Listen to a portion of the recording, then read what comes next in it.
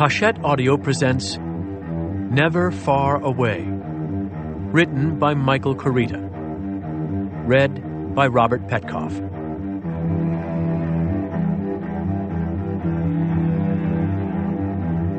For Ben and Jen Strawn, this story of an unorthodox but deeply appreciated family. Part 1. The End. 1. They circled her car with guns in hand, orbiting, but never intersecting, like twin satellites of death. Nina sat with her hands on the steering wheel and her eyes straight ahead. The tears had dried on her face. The shakes had stopped, but her jaw ached from clenching her teeth. She watched them move and listened to them talk, and she didn't say a word. There was no point, and she understood this. They would make their decisions, and then she would die. They all understood this. "Use the rifle and make it one shot," the taller man said. He was lean and had long blonde hair that fell nearly to his shoulders.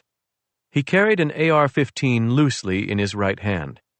Behind him, the headlights showed the lonely bridge and the river beyond.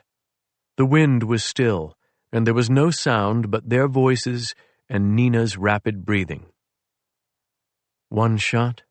the other man replied. He was a few inches shorter and layered with muscle, his hair cropped as tight as a military cadet's, but he might have been the taller one's brother. They looked eerily similar, in fact, as if superficial differences had been created simply to avoid confusion. They moved as one, spoke as one, breathed as one. Why not open up? Leave nothing but broken glass and shell casings behind. "Carnage," the long-haired one said with a sigh. "You always favor chaos where cleanliness would work." They passed each other then, going in opposite directions, neither pausing to look at the other. Their eyes never left Nina. When their paths crossed, they seemed to quicken by a blink. You could never see them together for long. You had to turn left or right to track them, which meant you had to turn your back on one or the other. It all played out like a choreographed dance. Nina stared at the road in front of her. "It's not chaos," the clean-cut one said. "It's a statement. That's the idea." The headlights threw their shadows long across the cracked asphalt, turned them into supernatural figures that capered across the bridge and the surface of the water. Nina wet her lips, clenched and unclenched her hands on the steering wheel, waited for them to choose. "We weren't asked to make a statement. We were asked to make her dead," the long-haired one said. He had a nearly musical cadence to his voice, light and almost amused. Even as he circled, he watched Nina. She could feel his eyes on her, and she wanted to look away but refused to. "Just look straight. If he passes, look him dead in the eye and let him carry on." Until he was done carrying on. Until it was over. Single shot to the brain, then? Their shadows overlapped again. Nina could smell the river, the only cool thing in the stagnant Florida night. It was the loneliest road she had ever seen. A mile behind her was a sign that said the road was closed and the bridge was out. That sign was lying face down now, sawed off at the base. "It would be my preference," the long-haired man said.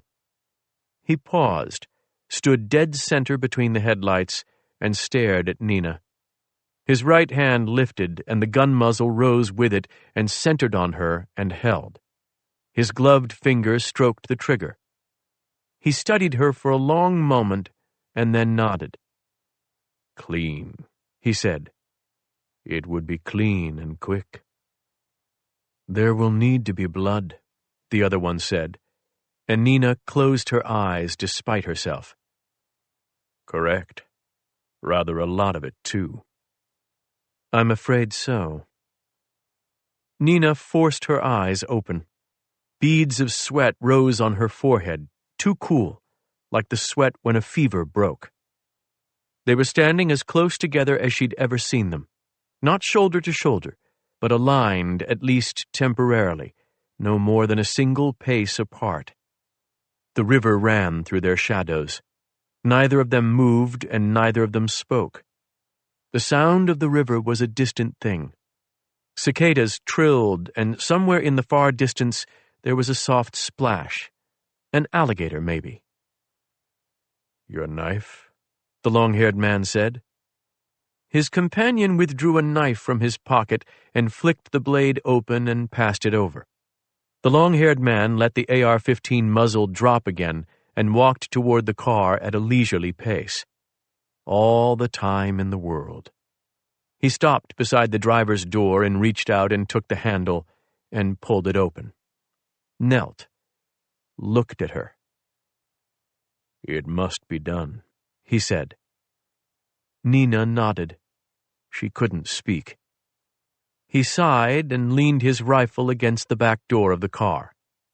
Then, holding only the knife, he used his free hand to sweep his hair back from his face and looked up at her with what could almost pass for tenderness. "I can do it," he said. "Or—" "Me." The word left her lips in a gasp. She breathed and blinked and said it again, firmer this time. "Me." The long-haired man nodded. The other one had moved out of the headlights and stood watching from the shadows. "I respect that," the long-haired man said. Then he rotated the knife so he was gripping it by the blade and passed it forward. Nina finally released the steering wheel and took the textured black rubber grip of the knife in her right hand. The long-haired man leaned forward and reached for Nina's hand. Instinctively, she jerked it back. He waited, patient. She extended her left hand to him, trying to will the shaking away.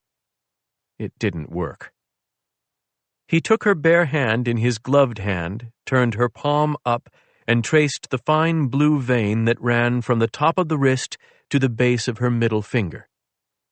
"Cut deep, and across the track, not with it," he said. "The blade is sharp. It won't take much. Just remember to get to the headrest in a hurry. We wouldn't want to create confusion." Nina's heart rate was triple timing, and her breasts rose and fell with shallow breaths.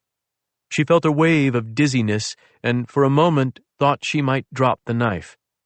She looked away from him and out toward the river and spoke aloud, but to herself. "Haley," she said. Then, after wetting her lips, "Nick." No one said a word when she brought the gleaming, angled blade to the inside of her left wrist and cut a furrow through her skin and deep into the vein. She cried out then despite herself, the pain rising behind the blood, and the long-haired man said, "Hurry now, hurry." And she turned in the seat and reached for the headrest and held out her hand so her palm was open and skyward like a desperate prayer. The blood ran free over the tan leather and formed reservoirs and tributaries as it tracked down the headrest and chased the grooves of the leather back south. The dizziness returned, and she started to pull away, but he caught her by the elbow. "More," he said softly. "It has to be enough. You know this." She knew this. Haley, Nick, Doug. She closed her eyes and let the blood run. Haley and Nick, Nick and Haley, and Doug was there. Doug was still there. Doug would always be there. She curled her hand into a fist, and the open skin pulled farther apart, and the blood ran faster. "Good," he said, and then her hand was back in his, and a bandage was closed over the wound. He moved swiftly but gently, with the seasoned touch of a nurse. She felt her pulse against his thumb as he applied pressure to the wound. "Up now," he said, and he guided her out of the car. She opened her eyes just as the clean-cut man lifted a small flashlight and thumbed the back, and a brilliant beam pierced the blackness and illuminated the tan leather. Ribbons of blood gleamed jewel-like in the light. It was darkest on the headrest where the flow had begun, but the tendrils snaked down and out and found their own routes. There was more blood than she'd imagined was possible from a single cut vein. The light went off. The long-haired man's voice came from the blackness. "I don't think that's enough." He said it with sorrow. "No?" The light returned, capturing the scene once more. "No. The blood is there. The blood is fine. But I'm thinking of him. The man has seen many killings, executions. You know this." "You're right. Think blood will be enough for him?" "Perhaps not." Nina breathed through her nose and felt her pulse throbbing in the cut and looked from one of them to the other, her heart rate spiking again. "Hair," the one who looked like a soldier said. "A touch more than that," the long-haired man answered. Nina's legs quivered, but she stood tall, tried to betray no fear as she said, "What touch?" The long-haired man sighed. "It would be most compelling." "And realistic," his partner put in, "if there was a hank of hair that also seemed to have an attachment point," his partner finished for him. Nina blinked. "What?" "Flesh," the long-haired man told her, his blue eyes looking black with the light hidden behind him. Nina tried to lock her knees, but the dizziness came on fast then, and she shifted and parted her lips and sucked in the humid night air. "Think of a bullet," he told her. "Of what it would do," his partner said. "Even if you're gone, there's a bit more than blood left behind." "Bone would be nice." "Bone would be ideal, but under the circumstances, it's tough to get." "Exactly," the long-haired man agreed. "So we make do with what we have." The whole time speaking as if they were alone on the road, as if Nina weren't listening to each terrible word. She stared at them, her eyes going from one to the other. "May I?" the long-haired man said, and he lifted his hand. When she didn't react, he reached out and traced a small circle on the back of her head, his fingertip barely grazing her skin. "It would go like that. I know you're willing to go it alone, and as I said, I respect that. But it would be easier in this circumstance if—" She handed him the knife, said, "Haley and Nick and Doug." "Yes," he said. "Sure. Embrace whatever thoughts you need to have for your courage." "Haley and Nick and Doug," she repeated. The bandage on the back of her hand was already sticky. She lowered herself shakily to her knees, the pebbled asphalt biting through her jeans, and tried to draw up the images she needed. Her daughter's face, her son's, her husband's. "I'm ready," she whispered, and bowed her head. He cut so quickly that she scarcely felt it. For an instant, she thought that it was done, that it had not been so bad at all. Then he yanked her hair. It was a single swift tug, and only as her flesh separated did she realize that he still had the blade to her head, was cutting and lifting even as he jerked.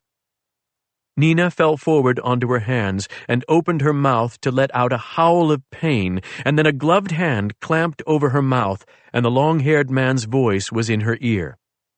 "Shh, shh," he cooed. "Can't be too loud, just in case." She saw red and black and a rotating world, and sagged in his arms as he passed a hank of her hair and flesh back to his partner in exchange for an unwrapped bandage. He pressed it to Nina's head and held it there as she rode the current of pain. The second man stepped up and leaned past them, and Nina saw the nickel-sized layer of her flesh swinging from her own hair like a miniature scalp as he draped it judiciously into the blood she had already shed. "Do it quickly," the long-haired man said. His partner drew a pistol from his belt and took aim and fired. The sound should have been loud, but no sound could be loud against her pain. She sat on the pavement holding the bandage to her head, and she smelled the cordite from the gunshot and blinked and refocused and saw the hole punched through the headrest. The clean-cut man holstered the pistol and stepped back, tilting his head. Then he leaned forward again and nudged the small piece of Nina's scalp with his index finger, tapping it into a position that pleased him. "It's not great," he said. "Less than ideal circumstances," the long-haired one said. "A bit of a time crunch." "Indeed. Still, the man has resources. What would convince a local lab might not be enough. He can fact-check if he wishes." "That's what we're here for, to discourage second opinions." His partner smiled, and Nina watched him and shivered despite herself. They were empty men. She had needed two like them, though. Yes, she had. The long-haired man released her and stepped back. "I'd wear a baseball cap for a time if I were you," he told her. She put her palms against the pavement and pressed herself up, first into a sitting position, then all the way to her feet. The world spun. She waited. The world steadied. "Keys are in the car?" she said. He smiled. The wind fanned his pale blonde hair back over his shoulders. "Yes." He nodded at the river. "Right over the old bridge. You couldn't drive across it, but you can still walk it. Step carefully, though. I know he's supposed to think you're in the river, but it would be a shame if you actually ended up there." Nina nodded, looked at the two men with their knives and their guns and her blood on their hands. "Thank you," she said. "Our pleasure." "Happy to help." Nina looked one last time at the blood-soaked headrest where her hair hung, then turned and walked into the night. They watched her go. Only when she was across the bridge and the sound of an engine growled in the darkness did either speak. "We would get more money if we told him the truth," the long-haired man said finally. "His money and hers." "Yes." "She's of little use to us alive." "None whatsoever." They turned in unison and looked at the car. The shorter one thumbed the flashlight on again. The blood gleamed. The hank of hair with the circle of Nina Morgan's scalp dangled beside the gunshot hole. "I'm curious, though," he said. "Can we sell it? That's what you're wondering." "Exactly." It was rushed work, yet not bad. No, not terrible. I can't say I ever liked the man either. The job in Mazatlan, for example. We weren't put in a position to succeed on that one, no. There's being considered expendable, and then there's being sacrificed. Very different situations. Indeed. Silence. They studied the car. "We'll have to call it in," the long-haired man said. "Here's a prediction," his partner answered. "He won't pay us." "Because she's in the river, and we weren't supposed to put her there?" "Correct. He wanted to see her, so the bastard won't pay us." The long-haired man gave a thoughtful nod. "In that case, the only sure money is Nina's." "Unless we give her up." "Unless. But even then, he might not be happy." "Correct." The long-haired man removed his gloves, studied the car. "It's an experiment," he said. "Can we sell it?" "Why not try?" "Why not?" the long-haired man agreed, and he took out his cell phone and dialed. Part 2. Guardians. 2. The Wasp flew into the back seat of the truck at night, unnoticed. Doug Chatfield had lowered the window earlier when he was driving home with his 13-year-old daughter Haley in the passenger seat and his 11-year-old son Nick sprawled in the back amid a tangle of baseball bats, gloves, cleats, and stink. The kids were arguing when Doug pulled into the winding entrance road of the subdivision. Haley took issue with what she termed Nick's totally rank B.O. Nick responded by peeling off one sweaty sock, lunging forward and dangling it under his sister's nose. That led to Haley grabbing her brother's hand and bending it backward Mercy style. That led to a shriek of pain. At this point, Doug Chatfield said, "Come on, gang," and cracked the back window, even though it was just beginning to rain, fat drops sprinkling out of a nickel-colored sky behind clouds that promised more. "Release your brother and let his stink blow south," Doug said in the formal tone of a royal proclamation. The voice amused Haley. Nick's hand was freed, the sock fell onto the center console, Haley swept it away with disgust, and the cracked rear window let the humid summer air pass over the fragrant cargo in the back seat. Not much air, though. Doug had cracked the window only about an inch due to the rain. Cracked it so little, in fact, that he didn't remember it was open at all by the time he pulled into the garage. The Wasp was already in the garage. It had flown in when Doug exited the house to go to work at his accounting office that morning, and it was sealed off from its nest under the eaves when he put the door down. When the Chatfield trio climbed out of the truck, the Wasp crawled on a dusty blue plastic tub that held Christmas lights. By the time it finally took flight, the garage door was down once more, and escape wasn't an option. Sometime around midnight, it found the cracked window. On Saturday morning, there was neither work nor practice nor alarms in the Chatfield house. No demands on the family until 2 p.m. when Haley had tennis and 4 p.m. when Nick had another baseball game, both activities weather-dependent. The storms that had rocked the Louisville area overnight had saturated the ground but hadn't broken the humidity, and there was a chance of more rain that afternoon. When Doug woke, the sky was dark, and on the back porch, where he stood with coffee in hand, the air was so thick it seemed to have texture, like passing through a curtain. "They'll be inside all day," he thought with confidence. "It will be a day of closed windows and air conditioning and TV and video games, and at least one battle between them, maybe two." Get things off on the right foot, then. A treat, a surprise. Doug was usually a big proponent of healthy breakfasts, the one meal he felt he had total control over on days that could so quickly devolve into chaos and crammed schedules. He was a big proponent of most things health-related, actually, because at one time he'd been a physician's assistant. Now he tried to pass himself off as a hypochondriac to explain away the medical knowledge that occasionally leaked out. "Degree from WebMD," he'd joke, and people would smile and accept it, because everyone knew that Doug Chatfield was an accountant and a widower. Who could blame him for being paranoid about his family's health? He was all alone in this.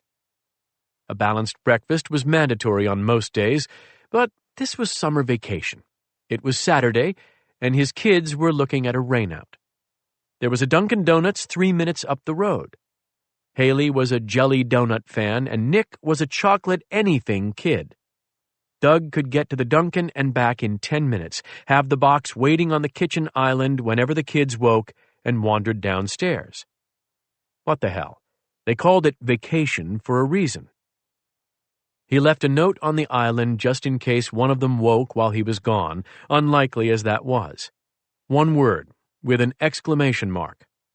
Donuts. He rarely left them alone, but they'd be fine, and it was good practice.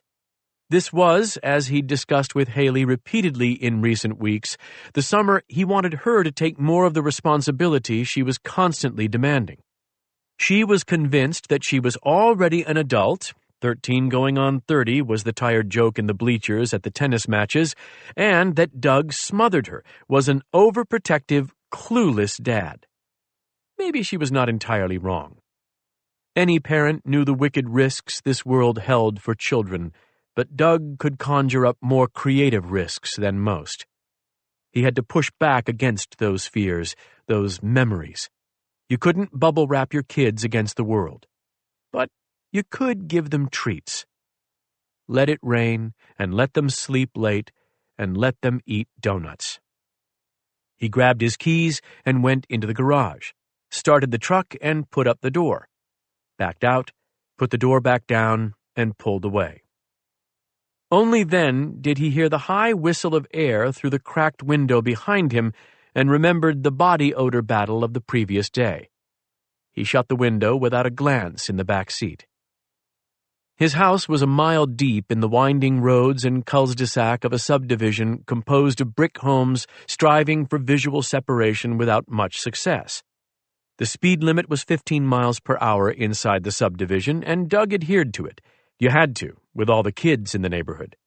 Kids did crazy things, chased frisbees into streets, chased dogs into streets, hell, chased cars.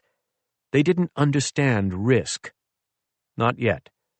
So you drove slow, and you paid attention.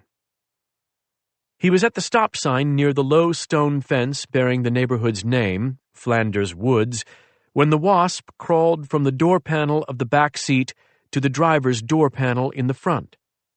Doug didn't see it. His eyes were ahead on the road. There was no stop sign for cross traffic, and people drove too damn fast on this stretch. The hill to the east was particularly problematic in the morning, when the rising sun glared down on the crest and made visibility difficult. He paused for several seconds, making sure that he was clear, and then turned left. Now he was on Oak Ridge Road, where the speed limit rose to 45, except for the S-curves, where it dropped to 30.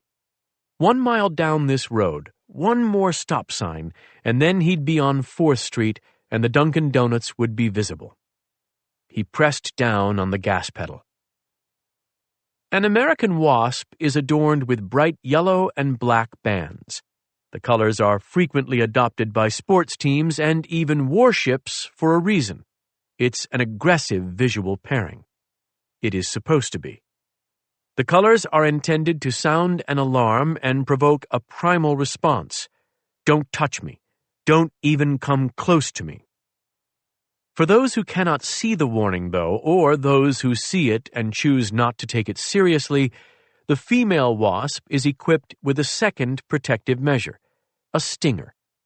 Unlike a bee's barbed stinger, the wasp's is smooth, capable of multiple stings. Only the female wasp has a stinger because she has the burden of protecting the nest, and she remains close to it, unless the world intervenes. The wasp crawling along the armrest of Doug Chatfield's Dodge Ram was a female, and she was no longer near her nest. She was trapped, and her threatening colors had been overlooked, ignored. When Doug shifted his left arm, the sleeve on his polo shirt rode up, and he brushed against her. She stung him once in the meat of his left triceps. Doug shouted. The pain that rocketed through his muscular, nearly 200-pound frame in response to the 1/4-inch-long stinger was a blistering shock.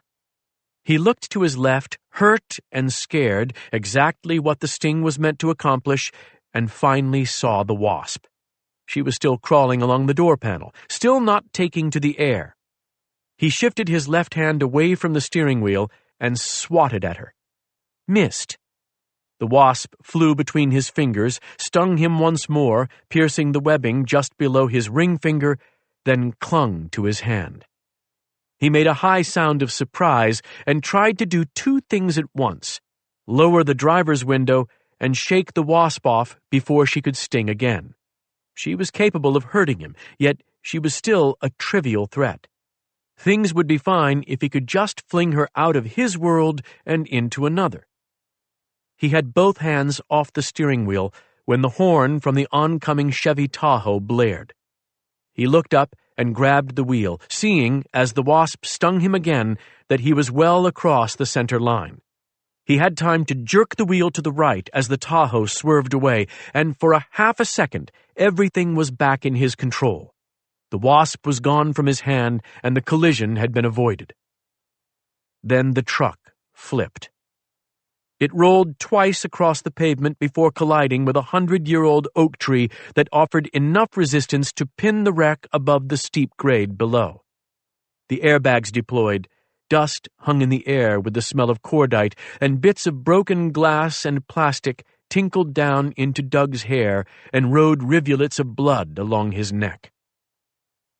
Before the screaming started up on the road and long before the sirens, the Wasp found the shattered window and flew free. She buzzed there, alone above the carnage, and searched for a nest she could no longer find. 3. Western wind inbound left to right, approximately 600 yards of open water ahead. Slight chop. Taxi check is complete. Good, good, and good. Next. Cars. C means carburetor heat, which is off. A means area ahead clear, which it is. R means water rudders up, which they are. S means stick back, which it is. Try it. Why not? Leah Trenton said, sitting in the cockpit of a Cessna seaplane taxiing across North Woods waters. The prop spun with increased throttle. Dark water trembled ahead. The pines on either side of the window morphed from green to black as the speed rose. The stick felt light in Leah's palm. First rise, she said. Good. Faster. The pontoons still in contact with the water, but only at a surface glide now. Second rise. Good. Tune for the step. Roger that. 20 yards, 30 yards, 40, and water contact gone. Pontoons free. The catch in her throat wasn't fear, it was utter joy. The earth no longer had a claim on Leah Trenton. She was alone with the wind. Well, almost alone. Beside her, the seaplane's owner, Ed Levenseller, beamed. Terrific! That was perfect! You've got such a natural feel for it. Leah smiled as the plane climbed above the lake and pines and angled into the late afternoon sun, Mount Canillo falling below. She appreciated Ed's compliments, but the smile was one of amusement, too, because what Ed was praising as a natural feel was far from natural. Leah had at least 15,000 more flight hours than Ed. Well, her brain and body did. Officially, those flight hours belonged to a woman with a different name, a woman who'd been dead for just shy of a decade now.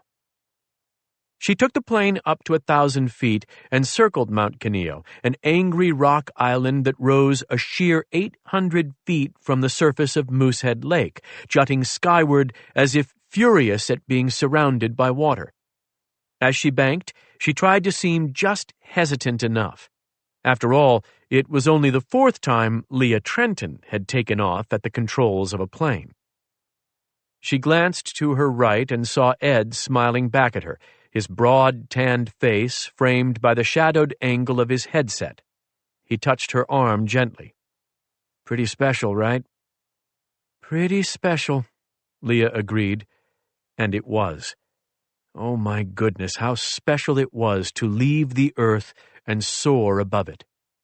The water takeoff added something.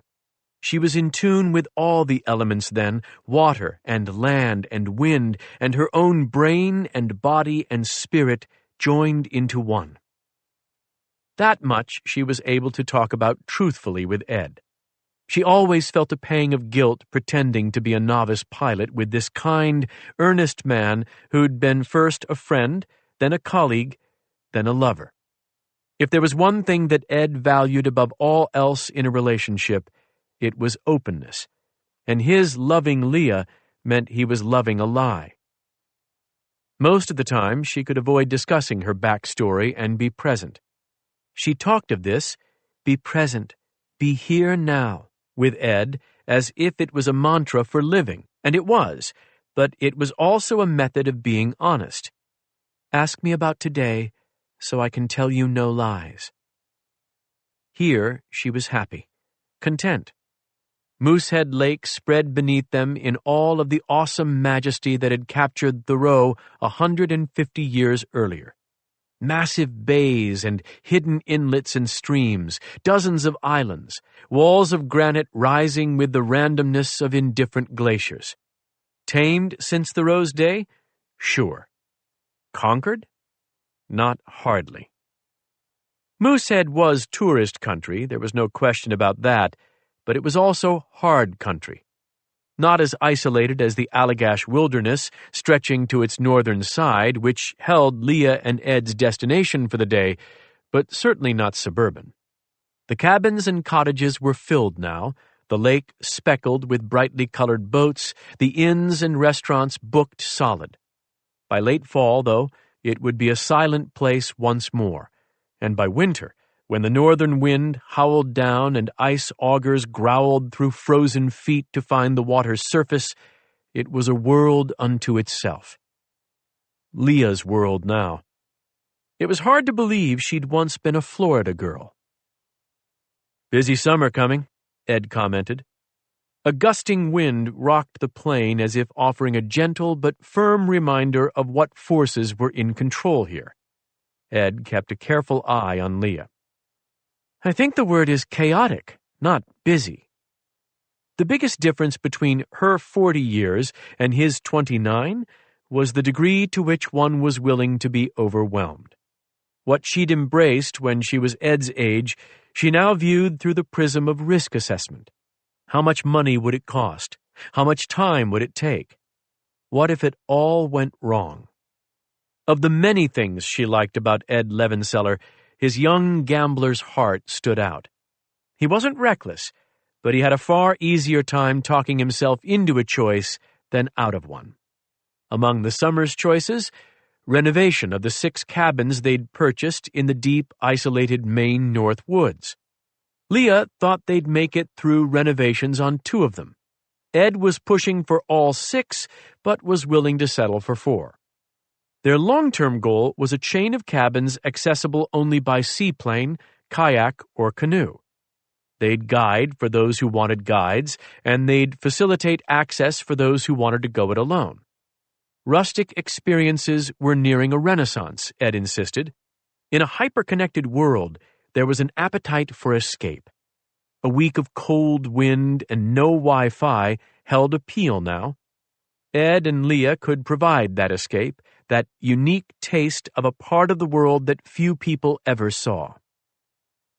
No need to rush, Leah said, and though she was speaking of the cabins, she felt as if the words carried too large a meaning. If she asked Ed for anything, it was patience. While he charged forward, she circled, wondering how much to allow herself in this new life, and how much to allow herself to ask of him. She wanted to tell him no lies, and yet here she was, accepting his instructions on how to fly a plane she could have flown before he had his driver's license. Let's keep it contained to thinking about the kitchen of Cabin 1, she said. I'm worried enough about that. You mean the kitchen of Trout Vista? He said, and they both laughed. It had been an ongoing joke as they scouted properties and discussed possibilities that so many of the inns and cabins of the North Woods carried some odd animal-themed name. She'd laughed about it one night early in their relationship while they drank beers at a pub called the Stress-Free Moose. Who is coming up with these names? She had wondered out loud, and ever since then, Ed liked to tag their own cabins with absurd names. It's just doing some beadboards, some flooring, and adding some butcher's block to the counter, he said. Be done by the end of the month. I assure you, the warm hearth of cabin number 1? Caribou's courage will be done by the first fireworks on the 4th of July. Then I'll march triumphantly on, miter saw in hand, to conquer cabin number 2. Egret's estate, yes, even less work there. The roof is missing. The roof is sagging. Water goes right through it. That's the beauty of the sag. It directs the water to the center of the living room floor, Ed said, making a funnel shape with his hands to demonstrate. Without that sag, the place might be a wreck. Leah smiled and shook her head. 4 cabins ready by fall, Ed said confidently. It's a lot, but it's less when I'm guiding all of your summer clients. Come on, you're guiding summer fishermen, grandfathers and grandsons who will be happy with bluegill. He gestured at the altimeter. You're letting it creep. Actually, she was not letting it.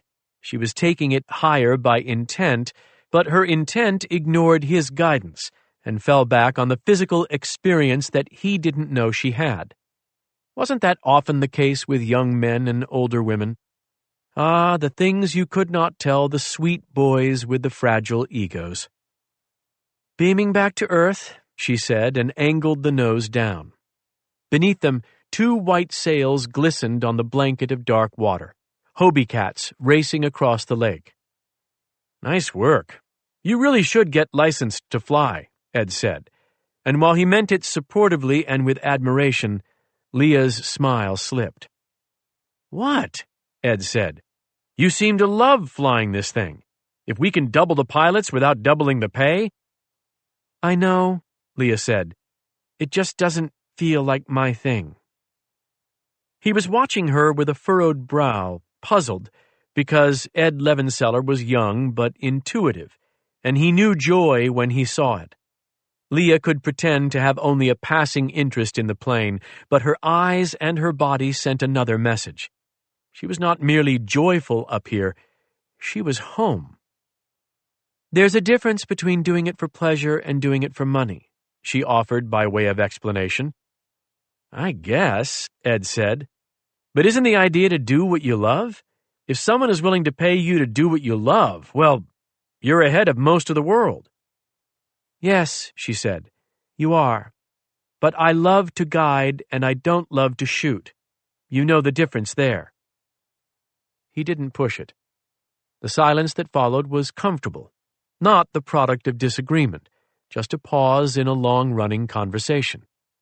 They were both lost in their own thoughts, but joined in the moment by the soft shudder of the aluminum shell that swept them over a wilderness that was so beautiful you had to struggle to believe it had the capacity to harm. Beautiful things always did, though. Somewhere just beneath them, north of Lily Bay, were the remains of a B-52 Stratofortress that in 1963 had left a Massachusetts Air Force base and crashed into Elephant Mountain. Several crew members had survived the crash, only to perish in a blizzard. All this had happened while they were serving stateside during peacetime, flying with the lights of bucolic New England towns twinkling below them.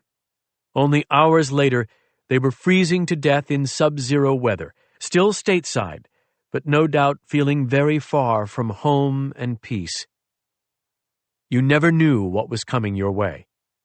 All the same, though, flying above this wilderness with the sun starting to gleam red behind Mount Washington, it was hard not to let the moment hold you. Leah banked north, Ed's hand warm on hers, and they flew on alone, together.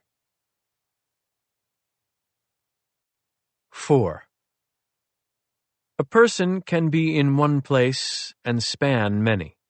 It is possible because the present is shaped by the past and the future, buffered by them like guardrails, or the sides of a funnel. This is Leah Trenton, asleep in the slanting sunlight of late afternoon, her lover's breath on her neck.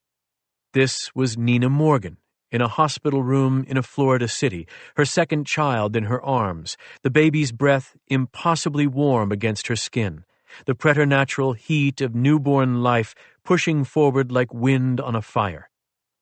While Leah slept in Maine, A dead woman's life called for her. The past left the earth, chased blackness through space along an invisible thread, found a satellite, angled back down, and pierced the present with a scream. Leah jerked awake, the sheet falling from her breasts, Ed's body going rigid beside her. "What is that?" he muttered, half asleep. "Don't know," she said. But she did. Inside an osprey backpack hung on a hook beside the front door, an orange satellite messenger blared, an awful tone somewhere between a cheap alarm clock and a siren. Leah swung out of bed and fumbled for the clothes that had been discarded on the floor, clothes still damp with sweat and sawdust. A day of labor on Cabin 1 had been followed by a welcome diversion that began in an ice-cold shower and moved to the ancient bunk that was now equipped with a new mattress and flannel sheets. Flannel in June. Summer in Maine. A day of hard work and loud laughs and clear eyes on the future. The messenger bleated again, and even as Leah tugged on her tank top and buttoned her jeans, she was thinking, "A cruel mistake. This is such a cruel mistake." Ed was rising, but she pushed him back. "It's mine," she said. "I've got it." "Got what?" "Low battery alarm," she said. But she'd been monitoring and maintaining the batteries in the device for a decade, and she knew that it was not a low battery. The satellite messenger was outdated but functional. It could receive incoming texts from anyone who knew the number. There was only one person on Earth who knew the number. "A mistake," she insisted to herself as she tugged the pack down and fumbled the zipper open. The messenger blinked green lights at her. She pulled it free, staring at the screen, where an outdated, pixelated display showed a phone number. The number was the only message, like you'd see on a pager from the 1990s. A pause while she stared, and then it went off again. "Batteries," she said as Ed propped himself up in bed, blinking at her in sleepy confusion. "Sorry, go back to sleep." She took her cell phone from the kitchen table and then opened the door and stepped outside, the satellite messenger in one hand and the cell phone in the other. Outside the cabin, Leah's dog, Tessa, whined and rose from her own slumber in a patch of sunlight, loose grass sticking to her fawn-colored coat. Leah had found Tessa under an abandoned barn 5 years earlier. The dog was of unknown breed origins, with a boxer's broad chest and stance, the muzzle and ears of a corgi, and legs that seemed to have been appropriated from an elk. Tessa, like Leah, had come to embrace a life of minimal electronic intrusions. The sound of the pager concerned her in the way no natural noise ever did. "It's okay, girl," Leah said, but her voice was so wooden that the dog took no reassurance from it and instead hurried to Leah's side and pressed against her thigh, body rigid, tail stiff, whining through closed jaws. "Let's check it out," Leah said, trying to lighten her tone. "Come on, let's check it out." She didn't rush. If anything, she moved more methodically. Walked down the dirt and gravel driveway and toward the lake, aiming for a point between two towering pines that threw long, angular shadows across the rippled water. That spot, where the browned, fallen needles formed a soft pocket between the rocks, was the only place on the property that had reliable cell phone coverage. She waited until she was standing at the water's edge before looking at her phone. 1 bar. This was a luxury. Cabins 2 through 6 would have no bars, but here she could make a call. All it took was the courage to dial the number. "Impossible. Cruel joke. Don't let yourself think of them. Don't let yourself believe it is about them." Tessa whined again, high and insistent. "We're fine," Leah said. "Just fine." But down in the center of her chest, there was a fluttering like a hummingbird's wings. "The number. You're going to miss it, Leah. You're going to lose it and never know whether it was real." The number was still on the display. Area code 502. Where was 502? She'd been through so many area codes over the years, and most weren't as broadly helpful for location as her current one, 207, which covered the entire state of Maine. Her hand was shaking so badly that it took her 2 tries to enter the number. Cool your mind, Leah. Cool your mind. She took a breath, hit the dial button, put the phone to her ear, and waited. 1 ring. 2. 3. 4. And this was wonderful, because she would get voicemail, and maybe that would explain the mistake without Leah needing to talk to... Hello? The voice was young, female, hushed, whispered almost, as if the speaker didn't want to be overheard. Leah said, Haley? And then she was sitting on her ass in the pine needles without knowing how she got there, legs slack, hands trembling. Aunt Leah? Leah knew the rules, knew how her children had been taught to think of her, but still, Aunt Leah was a lance of pain. No, she wanted to say, I am not Aunt Leah. I am your mother. I brought you into the world. I have missed you every day with every fiber of my being, and if you could just call me Mom one time, just once, it would change my life. It would be all that I'd ever need. Instead, she said, Yes, this is Aunt Leah. A bloodletting, those words. What's wrong? Dad told me I had to call you. I don't even know you, and Dad made such a big deal about it over and over, and I don't know why I am supposed to call you. Haley wasn't supposed to call Leah, not ever. Not unless... Haley, calm down. It's okay. What? No, it's not, the girl said, the whisper falling away, her voice rising. It is not okay. My dad is dead, and I don't know who you are, and none of that is okay. Dead. The word landed on Leah with a numbing sensation, more sedating than shocking. Who killed him? Leah asked. Haley, do you know who... What? Nobody killed him. He was in a car accident. He was driving to get donuts, and he... She was starting to cry now, and Leah heard someone else in the background, a voice calling from the distance, calling Haley's name. We're alone, Haley whispered between sobbing breaths. He's dead, and we're alone. You're not alone. I'm here, Leah said, and I'm going to make sure you're safe. Again, the background voice called Haley's name. There was a rustling, a muted cry of, 1 second, Mrs. Wilson, and then a soft crunching that Leah identified as footsteps. She tried to picture the scene, to imagine where her daughter walked, what surrounded her, who surrounded her, what she looked like. Once, she'd had Leah's dark complexion and brown eyes and angular jawline and seemed destined to have her father's height. So long ago now. Haley, she whispered, you still there? Why did I have to call you? I don't know you.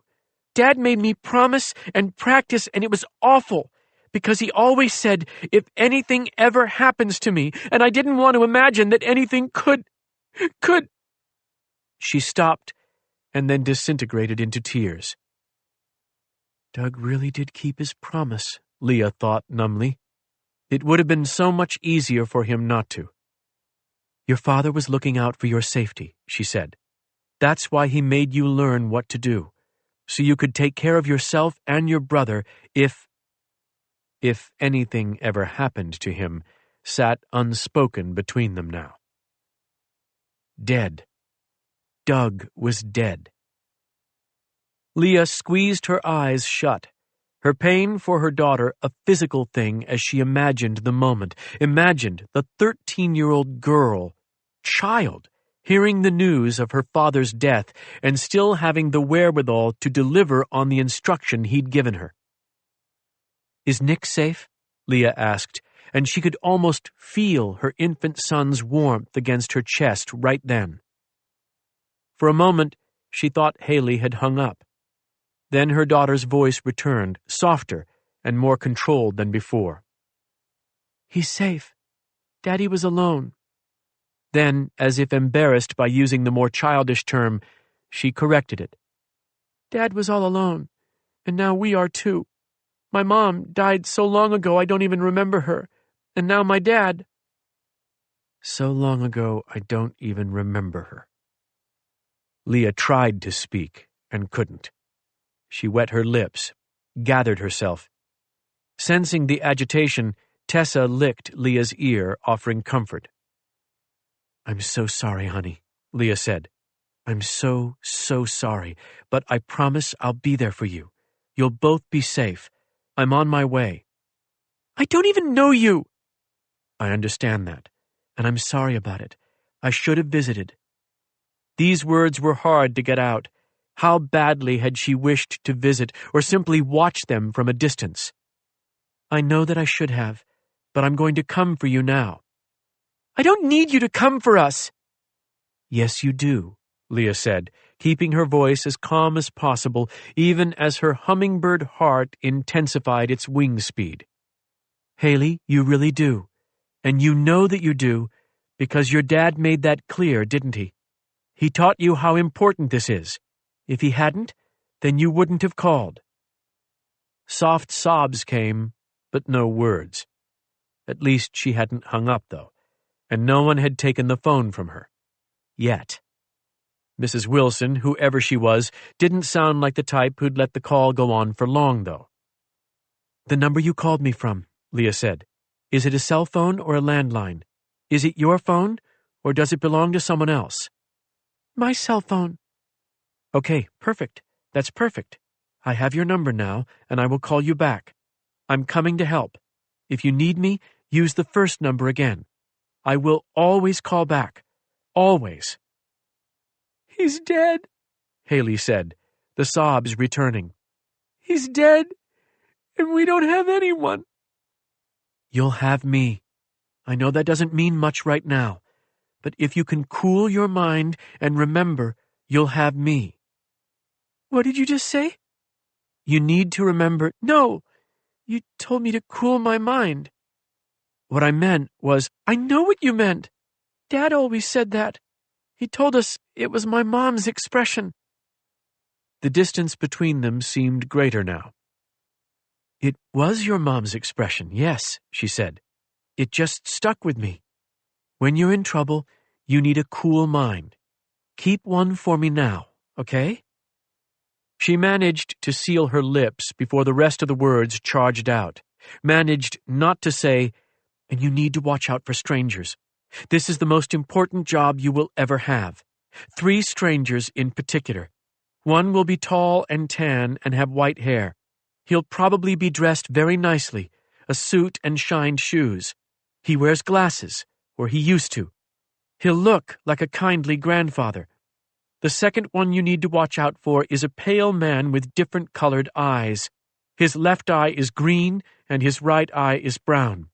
He'll be younger than the old man, and he'll be shorter, but much stronger. And then there will be the one we all called Bleak, even though his real name was Marvin Sanders. He was just Bleak, period. I don't know how exactly to describe him other than that he will look like he deserves the name. If you see him, you run. You take your brother and run."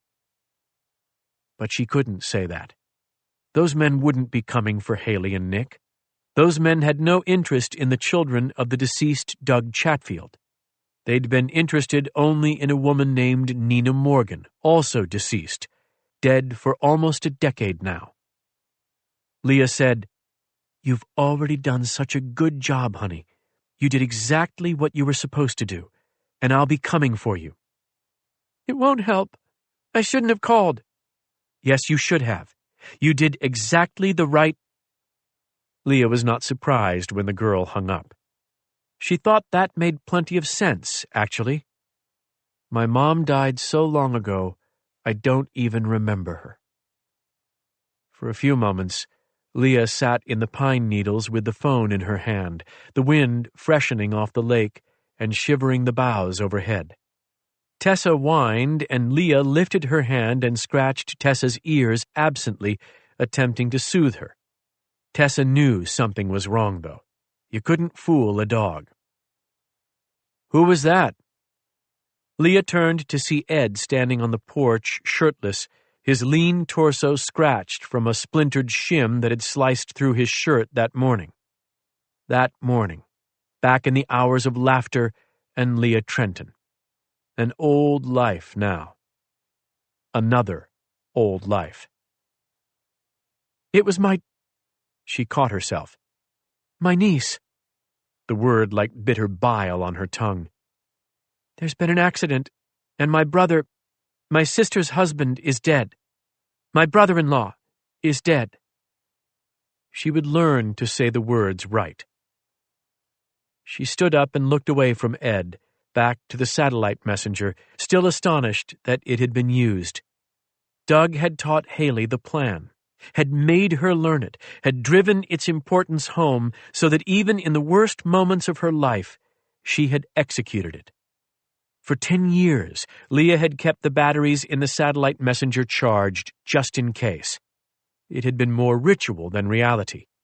Each charging and each software update a communion, wafer on the lips, wine on the tongue. "Forgive me, Father." Ed stepped off the porch and walked across the lawn toward her, grass clinging to his bare feet. "Oh, Leah, I'm sorry. Who is with them?" "What?" she said stupidly, blinking at him. "Who's with them now?" "With your niece and nephew." She saw their faces so clearly, though all of the photographs had been hidden long ago. Her children, her babies. She looked at Ed, processing his question in low gear, grinding through the crumbling soil of her thoughts, and said, "I have no idea, but I need to go to them now." "Where?" he asked as he reached her. "Area code 502, she said. He cocked his head, stared at her with confusion and uneasiness. "You need to sit down?" "No." "Let's sit down," he said as he took her arm, talking to her as if she'd escaped an asylum and must now be returned to it. "You look kind of in shock, okay? Just sit down." "Do you know where that is?" she said, not sitting. The wind was blowing and the wind was cool, and she was grateful for that. She needed it like ice on a fevered forehead. "Do I know where area code 502 is? No." He shook his head, still holding her arm, still looking at her with that wariness. She closed her eyes and breathed the wind. "Cool your mind." "It was my mom's expression." "I'll need to find out," she said, eyes still closed. "I've got to get back to town. Fast." "You know where they are," he said. "Leah, you need to take a minute here. Get your thoughts." "I don't know." "Yes, you do. You write them letters," he said in that soothing voice. "We've mailed them postcards. Remember Camden?"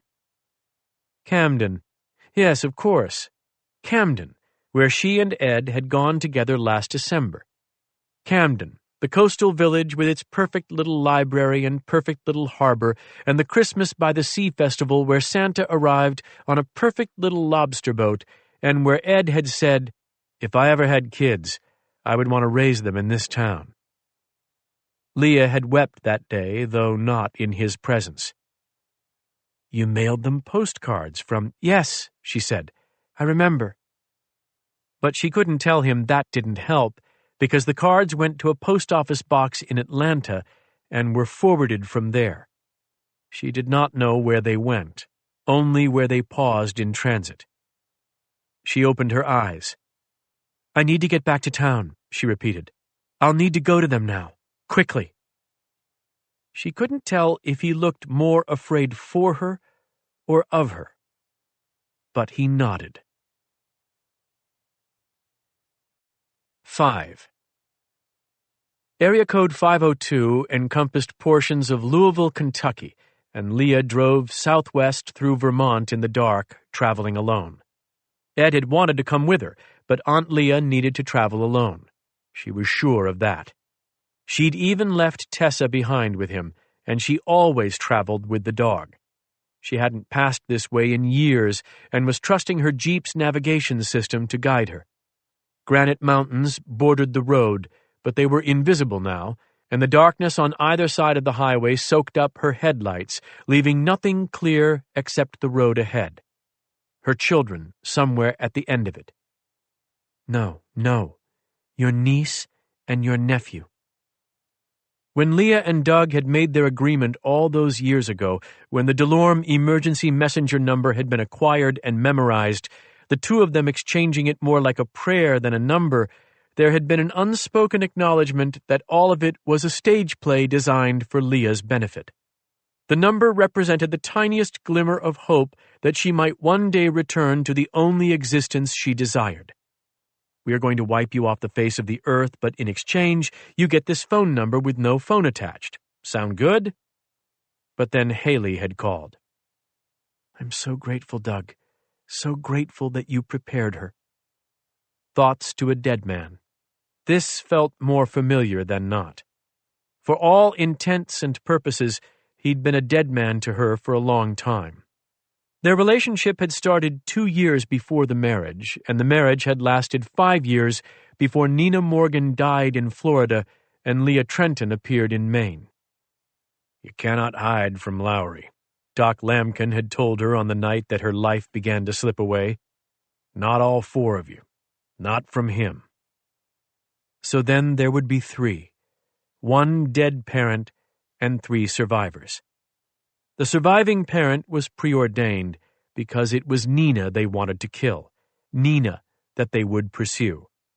So it was Nina who had been murdered and thrown into a river in Florida's backwaters. She felt cold acid stir in her stomach, and her foot went heavy on the accelerator.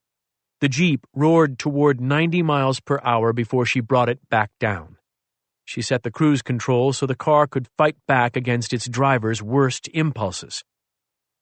There is no way Lowry is still looking for you. No way he's still watching them, waiting. But she couldn't be sure. He was still alive. She kept an eye on that. Followed the news about him, which was never much. For a man of such rare and terrible power and reach, he was relatively unknown. Mostly what the Google News searches returned of J. Corson Lowry these days were references to his charitable contributions. He made many of them. To schools, to police departments, fire departments, libraries, gardens. His benevolent heart at work. The man who'd founded what one senator had termed Blackwater on steroids had always excelled at keeping a low public profile. Even in the days when scandal simmered and federal investigators waited on Nina Morgan to make their case, Lowry had done a fine job of avoiding the press. He had a spokesman for his conglomerate of mercenaries masquerading as security professionals, of course. Had it been merely a matter of testimony and a few underlings sent to prison, Leah wasn't sure that she would have needed to change her name, let alone flee from her own family. But she'd been asked to bring the top man down. You come at the king, you'd best not miss, said Omar Little of The Wire, one version of an old saying. But Nina Morgan had learned that there was a worse outcome than missing, taking a shot at the king and hitting the prince.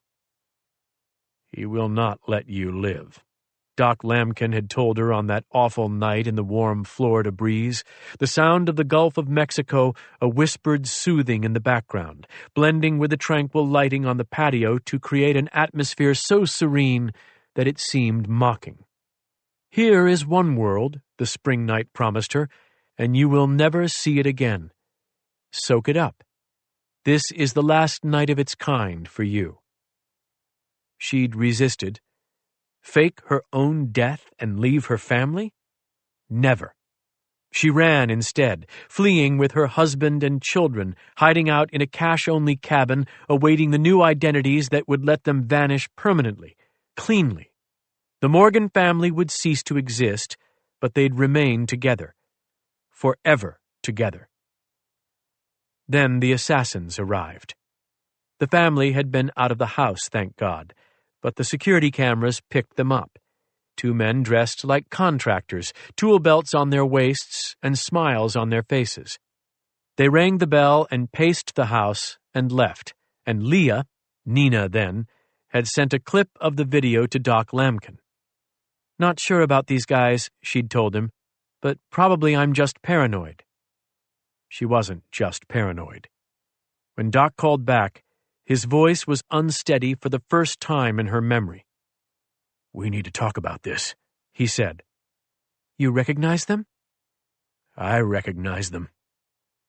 Doug and the kids went to a hotel, checking in with a stolen credit card, and she returned to Doc Lamkin's home. He'd poured her 3 fingers of single malt scotch and told her about the men who'd visited her home. By the end, her hands were shaking so badly, she dropped the whiskey glass. It shattered on the patio stones, and some of the fragments fell into the cobalt water of the swimming pool, and only moments later it began to rain. Still, they had stayed outside, her hair plastered to her neck and her face awash with rain and tears as she had listened to him tell her the only way she could protect her family. "You have to die," Doc had said, and there might have been tears in his eyes too, or maybe it was just the rain. "You have to die one way or the other, don't you see? But if you die alone, your family is safe. He'll extract no pleasure from harming them, not without you there to see it and suffer." She'd told him they could run. She'd talked of South American countries and remote Pacific islands, and Doc had listened and sipped his whiskey as the rain cascaded down, and he never spoke, just allowed her to talk herself out until she saw the futility in her own ideas. "I have to die," she'd said finally. "One way or the other, as you said." Doc had nodded. "Lowry will never believe it," she'd told him. Doc paused, chewed on his lip for a moment, said, "There is one chance of convincing him." "How's that, Doc? How in the hell will he be convinced unless he sees my body?" "He trusts the men he hired to kill you. He knows how good they are. He knows that someone like you could never escape them." She was staring at him, bewildered. Yes, the idea that she couldn't escape was the point. How was Doc missing that? "But I don't think they care for him," Doc said, speaking slowly and carefully. "And I know they like a challenge." That was how Nina Morgan ended up on a roadside on a sultry southern night, with an assassin's knife tracing her scalp. And it had worked. Clearly, it had worked. "My mom died so long ago I don't even remember her," Haley had said today on the phone. Haley was right. Her mother was dead, which meant that Haley had lived in safety. But then, somewhere on a suburban Louisville street, Doug's blood had flowed across the pavement, ending his own life, but reviving another's. Nina Morgan was born again, bleated into life through the chime of a pager. "I cannot let this ruin them," she thought, remembering Haley's voice, the underlying maturity beneath the hysteria. How much had Doug told their daughter? It couldn't have been much. Enough to convince her to make the call, though. Enough for that. Leah would take them, and she would keep them safe. It would not be easy, could not be, should not be, but it could be done. Time didn't heal all wounds, but it added scar tissue that dulled the pain. This Leah knew better than anyone. All she needed was her children and time. This was all she had ever needed. Just after she crossed the New York state line, her fear got the better of her, and she made the call she'd promised not to make unless the situation was beyond all hope. Doc Lamkin, Dave to those who didn't know him, lived on an island off the coast of Washington. Once, he too had been a member of the Lowry group. Unlike Leah, he hadn't been foolish enough to testify against them. Unlike Leah, he hadn't gone into hiding. He'd simply retreated, leaving her with an apology and a promise. "If he comes for you, call me and I will help." There was no old-fashioned pager for Doc Lambkin, no secret system, just his cell phone number unchanged and, she prayed, unmonitored. "Hello," he said in that bedside manner tone that had earned him the nickname. Well, the bedside manner and his unusual knowledge about everything from poisons to body decomposition rates. "This is Leah," she stammered. The name was hers now, and she was so used to saying it that she'd forgotten he might not remember. All he'd done with the name was arrange for it to be on the documents. "I mean, this is Nina from—" "I know," he said softly. "How are you? It's so good to hear your voice. I've wondered—" He didn't finish the sentence, but the rest of it would have been, "if you were still alive." "Doug is dead," she said. "He is dead, and I am coming for my children, and I am so scared. Doc, I am so scared for them." "How did you find out?" "My daughter. She called, just as Doug and I had planned." A pause. "And you're going to them? You're going to take them?" "Yes. And once you told me that I should call if I ever needed you. They were probably just the words you needed to say at the time, but I—" "You know better than that," he snapped, the bedside manner gone. She took comfort in the anger. He did care. He always had. "He won't find out," she said. "Or maybe if he does, he won't care. It's been so long." Silence. He was waiting for her to talk herself out of fantasy and back to reality. "I know," she said. "If he learns, he will care." "He doesn't forget promises. The terrible one he made to you, he certainly will not forget that." "No." She could hear his breath moving in and out like the tide, and she could picture his face, the way his mouth tightened at the corners and his eyes narrowed when he pondered a dilemma. He would nod his head slowly, as if listening to options and opinions from voices no one else could hear. "I shouldn't have involved you," she said. "There's no one to help me, not against him. Turn to the FBI again? No. He's too connected across too many layers, Doc. You know that." "I wouldn't look for government assistance," he admitted.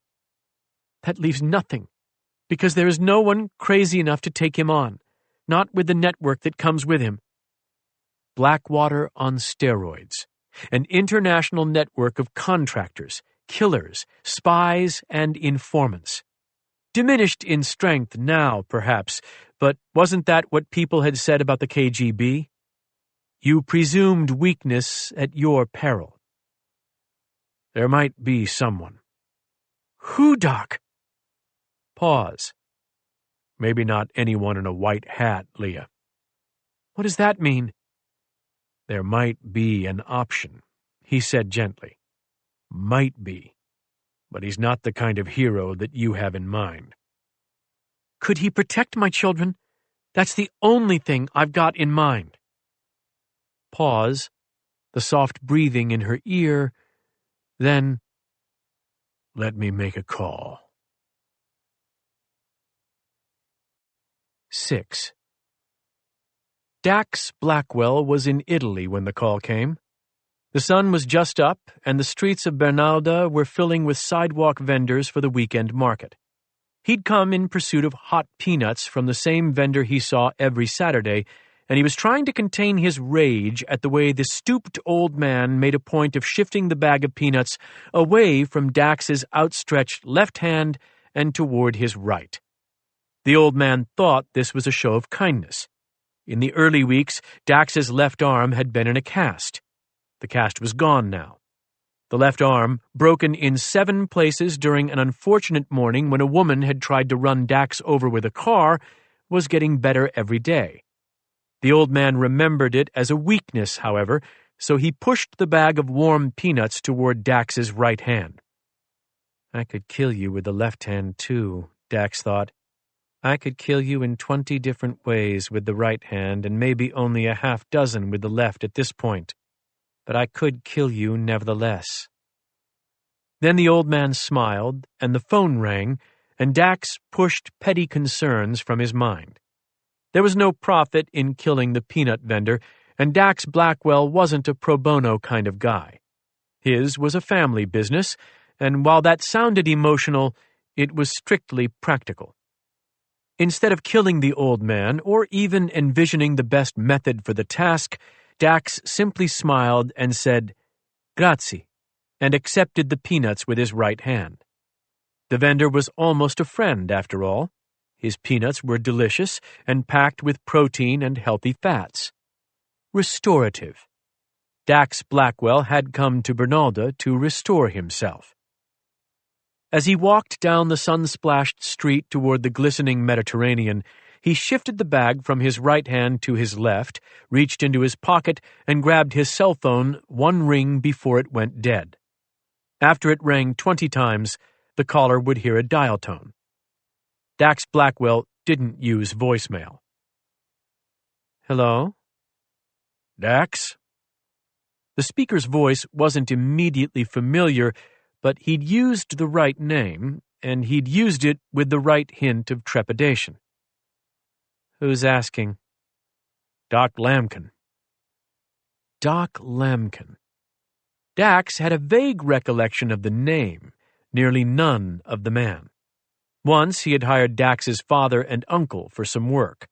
Because Dax was a student of the killing trade, he'd been aware of his father's work since he was 10, and involved by the time he was 14.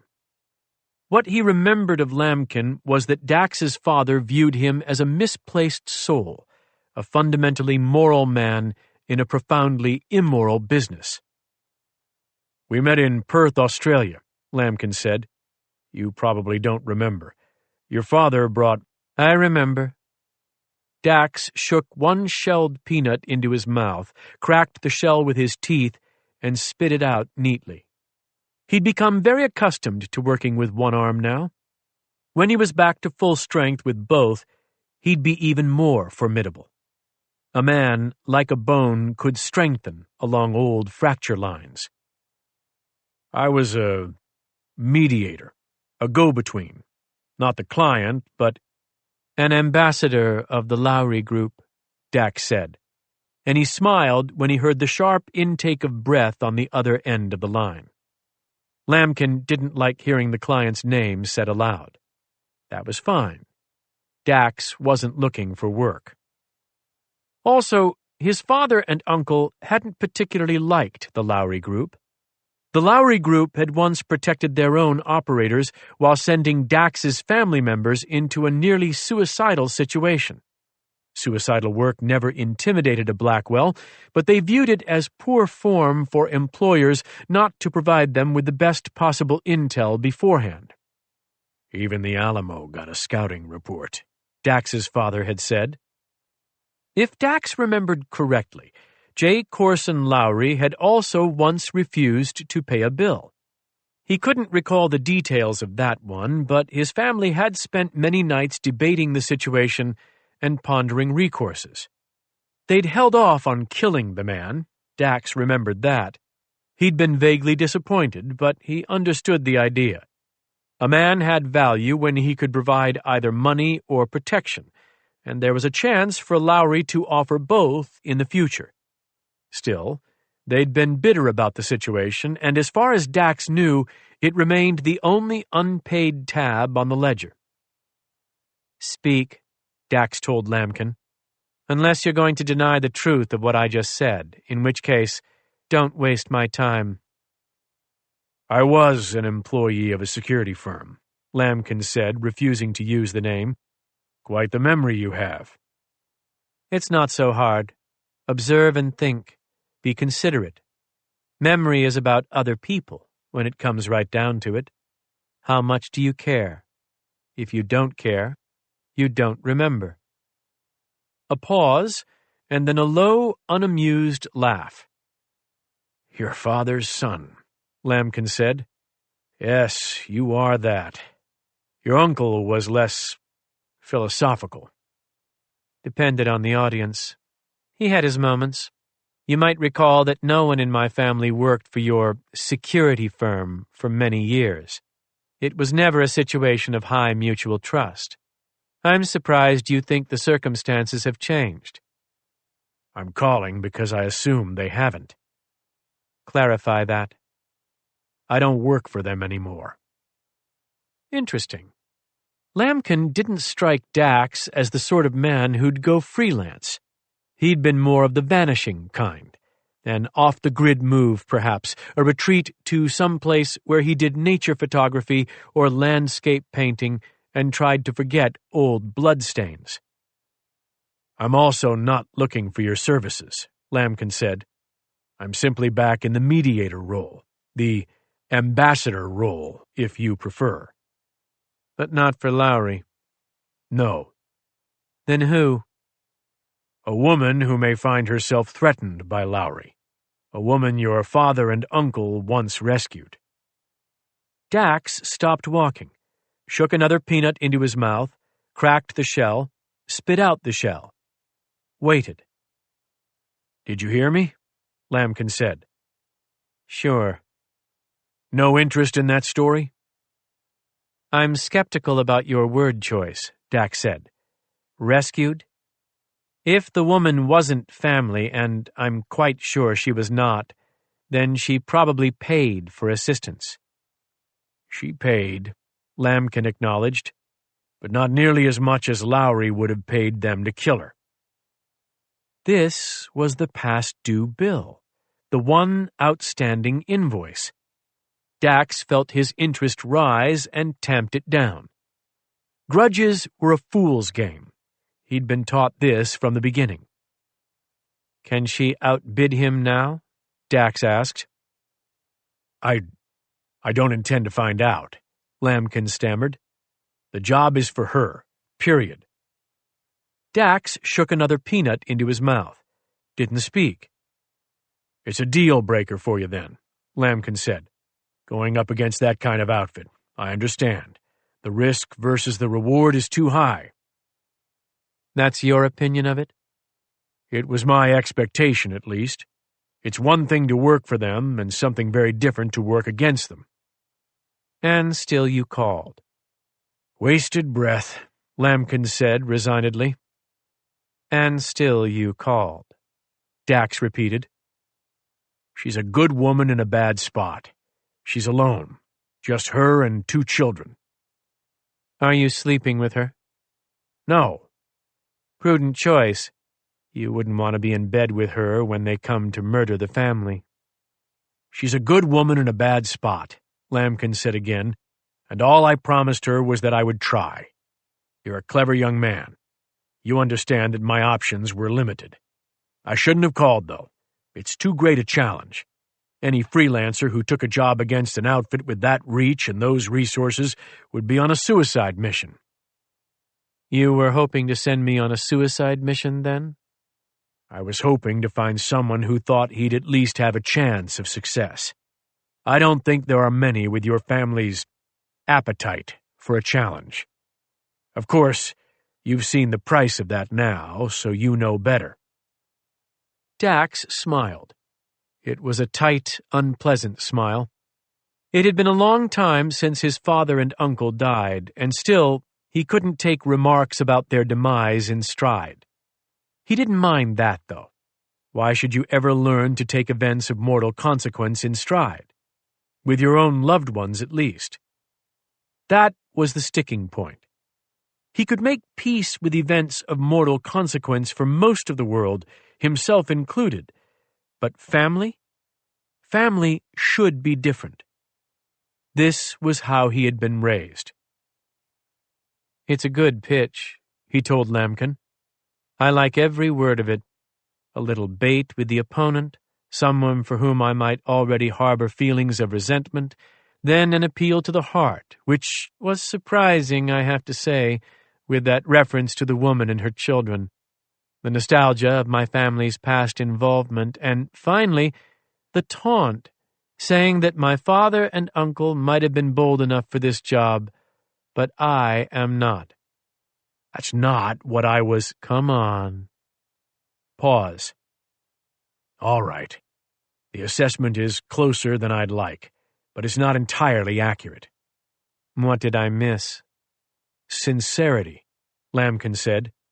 Every now and then, a bit of work will come your way with sincerity, Mr. Blackwell. The man in the middle won't have any skin in the game. He'll speak honestly to you, asking for the unique help that only a few people on the planet can provide. And if you accept, for one occasion at least, you'll have the pleasure of working with a clean heart, if not clean hands.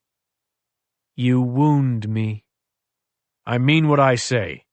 I've spent more decades in darkness than you know. There comes a time in our line of work when even a single clean day feels like a gift.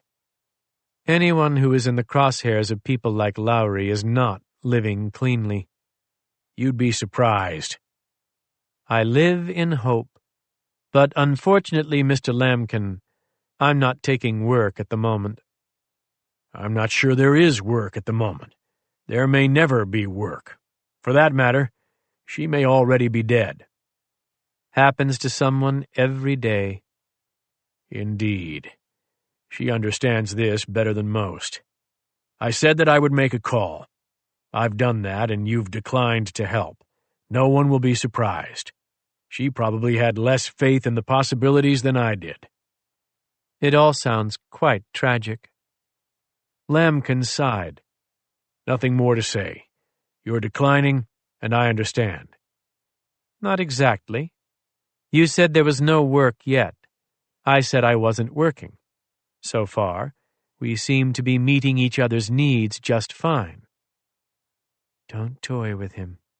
Don't leave the door cracked, because a man like him will come back, and you know it. On cue, Lambkin said, So if I were to call again, you'd listen. Dax rattled the peanuts, stared across the bright street, the sunlight reflecting on pale stone. Yes, Dax said, I will listen. He hung up the phone and pocketed it, opened and closed his hand, feeling the muscles work along the knitting bones. There was still a throb in the nerves near his elbow, but it was a faint pain, and he'd grown almost fond of it. It was the right kind of pain, the kind that didn't derail your future, but didn't let you forget its point of origin either. He shifted the bag of peanuts from one hand to the other and walked on down the dusty street toward the sea. 7. The first time Leah was alone with her children was in a grief counselor's office just down the hall from the courtrooms where custody was decided in cases where tragedy had struck the unprepared. Leah wasn't among the unprepared. Not on paper, at least. In front of the kids, though, there was no preparation for that. They didn't know her, certainly didn't trust her. Why didn't you ever visit? Nick asked. Nick, her sweet baby who had loved to reach for her earlobes with his chubby fist. He now had Doug's broad jaw and light complexion, a scattershot of faint freckles across each cheek. I should have, Leah said. I know that, hon. It was a mistake, and I'm sorry. Your father and I didn't do a good job of staying in touch, but I should have visited. Yes, her son agreed. You should have. Beside Nick, Haley kept a dubious eye on Leah. She didn't have any of Doug's features. She was all Leah. A lean face that could become a blade when she turned angry. Dark embers of eyes beneath raven-black hair. The colt legs that Leah remembered from her own youth. That sudden summer of growth, what seemed like 5 inches in 3 months. Haley was on her way to that now, standing only a few inches short of Leah's 5'9". I think we should be able to stay with Mrs. Wilson or with the Copelands, Haley said. They actually know us. We know them. Mrs. Wilson is on the same street. She already said she'll take us. Leah listened, patient. The conversation was on a loop.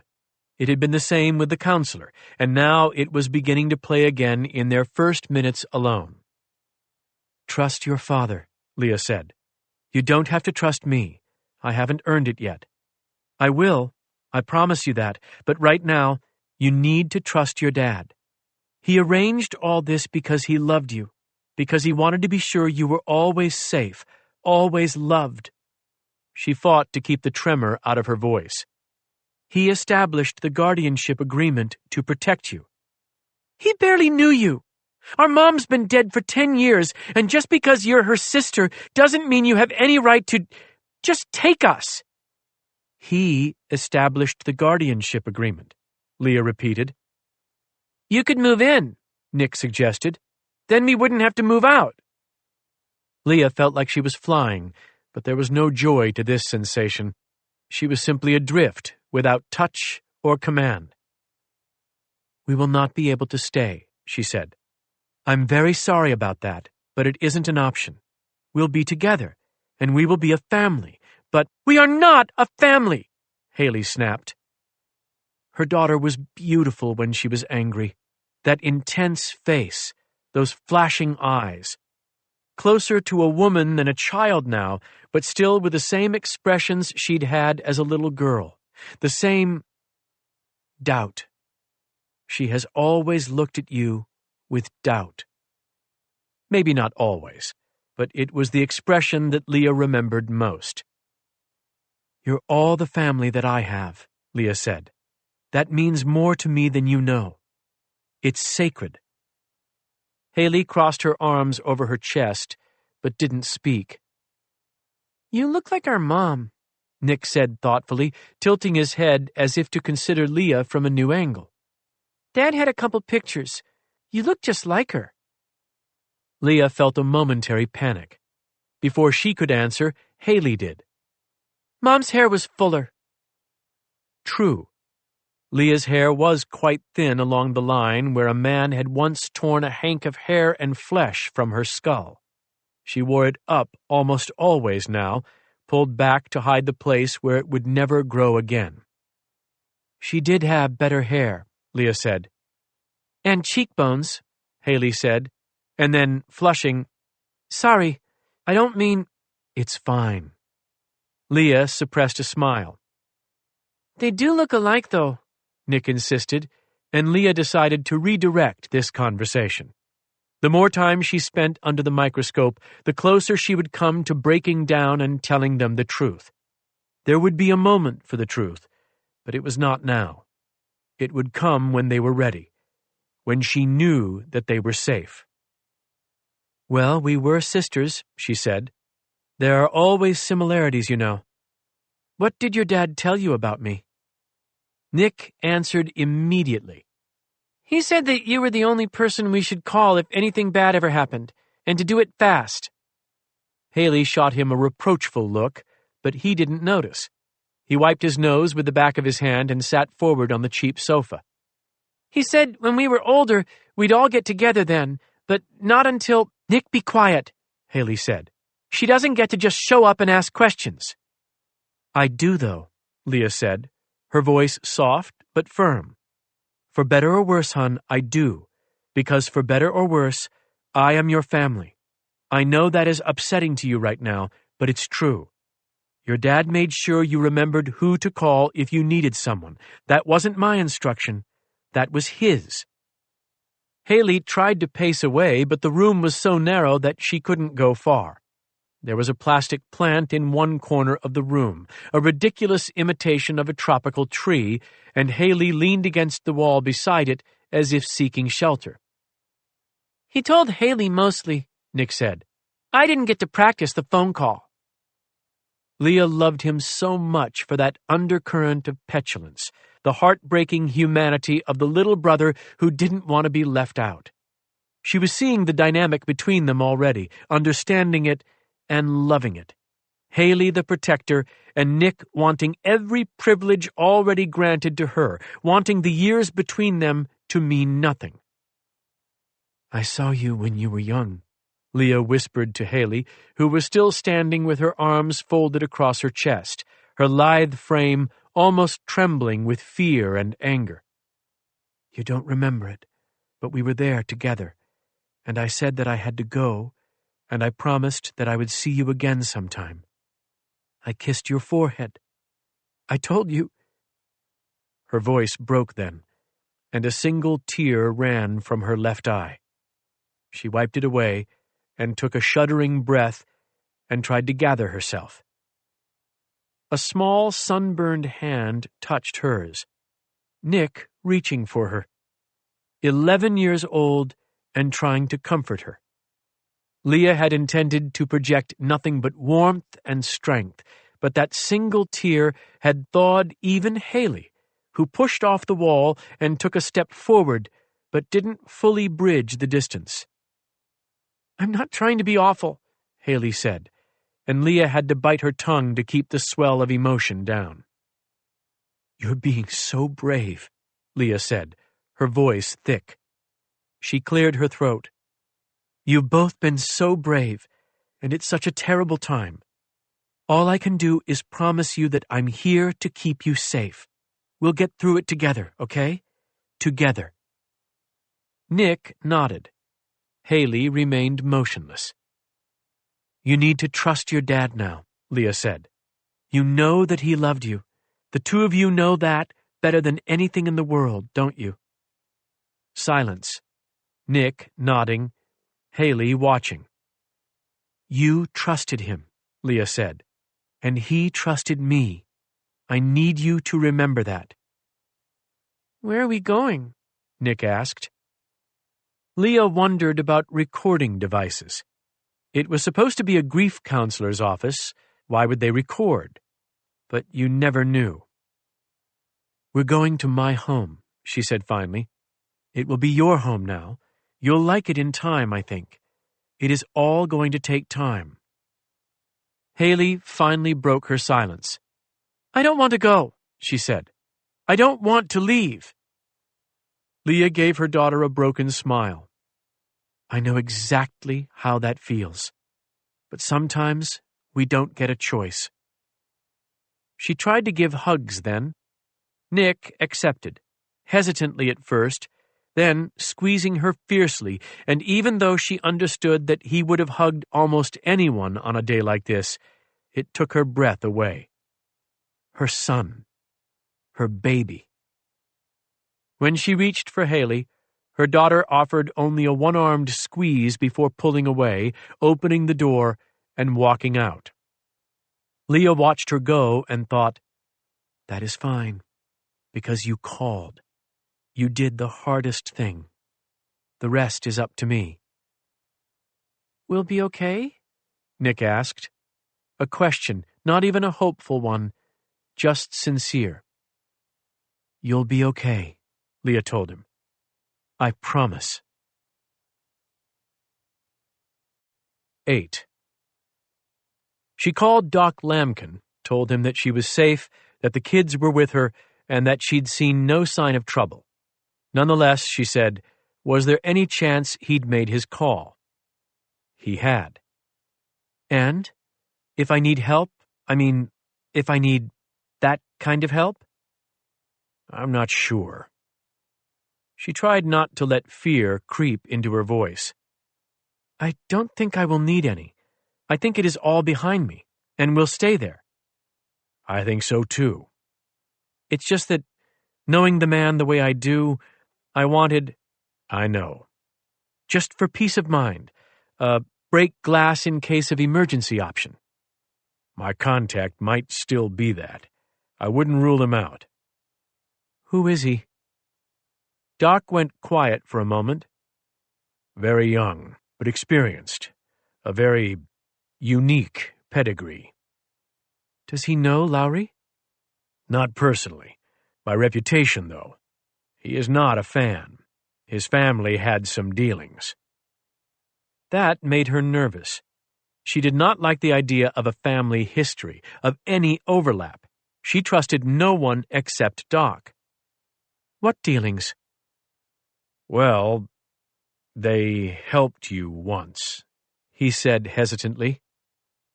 For a moment she was confused. Then it came in a flash. The men on the Florida back road, their detached dialogue, their absolute disinterest in her even as they arranged her hair and blood judiciously on the headrest. "Those sociopaths?" she said, at once both afraid and, perversely, encouraged, because they had helped, hadn't they? Still, she could smell her own blood and see their flat, effectless eyes. "Not exactly. They're dead, in fact. But there's family. A young one who—" "I won't need him," she said. "I won't need anyone who is at all like those two. I'm safe. The kids are safe." "I suspect you're right. But if anything makes you feel otherwise, call me, and let's see if we can indeed break that glass." That afternoon, she went to see their house. She went without the kids because they were with friends and families of friends, with the supportive love of people they knew. Mrs. Wilson, for example, who had 2 older children, both in college, and was sincere in her offer to take Nick and Haley in. She was petite and round-cheeked, and spoke with a sweet Southern accent, and looked as if she probably baked pies from scratch. Leah hated her. She had to meet these people, though, had to linger long enough that taking the kids didn't seem like a kidnapping. After that, she'd gone to meet with the attorney who had filed the standby guardianship. He was a thin man of about 50 with wire-rimmed glasses and thinning sandy hair. He wore an outdated suit and had University of Kentucky cufflinks and worked alone in an office that his father had worked in before him. He specialized in estate and probate law and had no experience in criminal practice. Leah thought that Doug had made a perfect choice. Everett Spoonhour was a qualified and competent attorney, but the farthest thing from the sort of man who might overlap with the Lowry Group. He'd walked her through the process of executing the guardianship, assured her that he'd do what he could to expedite it, and said that he would see that Doug's assets were transferred into a trust for the children as his will required. He also asked for her home address. When she hesitated, he looked up, one eyebrow raised. Not suspicious, just perplexed. The question shouldn't have stumped her. "It's a post office box," she said. "That's the only address I have. So just put Box 373, Greenville, Maine." "For mailing, no problem," he said. "But I'm going to need to have a physical address so the necessary home visits can be done." "Of course," she said, trying not to show alarm, trying to believe that it was completely unreasonable to imagine that J. Corson Lowry would even be aware of Doug's death, let alone look into it with such scrutiny as to find his way to these documents. But she still couldn't bring herself to do it. Instead, she told him that she owned multiple homes in Maine, true enough if you considered 6 collapsing cabins to be homes, and that she wasn't sure yet which would be the best choice for the children. "Let me call you with that, please. I just need a day or 2 to get my head wrapped around all of this, look into things like school districts and everything." Mr. Spoonhour nodded sympathetically and made a notation in his file. "Could I see their house?" she asked. "Pardon?" He looked up with that single cocked eyebrow again. "If it's possible for me to just walk through or at least have a look at it before they're with me, I think it would help. Everything is new to me. I want to understand where they're coming from so I make decisions about where we are going to go. Does that make sense?" "Certainly, Miss Trenton."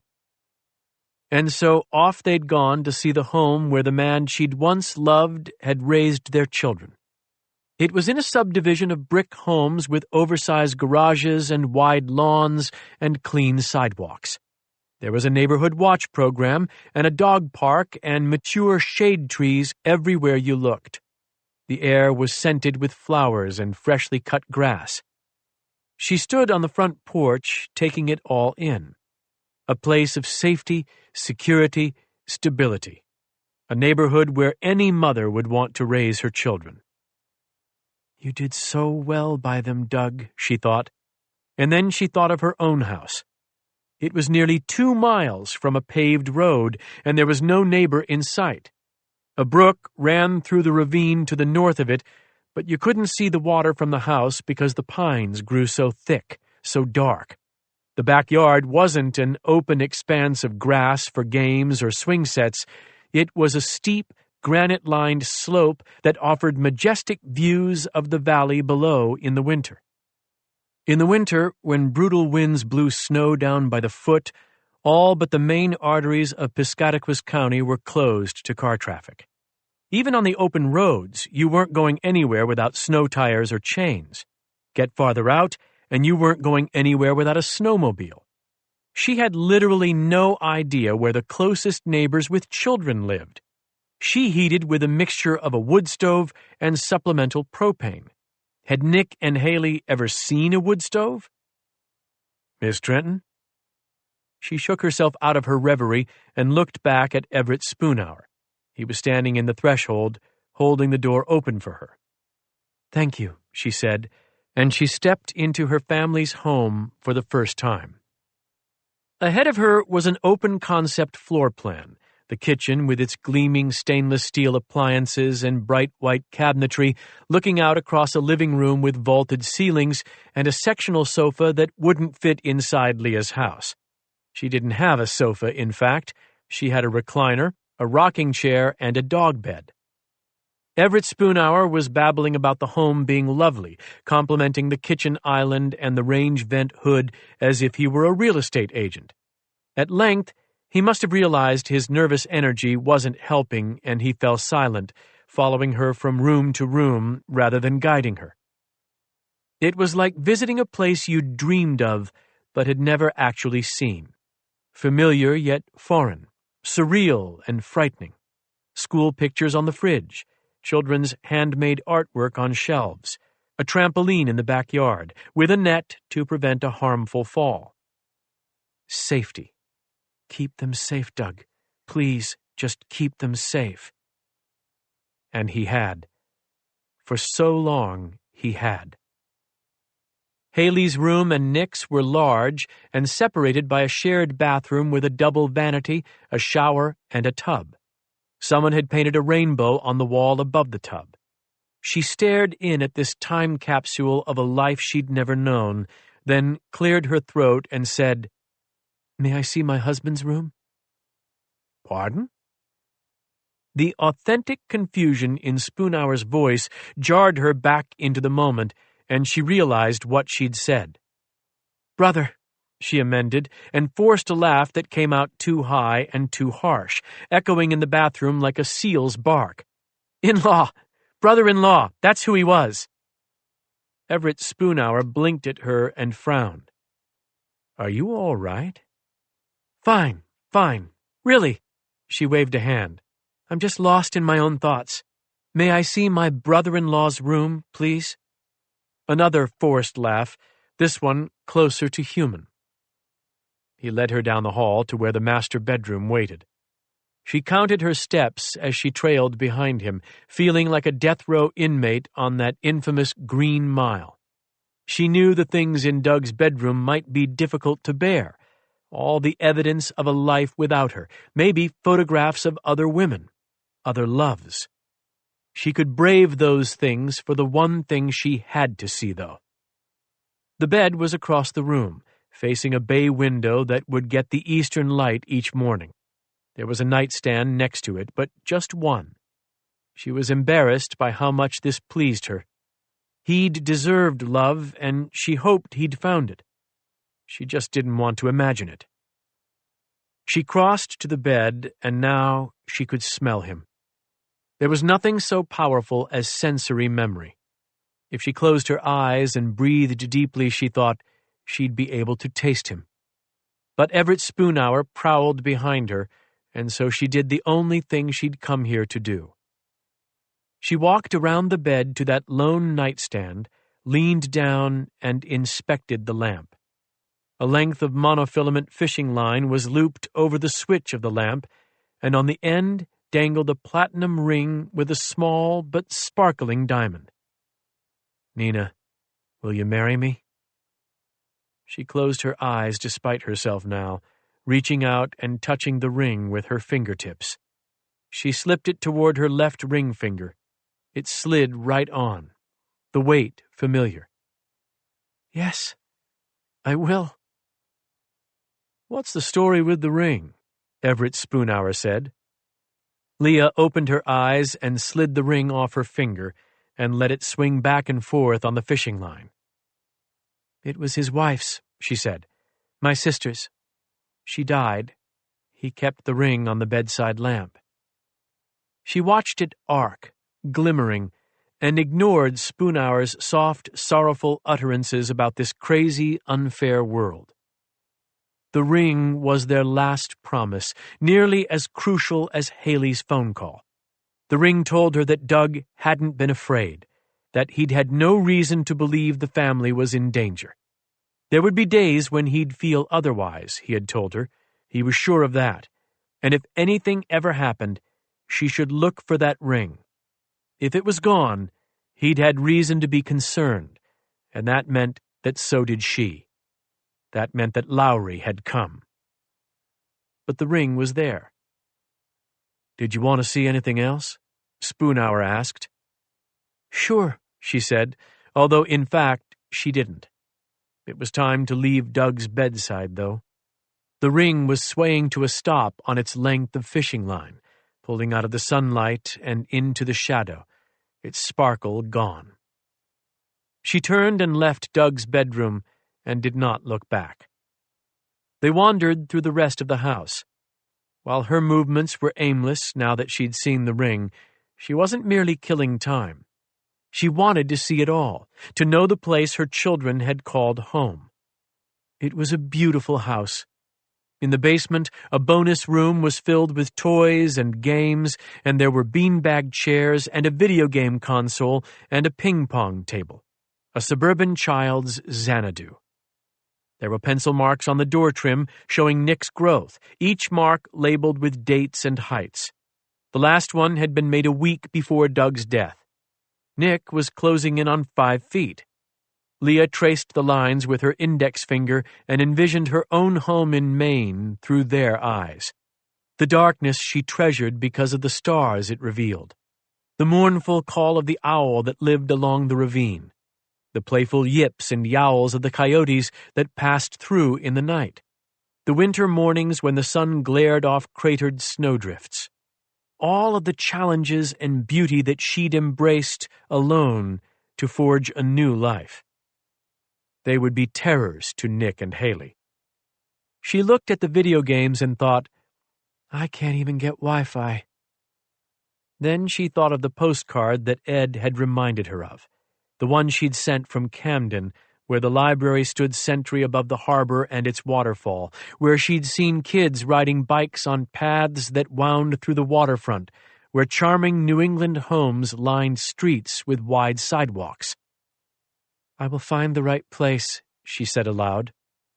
She'd almost forgotten Everett Spoonhour's presence until the attorney spoke. I'm sure you will. Whatever help you need, my office is here to provide. I know that doesn't feel like much. Thank you. I appreciate it. He looked at her sadly and said, It's a shame about your family. Pardon? Such a small family, he said, offering an awkward smile. I grew up with a huge extended family. Reunions felt like stadium events. With it just being the 3 of them, and then you. He lifted a hand. I'm sorry. I didn't mean to go on. I was just thinking that you must feel very alone right now. I've learned to live with feeling very alone, Leah told him. What I've got to do now is learn to live the other way. She chewed on her lip and looked at the room with all its trappings of childhood happiness. I will find the right place, she repeated. 9. There had been few constants in Doc Lambkin's life, but the sea was always there. Even when he'd lived in landlocked places, they'd merely been stopovers between him and a better boat. When the work no longer seemed worth doing, he'd find his way to a shipyard where custom teak was being shaped or sanded, and he'd remember why money mattered. Boats weren't cheap. From his home on Friday Harbor, Washington, he could look out of nearly any window and see the gray expanse of the Strait of San Juan de Fuca and his 42-foot Catalina in the deep-water harbor, and know that while not all of his choices had been good, at least he'd never lost the purity of wind and sea. Today he motored into the Sound and then raised the sails. The wind was blowing at 5 knots, carrying him toward the sun. The boat heeled gently. Fine spray touched his face, and he closed his eyes and breathed in the sea. "Peaceful, isn't it?" a voice said. Doc opened his eyes and saw the man in the black baseball cap standing below decks, looking up at him. His hands were in the pockets of a gray hooded sweatshirt, and while there was surely a weapon in one of them, his posture was casual and indifferent. He was young, early 20s at most, and looked younger. He had a quality that would have made Doc's mother compare him to Eddie Haskell on Leave It to Beaver. Doc's mother had been dead for years. Doc thought that he was about to join her. "Young Master Blackwell," he said, "you are very good, aren't you? Very quiet." Doc had been on the boat for nearly an hour now, if you counted the time at the dock, and he'd been below decks twice. There wasn't much space down there, and Doc was a man who noticed things. He had not noticed Dax Blackwell. "Don't feel bad," Dax said. "You've had a lot of quiet years. Out of practice. It happens." Doc looked at him and felt the tiller under his palm, and entertained the idea of knocking it hard to port and seeing if he couldn't upset the young killer's impeccable balance. What would it gain, though? Time enough for Doc to jump overboard and drown slowly instead of being shot fast? His escaping days were in the past. He left the tiller alone and sighed. "You hung up after talking to me and called Lowry himself. Is that the way it went?" Doc asked. "Now you kill Nina and you kill me and you make far more money. Bravo." "Not true," Dax said, and such a cynical outlook. He had a handsome face with blue eyes that promised honesty, which was amusing in a family like the Blackwells. He had his father's voice and personality, but he looked more like his uncle. "Come on up here," Doc told him. "Talk to me in the sun. Or doesn't that suit you?" "You've had too much sun," Dax Blackwell said. "I've got old boots that look better than your skin. Cancer's no joke, you know." His right hand emerged from his sweatshirt pocket. It was empty. He used it to grasp the rail as he walked up the steep steps and onto the deck. He kept his left hand in the pocket. He came up onto the deck and stood facing Doc with an upturned lip, a 10% grin. "You're scared of me," he said. "You're a contract killer who was hiding on my boat. Yes, I'm scared of you." "Put like that, it sounds reasonable." Dax crossed the deck and eased onto the bench seat on the port gunwale across from Doc. He did not watch his feet while he walked. That was unusual for a novice on a sailboat. "How old are you?" Doc asked. He was trying to do the math. The last time he'd seen Dax had been in Australia. Dax had looked like a child, but he had probably already killed a half-dozen men. It was hard to say. His father would bring him into the business and then take him back out, and in between, the kid was just a ghost. Nobody knew where he was or who raised him or how. "Old enough to party," Dax said. "What movie?" Doc blinked. "Excuse me?" "Google it." He crossed his legs at the ankles and leaned against the gunwale. His left hand stayed in his pocket. "You haven't called me back. Does that mean your friend is already dead?" "I hope not." Dax squinted at him as the sunlight angled off the water. "You really don't know?" Doc shook his head. The mainsail needed to be let out, and he started to reach for the sheet automatically, then stopped. You mind if I move around a little? Why would I mind? It's your boat. Doc leaned down, flicked the sheet out of the cam, let out the sail, then cleated the sheet again. If she needs help, she hasn't called me, which is why I didn't call you. And yet you're here, on my boat. Dax shrugged. I had time. Silence. The wind freshened. Doc adjusted the tiller. They heeled slightly, and Dax shifted as if he'd anticipated the change. His left hand stayed in his pocket. You never named a price, Dax said. Is there money to be had? Whatever she has, it wouldn't be a sum that impresses you. Dax nodded. His face was shadowed beneath the baseball cap. He had stopped looking at Doc and was watching the receding shore of the island. Did you call anyone else? Doc shook his head. Dax's 10% smile widened to 20. There's a reason you picked me. Go on and say it. I made a mistake. I'm sorry. I didn't come here to listen to you apologize. I certainly didn't come here to listen to you lie. The smile was gone now. Doc wet his lips. He watched Dax's left hand and wondered about the weapon it held. Gun or knife? It ultimately didn't matter. He would be very good with both. Lowry is an unusual target, Doc said. There aren't many people who would work against him, and there are plenty who would tell him that I'd inquired. I thought you might not fit into either of those categories. And? Keep telling me the reasons. I think there's one you're neglecting. Probably because you think that I don't know about it. I believe your father considered it an unsettled score, Doc said carefully.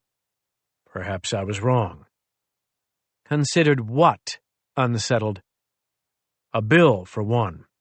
He never paid them because they didn't follow his instructions. For one? What's the other?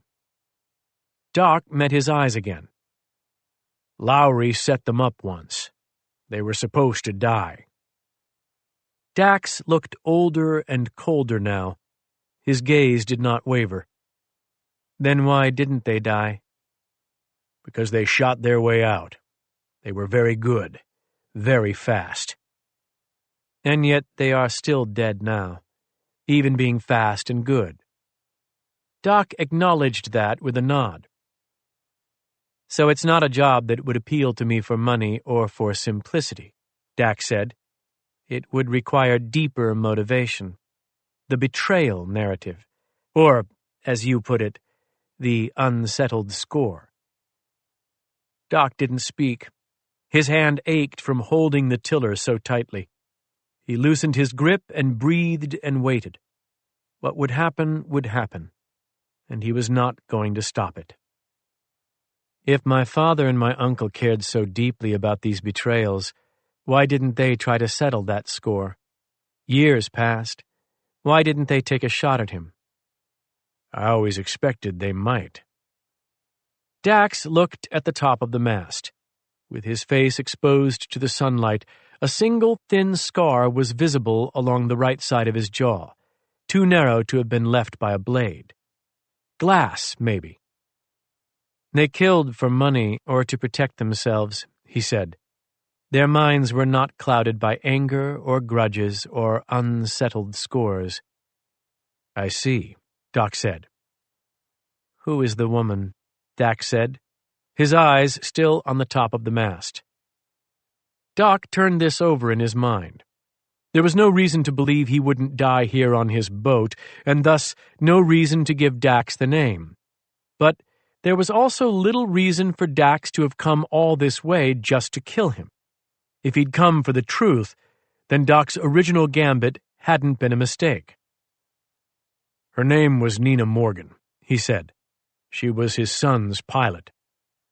Lowry's son, Brad. Yes. He's dead. Suicide. Yes. Dax finally looked away from the mast. What's the connection between that and Nina Morgan? What was the connection? Doc thought back on it and wondered how to condense months of madness into a concise explanation. Corson did not want the son to be anything like him, except when it came to power, he said. Corson would build the infrastructure of power, and he would use it to his son's benefit. I think that was the idea. But then it turned out the son wasn't that different from the father.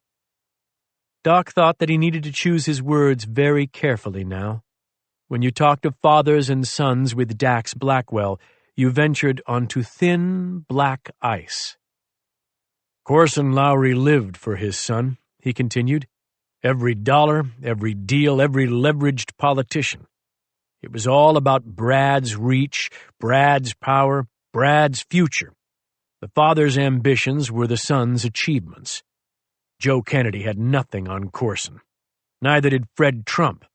Pick your preferred political example. I'm firmly independent, Dax said.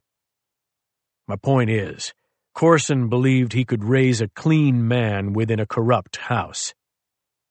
Those eyes, those remarkable Blackwell eyes, how he remembered them. Dax's father and uncle had never looked at each other, it seemed. They talked, oh, how they would talk, but their bond was like wolves, an understanding so deep and innate that neither one ever needed to look at the other. They simply acted in tandem, each confident of the other's response. They moved through both physical space and conversations like deadly dancers. Dax had the same eyes, but he was alone, and so Doc did not have an excuse to look in another direction. He wished for one now, but he made himself hold the stare. Nature versus nurture, Dax said. Corson wasn't counting on what he could not influence, what was in the blood. Doc waited. So the son is dead, but the empire isn't, Dax said. There was a federal investigation. It went away. Why? Because the target was Brad, and Brad went away. Doc shrugged. People need to maintain an appetite to see corruption taken apart. If there's a figurehead for it and the figurehead falls, well. People fool themselves into thinking something bigger was accomplished. Sure. Can an organization outlive its figurehead, though? That's a question of culture. Dax's 10% smile was back. Doc did not know if this was a good thing or a bad thing. It's an excellent question, Doc said uneasily. What about Nina? What was she a witness to? A murder. Doc felt the old sadness rise. A witness and the witness's children. Their car was hit leaving the airport. It was supposed to look like cartel work. Dax sat and thought about it, then said, The son's sins do not mean a thing to the father. All that matters is he was driven to put the gun in his mouth because of this woman's testimony. I think so, Doc said. He indicated the mainsail. May I? I keep telling you, it's your boat. Right. Doc adjusted the sail again and altered course, moving with the wind farther offshore. How'd she stay alive this long? Dax asked. Doc took his time cleating the mainsheet. I hit her. You did? Yes. Why? Because she came to me for help. He cleared his throat. Because I introduced her to the agents who were investigating Brad. Because I encouraged her to cooperate. I have this troubling sense that you're leaving something out, Doc. I've never liked ambiguous stories. You know the kind, where we walk out of the theater together and I think the ending meant one thing, but you think it meant another. Doc smiled. You're your father's son, he said. That you are. Dax did not smile, and his eyes showed that he didn't like the reference. What are you leaving out? Dax said. I never testified. Nina had my assurance that my cooperation would come in time. She was batting leadoff, and I'd come in as cleanup, you might say. But... Right, Dax said. But... He shifted his weight and leaned back again, still with the left hand in his pocket. So your controlled situation spun out of control, and this woman, Nina, was left twisting in the wind. You helped her hide because otherwise, well, a man might feel guilty about the way things played out. A man might, Doc said. That has been a number of years now. Almost 10 exactly. So how'd she come back on the radar? And why isn't she already dead? Doc told him about the husband and the 2 children and the aunt they'd never met but had been trained to call in an emergency. He told him about the way it had all unraveled in a 1-car accident in Kentucky. Dax listened and did not speak until the story was done. Then he said, Nina's problem would seem to solve itself. How's that? If Lowry is dead, her problem is gone. No change in his expression. Possibly. There are others, though, at least 2 who would be quite motivated. The men who hit the car with the witness and her children flew back on Nina's plane. She identified them to investigators. Are they good? Doc understood what he meant. They are very good, he said. Marvin Sanders, is better than anyone I've ever seen. Who's the other one? Dax asked.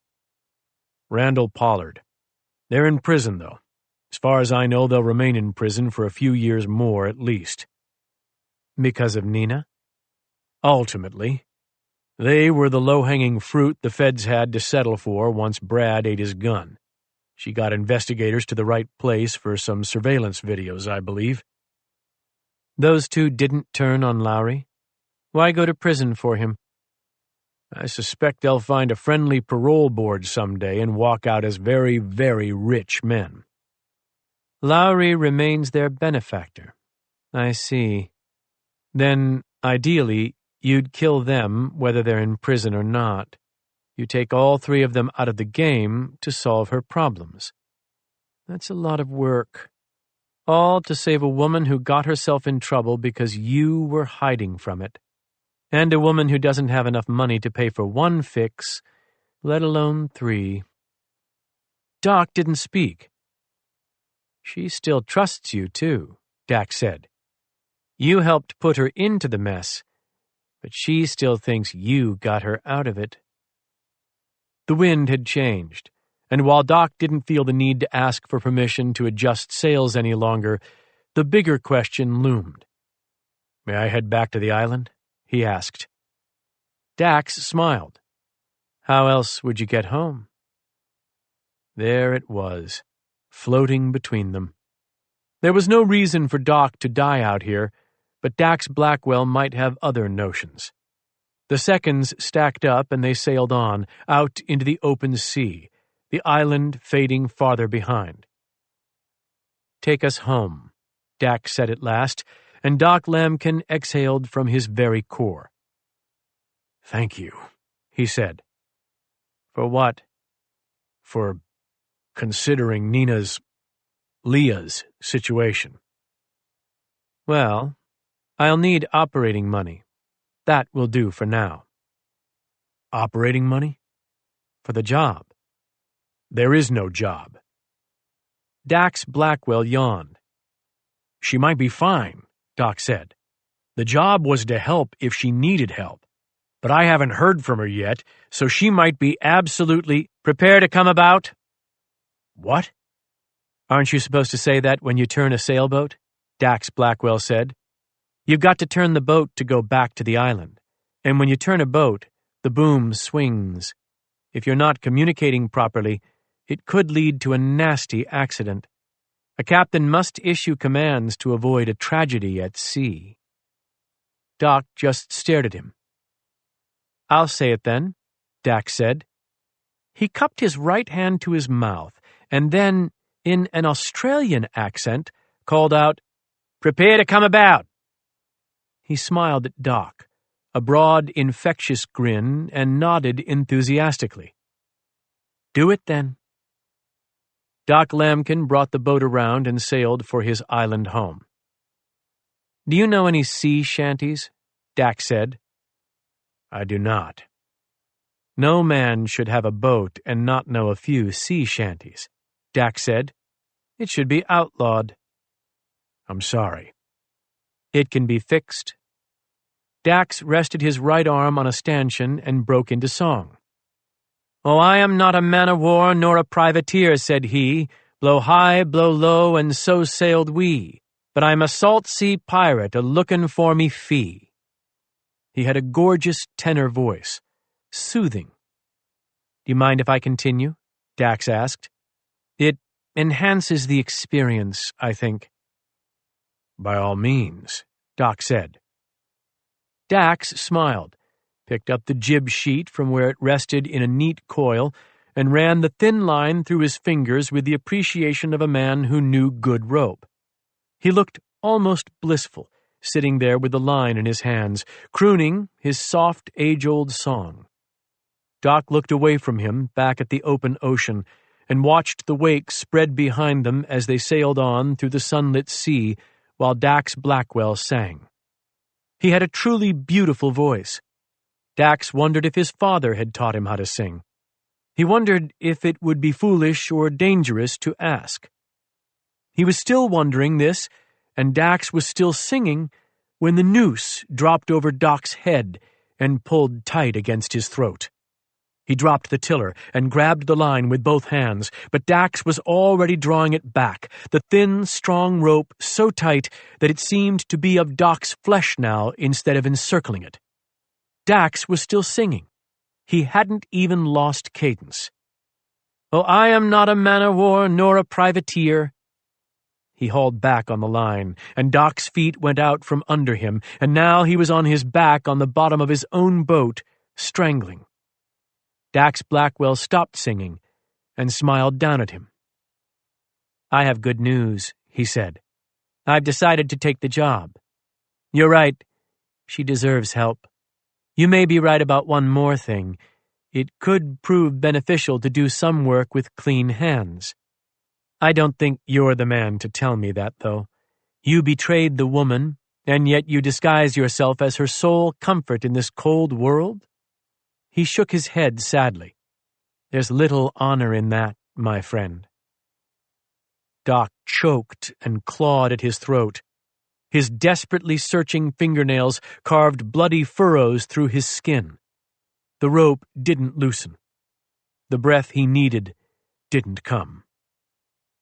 "If I take your advice," Dax Blackwell told him, "and attempt to work with a nice, clean heart pumping nice, clean blood to my nice, clean hands, well, it simply couldn't be work I do for you, Mr. Lambkin. I'm sure you understand that." Doc stared up at him, begged with his eyes because he could offer no words, apologized with his eyes for the words he'd already offered. He had meant no offense by suggesting that Dax work with clean hands. He'd never meant to offend a Blackwell. He had lived this long because he knew better than to do such a thing. If he lived longer, he would not repeat the error. He stared at Dax and tried to convey all of this as the world went gray at the edges, as all eternity tunneled in on that smiling, earnest young face. "So let's start clean," Dax said, "and see how it goes."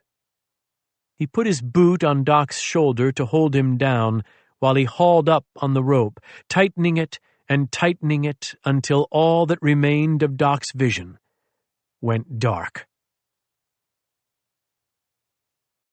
10. The sun was shining and a light summer breeze teased the pines when Leah and the kids arrived at her cabin, Western Maine, in all of its summer glory. Vacation land, the way life should be. She turned off the paved road and on to the packed dirt that led into the forested hills. It was a dry day, and the gleaming new Jeep was soon covered with dust that shimmered in the filtered sunlight. "This is your driveway?" Nick asked with barely contained horror. "No, this is the road," Leah said. "What?" "It's just a summer place, for vacations. On perfect days like this," Leah said of her year-round home. A pine bough whisked across the passenger side of the Jeep, and Haley leaned back as if it might puncture the window and snatch her. "People save money for years to come up to a place like this in the summer," Leah said, trying again, and right then the Jeep found a moon crater of a pothole that knocked them all back in their seats.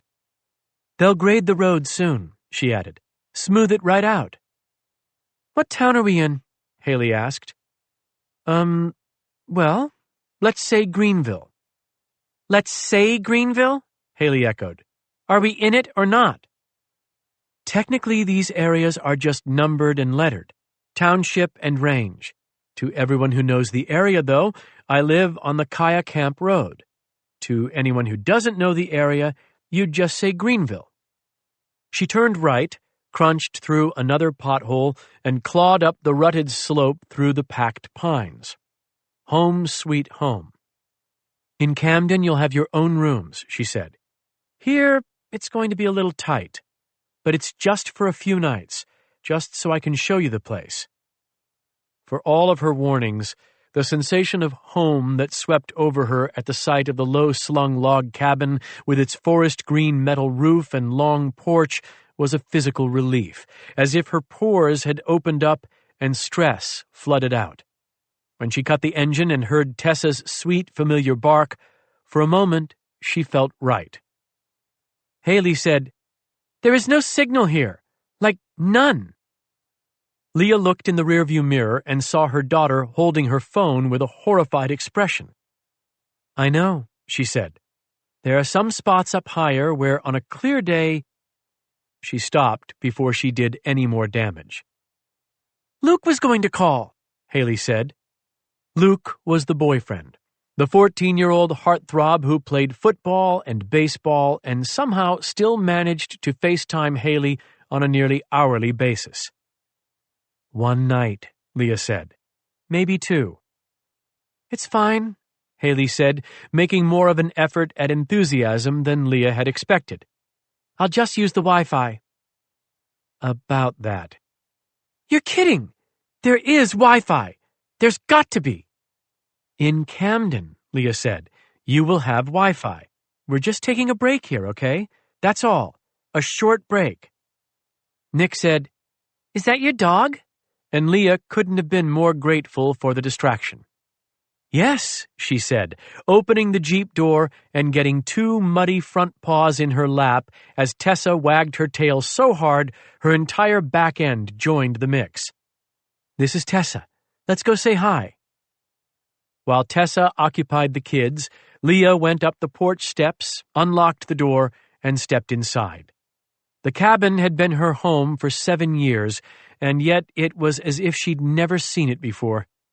She remembered her first entrance, the way the old man who'd been selling it looked her up and down and said, "It'll work for a winter camp, but I expect you're more interested in the summer." Judgmental, yes, but not inaccurate. The cabin had intimidated her. She'd been more Nina than Leah back then, more summer than winter. She'd made it work, though. She'd remade the cabin and remade herself, and somewhere along the way, the place ceased to feel foreign and started to feel like home. Nails clicked on the hardwood as Tessa galloped up the porch steps, came inside, and leaned her weight against Leah's thigh. "Hey, baby, I missed you too." Leah rubbed the dog's velvet ears. Tessa licked her hand. Then they both turned in unison and looked back at the two kids walking up the steps. "Our family," Leah whispered to the dog. "Can you tell they are mine? Do you know?" She didn't rule it out. She believed dogs were more intuitive than people. Nick and Haley eyed the cabin as if it might be a trap, pausing at the threshold and waiting for Leah to beckon them farther inside. "Come on," she said, and Tessa trotted away from her and back to the kids. Nick reached for her with a hesitant hand, and he got a lick too. Yes, the dog knew.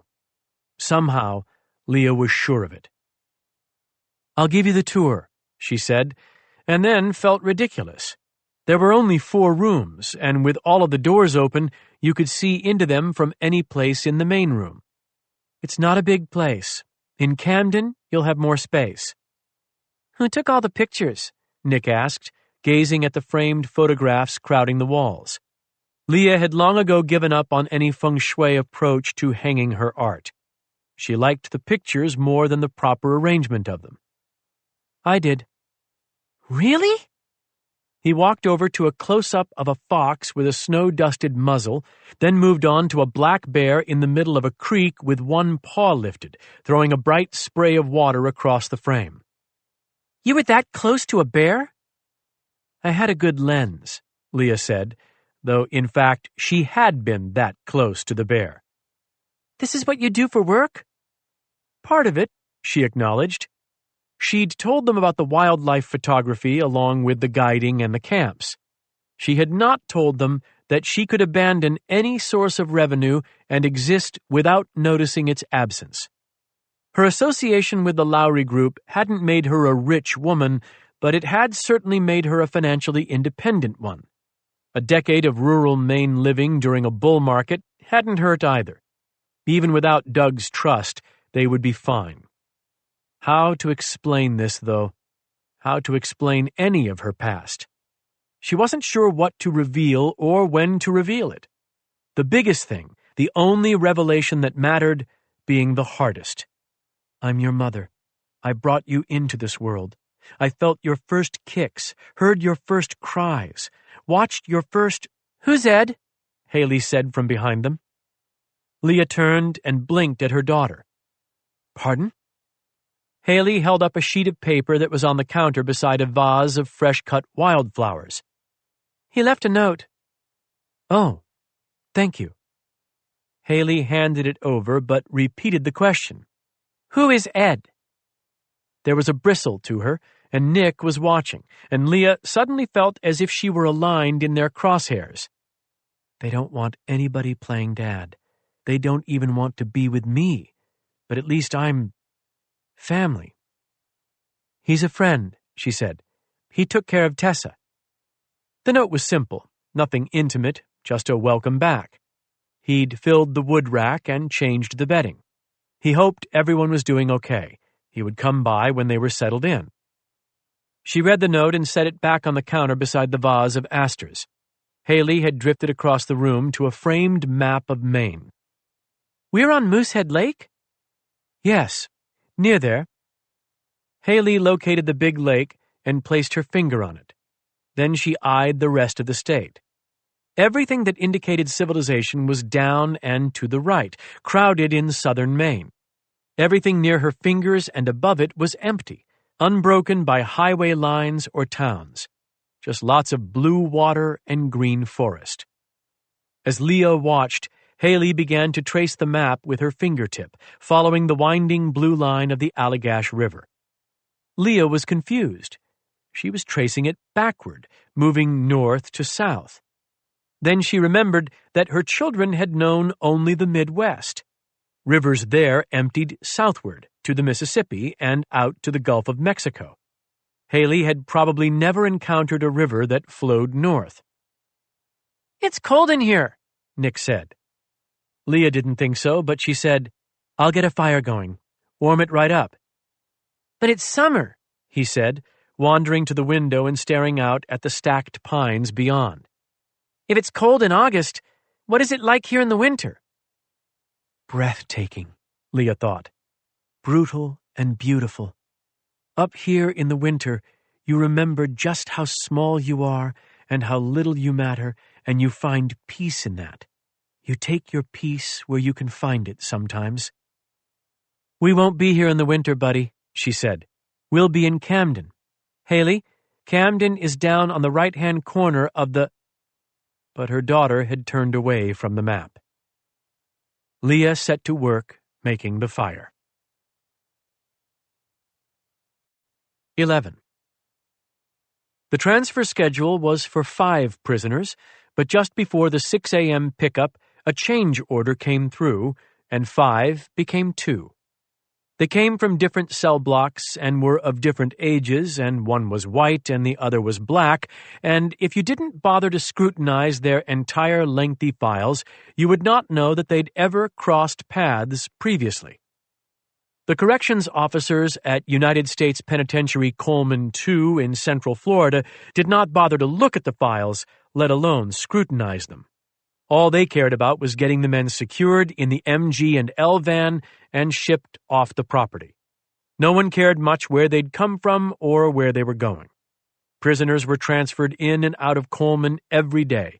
Most were bound for another cell or maybe a courtroom. The COs who hadn't finished their morning coffee yet did not give a shit about the destination of Marvin Sanders or Randall Pollard. The bulletproof MG&L van was a converted Ford Econoline with reinforced steel grates separating the cargo area from the cab. There were 3 bench seats behind the grates, and aluminum bars ran alongside each seat at shoulder level and on the floor. Sanders and Pollard were cuffed to the bars above and below. Chains allowed them to sit and granted about 6 inches of motion in any direction. There was room for 8 prisoners in the back of the van, but due to the change order, each inmate got his own bench row. They did not speak, did not exchange so much as a glance or a nod. That boded well for the MG&L guys. It would be a nice, quiet ride. There were 2 representatives from the transport company, a driver and a guard. Both were white guys who looked like they'd just walked off the field following yet another year of failed tryouts for a pro football team. They moved quickly through the process, though. No time wasted on small talk and no confusion with the paperwork. They'd done it before many times. A lot of Americans believed the nation's prison system handled its own transportation. In reality, there were far too many inmates on the move for that. Private transport companies were the norm, and of late, private prisons were too. MG&L vans passed through Coleman constantly. The driver and guard would be seen again, but they wouldn't be remembered as noteworthy. Neither would Marvin Sanders or Randall Pollard. They had replacements en route. There were rarely empty cells. Once the change order was processed and the transfer paperwork signed, the gates groaned open on heavy hinges, parting to reveal the road. The sun was a red band in the east, the humidity already so high the blacktop seemed to smoke in the rose-colored light. The MG&L van headed toward the free world. The gates closed behind it, and Coleman Prison went on about its day. The van made its first stop in North Georgia. The driver exited the highway, turned onto a 2-lane county road, and drove 2 miles to a truck stop. There he parked, killed the engine, and got out. The guard joined him. They spoke in hushed tones and smoked cigarettes and waited. 10 minutes passed, and then the door to the truck stop diner opened, and a tall man with thick, perfectly combed white hair and a golf course tan walked out and crossed the parking lot in brisk strides. He moved well, far better than most men of his years. He wore jeans and a crisp white t-shirt under a lightweight blazer. His eyes were shielded by silver-framed Ray-Bans. He nodded at the MG&L driver and guard without speaking to them or slowing, then walked around the van to the far side and slid open the unlocked door. He leaned against the frame casually as he looked from one prisoner to the other. "Randall," he said.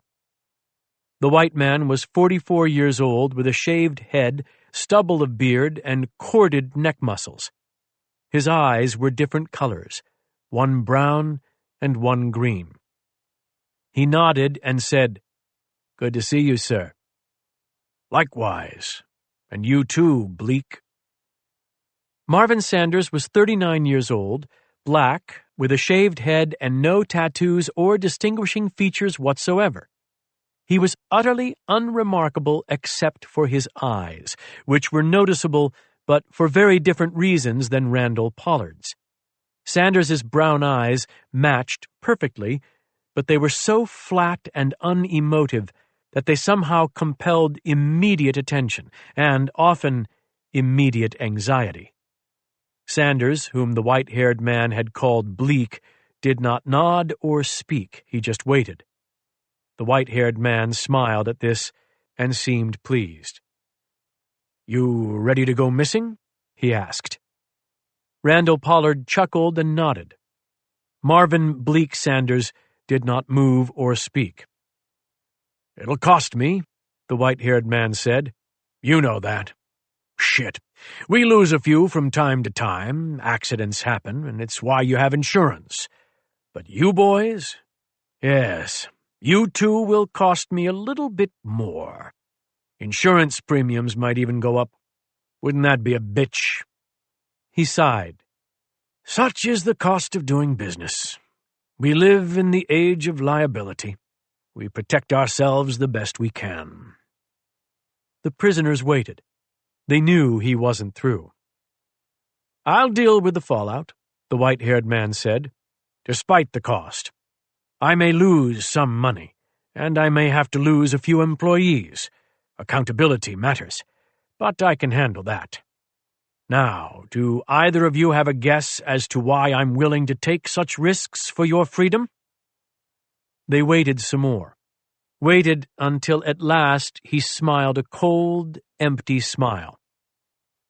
"You get her," he said. "Lucky sons of a bitches. You two drew her." Silence. Randall shifted, looked over his shoulder at Bleak. Bleak did not look back at him. Randall returned his attention to the white-haired man. When he spoke, his voice was lower than it had been before. "We get her, meaning we get Nina," the white-haired man said, and he nodded. "Yes, Randall, you get Nina." "She's alive," Bleak said, his voice soft but deep. The white-haired man nodded, and the skin around his mouth and eyes tightened. "So it would seem," he said. "Explain," Bleak said. A deep breath. "I monitored the husband and the children over the years. It felt necessary at one point because I'd never seen the body. But the years stacked up and she didn't visit, and so I believed." Again, the tightening around the mouth and eyes. "I trusted that the work that I'd been told was done had indeed been done. I took comfort in that, in knowing that she was dead. Last week, we received a death index hit on the husband's new name. Those things can take weeks, I'm told, to reach the Social Security system." It was obvious how deeply he hated this fact, or any delay. Pollard said, "Who clipped him?" "No one. It was a car accident. But my curiosity was piqued. I arranged an inquiry into the whereabouts of the children. I understand that his sister took custody." Pollard shifted. "So?" "He didn't have a sister," Bleak said, and the white-haired man nodded. "No," he said, his voice very soft. "He did not." He tossed a pair of black iPhones onto the seat beside Pollard. "Details for the attorney who dealt with her are on the phones. Read and delete." "Is she close?" Pollard asked. "I'm not sure.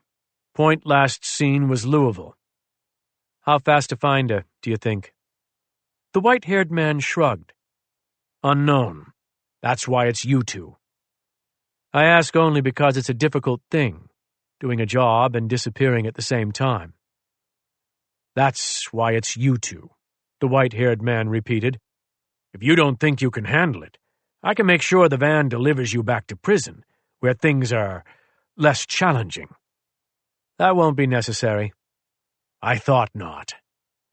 The white-haired man nodded in the direction of the highway. "The boys will see to your escape up the road. You'll have a 3-hour start and a clean vehicle. Licenses and passports are in the vehicle. Registration will come back to a construction company in Atlanta. Anyone asks, you're carpenters." "No problem," Randall Pollard said. "I've used a hammer plenty of times. A drill, too. Seen Bleak here make nice use of a miter saw once." He laughed. Bleak didn't join in. The white-haired man said, "Don't fuck it up." "We won't." "Hope not. You find her and you call me. I want to be there at the end. I was supposed to be there the first time, and I will not, under any circumstances, trust someone who tells me that the job is done. I will do it myself. Understand that?" Silence while he looked from Pollard to Bleak, confirming that they understood. "That's all, then. Enjoy the fresh air, gents." Pollard said, "Thank you, Mr. Lowry." Then he added, "We'll get her. No problem." Bleak didn't utter a word. The white-haired man gazed at him for a few seconds, taking in the endless depths of those unblinking dark eyes, and then he smiled. "It's good to see you again, Bleak. It truly is. You were always the best of them." Pollard didn't object to this assessment. Bleak didn't respond to it. The white-haired man slid the van door shut, nodded once at the two employees of MG&L Security Transportation Solutions, a subsidiary of the Lowry Group, then walked back across the parking lot. A black Range Rover was waiting, the motor already running. 12. Ed came by on the kid's second afternoon at the cabin, and Leah had never been so glad to see his battered Dodge Ram rattle up the drive and into the yard. "This is my friend Ed," she said, as Tessa bounded in delighted circles, herding him up to the porch of the cabin. "Right, the friend," Haley echoed. Quiet scrutiny. That was Haley. Ed shook Leah's hand without visible affection. He seemed to read the situation easily enough. Everything was new to the kids, and he was the newest thing. Don't overload any emotional circuits. "Good to see you, Trenton," he said. Trenton? Trying too hard, maybe, but it was hard to blame him. "You too," Leah said. "Thanks for watching Tessa." "She watches me." As if in affirmation, the dog gave his hand a playful nip. Leah smiled and went through the introductions. "This is my niece Haley and my nephew Nick." Haley offered Ed a nod and a peace sign, a gesture Leah had never seen her make before, and one that seemed more like a hex, warding him off. Ed returned the nod without stepping toward her. Nick charged forward, regarding Ed curiously. "You're the hunting guide?" "That's right." "Do you have a gun with you?" "It's not hunting season." "So, no?" "So, no." Ed's grin seemed to draw Nick in. Nick jutted a thumb at Leah. "She says you've killed moose and bears." "Yep." "She says she doesn't kill moose and bears. Or bears, I mean." Ed shot Leah an amused glance from beneath his dusty Cabela's cap. "She finds them, though. She's better at that than me. If she wanted to start shooting something other than pictures, she'd run me right out of business." Nick gazed at Leah with newfound respect. "Really?" "Facts," Ed said. He leaned against the porch rail, more at ease now. Leah nodded at the door. "Come on inside."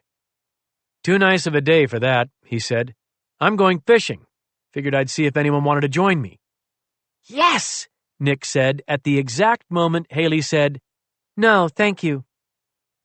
Ed looked at Haley first, nodded, then turned to Nick. "We'll hit the lake for a couple hours, get you a trout, Mr. Nick. Sound good?" "Sure." Haley, reproachful, said, "I don't think he should go alone. He doesn't know you." Ed, lounging against the railing, waited on Leah. "You want to fish?" Leah asked Nick.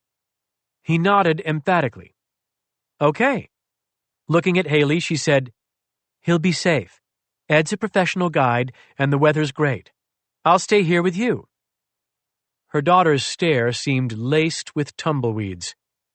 Haley said, "Then we'll all go. I don't need to fish. I can just hang out, right?"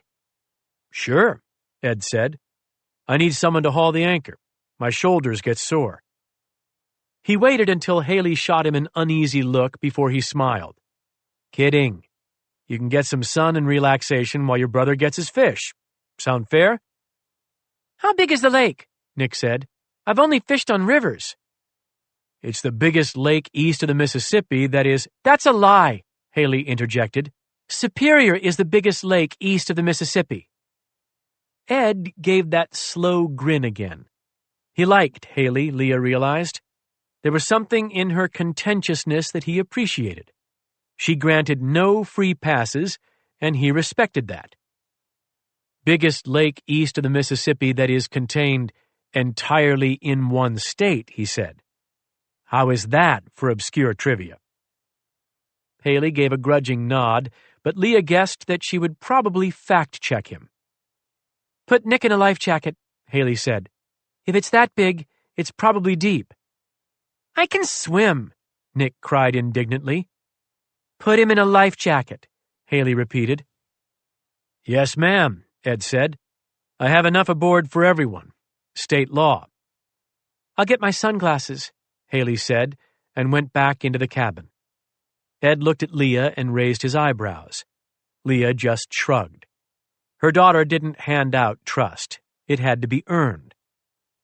"And you're undermining it," she told herself. "Every second of every day, you're undermining it. Your life is a lie." "I'll get my sunglasses too," she said, because she didn't want anyone to be able to look into her eyes right then.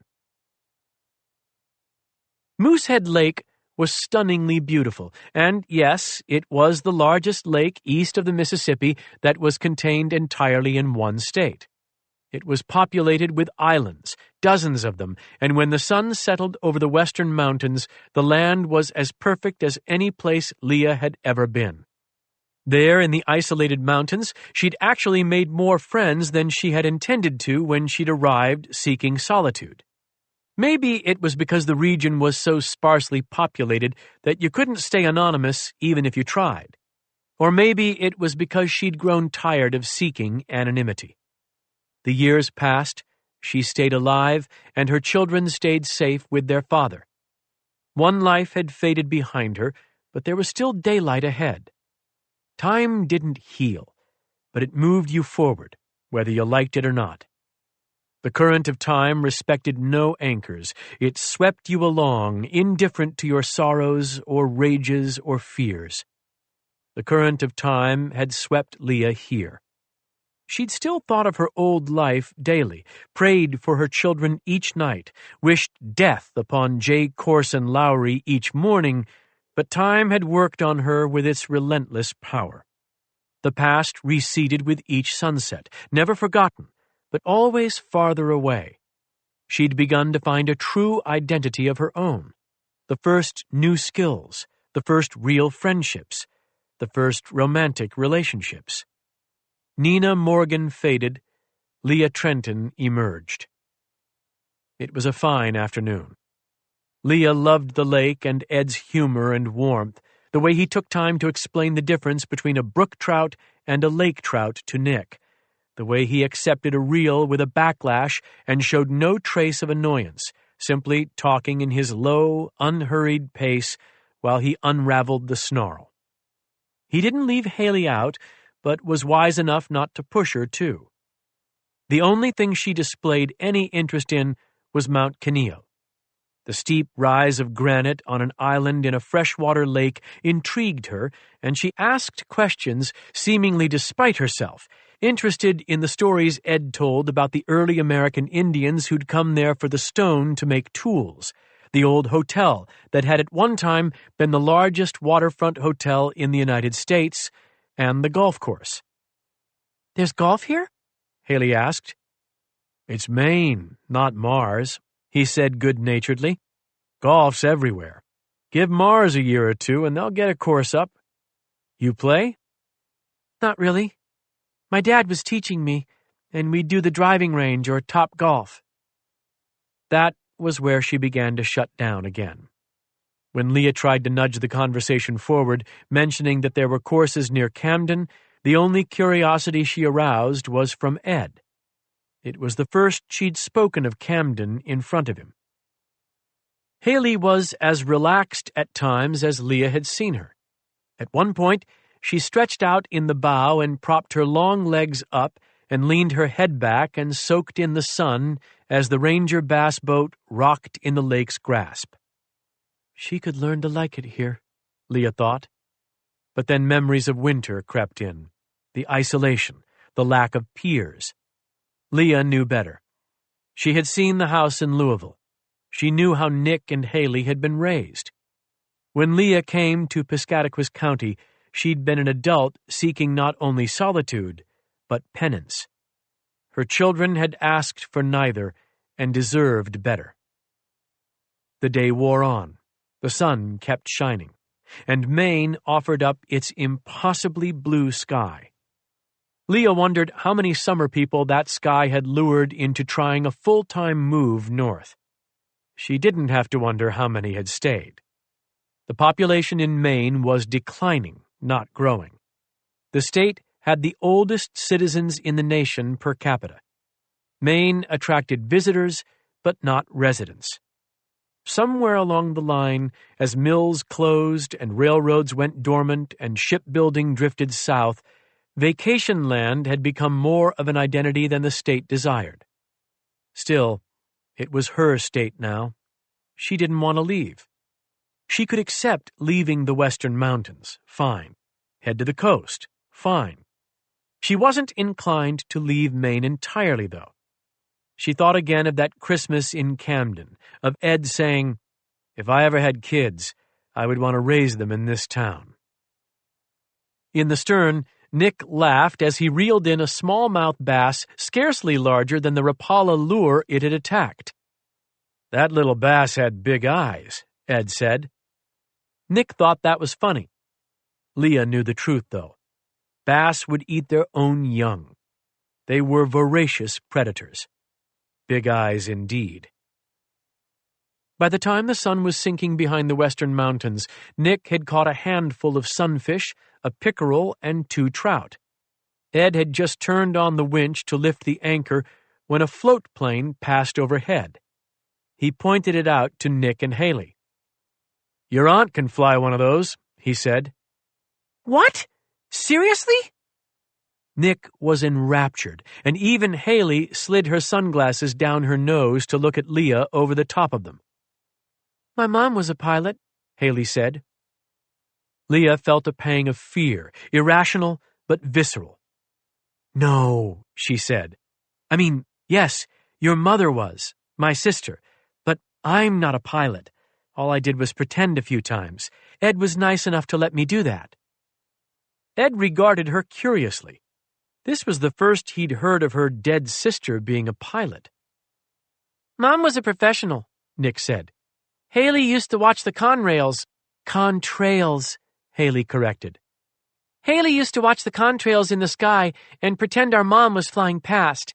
She'd make up stories about where our mom was going and what she did. They were good stories. It would feel like Mom was really up there, you know? Like she'd never died. She was just somewhere else, and we would wave up to her like she could see us." Leah couldn't draw a breath. Ed came to her rescue. "There's a fly-in at this lake every year on Labor Day," he said, breaking the silence. "They have contests, do races, simulate rescue operations, things like that. There will be planes and pilots from all over." "Do you fly in the races?" Nick asked. "I make an attempt," Ed said. "What are you best at?" "If your aunt is helping, I'd say the canoe race." "The canoe race?" Nick echoed, confused. Ed nodded. "She paddles a canoe into the middle of the lake, and then I fly in and land. We lash the canoe to the floats and then take off and run a course. It's all on the clock, you know, but the person in the canoe has to be as good as the pilot." "I don't know about that," Leah said. "Haley could do it," Nick said. "She'd win it." "Yeah?" Ed said, distracted, peeling tendrils of weed off the anchor and tossing them back into the water. "She's awesome in a canoe," Nick said. "She could definitely win." "What's that?" Leah asked, sitting up straighter. Haley looked annoyed, as if Nick had let a secret slip. "She's really good at canoeing," Nick said. "She started in camp a couple years ago, but then she took classes that even had some rapids." The earnest pride in his voice was enough to thaw Haley. "Class 3 rapids," she said quietly. "Not that big of a deal." "Still a big deal," Leah said, excited at this knowledge of something she shared with her daughter. The feel of the paddle and the rush of the water. Leah in Maine, Haley in Kentucky, but joined across the distance. It felt both lovely and eerie, the sense of nature versus nurture. In her life as Nina Morgan, she'd never been in a canoe. Then she'd arrived in Maine and built a new life, and canoeing became central to it, professionally and emotionally. On the water, she found a part of herself that began to restore her sense of identity, and the notion of her daughter taking up the same pursuit thousands of miles away in a state where Leah had never lived felt magical, destined. The two of them paddling together beneath the contrails of unknown aircraft, linked by the stories they told themselves. "We'll need to go out and run some rivers together," she said. "We should go to the St. John and Kennebec, the Dead River. There are some Class 4 stretches in that one, too.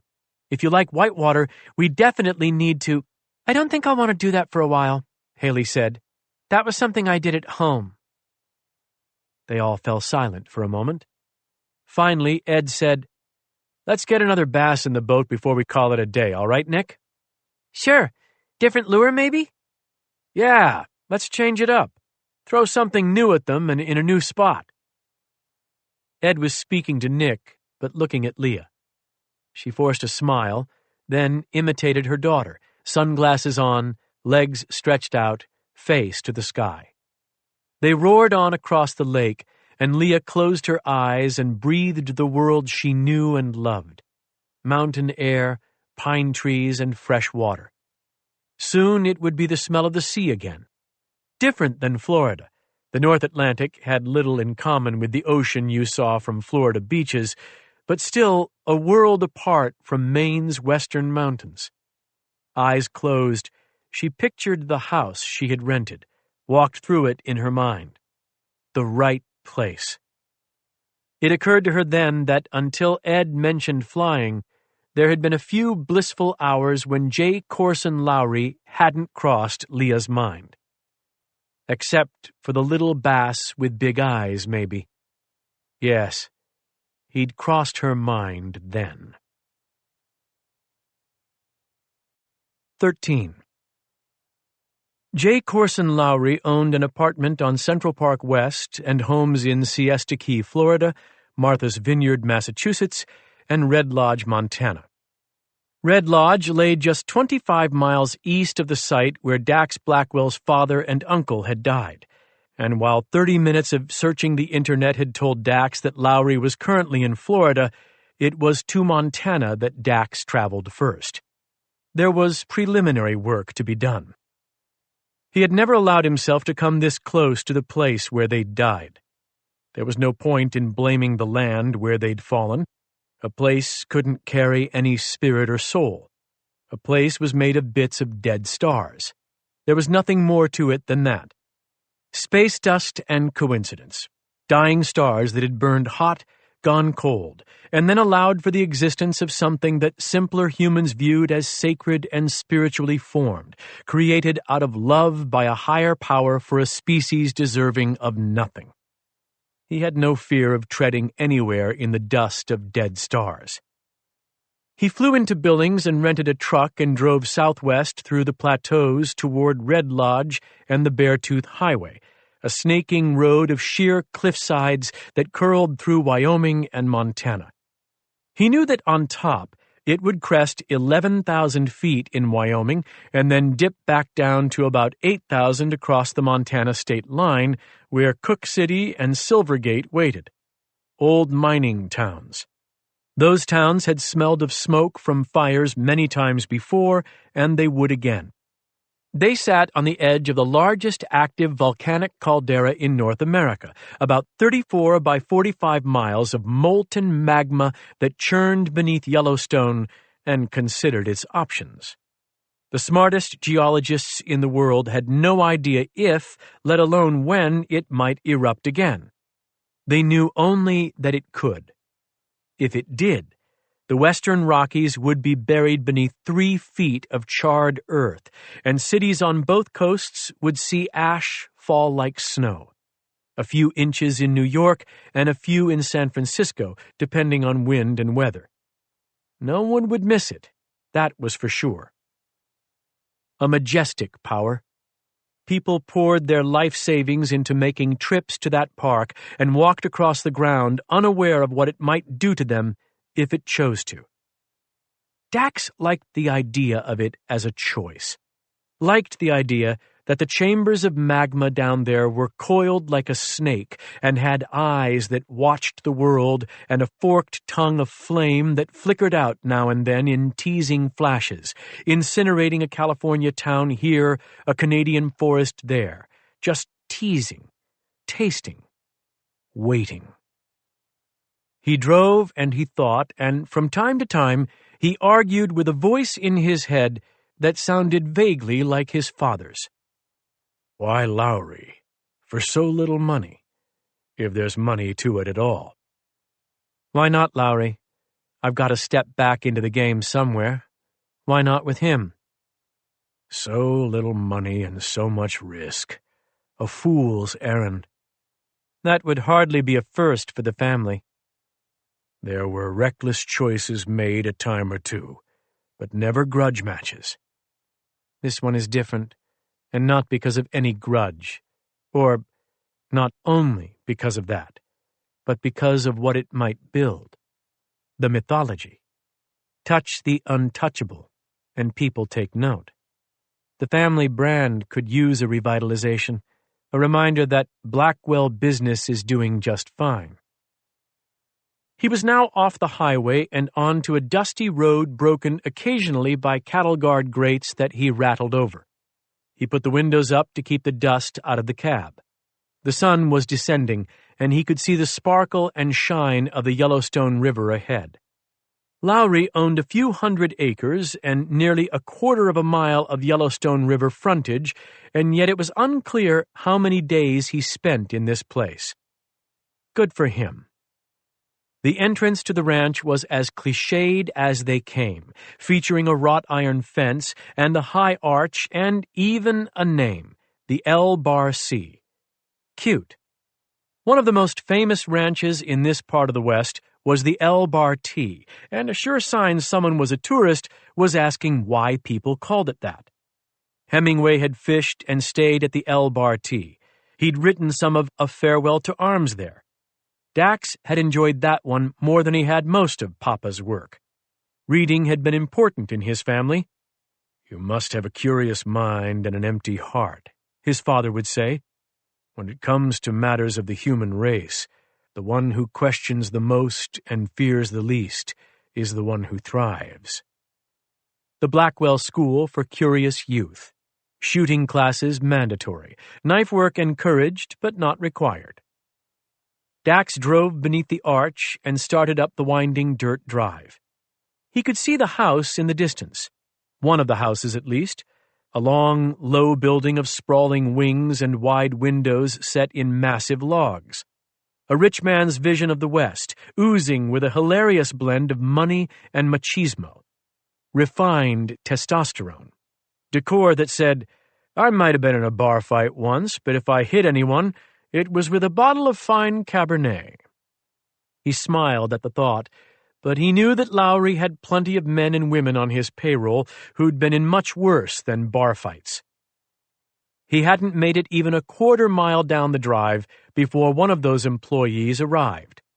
The guard drove an ATV with a roll bar and a spotlight. Dax put the truck in park and rolled down the window and waited until the ATV roared up alongside. The driver was dressed in black tactical gear and wore a sidearm, and there were 2 shotguns in a rack across the back and 1 rifle in a custom slot that kept the stock near the driver's hand. Well armed for a little jaunt from the barn.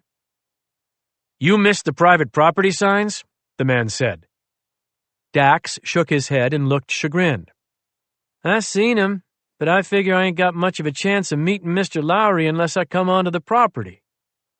He thought his Western drawl sounded good, but his aunt had always cautioned him to be careful with accents. It was far easier to convince yourself of their authenticity than it was to convince the locals. "And what do you need with Mr. Lowry?" said the over-armed security guard. He was not a local and made no effort to speak as if he were. "Looking to get paid." "This is the wrong way to do it. No jobs, kid. Sorry." Dax nodded and kept his forlorn expression while he looked away from the guard and out past the barn, where 3 horses were visible in the paddock. He had never liked horses. He didn't trust any animals with eyes on the sides of their heads. He preferred cats, creatures of speed and agility and silence who could terrify with a single stare. Or taunt. "You hear me, Chief?" the guard said. "No jobs. Roll on down the road now."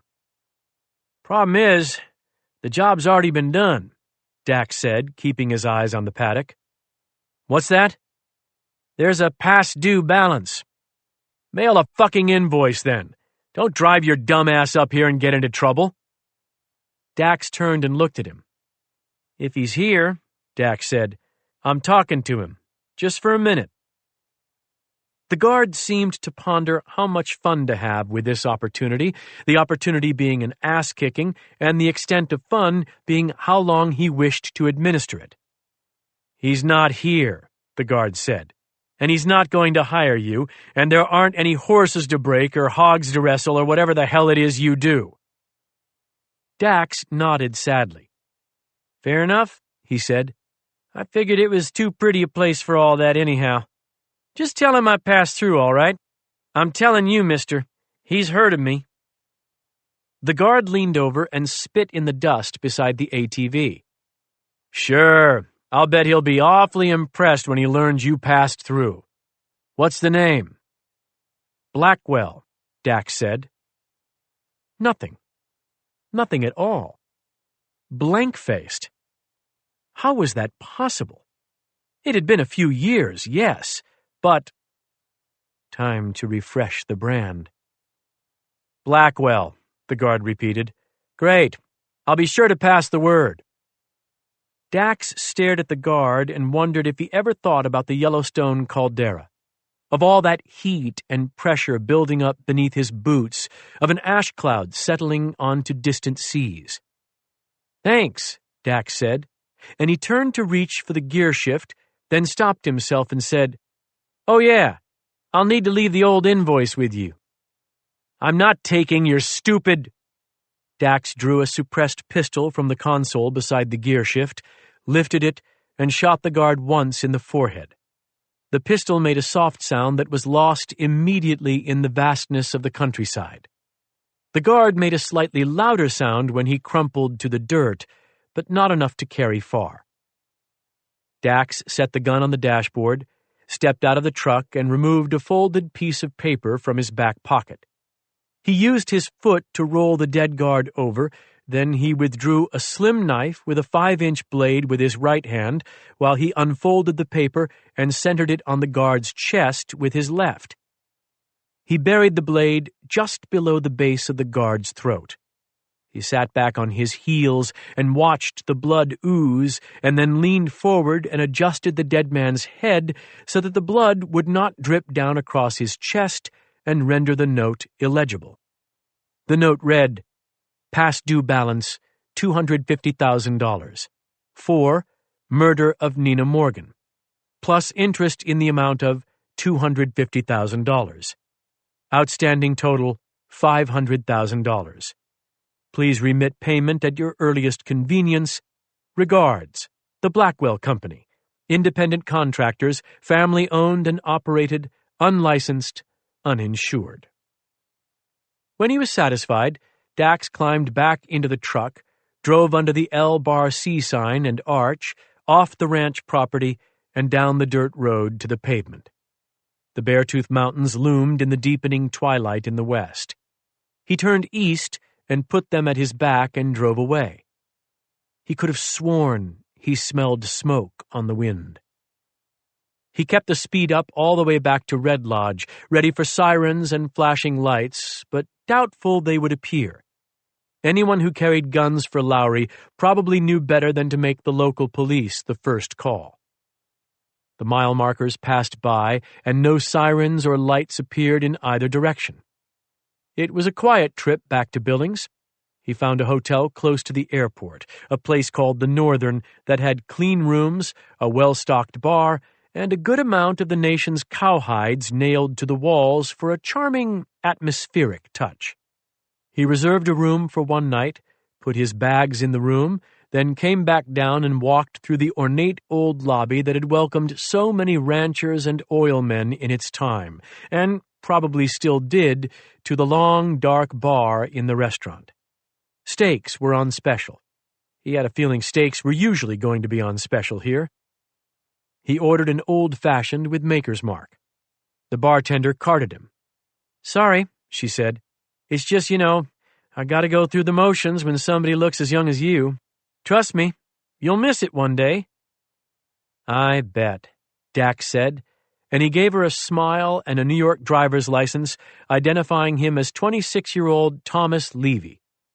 "Good deal, babyface," she said, passing him the license and reaching for the maker's mark.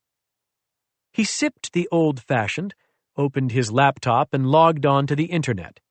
He didn't use the hotel Wi-Fi because hotel Wi-Fi was about as secure as mirroring your computer screen on a Times Square billboard. He used a mobile hotspot with satellite-based coverage instead, and he would change the hotspot in the next state. He expected the next state would be Maine. Mixed feelings about that. An ache in his arm, a memory of ruby taillights and the glitter of broken glass. At least he had the memories, though. Full knowledge of a lived experience. That was better than it had been out at the Lowry Ranch near Red Lodge, looking into the mountains where his family had perished and not being sure of how exactly it had all come to pass. Once he was connected to the hotspot, he set about finding Nina Morgan, a.k.a. Leah Trenton. He began with a phone number lookup and discovered that both Nicholas and Haley Chatfield had their own cell phones. Kids these days. What could you do? A bit more probing revealed that the phones were on the AT&T mobile network and were active. Unless Leah Trenton had thought to send the phones elsewhere as a ruse, the phones were traveling with the kids. Dax hoped Leah had had at least this level of foresight, but he remembered what Doc Lamkin had told him. She was not an operator. She was a civilian who'd been in the wrong job at the wrong time.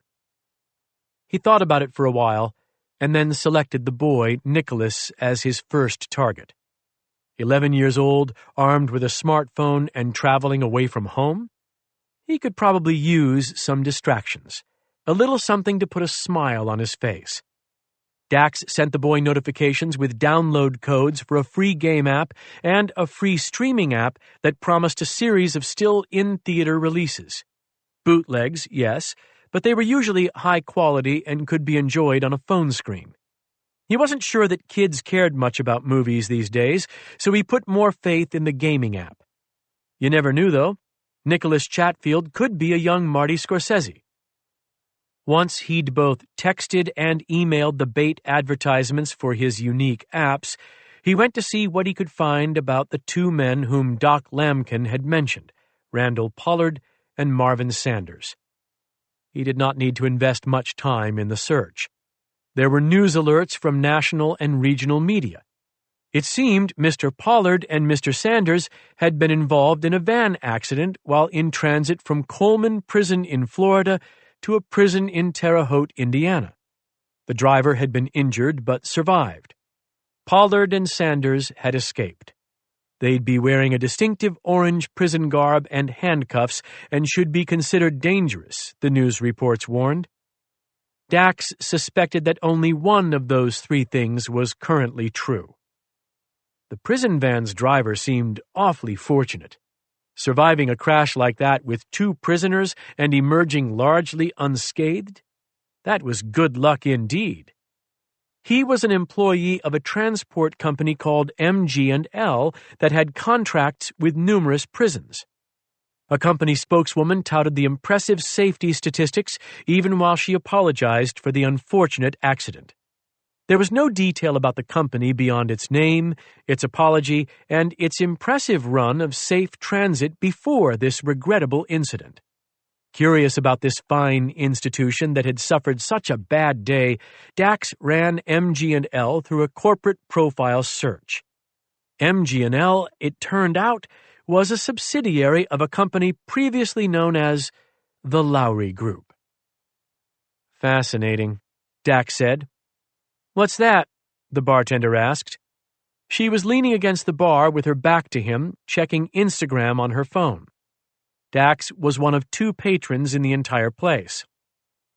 I'm reading an article, he told her. Really interesting stuff. Yeah? Hit me with it. She still didn't turn or look up from the phone. Did you know, Dax said, that the Yellowstone caldera could blow this entire state right to hell? This article says that there's an active volcano down there, been sitting dormant all this time, but ready to just kaboom. She looked up at him then, studied him for a moment, then said, Probably bullshit. Like how we're always supposed to be just getting missed by meteors or asteroids or whatever, and then it turns out they're really like 10 million miles away. Dax smiled at her.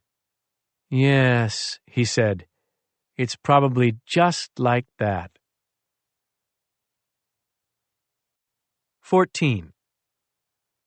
The afternoon following their fishing trip, Leah told Ed that she was taking the kids to Camden.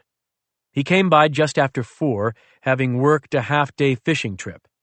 Nick seemed pleased to see him, wandering out in the yard to ask him about the fishing, and Haley seemed carefully indifferent.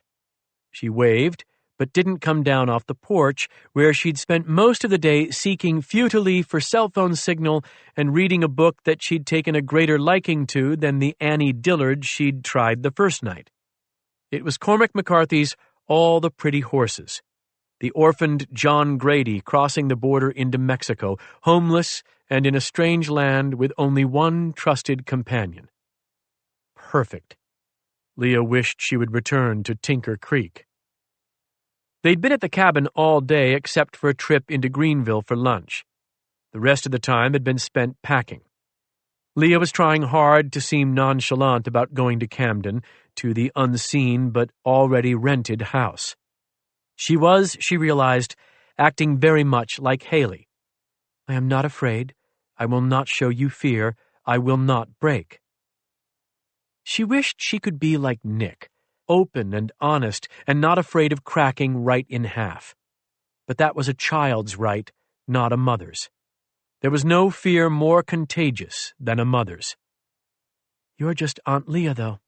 Go on and embrace it. Crazy Aunt Leah can be scared of leaving the little house in the big woods if she wants. She'd worked through the day sorting and packing, and she did not put the handgun in her car until she was sure neither of them could see her. Then she'd put it in the glove box and locked it. The rifles and shotguns would have to stay behind. She would have no need of them in Camden, of course, not the long guns and not even the pistol.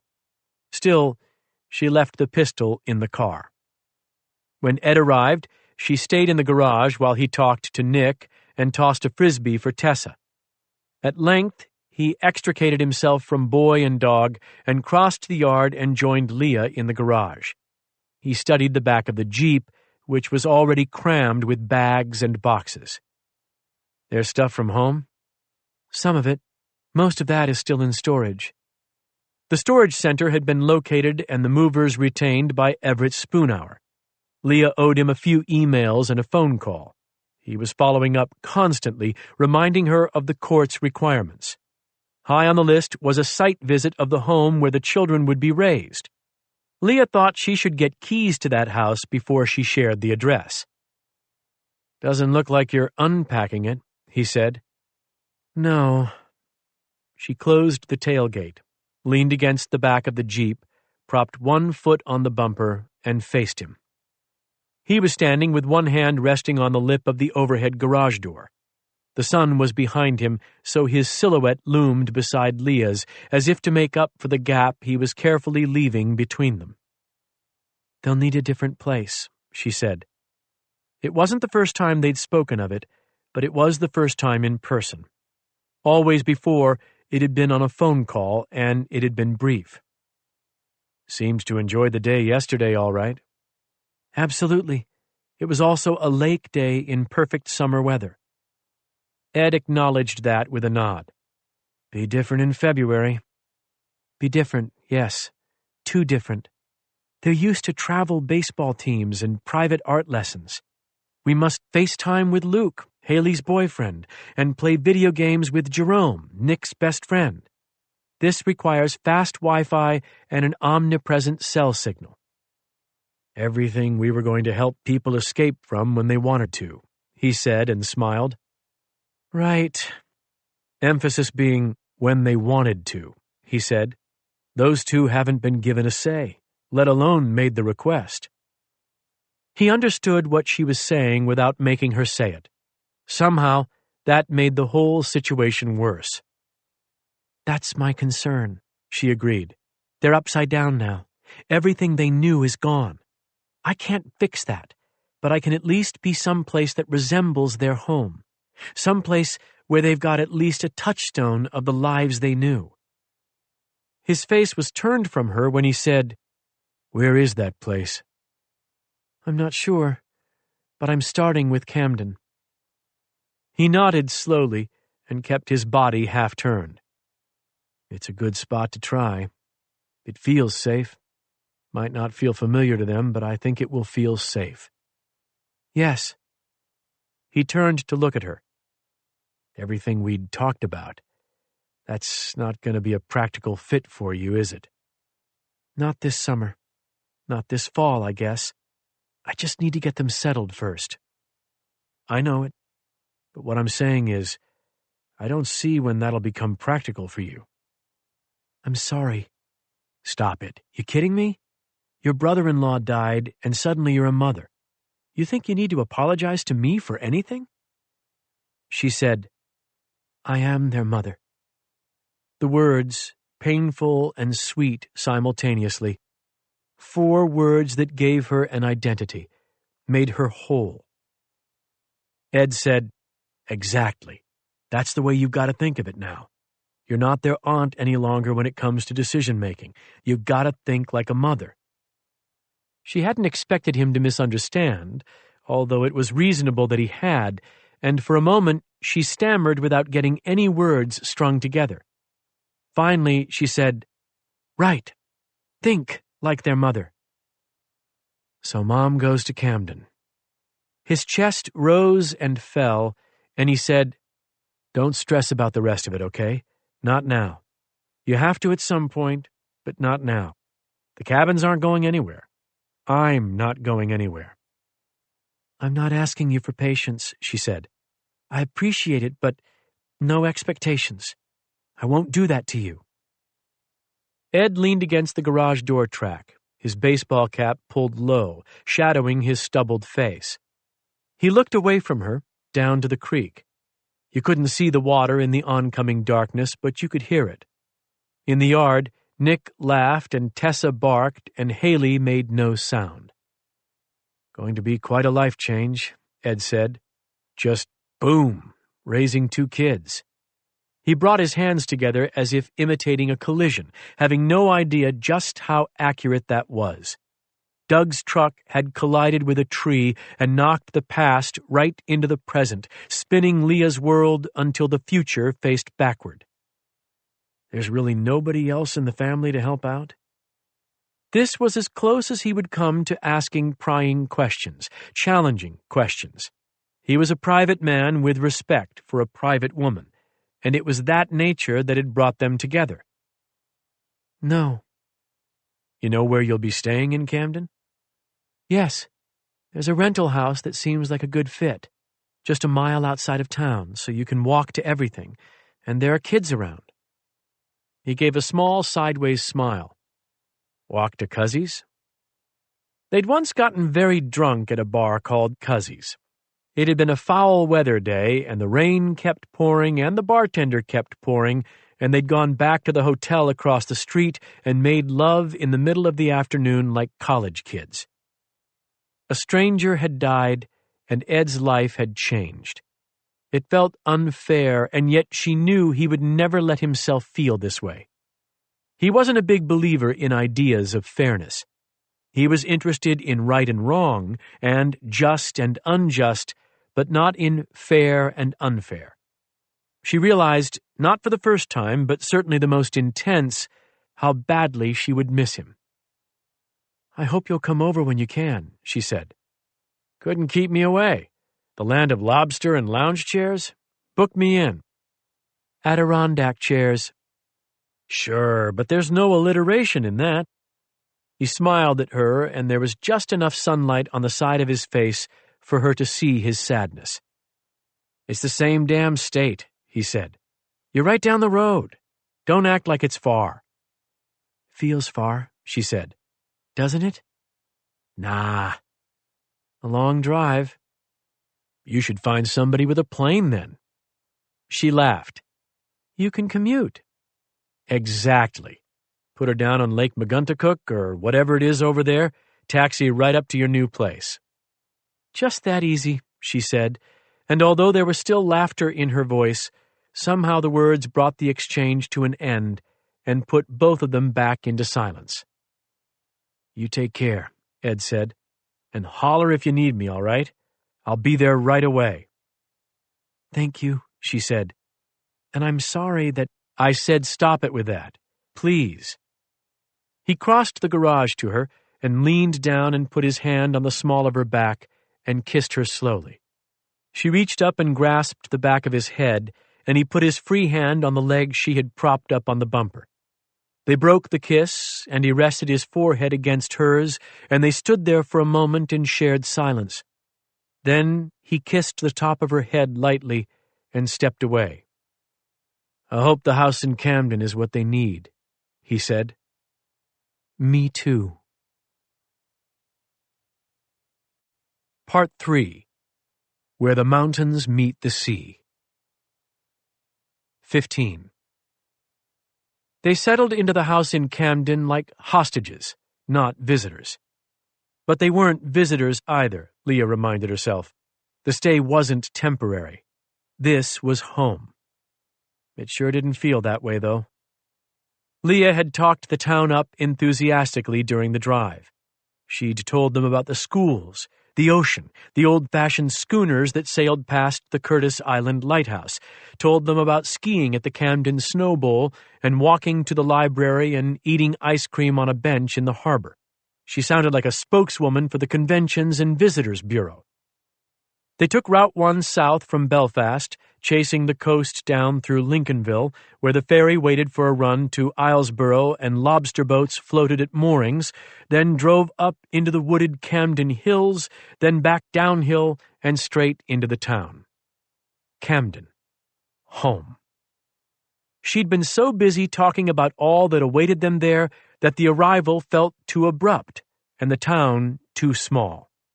Sure, there was the beautiful library overlooking the harbor, and there was the cascading waterfall where the Maguntacook River emptied into the sea beside a bucolic park. But then they passed those things, and the tourist shops that flanked Route 1 were gone, and the GPS was instructing her to take a right turn onto Washington Street. Maine had plenty of blink-and-you-miss-it towns, but Camden had begun to feel outsized to her as she'd made her plans, and the swiftness with which the heart of the village came and went was jarring. She made the right, and then quickly the beauty of the harbor was behind her, and they were driving past an old textile mill that had been renovated and turned into restaurants and apartments. She remembered this area only vaguely from a skiing trip years ago. That's 40 paper, she said, still in tour guide mode. It's a little Italian restaurant with a great happy hour. A great happy hour? Gather round, kids. We've got to discuss the best cocktail prices in town. This was her attempt at mothering? Well, maybe it preserved her identity a little bit better. Aunt Leah, the lush. There's a river up here, she said, trying to move on from the happy hour observation and remembering the map she'd studied on sleepless nights in Louisville. And then there's a lake. The lake is supposed to be pretty special. We've seen a lot of lakes already, Nick said, and the fatigue in his voice silenced Leah. He wasn't wrong. They had seen a lot of lakes. I'm excited about the house, she said. No one answered. The home was a 2-story yellow colonial over a walkout basement with an oversized deck facing Mount Batty. Leah pulled in and killed the engine. What do you think, Haley? She asked. I don't like yellow, Haley said. Strike one. Leah nodded. Good news, then.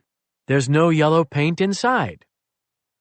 They climbed out, and Tessa promptly ambled across the property line to the neighbor's yard, squatted, and shat.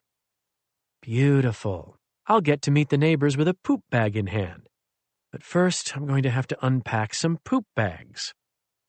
Tessa trotted back when Nick whistled, and the 4 of them gathered outside the door as if 3 of them were waiting for the dog to take the lead. Do you have a key? Haley said. Or is someone supposed to meet us here? It's a code. Let's hope it works. She put the code into the electronic lock and opened the door. Home sweet home, Leah said, and her voice echoed. The house had hardwood floors and high ceilings, selling points that the agent had mentioned repeatedly, but all of that lent a cool hardness to the space rather than welcoming warmth. It felt undeniably like the rental it was, clean and cute and furnished tastefully but cheaply. IKEA presents Maine Cottage in a Box. The kids walked through the house in near silence, with Nick gawking in all directions and inspecting knickknacks with curious fingers, and Haley walking behind, hands in her pockets, shoulders tight. Her eyes took in the new space, but she didn't engage with it in any way. It was as if she wanted to pass through the walls and fade away for good, ghost-like. Just like her mom did, Leah thought. The only difference is Haley actually wants to disappear. Let's go see your bedrooms, Leah said. You each have your own. We'd better have our own, Nick said. I don't want to live with a girl. If you're real quiet, I bet you can hear the applause from relieved girls everywhere, Haley muttered. Leah smiled. That was a mistake. Haley saw the smile and shut down again, determined not to waver in her silent disapproval. They went up the steps as Tessa barreled ahead. She hadn't been in a house with a long run of steps before, and she struggled to find her stride, making them all laugh, even Haley. They watched the dog with her high, swinging hips, moving like a girl in her first set of heels. Leah breathed easier, hearing the laughter. At the top of the steps was a small hallway with rooms in all directions. Bedrooms and bathrooms, nothing else. The kitchen, living room, and dining room were downstairs, and all the bedrooms were upstairs. It was a large home, but somehow the partially cracked open doors of all the bedrooms seemed to squeeze Leah as she stood in the hall. She remembered picking out the nursery in their old house in Florida, remembered the way the baby monitor had lived on her nightstand, tracking every sound these two had made. How could they not remember her? Who goes where? Nick asked. Haley gets to choose first. Why? Nick demanded. She's the oldest, Leah said, because she was lost in a memory of holding her first newborn in her arms. Her daughter. Sweet, beautiful Haley. Leah had taken a long maternity leave for Haley. The Lowry Group had been very good about that, very understanding. A wonderful place to work, so much better than any commercial airline. It wasn't until Leah went back to work that she began to fly exclusively for Brad Lowry. Lots of trips, Lots of VIPs picked up on private airstrips. He was the chosen one. Congress, then Senate, then a run at the top. There was no doubt in anyone's mind back then, back before he'd gotten a leaked look at the affidavit of one Nina Morgan and loaded his Smith & Wesson. Nick said, "Okay, Haley, you get first dibs. Which one do you like?" "I don't care," Haley said in the tone that Leah was getting to know well. It wasn't insolence, that might have been better, but distance. A voice that promised the real Haley was in there under lock and key, and good luck getting to her. "You don't want to be here," Leah said, "and I understand that. But I want you to pick whatever room might make you happier." "I will only be happy back in my room in—" Haley stopped and shook her head.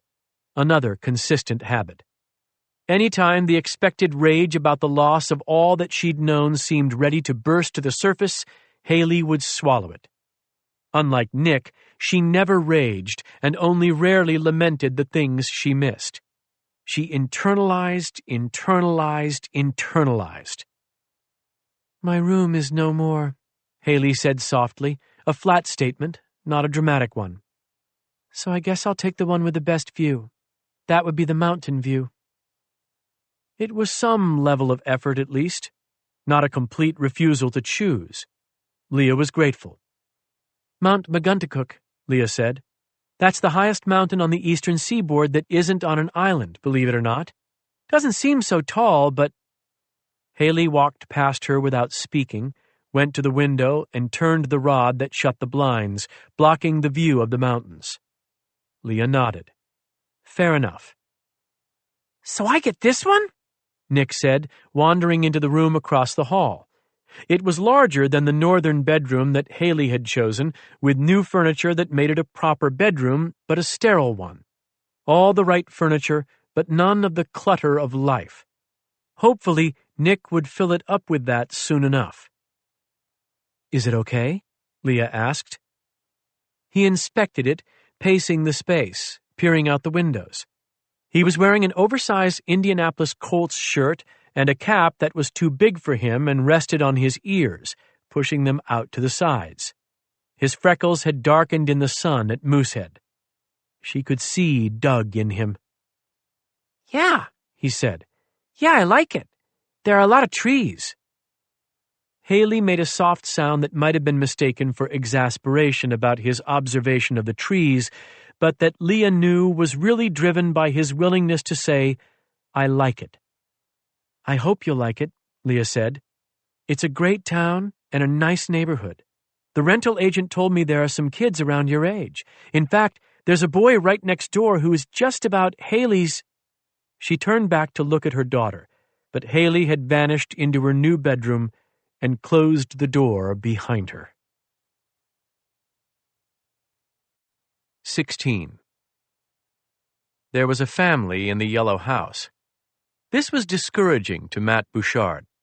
The yellow house was technically next door to his own, but separated by a 3-acre expanse that was neighborhood green space. The green space was Matt's personal territory. Most of the neighbors viewed it as just trees and rocks, but all the stormwater funneled down through it and out to a retention pond before entering the Maguntacook River, and in heavy spring rains, that stretch could look like a waterfall. The place was pretty cool, and great for practicing wilderness skills, as Matt often did. But Mrs. Wilkes up the road was always prattling on about the dangers of the pond and the liability of it all. "She's concerned," Matt's mom would say. "She's fear-mongering," his dad would respond.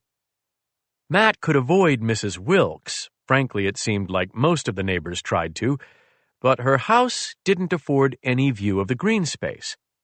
The yellow house looked right out across it, which meant the people in it would have a view of all his liability-risking excursions. He watched them move in through binoculars. He already knew what to expect. The woman's name was Leah Trenton, and the kids weren't her own kids, but her niece and nephew. Mrs. Wilkes had told Matt's parents this because Mrs. Wilkes liked to share other people's business. Gossip and bullshit is all that charges that lady's batteries, Matt's dad had said. According to Mrs. Wilkes, who had heard it from someone who had heard it from the property manager who handled the house, Leah Trenton was a registered Maine guide who worked up around Moosehead Lake and the Allagash Wilderness. How cool was that? There were some jobs that sounded cool but really weren't once you dug beneath the surface. Matt's mother, for example, was a private investigator, a real-life PI. Sounded awesome. Legit badass. But Matt had had too much time seeing how the sausage was made, as Mom said. She didn't do stakeouts, and she didn't have tracking devices or cell phone bugs or any of the cool stuff. She definitely didn't have a gun. Leah Trenton, though, actually went into the wilderness, went on moose hunts and bear hunts, and took float planes to isolated lakes where she'd paddle even farther into the unknown to catch trophy fish on a fly rod. Legit badass. She didn't look much like a wilderness guide. She was wearing jeans and a tank top and looked physically fit, but you could look physically fit from an exercise bike, too. The boy was maybe 8 or 9 years old, possibly older than that and just small. He was wearing a hooded sweatshirt and an Indianapolis Colts baseball cap. Not going to make many friends up here in that hat, Matt thought. And then the girl climbed out, and he forgot about the cap. She was the one who was Matt's age, Mom had said. Going into 7th grade this year, like him, or maybe 8th. Mom hadn't been sure. The girl was tall, wearing jeans and a fleece jacket. Why is she dressed like summer is over? And had long dark hair that fell just below her shoulders. To say that she looked like her aunt was an understatement. It was uncanny. The girl even did the pause and look around thing like her aunt had. When she looked up, past the house and into the mountains, she seemed to stiffen a little, like the sight of them intimidated her. They're from somewhere in the Midwest, Matt's mother had said. The Midwest was flat. Maybe she'd never seen any mountains? Still, it was a strange reaction. Everything about her response to the place was strange, actually. She stood there rigidly, looking at the trees as if they hid a sniper. The thought was almost enough to make Matt lower his binoculars. Almost. A soft, cool breeze rode up the river and through the green space slope. It rustled leaves, fanned through the grass, and then eddied around the Trenton family. The girl's dark hair swept across her face, and she took one hand out of her pocket and pushed her hair back over her ear, and Matt's throat felt tight. She was going to be the most beautiful girl in school. Libby Nielsen was in for a rude awakening after Labor Day. 7th grade, Matt implored the heavens silently. Please, please let her be in the 7th grade. The woman said something in a voice too soft for Matt to hear out in the woods, across the retention pond where frogs chirped, and then the whole group walked down the driveway, up the steps, and into the house. The front door closed, and they were gone. They'd been in sight for only the brief moment, none of them touching one another or speaking, let alone expressing any of the celebration or enthusiasm you might expect from two kids showing up at their new house. Maybe they don't want to be in Maine at all, Matt thought. Something was off with them. He wondered what exactly it meant that the kids weren't living with their parents anymore. Had someone died or gotten sick or gone to jail? There were so many bad things that could happen. He needed to ask his mother. She should call them, Matt thought. Be neighborly, show a little kindness, and find out that girl's name. 17. The strangers arrived in Everett Spoonhour's office just after 5, walking in mere minutes after Linda, his receptionist, had left for the day.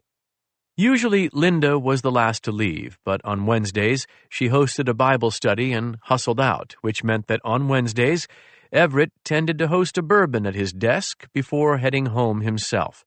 He could always use a bourbon after a day of minding the affairs of the dead. He was minding the decanting of exactly 1.5 ounces of Blanton's into a tumbler glass when he heard the office's front door open and close. "Forget something?" he said without turning, maneuvering to block the bottle and glass from Linda's view with his body. He didn't care that she saw what he was doing, necessarily. He was the boss, after all, but he didn't want to advertise it either. "Mr. Spoonhour?" The voice was masculine, with the faintest whisper of Boston in that closing R. Everett turned in surprise and saw the white man, and then behind him the black man, who closed the door so softly the latch's click was nearly inaudible. The white man was wearing gray Carhartt work pants and a long-sleeved shirt open over a white T-shirt. He was about 40, several inches shorter than Everett's 6'2", and muscular, with a week's worth of beard. The black man was taller and leaner, and possibly the same age, but somehow harder to define, with a presence so quiet that he seemed less distinct, as if you had to squint to determine his exact silhouette, let alone any features. He was wearing a Carolina blue T-shirt, black jeans, and khaki-colored boots that were so clean they seemed to glow. Everett Spoonhour was the farthest thing from a racist. You could ask anyone about that. Even though his grandfather had been in the Klan, Everett was absolutely not a racist. And yet the black man scared him more than the white man. "May I help you?" he said, walking to the open door of his office. "I sincerely hope so," the white man said.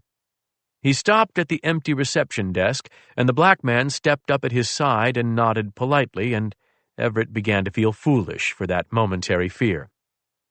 "Sorry to be bothering you so late in the day, but we've been on the road since 6, and we're headed to the airport first thing tomorrow, so we had to try to catch you before heading back to Texas." "Texas?" The white man nodded and extended his hand. "Name is Scott Mason, sir. My colleague is Reggie Taylor." Everett shook their hands. Strong grips, both of them, but while the one named Scott looked around the office when he spoke, the one named Reggie never took his eyes off Everett. It wasn't an aggressive stare. In fact, it was so calm that Everett felt himself relaxing. He was a student of human nature, and he could see that there was no hostility in Reggie Taylor. "What brings you here from Texas?" Everett asked, thinking that he hadn't worked a case with any overlap in the Lone Star State in many years. "Missing children," Scott Mason said. "Pardon?" "Missing children," Mason said again. "Not your Amber Alert kind yet, although we think they should be. We think you probably agree." "I'm not following." Mason reached into his breast pocket and withdrew 2 items. One looked like a passport, and the other was a 4x6 photograph. He opened the passport first and handed it over. It turned out to be a private investigator's license. Everett gave it a long, scrutinizing look, even tilting it back and forth so the light hit it at different angles. This was all show, of course. He had not the faintest idea what a Texas PI license should look like. "All right," he said, passing it back. "No jurisdiction in Kentucky, though. With all due respect, PIs don't really have any jurisdiction anywhere." Mason gave a thin smile. Reggie Taylor did not. "Correct," Mason said. "We can't do a damn thing except ask questions, and that's all we're here to do, with the full understanding that you don't have to answer them. Glad we're in agreement there. But we hope you're concerned with the safety of the children," Reggie Taylor said. It was the first time he'd spoken. His voice was soft but grave, like the wind before a storm. "My concern for safety is joined with my concern for confidentiality," Everett said, striving to find the entitled evasiveness of the Esquire. Mason held the photograph up. 2 children were in the picture, an older girl who was maybe 13 or 14, and a boy a few years younger. "Her name is Haley Chatfield. His name is Nicholas Chatfield. Correct?" Everett had drawn up the standby guardianship for those children a decade earlier, though he remembered Doug Chatfield only as young, physically fit, and nervous. Nervousness wasn't common in Everett's office. Even the most virile could grow a little green around the gills when you were signing and notarizing documents pertaining to their demise. Doug's overriding concern had been the creation of an ironclad standby guardianship. Everett had done his job. He hadn't seen the man again. He'd never seen the children. Years passed, clients came and went, and Everett's memory of Doug Chatfield dimmed. Then, Doug Chatfield's truck had flipped, and Everett's phone rang, and suddenly there was one Leah Trenton in his office, a tall, lean, muscled woman with intense dark eyes and a copy of the document that Everett had drafted all those years earlier.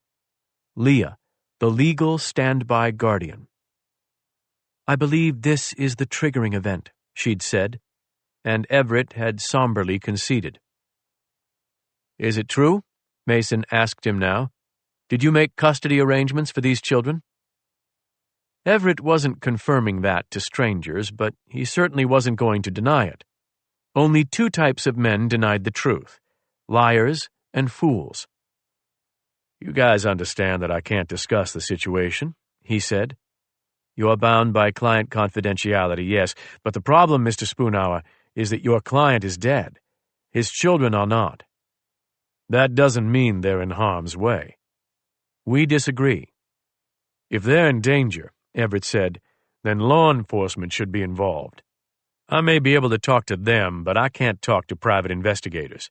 I can't get into this without a court order compelling me to do so, not even if I wanted to." "Understood and appreciated," Mason told him. "Likewise, I hope you understand and appreciate this. Those kids are in danger. My guess is you already sense this." Everett found himself giving the slightest nod in response. It seemed to be enough for Mason, because he finally lowered the photograph and returned it to his pocket. "We've had no leads on this," he said. "I'm being honest to the point of embarrassment. If we had other options, we wouldn't be here, Mr. Spoonhour. We don't need the backstory from you or even any details. But those children, they need someone. If we had the faintest idea where to go from here, well, that might make the difference between a healthy and happy future for them or something terrible." Time passed. No one spoke. "I don't know where they went," Everett said at last. "That has been a problem for me. You're adding to the problem, not fixing it. I can't fix yours either." "No idea where they went." "Okay. What about means of contact?" Everett shook his head. "No address?" Mason said. "No phone number? Nothing? The man died and you stepped in to handle his affairs, but you've got no way to contact his children? How do you intend to see that they get insurance money?" Everett stayed silent. "You have a contact for her," Reggie Taylor said. It was a flat, empty statement.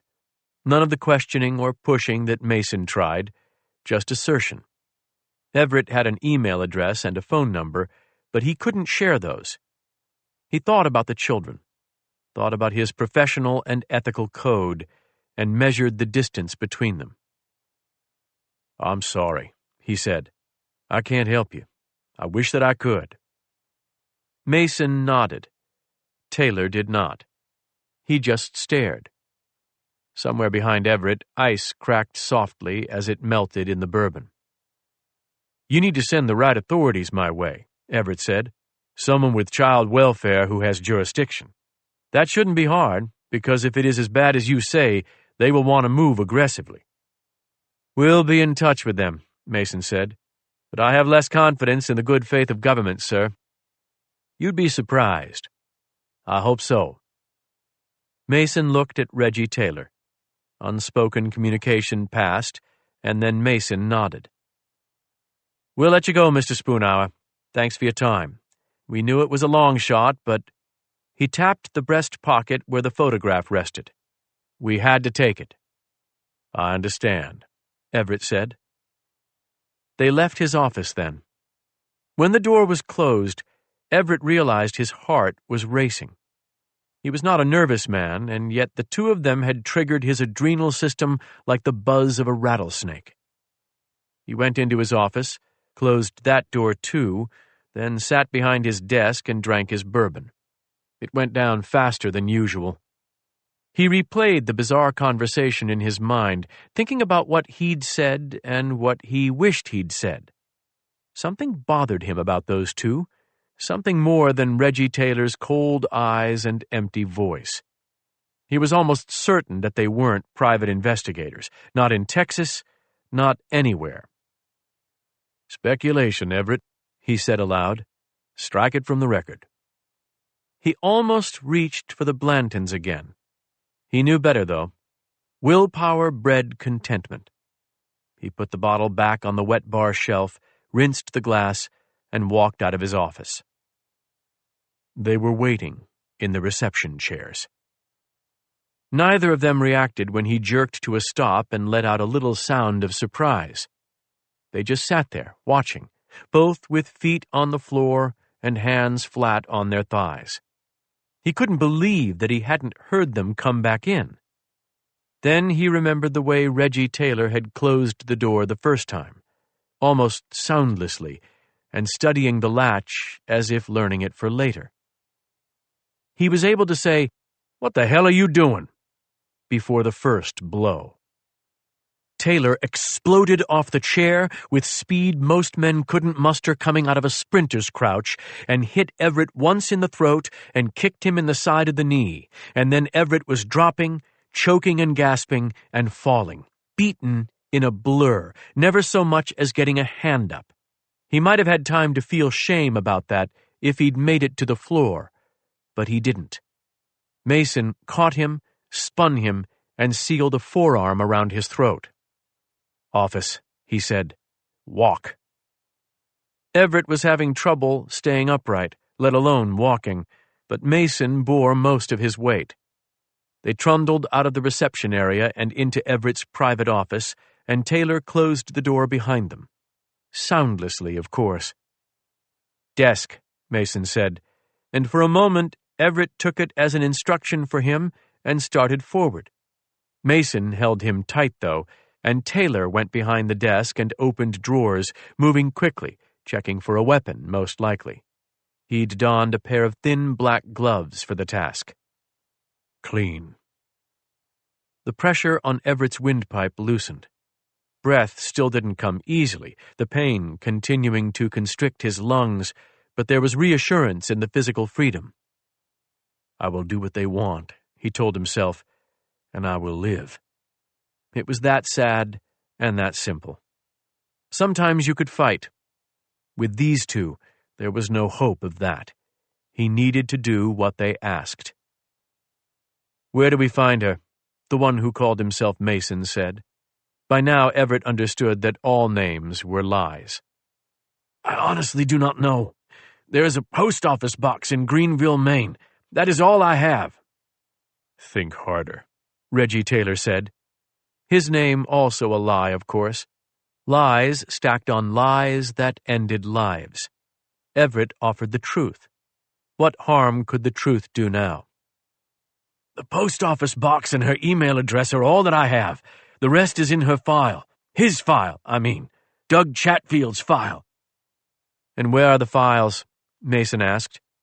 "Hard copies in the cabinet and the rest in the computer," Everett said, his voice a rasp from his swollen throat. "That's all of it." "Good boy," Mason said in the tone of someone training a puppy. "Which cabinet? Which drawer?" "Middle cabinet. Third drawer. Alphabetical." He rubbed his throat. Breathing was easier now, but he was more aware of the pain in his leg where the kick had landed. He had his weight on the left side because his right knee felt loose, untethered, as if a tendon had detached. Reggie Taylor went to the cabinet, opened the third drawer and scanned through the files, searching for Chatfield, found the accordion folder and removed it. He didn't check the contents, just took the folder and closed the drawer. "What's on the computer that's not in this?" he asked. "Emails." "You need to log in?" "Yes." "Then do it. Move slowly. Hands above the desk." The instructions were pointless. Everett had no choice but to move slowly, limping around the desk and favoring his wounded leg. He fell heavily into the big leather swivel chair, feeling a pop in his knee. Taylor stood behind him, and Mason stood across the desk while Everett logged into his computer, pulled up his email, and found the exchanges with Leah Trenton. There weren't many of them, and they were mostly one-sided queries from Everett. Reggie Taylor used his phone to take pictures of the screen. Everett, uninstructed, hit print. The printer glowed, chimed, and then hummed as it went to work. Mason looked at it, laughed, and said, "Good boy," again. They were silent until the printer was done. Then Mason walked over, collected the documents from the tray, folded them, and put them in his pocket. "That's all?" he said. "That's all. Really." "Why are you saying really? Think we don't trust you, Everett? That's not a nice thought to have." Everett knew better than to argue or fight or beg or plead. He knew better than to do anything. And yet he found himself asking a question. Who was Doug Chatfield? He was starkly aware of two things when the words left his lips. These men would not answer, and he would not live. That was why he had asked the question. Because it felt unfair to die without even knowing why. "He's unimportant," Mason said, and Everett expected him to leave it at that, but instead Mason added, "He married the wrong woman, that's all." "There was no wife," Everett said, suddenly hopeful that he could disappoint them with this enough to send them from his office. "By the time I met him, she was dead." Mason reached into his pocket and withdrew a photograph. Everett was expecting to see the shot of the two children again, but instead there was a woman in the frame. She was dressed in a flight suit, but there was no military insignia. She was standing beside the wing of a plane, a small jet, and she was smiling into the sun. Tall and lean, with an angular face, her suntanned face split into a smile, dark eyes gleaming. It was Leah Trenton, an old picture, but a clear one. "That's not his wife," Everett said. "That's his sister-in-law." Neither Mason or Taylor spoke, and in their silence, Everett understood his own mistake. Mason looked at Reggie Taylor and smiled. "Tell us where to find her, Everett." "I've told you everything I know." "You're sure?" "I'm sure." "Then I guess we've got nothing more to gain from you," Mason said conversationally, and he started for the office door. Everett watched him go and thought with relief, "It is over. They are going to leave." He was right about both things, and wrong only in his relief. Without looking back, Mason said, "Your turn, Bleak." The phrase was curious, and Everett was just about to say that he didn't understand what that meant when Reggie Taylor stepped forward with a knife in hand and sliced Everett's throat. The blade was in and then out, and then Everett's hand was finally raised, but it was too late, and instead of defending himself against the blade, he was closing his fingers around a geyser of hot blood. In his last thought, he understood the phrase that had confused him before. Bleak was the man with the knife. 18. Labor Day weekend came and went, the weather so beautiful that it seemed determined to reassure Leah, the warm breezes whispering, "You are safe here. They are safe. It will all be fine." The house helped. She'd known that it would. Nick had already made enough of a mess in his room that it felt occupied, not so sterile. Haley, however, refused to leave so much as a crease in the sheets to indicate her presence. They watched TV and rejoiced at the presence of Wi-Fi. Nick had an endless array of bizarre YouTube videos that made him laugh. The laughter was loud in the house, and Leah was grateful for it. She now had about 100 more streaming options than she'd ever known existed, with Nick adding app after app. "They're all going to be free for a while," he'd told her. For a while. Reassuring. She knew this was a mother's moment. Enforce some rules. Don't just sit back and let them take control. But she was so happy to see him lounging on the couch with mismatched socks on his feet and a smile on his face that she didn't give a damn about policing the TV. They'd been through real tragedy. She wasn't afraid of what the TV could do to them. They went shopping in Rockland, returning with a carload of items deemed essential. To Nick, for reasons unexplained, this involved strings of outdoor patio lights that he hung from the bedroom ceiling. He was entranced by the tiny Edison-style bulbs, and Leah loved the delight he showed when the sun went down and he could finally see his new, softly glowing room. It was his now. Haley had requested a stop at Home Depot, where she walked through the paint aisle with purpose and came back with a small can of black paint that said it had a chalkboard finish. "Do you care about the basement wall?" she asked. Leah had barely thought about the basement. It was an unfinished space, although the walkout doors and nicely trimmed windows suggested the builder had entertained bigger plans for it at one point. The floor was bare concrete, and the ceiling was exposed joists. The walls were primed, but not painted. "I do not care about the wall," she told Haley, and they bought the paint. There was an art supply store in Camden. It seemed there was an art supply store in every town in mid-coast Maine. If one could survive solely on art supplies, scented candles, and lobster-themed trinkets, one would never need to leave. And they stopped there at Haley's request and bought chalk.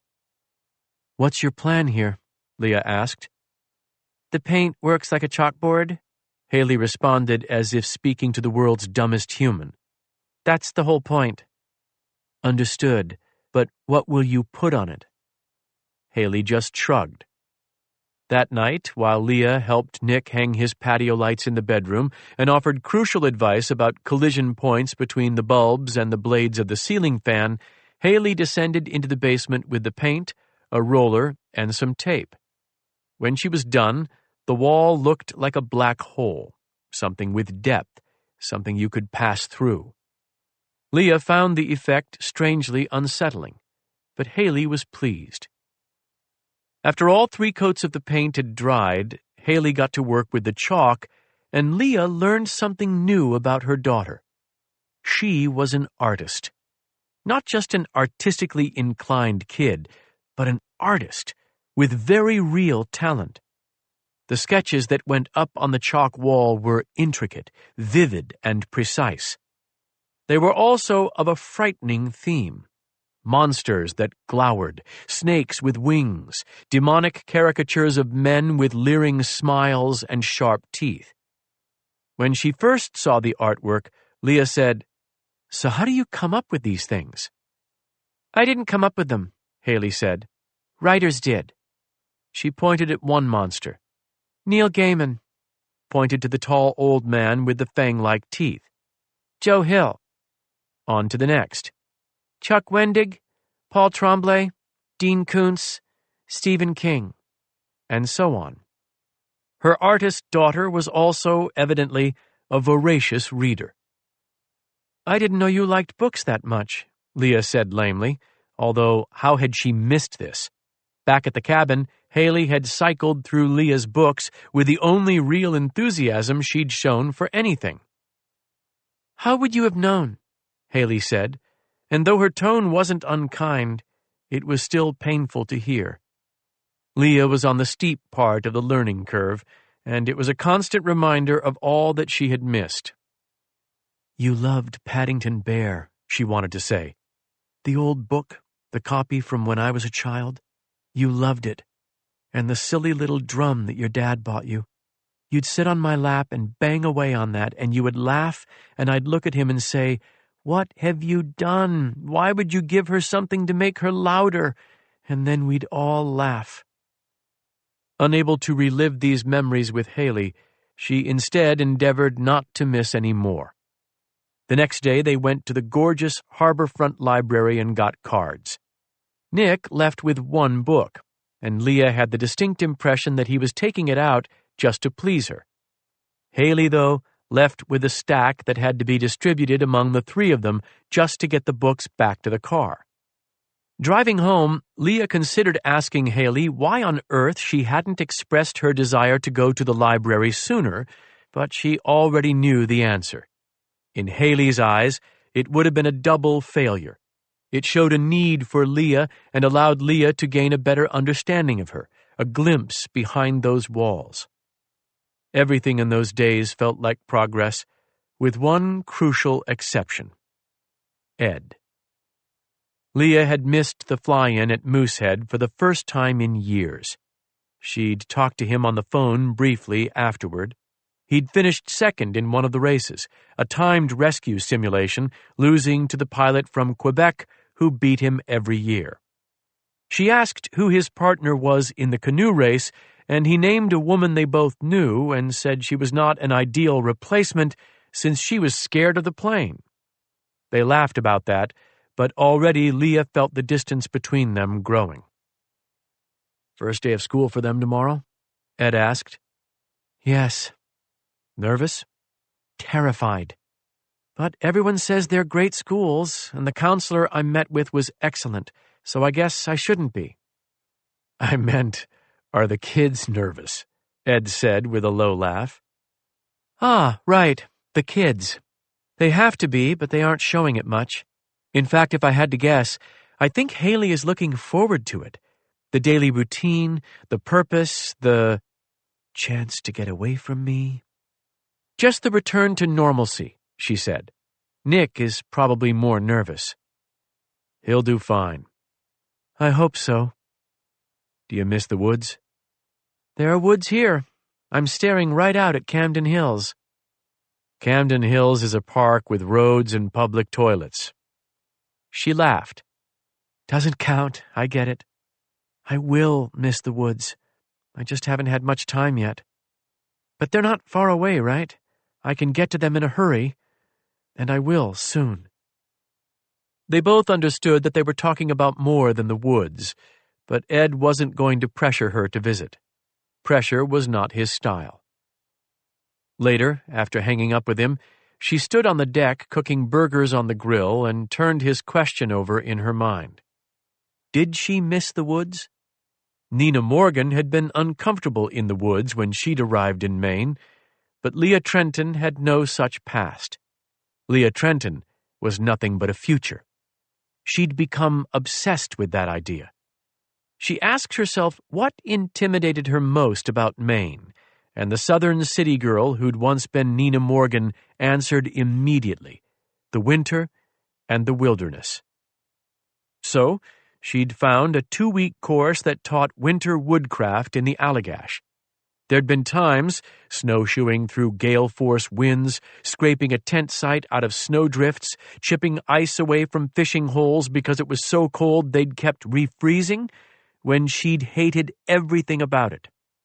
But there'd been good moments, too. A below-zero dawn when the sun crested above her camp and lit the snow-filled valley. A day on snowshoes when a hare ran beside her, keeping pace with her as if she were a natural companion. Lighting a fire in a howling wind in the dark without needing to use a flashlight. Pulling up a rainbow trout from beneath 20 inches of ice, its speckled body glistening like a ruby in the winter light. Moments of beauty, moments of triumph. Small victories each day. That spring, she'd signed up for the professional guiding course. Maine regulated its guides to ensure that anyone who took money to lead strangers into the wild was qualified to do so.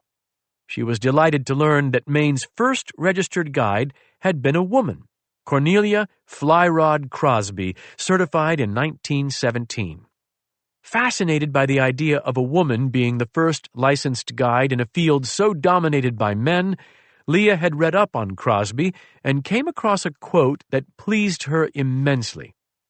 "I'm a plain woman of uncertain age, standing 6 feet in my stockings, and I would rather fish any day than go to heaven."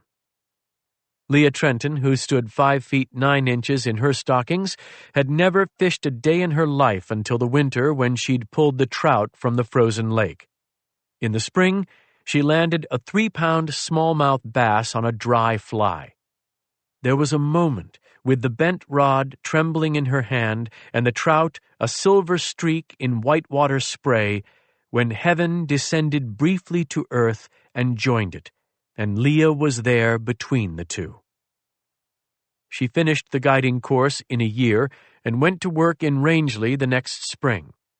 Now, when people asked why she'd come to Maine, she had an answer: for the wilderness.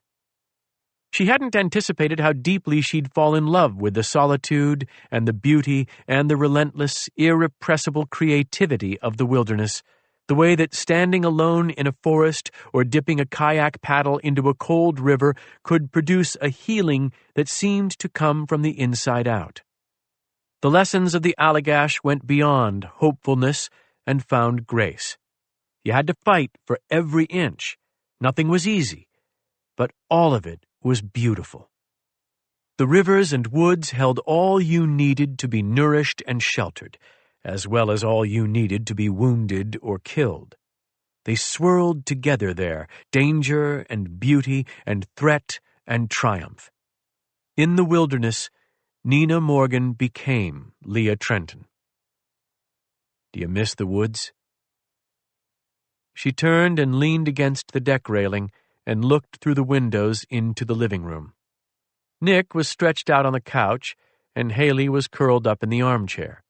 They were watching a movie together, and Leah could have sworn it was the new Marvel movie, one that was still in theaters. Was her son watching bootlegged films? Surely not. She thought about asking him, but who gave a damn if it was bootlegged? They were happy. They were laughing. She closed her eyes and listened to that sweet sound. No, she did not miss the woods. 19. School started the Tuesday after Labor Day. Haley Chatfield took the bus. Matt Bouchard was planning on biking to school, but he was struck by a desire to change this transportation choice on the first day of 7th grade after catching sight of Haley standing at the top of the steep driveway with her backpack on, her hair pulled back and knotted in a sort of loose ponytail, sunglasses shielding her eyes. Matt walked his bike back to the garage and ran inside to tell his mother he'd opted for the bus. She looked at him as if he were insane. Riding his bike to school had been a point of contention all last year, a valiant battle finally won by forces of good and decency, and Matt's relentless text messages regarding the Camden crime rate, or rather the lack thereof. Being allowed to bike to school had been seen as a win for freedom and independence everywhere. Now he was trading it for the bus? The new neighbor kid is out there, and her aunt asked me, and you asked me, to be nice to her or whatever. He tried to seem put out by the idea, as if grudgingly succumbing to his better nature. His mother's surprise morphed into a smile, though, and he felt heat rise in his cheeks. "What?" he said. "Didn't you ask me to be nice to her?" The smile remained as she nodded. "I certainly did. So you just saw her standing out there and felt so bad you decided to do this on the spur of the moment, eh? That's considerate of you, Matthew." "I thought so," he agreed. "I probably won't do it again, but new kids get nervous on the first day, you know? So just this once." "Just this once," his mother echoed. "Be polite," she called after him. "She's probably a nervous girl today." Pause. "And a cute one." "Mom!" He shut the garage door hard enough to be emphatic, but not so hard that he would get into trouble for slamming it. Up the hill, Haley Chatfield had her head down and her phone in her hand. She'd pushed her sunglasses up on the top of her head. This was a small thing, and yet it made her look impossibly mature to him, impossibly cool. Her focus on the phone was so intense that she didn't hear him approach. His own fault. Years spent perfecting his silent walking techniques in the woods were coming back to bite him now. Couldn't be clumsy if I tried, he thought. "Hey," he said. He'd tried to deepen his voice, but it came out sounding more like a guttural grunt than a friendly hello. She snapped her head up and took a startled step backward. When she moved, her sunglasses slipped from their perch on her head and fell to the ground. "Crap," she said. Matt rushed forward and bent to pick them up, praying that the lenses weren't cracked. In his hurry, he didn't see that she was bending over too. Their skulls met with a bone-on-bone clack. "Ouch!" She stepped away, rubbing her head, face twisted with pain. Couldn't be clumsy if I tried, Matt thought again, and he wanted to laugh and cry and run back to the house all at once. Take his bike to school after all. Skip school, maybe. "Sorry," he said. "I'm really sorry." He picked up the sunglasses, brushed the dirt off them, and offered them to her. "They're not broken, at least." She hesitated before taking them from his hand, as if afraid that he might follow the headbutt with a karate chop to the throat. A bad start. A very, very bad start. She inspected the sunglasses carefully. The lenses weren't cracked, but when she put them on, they canted to the left. "They're bent," she said. "Damn it, they're bent!" She was almost shouting at him, and when she tugged the gold-framed sunglasses off her face again, he saw with astonishment that there were tears in her eyes. She could get this upset about some stupid sunglasses? He felt less embarrassed now and more irritated. Who cared if she was new and pretty? She was also pretty shallow. "I said I was sorry, but it was an accident. I mean, I didn't drop them." She wiped her eyes furiously with the back of her hand, and Matt saw that the anger wasn't because of him, or at least not entirely. She was mad at herself for showing so much emotion, it seemed. "She's probably a nervous girl today," his mother had said. Maybe Matt had underestimated her anxiety. She looked so cool, so calm, so mature, that the idea of her being nervous about anything didn't make sense. But then again, everything was new to her. Being tall and pretty and smart didn't keep you from being an outsider on the first day of school. "It's okay," she said. "It's just, my dad gave them to me, that's all. It's fine. It wasn't your fault." But the tears were coming again. "I can fix them," he said. "Don't worry about it." Her voice was thick, and she avoided eye contact, but there was a single tear leaking down her cheek. She wiped it away with a ferocious swipe of her hand, like she was swatting at a mosquito. "Here, let me see." "It's no big—" But he was taking them from her, and she didn't resist. He held them gingerly in both hands, lifting them and studying the balance. They were Ray-Bans with dark lenses and thin gold frames. At the point where the left earpiece met the frame, the metal was bent, and the tiny screw that joined the two pieces together was pushed up. "This'll be easy to fix," he said. "I promise. My dad's got little screwdrivers for stuff just like this. It'll take me 2 minutes." He was already in motion, hurrying back to his house. "You don't need to," she called after him. "It'll be easy. But you're going to miss the bus." He looked back and saw that the bus was indeed approaching, making the turn up the hill and onto their street. He couldn't fix the glasses now and ride the bus with her too. He hesitated, then said, "I usually bike anyhow. It's faster." Both statements were lies. "You don't need to. I'll find you in school and give them back. Do you know your homeroom?" "Mrs. Houseman." "Oh, okay." He hoped she didn't see his deflation. Mrs. Houseman was an 8th grade homeroom teacher. Haley was a year ahead of him. Hopelessly far away from him, in other words.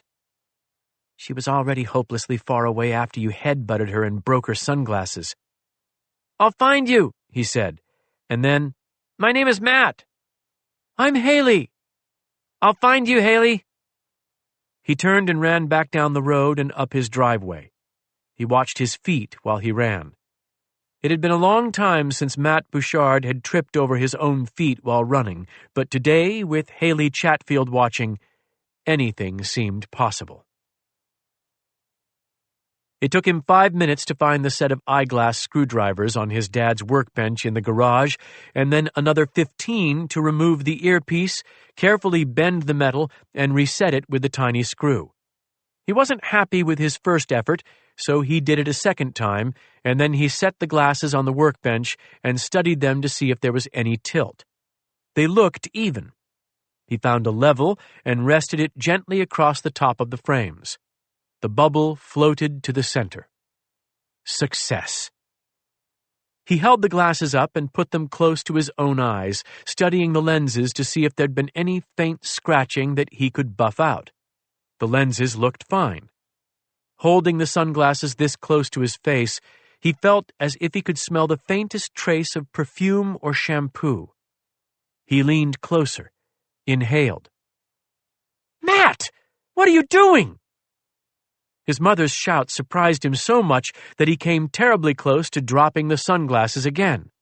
He held on, though, and looked back to see her staring at him from the door to the house, her car keys in her hand and her bag slung over her shoulder. "I had to come back for a minute," he said. "Haley dropped her glasses, and she was all upset because her dad gave them to her, and I knew I could fix them, so school started 5 minutes ago." He glanced at his watch, his beloved Garmin that told the altitude, barometric pressure, and compass bearing, as well as the time. She was right. The first day of school had officially started without him. But Haley's sunglasses were fixed. You had to count victories and losses.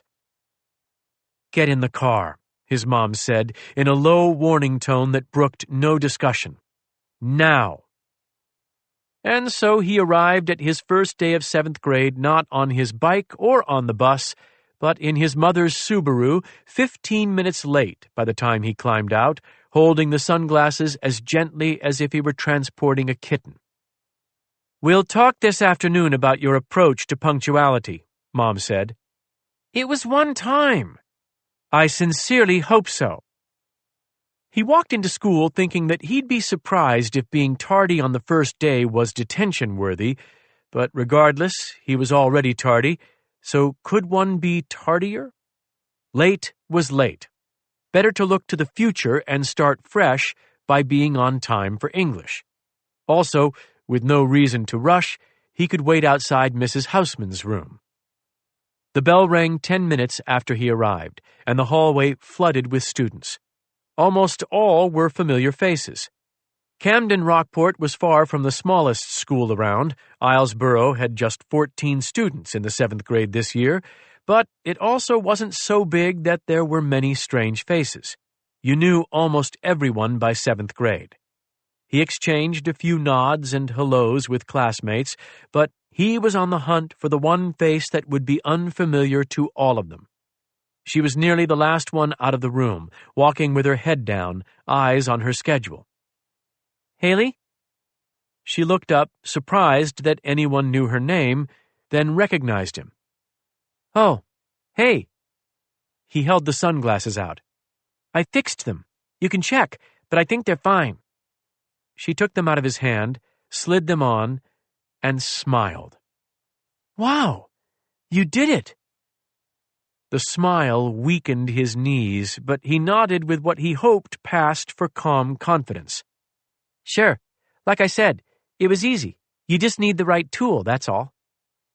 She took the sunglasses off, handling them carefully, pulled a case out of her backpack, and zipped them into it. Matt waited, and one of his friends, Danny Knowlton, passed by and gave Haley a look, and then Matt a look, one eyebrow raised. Matt just shrugged. He knew he'd hear about this soon enough. He'd get plenty of questions about the new girl by the end of the day. "Okay, since you're such a big help, can you do me another favor?" Haley asked. "No problem." He was ready to agree to build her a car if she asked for one, but she just handed him her schedule. "Where's my science class?" "I'll show you." "You won't be late for yours?" "Nah." He laughed. "I was already late for school, so I'm not too worried about it." She fell into stride beside him, the two of them walking upstream against a swarm of students. He loved the feeling of walking beside her, but he wished he were taller. She also had the extra year on him. But she was walking with him, and he'd fixed her sunglasses, and her mother had asked him to keep an eye on her. By that calculus, he was already the best friend she had. It might last for a week or two. "You were late?" she said. "You rode your bike?" "No, my mom took me, and I was still late." "Is she pissed?" "Not too bad. I'll find out when she gets home from work, I guess. If I'm lucky, she'll be really busy with casework crap, and she won't have the whole day to think about it." "Casework?" He nodded. "She's a private investigator." Haley stopped walking. "Seriously?" "Yeah. It's not as cool as it sounds, though. She doesn't do any of the interesting stuff. She pretty much sits at a desk all day using computer databases. It's not like your aunt, who's... There's a private investigator in Camden, Maine?" She looked incredulous to the point of suspicion. "She actually works in Rockland," Matt said, but it was evident that Haley didn't distinguish between the two. "As an investigator," she repeated with what seemed to be growing fascination. "Yeah, but the boring kind. Trust me, she's not doing anything cool." "But she researches people? Finds out who they really are? Things like that?" Matt was used to dismissing his mother's profession as boring and nothing like TV, but there was something to the intensity of Haley's interest that told him not to do this. Anything that interested her was something he wanted to encourage. "Yeah," he said. "That sort of thing. Background checks and stuff like that. Tracking people down." "Background checks," Haley said. Someone bumped into her, but she didn't react. She just stood there, one thumb hooked in the pocket of her jeans, her dark bangs swept across her forehead, staring at Matt as if truly seeing him for the first time. He liked the feeling. A lot. "Yeah." "So if I gave her, like, a name and a birth date, she could tell me about that person? She could find stuff that doesn't show up on Google?" Matt Bouchard hadn't reached the age of 13 without developing a few finely honed instincts. He had good emotional intelligence, a teacher had told his parents. As he looked back at Haley right now, emotional intelligence met a healthy dose of hormones and produced genius. "I could do that myself," he told her. "She's shown me how to do basically everything that she does." "Seriously?" Haley looked both dubious and hopeful. "Sure," Matt said. "She let me job shadow her." This was true. He'd job shadowed his mother for exactly one day. He'd spent most of the time playing games on his phone, but he knew better than to mention that. "If there's anything you want to find out," he said, "just let me know." "Okay," she said. "Cool. Let me think about that." "Sure. I mean, I'm right next door, so just come by the house, or find me here in the hall, or whatever." The hall, as it happened, was rapidly emptying. They both seemed to realize that at the same time, and Haley said, "Where's my science class?" "I'll show you. Hey, why don't I get your phone number and you can just, text me the name or whatever, and I'll find out everything you want to know." Casual, as if having her number didn't mean the world to him. "Okay," she said, and just like that, he had her number. Just like that, the day went from good to great. He put it into his phone, sent her a text that said, "Hey, it's Matt. Now you got my number," then pocketed the phone as they reached her classroom door. She made it in as the bell rang, leaving Matt alone in the hall, late for the second time that day. But walking to his English class, he didn't care about the tardiness one bit. It was less than an hour before she texted him. "Douglas Lewis Chatfield, DOB 8/12/1979. He'd responded to the text with nothing more than a thumbs-up emoji.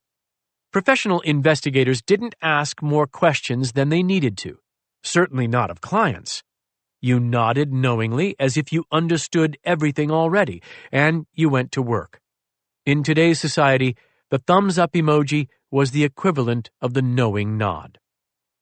Matt Bouchard had a PI client, and she was gorgeous. Bring on the 7th grade. 20. For a few blissful hours that night, all news was good, and Leah's focus was on the future. The first day of school had gone well for both Nick and Haley. Nick had a lot of news that excited him. There would be a field trip on a 3-masted schooner, which was way cooler than any field trip he'd taken in Kentucky. There was another Nick in his class who looked so similar to him that other kids joked about them being clones. He'd won races in gym. The food was better here than in Kentucky. His teacher was funny.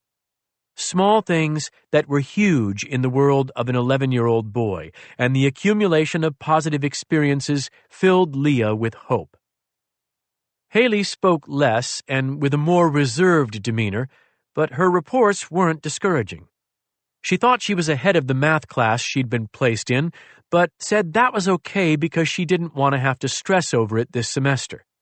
The kids were okay. The teachers were okay. Everything was okay, fine, neutral. She wouldn't condemn anything or praise it. She just wanted to close her bedroom door and FaceTime with her friends back home. There were no complaints, though, which was good. Then, after dinner, an email arrived from the law office of Everett J. Spoonhour. As we deal with the sudden and tragic loss of Everett, we hope that you will understand the gravity of the situation and remain patient. Recommendations for new counsel are available upon request, and we will work to expedite as necessary. As the staff and family deal with this tragedy, please reach out with questions only if they are urgent. We greatly appreciate your patience and your sympathy. Leah blinked, read it again, and said, "What in the hell happened?" aloud. She was sitting at the desk in the small library room off the living room, and the doors were closed, but the doors were glass, so the kids could see her. She looked to her right and saw Nick's feet protruding from the end of the recliner. He was facing the TV. Haley, however, was on the love seat, staring directly through the glass doors at Leah. "Everything okay?" Haley called, loud enough that Nick turned and leaned over in the recliner until Leah could see his face, too. "Get it together. Act normal, and remember you're not alone in the house, Leah." "It's nothing," she called, offering a dismissive wave of the hand to prove the point. "Some silly stuff with the guy who checks in on the cabin when I'm gone."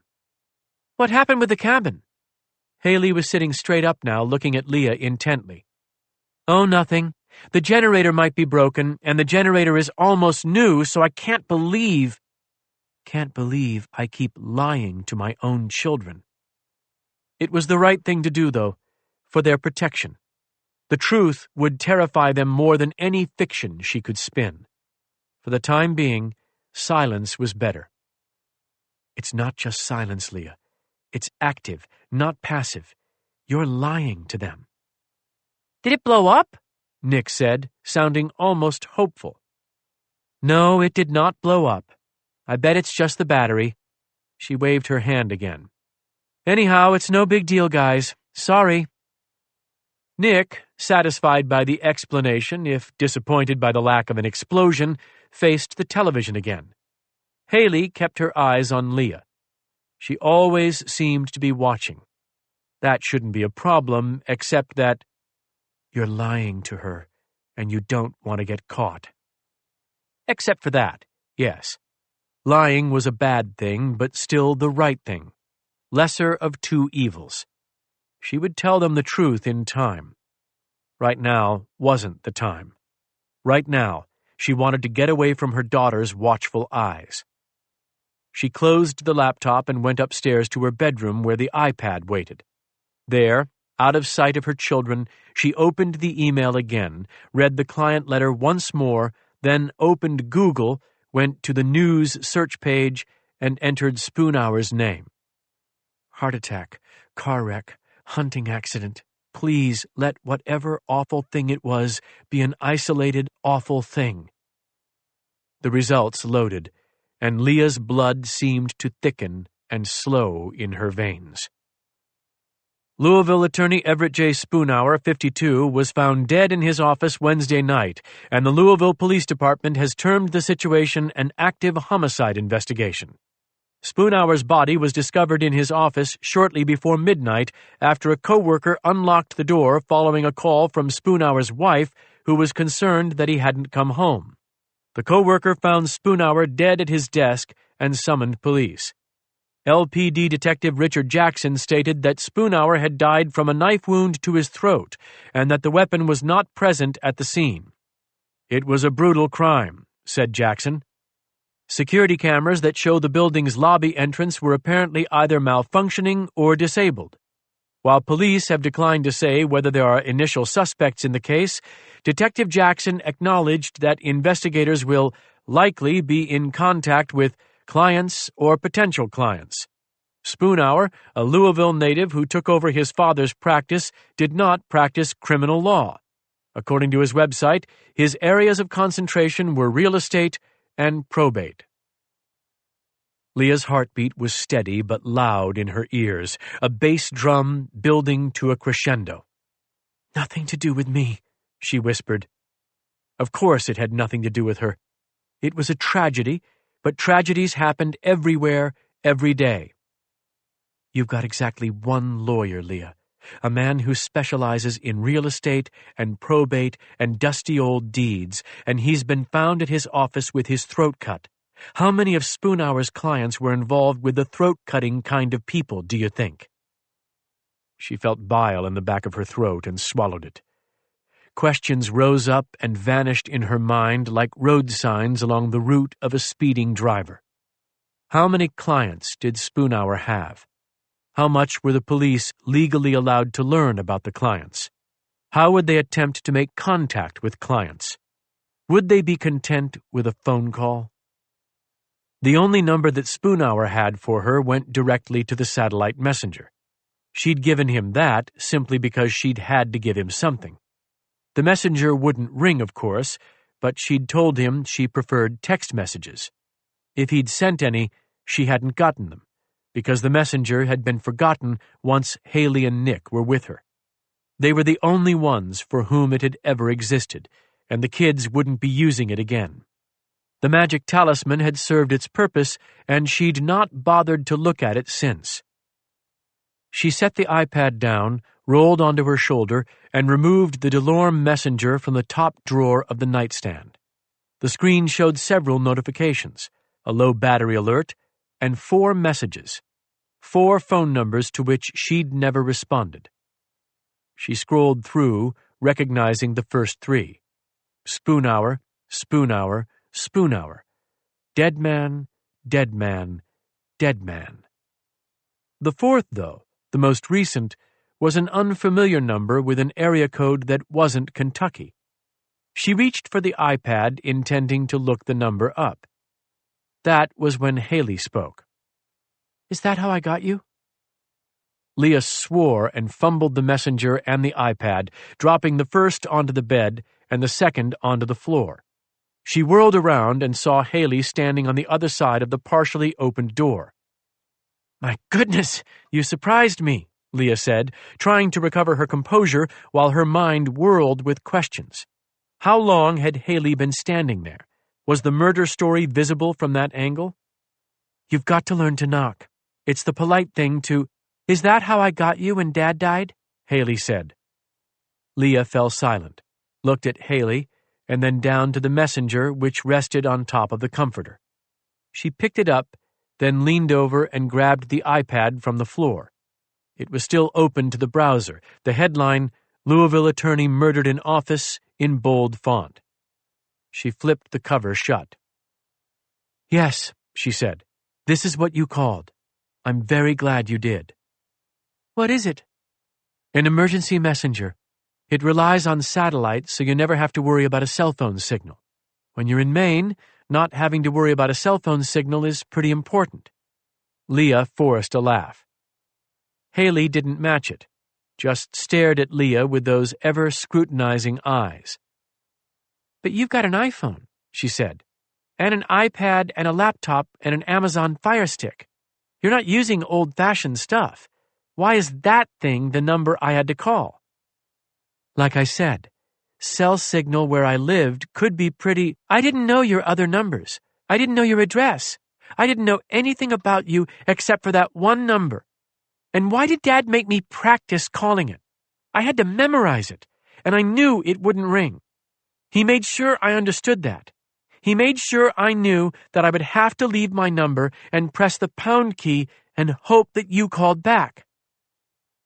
Leah held the DeLorme tight in her palm, looking back at her daughter and feeling the distance that lies and secrets had built between them and was threatening to widen now. There was no way to close it except with the truth. But Louisville attorney murdered in office. The truth needed to be delivered at the right time. Your father and I were not particularly close, she told Haley at last, but we were family, and it's such a small family that you have to plan for the worst because there just aren't many of us. He wanted you to call me because he knew that I would take care of you and Nick. He was right. Her eyes searched Haley's. Do you understand that? Haley said, What did my dad do? Leah pulled her head back. What? Haley took a half step into the room. He did something, didn't he? Something bad, I bet. And nobody wants to tell me. Leah was shocked. She'd never thought suspicion would boomerang back to Doug. He didn't. No, honey. He was a very good man. Your father loved you, and he was— I know he loved me, Haley snapped. I don't need you to tell me that. I didn't ask if he loved me. I asked what he did. He didn't do anything, I promise. Something is wrong here. You know that. Leah was looking at her with slightly parted lips and the truth waiting just behind them when there was a clatter of nails on hardwood and then Tessa burst into the room, tail wagging, snout raised, tongue dangling. The dog looked from one of them to the other with a goofy, "Why didn't you guys tell me there was a party?" face. Immediately after the dog's arrival, Nick shouted, "Where is everybody?" "Upstairs, hon," Leah called, trying to keep her voice light. She stood up, slipped the satellite messenger back into the open nightstand drawer, and grabbed the iPad with her free hand as if afraid Haley might snatch it up, flip back the cover, and find the murder story. "We will talk about everything," she said in a low voice. "I promise you, Haley, we will talk when the time is right. Until then, I need you to work with me. And the one thing you need to remember is that your father was a good man who loved you." "What about you?" "I love you. Of course I do." "That's not what I meant. Are you a good person?" "I certainly try to be." "We have a lot of secrets for a family full of good people," Haley said. A rush of footsteps on the creaking stairs, slapping tennis shoes, and then Nick was shoving into the room behind Tessa, wrinkling his nose and staring at them in confusion. "What's wrong?" Leah waited. Haley waited. Tessa whined as if sensing the tension. Finally, Haley spoke. "Nothing's wrong," she said. "Don't you know that, Nick? Nothing is ever wrong in this family. We are all just good people. It's a shame there aren't more of us, considering what good people we are." She walked away, leaving Leah standing in front of the nightstand, clutching the iPad with its bloody news. 21. The lights went out one by one in the Trenton house, but Dax Blackwell maintained his watch in the dark rain. Someone had to. Leah Trenton seemed determined to push her kids out into the world and ignore the risks. Dax appreciated this. There were two ways to live when there was a high probability of finding yourself in someone's crosshairs, boldly or fearfully. Only one allowed you to have much fun. The only problem with Leah Trenton was that Dax didn't believe that she really appreciated those risks. Her protective measures were minimal at best, renting the house under a business name instead of her own, for example, and buying new phones for her kids. and she did not seem willing to draw the children into the game. That was a shame, Dax thought. The family unit was so much tighter and the emotional bonds so much greater when everyone understood his or her role. When danger was present, it should be acknowledged, and then the lessons could begin. Constant threat was a unique gift, one that enhanced every experience and certainly provided an impetus for swift learning.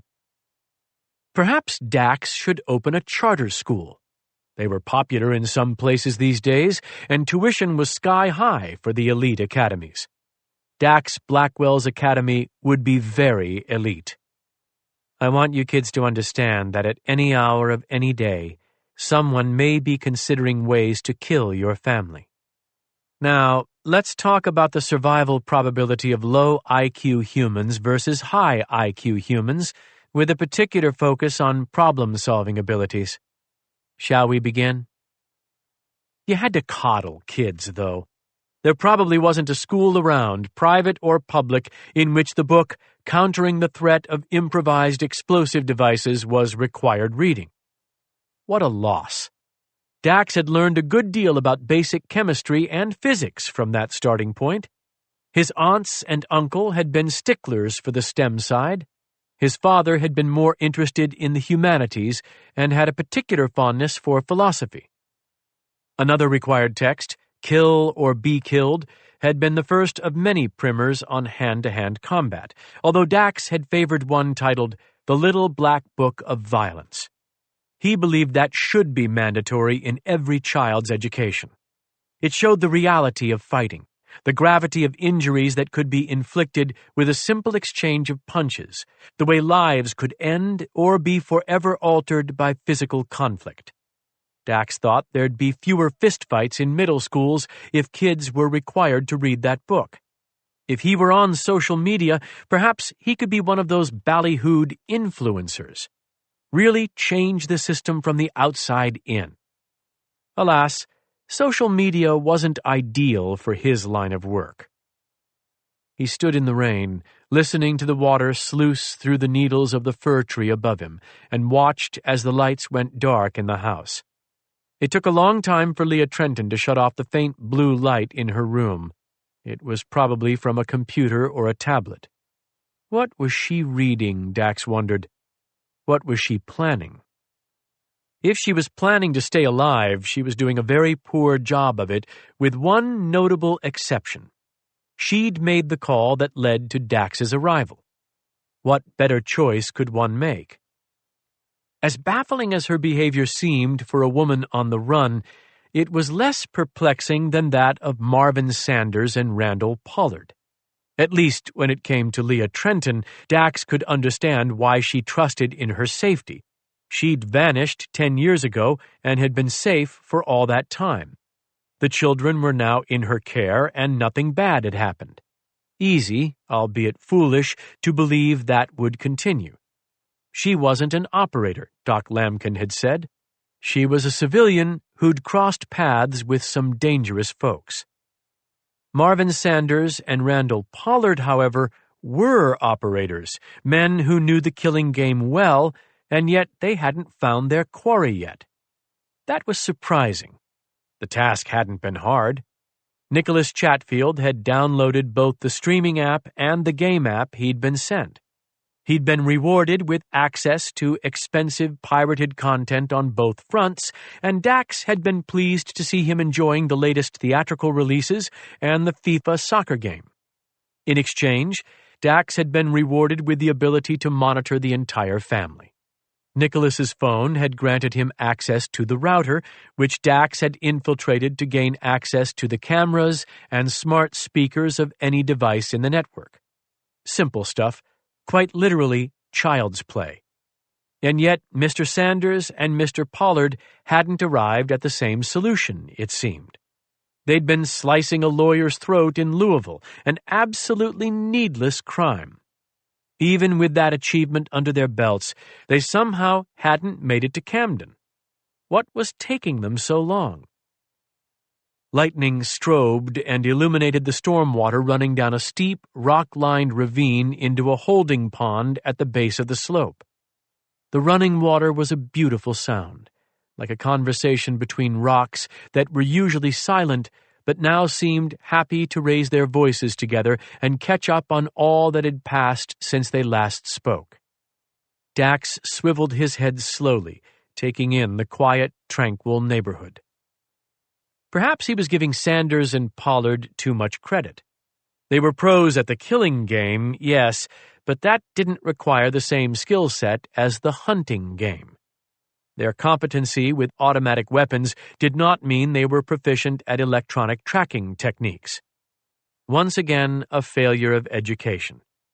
At the Blackwell Academy, one would not be allowed to graduate until one had demonstrated a varied and versatile range of skills. The culprit might be standardized testing, Dax mused as the rain kept falling. If teachers aren't given a chance to really take ownership of their product, things are bound to fall between the cracks. If they'd followed the trail from the lawyer, they'd be in Maine soon. The first addresses they'd find affiliated with Leah Trenton would lead them to Greenville, and from there they'd determine where she owned property with Ed Levenseller, and they would head through the wilderness checking those locations, which was a sad waste of their time, but not an entirely foolish choice. Dax could wait. He was a patient man. He withdrew his phone from his pocket, shielded the screen with a gloved hand, and checked the video feeds from the Trenton and Chatfield devices. Nick was asleep, his phone charging and watching from the nightstand. Haley's phone was on the floor, but Dax could hear her regular breathing. And Leah Trenton lay awake, shifting from side to side in the bed, as if searching for comfort. "Relax, my dear," Dax whispered. "I'm right here." She turned onto her other shoulder. Where, oh where might the Lowry boys be? En route, Dax knew. He pocketed the phone. They were late, but they were undoubtedly headed this way. 22. There were plenty of things Becky Conway had come to loathe about Greenville, Maine during her 2-year tenure as postmaster, but the most prominent among them was the residents' overwhelming tendency to use the word moose when naming a business. From her counter at the post office, she sorted parcels for the Moose Mountain Lodge and the Moosehead Vista Motel, the Cozy Moose Cabin, the Stress-Free Moose Pub and Cafe, and Crazy Moose Fabrics. Within a block of her, there was the Moosehead Historical Society, the Moosehead Marine Museum, and Moosehead Motorsports. After work on a Friday, with her head pounding, she'd go into the bar and look at the specials board advertising a Moose Cow Mule cocktail. "We get it, people," she thought. "Enough with the friggin' moose." Maine had more moose than the rest of the lower 48 combined, and that meant that assholes from away liked to venture up to see them, and that meant you worked a moose into your seasonal business name if at all possible. Try sorting that mail. Her eyes would be blurred by moose names by the time she finally settled onto a stool for her Moose Cow Mule. Screw it. She'd just order the vodka neat. Get right to the point. Becky, originally from Vermont, had found her way to Maine courtesy of an absolutely worthless boyfriend and then stayed for another one. At least then she'd been closer to Portland, where you could get a decent meal and hear a good band play without driving 2 hours. When the fine people of the United States Postal Service offered her a promotion that sent her to Greenville, she should have researched the area a bit better before accepting. She'd been ready for a change, though. A bad relationship choice or two had stung her in Portland, and when she went to Greenville to interview, it was July, and the place was pretty enough, and she'd said, why not? She hadn't really thought through the winter yet, or realized that she was really moving to Moosington Center, capital of Mooseville, Mooseland. We have other animals, she thought now, dumping a stack of letters into an inbound bin as the door chimed and 2 men walked in. strangers.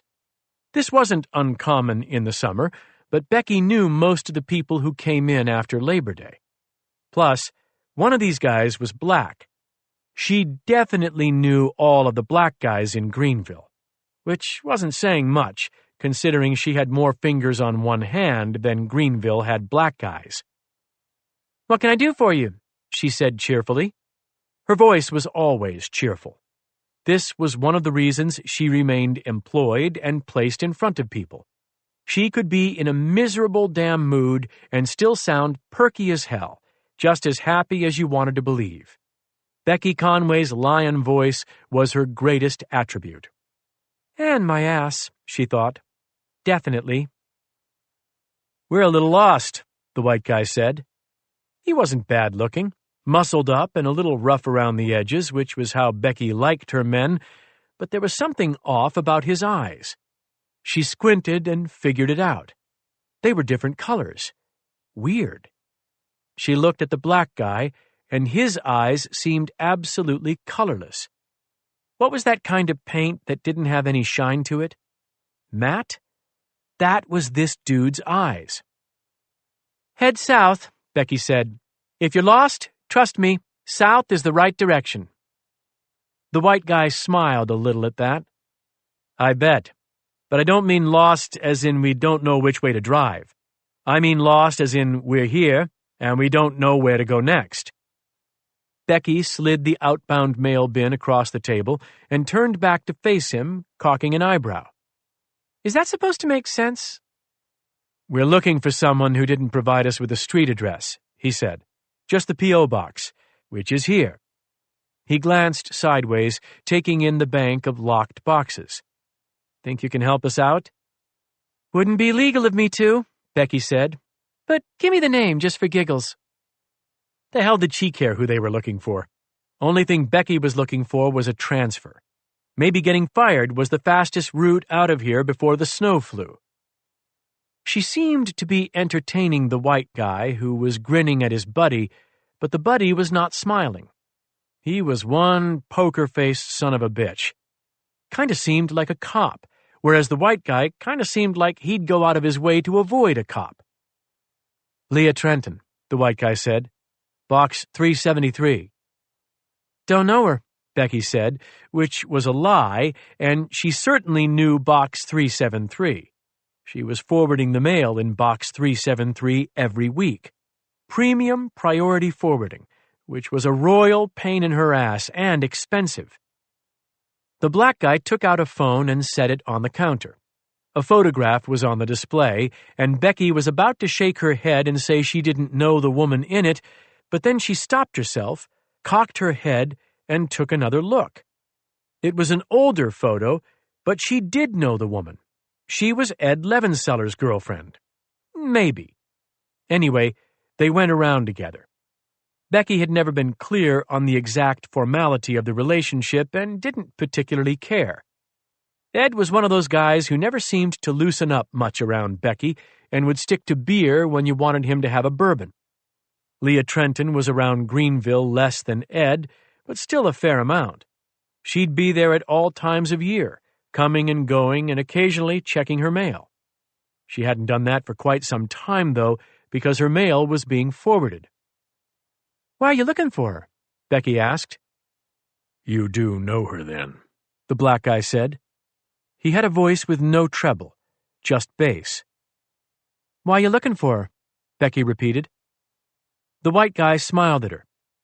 "You're not a bullshitter," he said. "I like that." "Do you now?" she said. "Well, you can imagine how that makes my day." He thought he was charming. Figured he was slick enough to impress a hick postal worker at least. But Becky had dated a lot better than him. And a few worse. He leaned on the counter. "Uh-huh. Smart as you are, I bet you don't really need to ask that question either. Couple of guys show up from out of town with a P.O. box and a name but nothing else. What's your guess on why we're looking for her?" Becky looked him in the eye and leaned across the counter herself. Got close to him. Held his attention for a moment before whispering, "You want to murder her."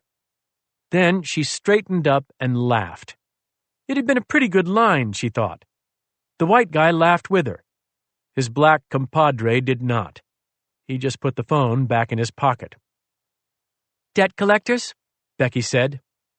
The white guy's smile widened. Up close, his mismatched eyes weren't so weird. In fact, they were kind of intriguing. The green one was pretty. Shame he didn't have two of them. "Got us," he said. "Your pal in box 373 is running a little late and low these days." "She's no pal of mine." "Thought you didn't know her," the black guy said. "That's right." "You know she gets mail here, though," the white guy said. "And you probably know that a lot of them come with stamps that say things like final notice or urgent." Actually, Becky didn't recall any of those arriving for box 373, but she'd met debt collectors before, and there was no doubt in her mind that these boys were here about something that was past due. Intuition was one of her strong suits, like her voice. And her ass. "You guys know I can't answer that," she said. "Does she come in and pick them up? Tell me that much," the white guy said, still smiling but looking plaintive now, like a bad dog nosing for a treat he doesn't deserve. "She might somewhere," Becky said, eyeing the clock, which showed it was 2 minutes to closing time on Friday afternoon. Bring on the stool and the mule. "But she doesn't do it here, I can tell you that much." "It just stacks up and nobody gets it?" Becky shrugged, said, "That's one option." They thought about that. It was the black guy who got it first. "Forwarded," he said. "This one's just part of the chain. She's got more lined up." Becky didn't answer. "Where's it go from here?" the white guy said. "Please, hook us up. We're sick of driving around here. We need to head south, like you said." "If it goes somewhere from here," Becky said, "I don't know what happens to it. I'm just telling you, you'll be wasting your time if you hang around waiting for her to walk in that door." She pointed at the door theatrically. "And I'm about to walk out of it, fellas. Quittin' time. On Friday. The math does itself. I've got a date with a moose cow mule." That made her laugh, but neither of them joined in. They were looking at each other as if they were trying to decide what to do next. "Moose cow," the black guy said. She waited to see if he would laugh. He did not. "I was nicer than I needed to be," she told them sweetly, "but that's all I got, okay?" "I could use a drink myself," the white guy said. "She's talking about a drink?" the black guy asked. "I thought so," the white guy said. He turned back to Becky, fixed the brown eye and the green eye on her, and said, "Let us buy you around for your trouble?" She looked from him to the black guy who was standing there so motionless it was like he'd been bolted to the floor, and tried to imagine him ordering a moose cow mule. The thought of it made her lips curl into a smile. She pointed at him. "This one has to order whatever I want him to," she said. "Is that a deal?" "Sure it is," he answered in that all-bass voice. He looked like you could zap him with a taser and still not get a reaction. "All the moose down in Mooseville liked moose quite a lot, but Becky, who lived north of Mooseville, did not," Becky told him in a deadpan voice. He didn't so much as blink, just gazed back at her. She snorted. "You are some piece of work. But I'm going to make you laugh, buddy. Better believe that." "I look forward to it," he said, tone of voice like he'd just scheduled a colonoscopy. "I bet you do," she said, coming around the counter and walking toward the door. "Go on and get out of here. I gotta close up. You don't want to stand in my way. Neither rain, nor sleet, nor snow." The white guy smiled. "You want to tell us where to find you for that drink and the laugh?" "I'll give you a hint," Becky Conway said, opening the front door and waving them out. "There's a moose in the name." Naturally, they went to the wrong place first. They tried the stress-free Moose before finding her at the more respectably named Moosehead Brewhouse. There, They bought her 4 drinks before she told them that Box 373's mail was now being forwarded to Camden. She didn't remember much of what she said after the 5th or 6th drink. They kept buying. She kept knocking them back. Hell, it was something different, and in Greenville, Maine, after Labor Day, something different was always a desirable night. She got the white guy to dance with her.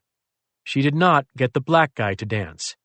He sat on a bar stool in the corner, back to the wall, eyes on the door, like some sort of old-time gunslinger. She gave up and tried to force him to pick a song on the digital imposter of a jukebox that had been blaring bad bro country for most of the night. "Something that suits your personality," she said, by then expecting absolutely no reaction. She was surprised when he actually got up and went to the jukebox. Then she choked on her drink when Tupac's California Love came blaring through. The wild energy of the song couldn't have been less like him, this unblinking dude who looked like he had a resting heart rate of 30 and an exercising heart rate of 31. "That's funny," she told him as he took his bar stool and leaned back against the wall again. "Yes," he told her. "Now let me welcome everybody to the Wild, Wild West." "What's your name?" Becky asked. Slurred, maybe. She was getting ahead of herself a tiny bit. Better slow down. But a fresh copper mug of Moose Cow Mule was being pressed into her hand by the white guy. "They call me Bleak," the black guy said, and Becky laughed again, laughed hard. He was funny, this guy. "They call me Bleak." Now that, unlike the song, actually seemed to fit him. Fresh out of jail, California dreamin'. She danced with the white guy again. The bar was crowded and she was spilling her drink. She wasn't sure what number drink it was. She wasn't sure how or why she got to talking about Leah Trenton, explaining that she was some kind of hunting guide, but probably thought she was better than everybody because she wasn't big on socializing, just kept to herself, and she'd been completely MIA for most of the summer and then began having her mail forwarded to Camden. She wasn't sure why she got to talking about Ed Levenseller, let alone writing his address on a cocktail napkin beneath her own number. She was better with addresses than phone numbers. Perks of the profession. She knew she was drunk, but it felt different than usual. Higher and faster, her head floating at 30,000 feet while her heart hammered back down on earth. How many drinks had she had? Better question, how many of her drinks had she watched them handle? You had to be careful taking drinks from strangers. You had to be careful or you ended up feeling like this. Down on your hands and knees in your own living room, looking for people who'd just been there with you, but now seemed to have vanished as if they'd been imaginary the whole time. Her head drifted higher, and her heart pounded faster, and she looked for help, but couldn't find it. Her friends were gone. They weren't your friends. No, maybe not. She needed a friend. She needed one real bad. Where's the phone? Find the phone. She fumbled at her pockets, but the phone wasn't there. Pockets too small. Jeans too tight. Where was her purse? The couch, maybe?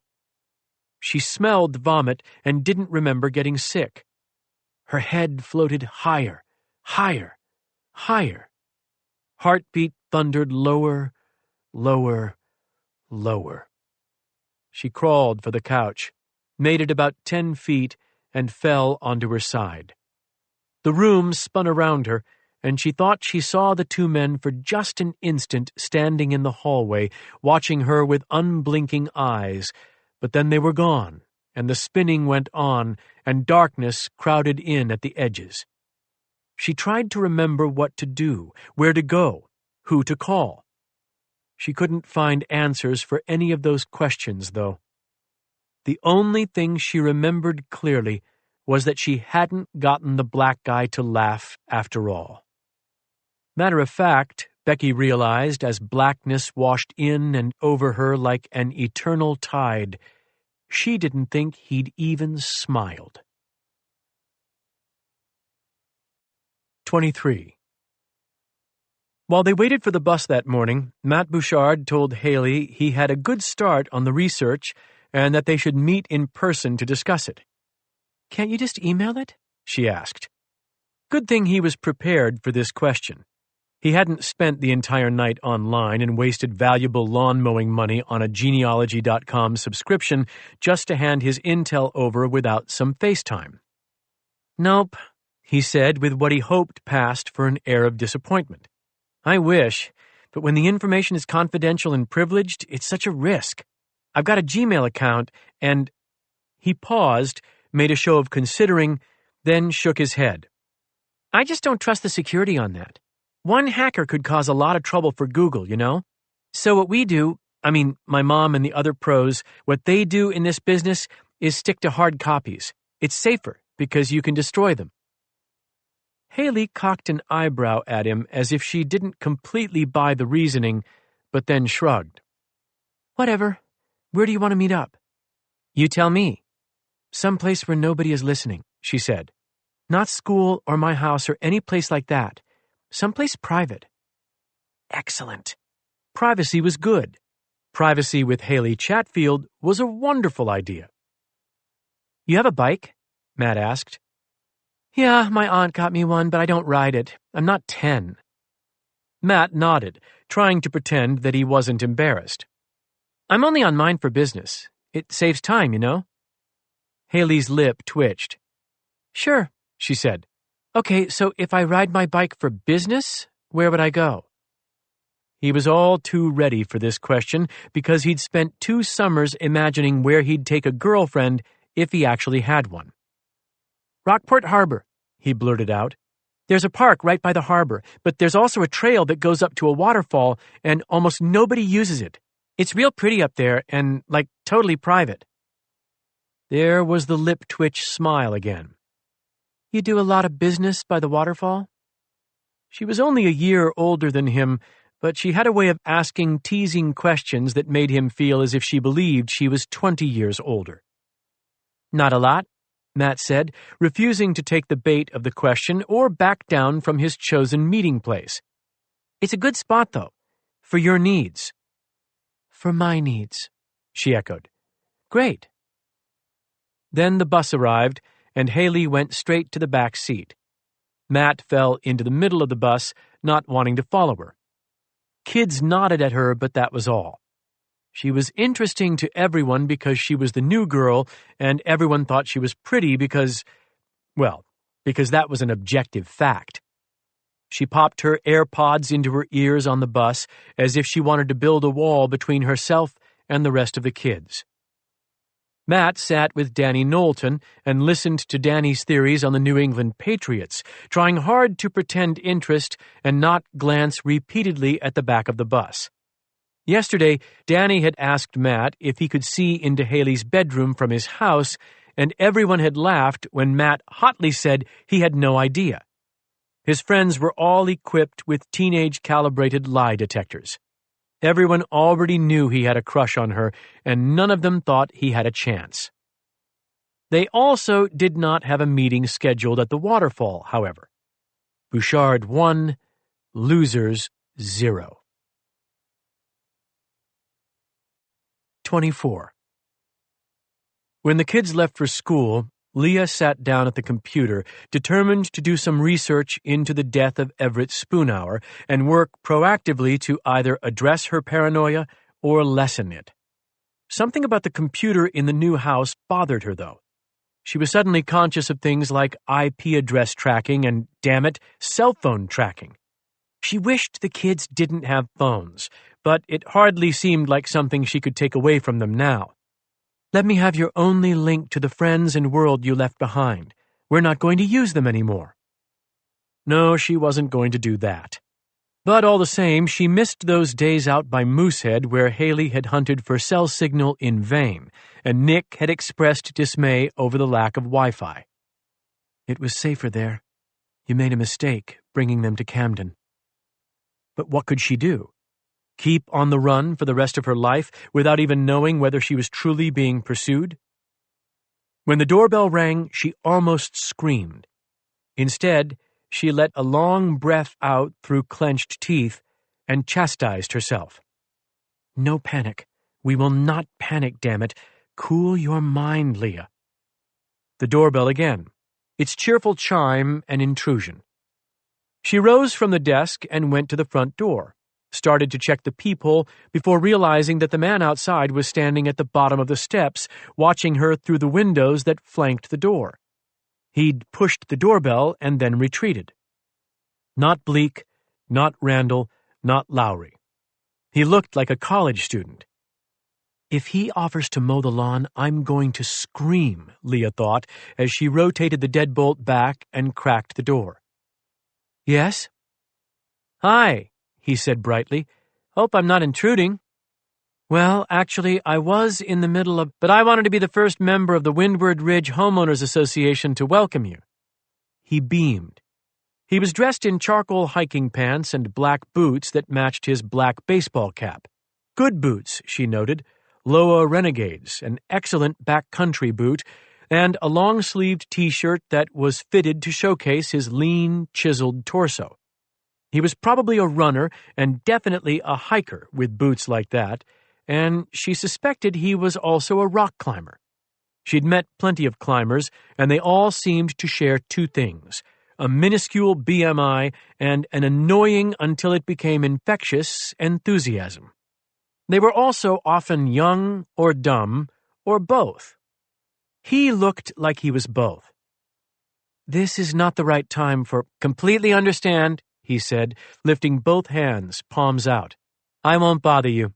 I just wanted to drop by when the kids were gone, because I didn't want to freak them out with... He gave a little between-you-and-me glance around and lowered his voice. Their safety concerns. Leah stared at him. What did you say? Safety concerns, he repeated calmly, and she pulled the door a bit wider as if she were about to burst out of the house and run at him. Then she stopped, thinking of her gun, suddenly afraid because a Lowry man wouldn't let her go back for the gun. You okay? He asked, gazing up at her with a bemused smile. He might have been older than she'd originally taken him for. Maybe he'd just retained that bright-eyed, boyish look that some women would find adorable and some would find intolerable. Regardless, too young to be a Lowry man. The company hired only experienced hands. But you were bright-eyed and young, when you started at least. By the end, though? The pond, he said. Leah blinked. Pond? He lifted his left arm to point east, then winced a little as if the gesture pained him and nodded his head in that direction instead. The green space, he said. You're in a butter. Leah's heart was pounding pavement at about 150 beats per minute, and her hand was tingling for the feel of a gun grip and cold trigger, and this little prick was talking about a neighborhood pond? I really do not have the time to... He lifted his hands again. It's not going to be me that shows up to cause them trouble. You know that. Something about the way he said that gave her pause. She tightened her hand on the doorknob. Excuse me? You know that, he said again, and his blue eyes twinkled with mirth that made her want to slap him. Who will it come from? She said, each word dull and wooden in the crisp morning air, and she knew the name before he said it.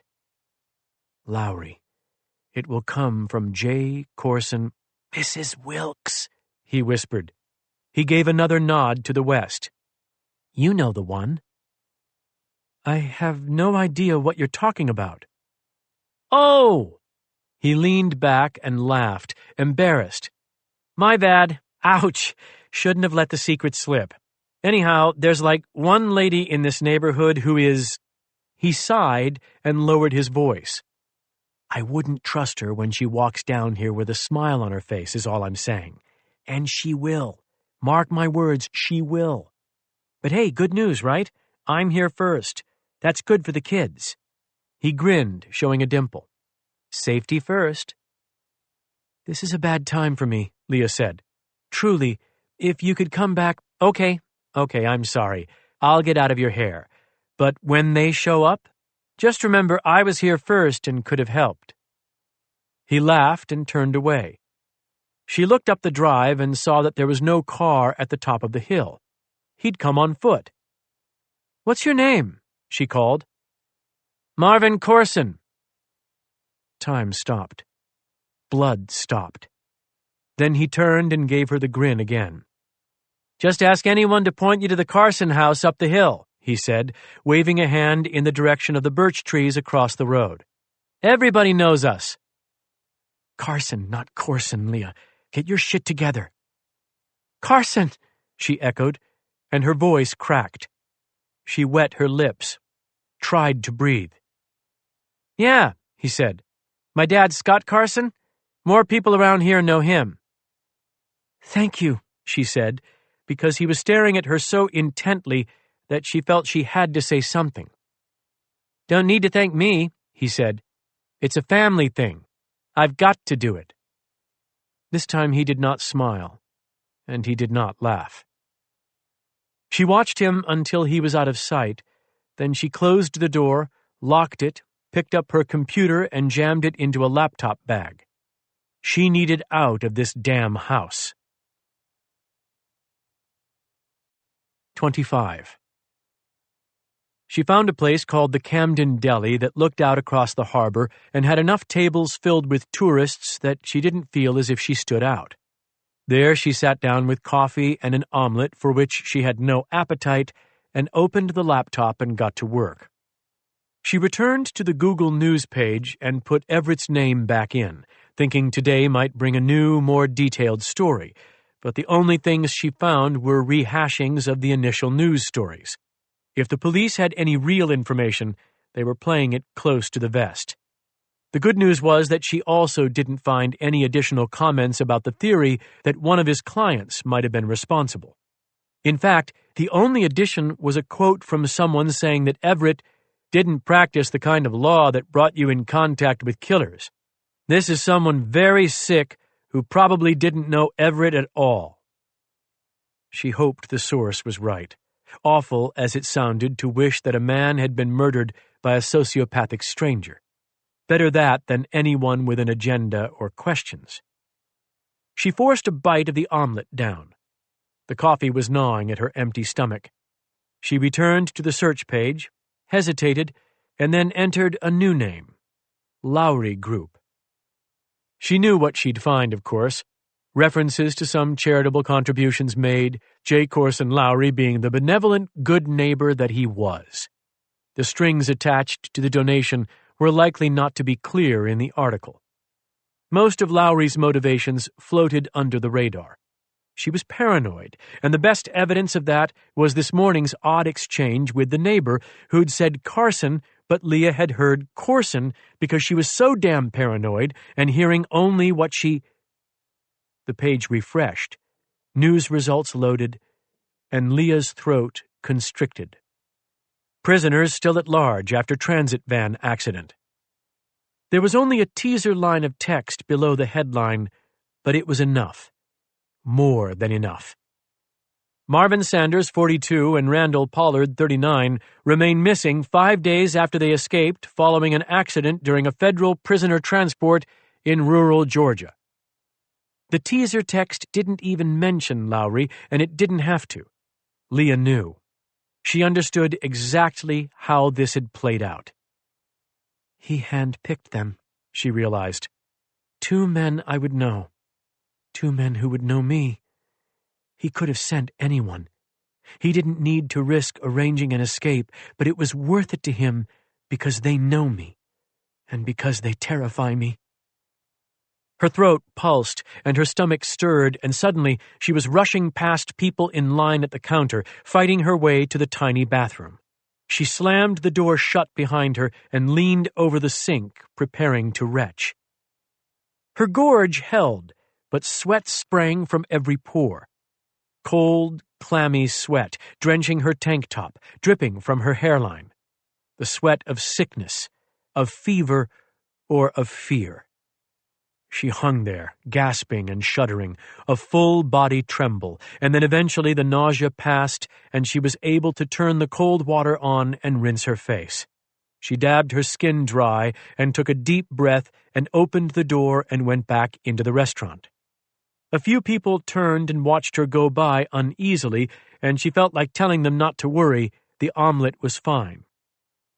She took her seat facing the wide glass windows that showed the waterfall cascading into the harbor and looked at her laptop screen once more, this time with a cool mind. They're coming.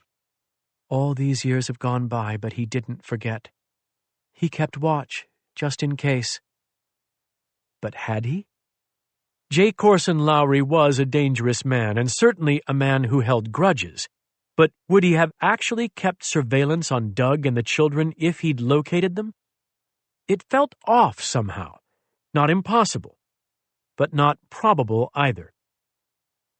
Coincidence, Leah? The attorney who handled the only dealings between you and Doug has been murdered. Randall Pollard and Bleak are free, and you're saying it's a coincidence? Bleak.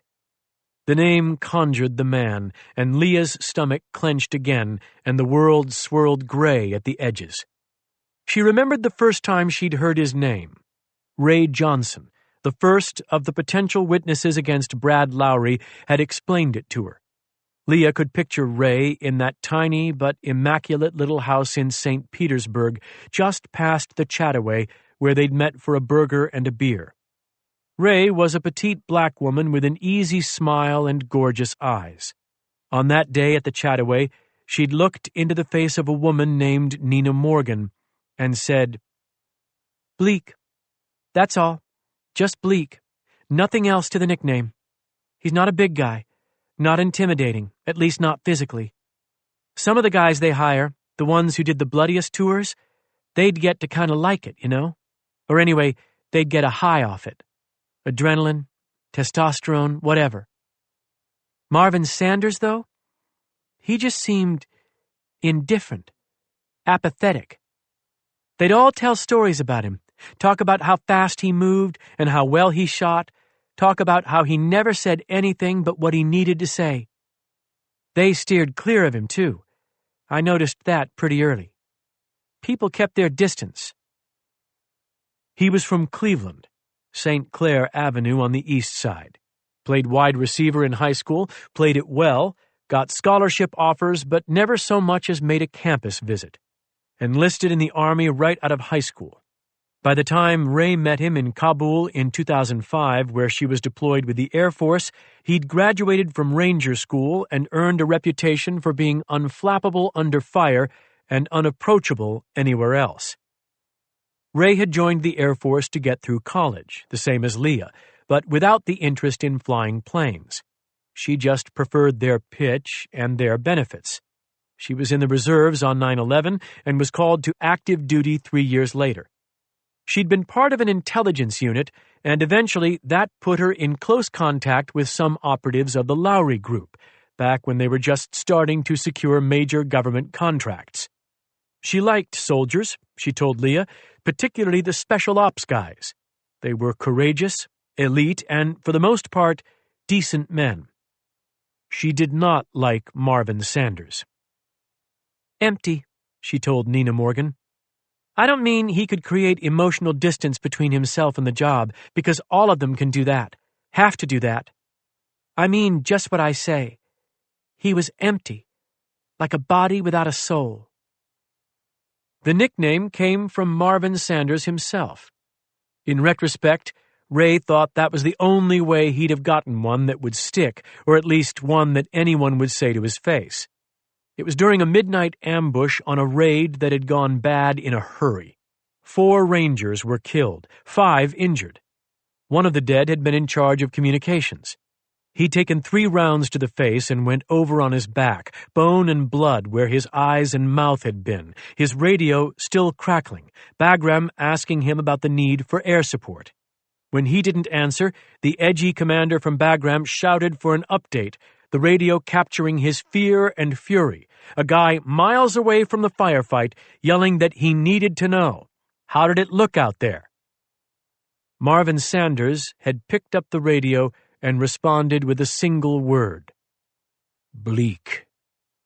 Then he'd put the radio back down, crawled forward on his belly, and opened fire. His comrades dead, his entire unit and his own life in peril, and all he'd said was bleak. The nickname took hold fast, and while Marvin Sanders was surely aware of it, he didn't comment on it. He did not comment on much.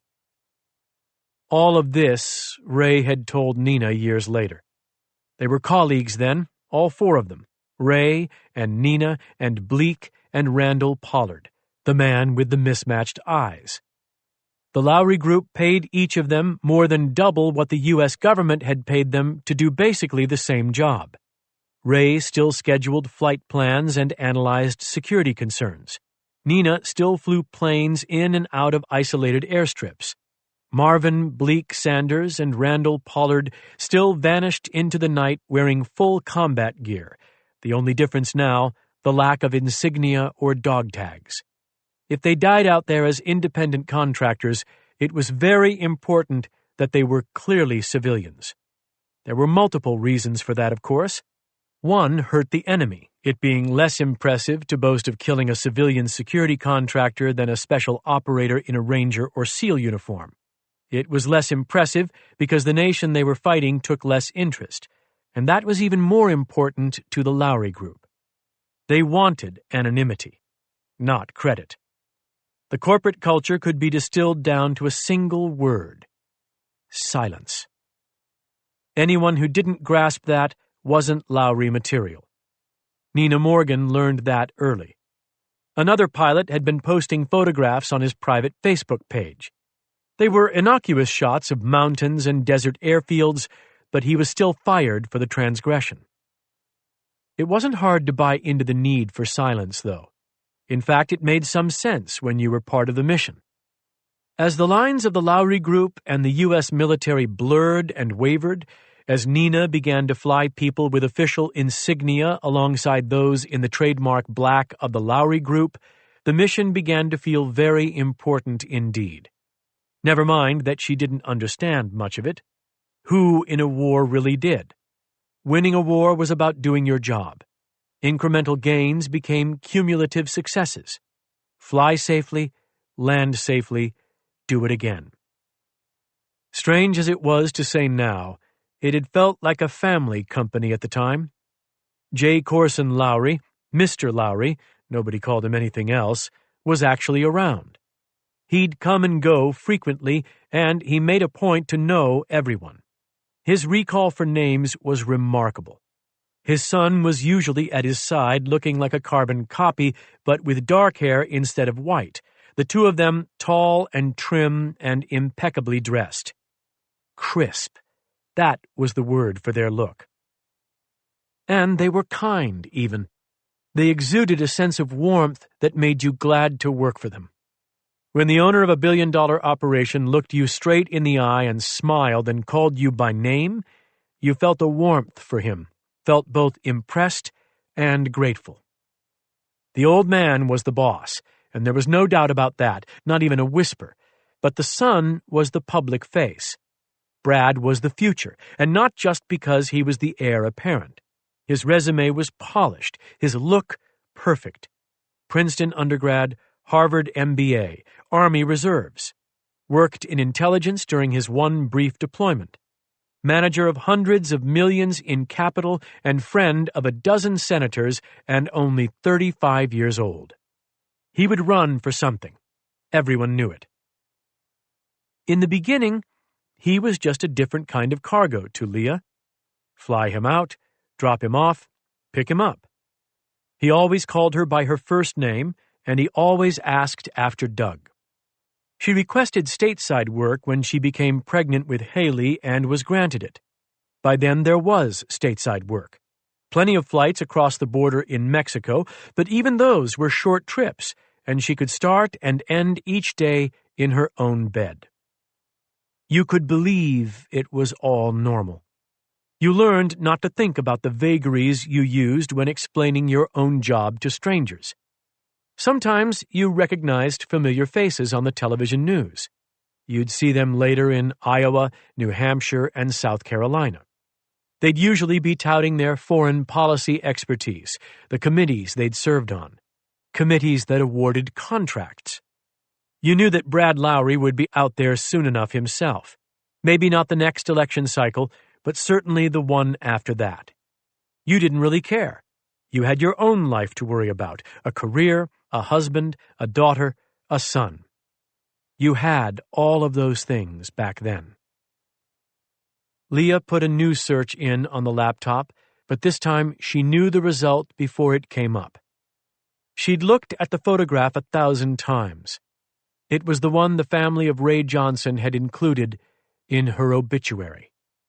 In it, Ray was sitting in a pile of leaves with her 2 sons, Dante and Darrell. They'd been 9 and 6 at the time of the picture, sitting shoulder to shoulder with her in a bright scatter of autumn leaves, mouths wide with laughter. The younger one was in a Batman t-shirt, and his older brother wore a LeBron James jersey. Ray was wearing a simple white tank top over her jeans and looked young and fit and fearless. There was a single maple leaf, red as a nicked vein, trapped in midair between them. They'd been visiting her family somewhere near Philly when the photo was taken. Leah had never met the family. By the time Ray was buried, Leah was already in hiding. It had been Ray's death that brought the investigators to Nina Morgan's door and eventually brought the pistol to Brad Lowry's lips. The hit, Doc Lamkin had told her, wasn't supposed to involve the children, just Ray. This information came only after Leah flew the woman to her death. Leah hadn't understood any of it back then, of course. She'd been unaware of the investigations, let alone that Ray was considering giving testimony. There wasn't a soul outside of the deepest reaches of the federal government who was supposed to know of those things. That was why, when Ray was invited to use the Lowry family's island home on Isla Mujeres off the coast of Cancun, she'd apparently taken it at face value. Or rather, she'd taken it as an opportunity to show them that her conscience was clear, that her unflappable loyalty wasn't compromised. Her children hadn't been on the flight manifest. They'd arrived at the private airport outside of Tampa with her, carrying bags loaded with flippers and snorkels and sunscreen, those 2 boys with their stunning, infectious smiles off for an adventure. Ray smiling as well, because the pilot was Leah, a favorite and a friend. One long weekend on the company dime. Ray had to go, Leah realized later. She'd had to sell it as if she weren't afraid of a thing. On the flight, it had seemed as if she wasn't afraid of a thing. She trusted her protection from the feds. Brad hadn't known about the children. It was supposed to be just Ray. In some perversion of his mind, that had evidently mattered. Kill Ray? Sure. Wipe out a family and risk being exposed for that? Apparently, that was a bridge too far. In a strange way, Leah had been glad to hear that he'd killed himself, glad to believe there was some shred of human guilt left in the man. She'd had a lot of years to think on that one. Her theories, hopes, were they still sad rationalizing hopes, would never be proven or disproven. All she knew was that she'd flown Ray and those 2 beautiful children to a beautiful island and waved goodbye to them as they piled into the rented Range Rover and headed off for their dream weekend. And then she'd waited on the tarmac for an hour before picking up her return flight passengers, Marvin Sanders and Randall Pollard. She was home by the time she heard the news about Ray and Dante and Darrell. They were dead. Killed in a triangulated exchange of gunfire, although the explosion that resulted from the shots led investigators to wonder if the Range Rover had been rigged to blow up, regardless of the shooting. Cartel violence, law enforcement said, and the American media was all too ready to run with that narrative. Beware the beaches of Mexico. You don't know the evil that lurks south of the border. The first investigator to visit Leah had carried a photograph of Dante and Durrell with him. She remembered staring at their faces while she fumbled out answers. Yes, I can tell you about the flight. Plans were changed. It was Mr. Lowry's idea. Brad's, I mean, and I wasn't expecting the kids. It was supposed to be Ray and her sister arriving on different flights. Then the kids came. Yes, I brought passengers back with me. I can tell you their names, too, Marvin Sanders and Randall Pollard. Less than 48 hours later, Brad Lowry made a 2-minute phone call to his father, and not long after he disconnected, he was dead by his own hand, and Nina was back on the phone with investigators. Trouble headed her way.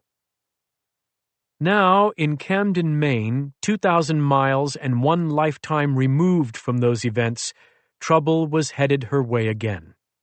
She closed the laptop, sealing the photograph away. I made a mistake, she whispered to herself, looking out those wide glass windows to the harbor beyond, the old wooden schooners sitting at moorings, the postcard-perfect park and shipyard and island. She had made a mistake coming to Camden. She was scared now, and she was scared for good reasons, but one of them had been self-inflicted. She had left the den. Foolish. She'd placed herself in a location that gave her no natural advantage. In the woods north of Moosehead, on the isolated logging roads and in the endless empty forests, she had built a woman capable of meeting and defeating all comers. Why was she pretending to be anything else? And why was she risking unfamiliar terrain? Bleak. That's all. Just Bleak. Nothing else to the nickname. He's not a big guy, not intimidating. At least not physically. He was on his way. Had been for days now, and Leah hadn't even been aware of that, because in her attempt to create a blissful bubble of existence, she'd denied herself the right to wariness, the right to fear. She was afraid now, but that was all right. She was coming back into her own. Maybe not too late. Maybe not. She left the deli, walked out into the crisp September day, and went to her Jeep. Unlocked the glove box and opened it and pulled out the Glock semi-automatic she'd brought with her, checked the magazine. Fully loaded, chamber empty. She set the gun in her lap and turned the car on, and for a minute she sat staring up at the street past the old Methodist church and the library and on out to Mount Batty with its stone tower built to memorialize fallen soldiers. Then she called Doc Lamkin. He didn't answer. He always answered, but not today. His voicemail inbox was full, a robotic voice informed her. No help from Doc. Not today. She disconnected. She took a deep breath, leaned over, and put the gun back in the glove box, but this time she left the glove box unlocked. It was time to stop pretending she could live a life without guns close at hand. It was also time to get the hell out of this town. They would find her here soon, and they would find her children, and she wasn't prepared for them here. She would take her children and head north into the places that she knew and they did not, and there she would make the preparations that needed to be made. If Pollard and Bleak chased her north, well, God help Pollard and Bleak then. They thought they were pursuing Nina Morgan, and they were not prepared to meet Leah Trenton. She was a very different woman. 26. Dax was having coffee at Mariner's when Leah Trenton went into motion. He was disappointed to hurry out because the coffee was excellent, and he particularly liked their placemats, which were throwbacks to another era, when businesses actually advertised on such things. Evidently, the approach was still useful in Maine when one offered snow plowing or tree cutting services. Who knew? With a single placemat, Dax could have his yard excavated, his trees cut, his driveway plowed, his computer repaired, his boat stored for winter, and even take a seaplane tour. It was good to see that the internet hadn't yet spoiled Maine's print advertising market. Did anyone actually call these businesses, say that they'd been reading about the company on a placemat and ask for a quote? Perhaps he could advertise. Murder and witness extrication services, good references, family-owned.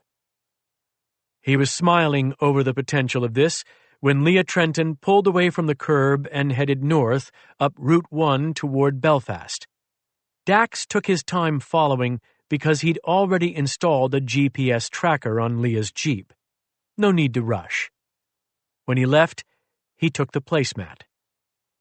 He found Leah Trenton in Lincolnville, just a few miles north of Camden.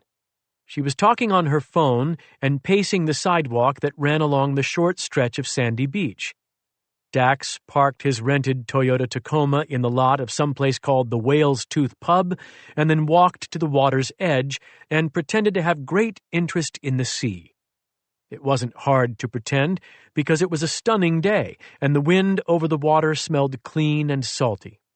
Islands dotted the bay, and far out beyond them you could see Mount Desert Island near Acadia National Park. A beautiful place, Maine. All the same, he didn't care for it. He'd nearly died here once, and the clean, cold smell of the North Atlantic seemed to make his arm throb. While he pretended to take cell phone photos of brightly colored lobster buoys, he watched Leah Trenton. She hung up her own phone, walked briskly down the pier, and entered the ferry terminal. She was inside for 7 minutes and emerged with what appeared to be tickets in hand. Dax frowned. The island might make sense to Leah, but it was so utterly impractical to Dax that he struggled to envision it. He didn't like to poison his own mind with someone else's bad ideas. Maybe she had a friend on the island, someone she trusted.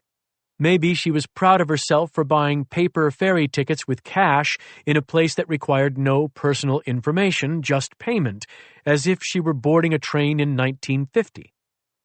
But still, an island? Oh, Leah, be better than that.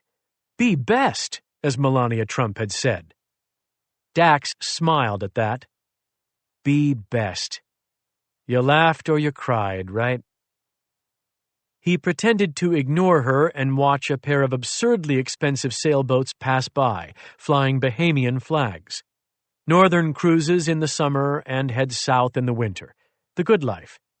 He wondered how many people on those boats were bored with the good life. He wondered how many of them had once called someone in his family for a little assistance protecting their good lives. Yacht money rarely came without enemies. He thought that J. Corson Lowry might have a boat. A man who owned an entire ranch that he rarely visited felt like a man who'd own a crude boat he never sailed on. I believe your father considered it an unsettled score, Doc Lambkin had said. Dax gazed at the boats, breathed in through his nose, out through his mouth, and told himself that he felt nothing at all. There was nothing personal in this for him. There was never anything personal to the Blackwells. Clear eyes, empty heart, can't lose. When he turned back to the parking lot, Leah Trenton's Jeep was gone.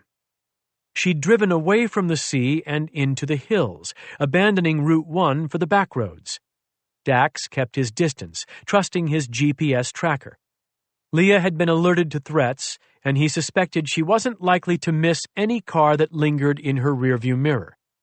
The green dot that indicated her Jeep finally came to a stop at the end of a dirt road called Fernald's Neck that led through the pines and dead-ended near Maguntacook Lake.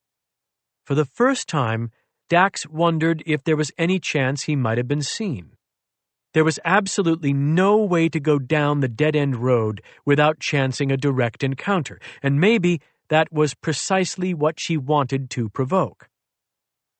He pulled off the road in front of the Lincolnville General Store and waited for the dot to move. It took a while.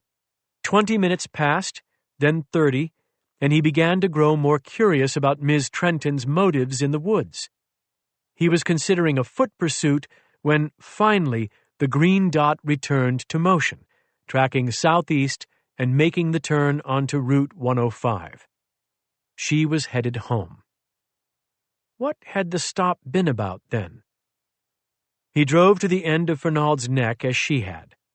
The dirt road ended in a parking lot area for a local land trust preserve. Signs indicated there were hiking trails ahead. Dax was all in favor of a nice walk in the woods to clear one's mind in times of crisis, but he found the idea of Leah Trenton going for a stroll unlikely.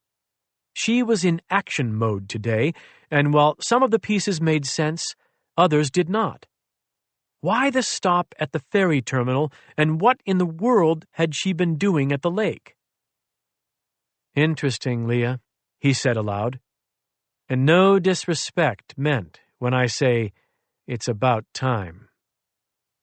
He didn't know what Leah Trenton had in mind, but he was fairly certain she intended to be on the move soon. 27. The day dragged on interminably, and Matt never saw Haley. He moved from class to class, thinking of the limited information he'd been able to uncover about her father and wondering how to spin it in a way that suggested progress. It had been a single night's work, after all, and even a good PI needed a reasonable amount of time, especially a PI who still had a curfew and a bedtime. They sat separately on the bus ride home, and only when the bus pulled away and Danny Knowlton's leering, freckled face vanished from the window — he was waiting to see if Matt would try to talk to Haley — did Matt speak. "This afternoon still good?" he said. "Yes. You still want to go to the waterfall where you have your business meetings?" "It's the best spot." She smiled a little, and then it was quiet, and he felt awkward. "So you want to meet me down there?" he asked. "Can't we just go together?" She said it like it was the obvious choice, as if the idea shouldn't have accelerated his heartbeat. "Sure," he said. "That's what I meant." Her lip twitched, and she nodded. "Okay, I'll go get the dumb bike then." "Me too," Matt said of his beloved 18 speed. He dropped his backpack off in the kitchen, ran upstairs and grabbed the folder marked Confidential and Privileged Data, ran back down, pushed his bike to the top of the driveway, and waited. A few minutes later she appeared, pushing what seemed to be a new bike. Most of her things seemed to be new. He thought about her sunglasses again, and the way she'd reacted when she thought they were broken. "My dad gave them to me." Was that the only thing she had from him? What had happened to everything in her house? "What?"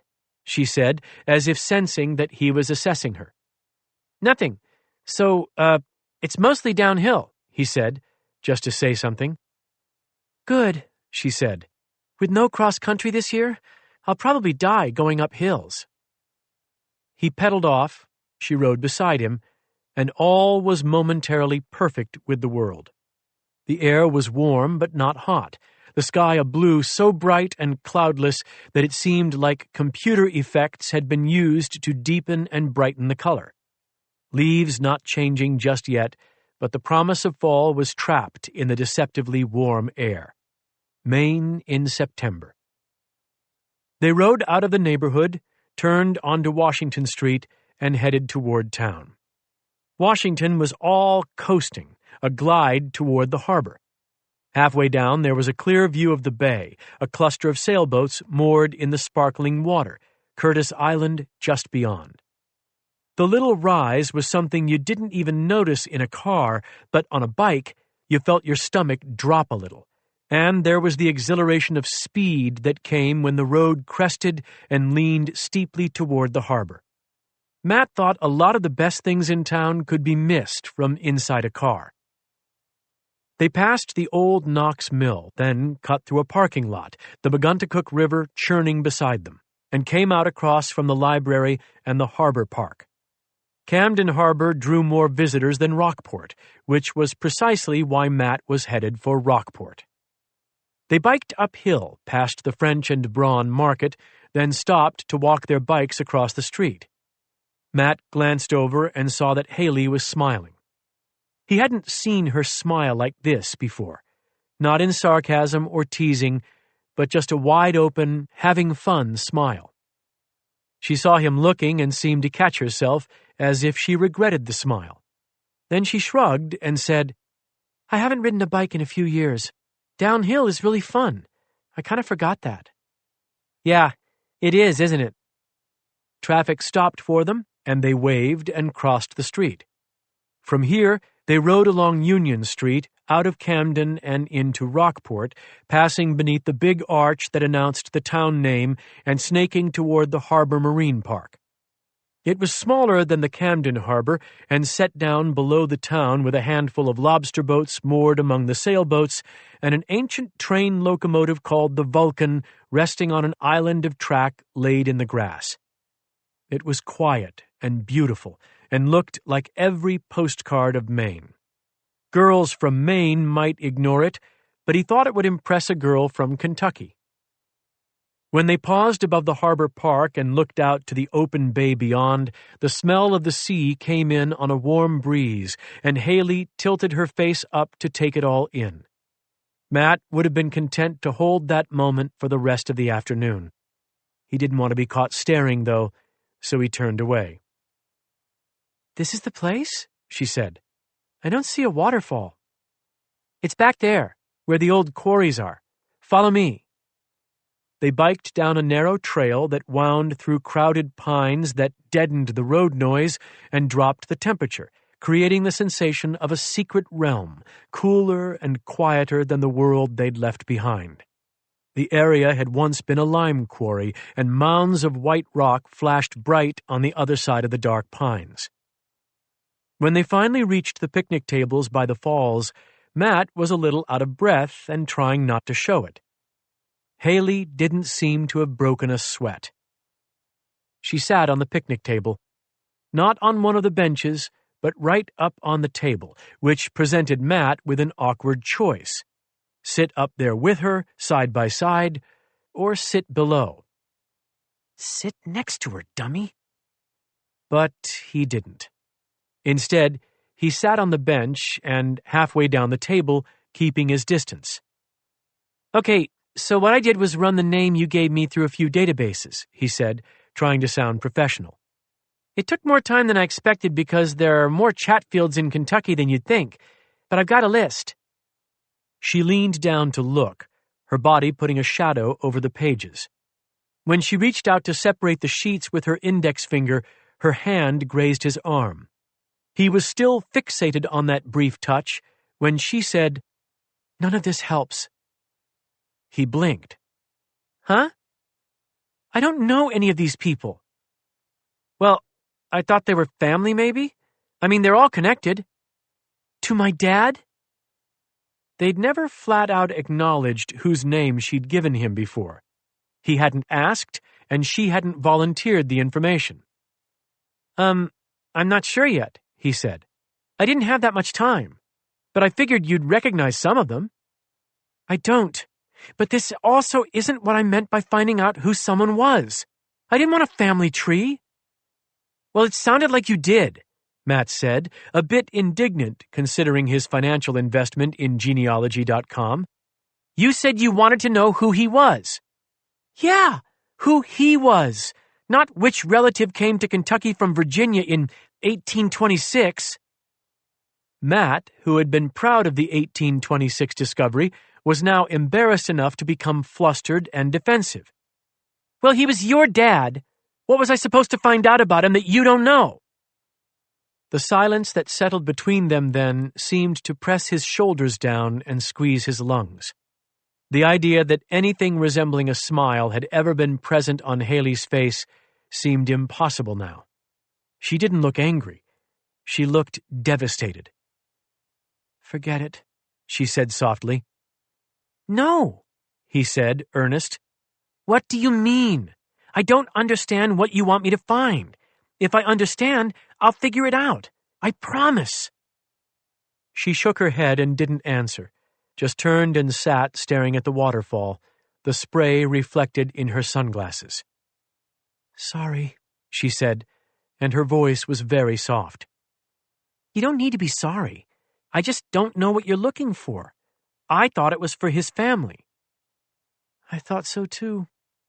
She swallowed, and when she spoke again, it was in a whisper. I should recognize some of those names, right? I should have grandparents like everyone else, aunts and uncles and cousins.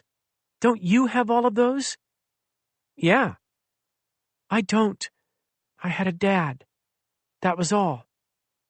What happened to your mom? She died when I was really little, right after my brother was born. I don't remember her, though. The only family I ever had was him. And your aunt? But she wasn't around. Not ever. She'd send these notes and birthday cards with money, but we never even knew how to write back to thank her. She didn't do anything normal, like call or text or email. She communicated with us like she was 100 years old or something, and my dad almost never talked about her. I couldn't find a birthday for either of them. This was painful to admit. I can find a birthday for almost everyone else, even the really old names, but not your dad or your aunt. My aunt? You looked her up also? He flushed. Not really. I mean, just to try to figure some things out. She doesn't have a birthday? Well, she's got one. I just couldn't find it. Or his. It was weird. According to the computer, they're both, 10 years old. He laughed, but she didn't join in. She was staring at him with an intensity that made him grateful for her sunglasses, as if without them, her eyes would burn him. What do you mean 10? I was joking. It's just that they didn't really show up on anything until a few years ago. A few years or 10 years? She was leaning forward now, voice rising, and he felt almost afraid of her. 10, he said. Why does that matter? It doesn't. No, you're not surprised by it. Why are you looking up your dad anyhow? I thought maybe Douglas was your grandpa or uncle or something. I don't have those. You have to. She gave a strange, high laugh. I know, but I don't. He said his parents were dead. Maybe they are. She shook her head angrily. Then why didn't he talk about them? Why didn't he talk about anyone? The stories he told us about being a kid, he'd always, cut himself off in the middle. And my aunt doesn't tell the same stories. Not exactly. She has the same general details, the town and the school and things, but it feels different. It feels like she's trying too hard to remember. Does that make sense? No, Matt said honestly. I think I know what you mean, but it doesn't make any sense. Welcome to my life. There's something really weird with Leah. She gets so private about some things and tries too hard with others. It has to be strange for her, too, he said. This isn't just strange, like she's not used to having us there. It's... Haley gave an exasperated sigh and turned her palms up. I don't know how to explain it other than it's not right. There's something she is not telling us. I think it's probably about my dad. And the way he taught me to reach out to her if anything ever happened, that wasn't normal. It was scary, and he made a big deal out of it. I had to call Aunt Leah immediately if anything ever happened. He made me practice it, like I wouldn't remember. It doesn't sound like he had anyone else for you to call, Matt said. Not family, at least. Right, fine, but wouldn't a normal family just have her phone number? Not some weird messaging thing where I had to put in my number and wait for her to call back? Haley was talking quickly now, leaning close, color darkening her cheeks. Then she showed up so fast. We'd never seen her, not once, and all of a sudden she shows up and we go off to Maine? There is something wrong with my family. None of that is normal. She was almost shouting. Matt stared up at her and didn't answer. What was there to say? She was right. None of what she described was normal. She's keeping secrets, Haley said. And so was my dad. Matt realized with a mixture of astonishment and terror that she was starting to cry. Hey, he said. Don't do that. The tears ran beneath her sunglasses, and she wiped them away with her thumb, and then more came. Matt stood and put his hand on her back, and she didn't move away from the contact. Give her a hug, you idiot! She's crying! But he stood there, frozen and frightened, realizing just how little he understood about Haley Chatfield. Why can't you just ask your aunt about all this? He said.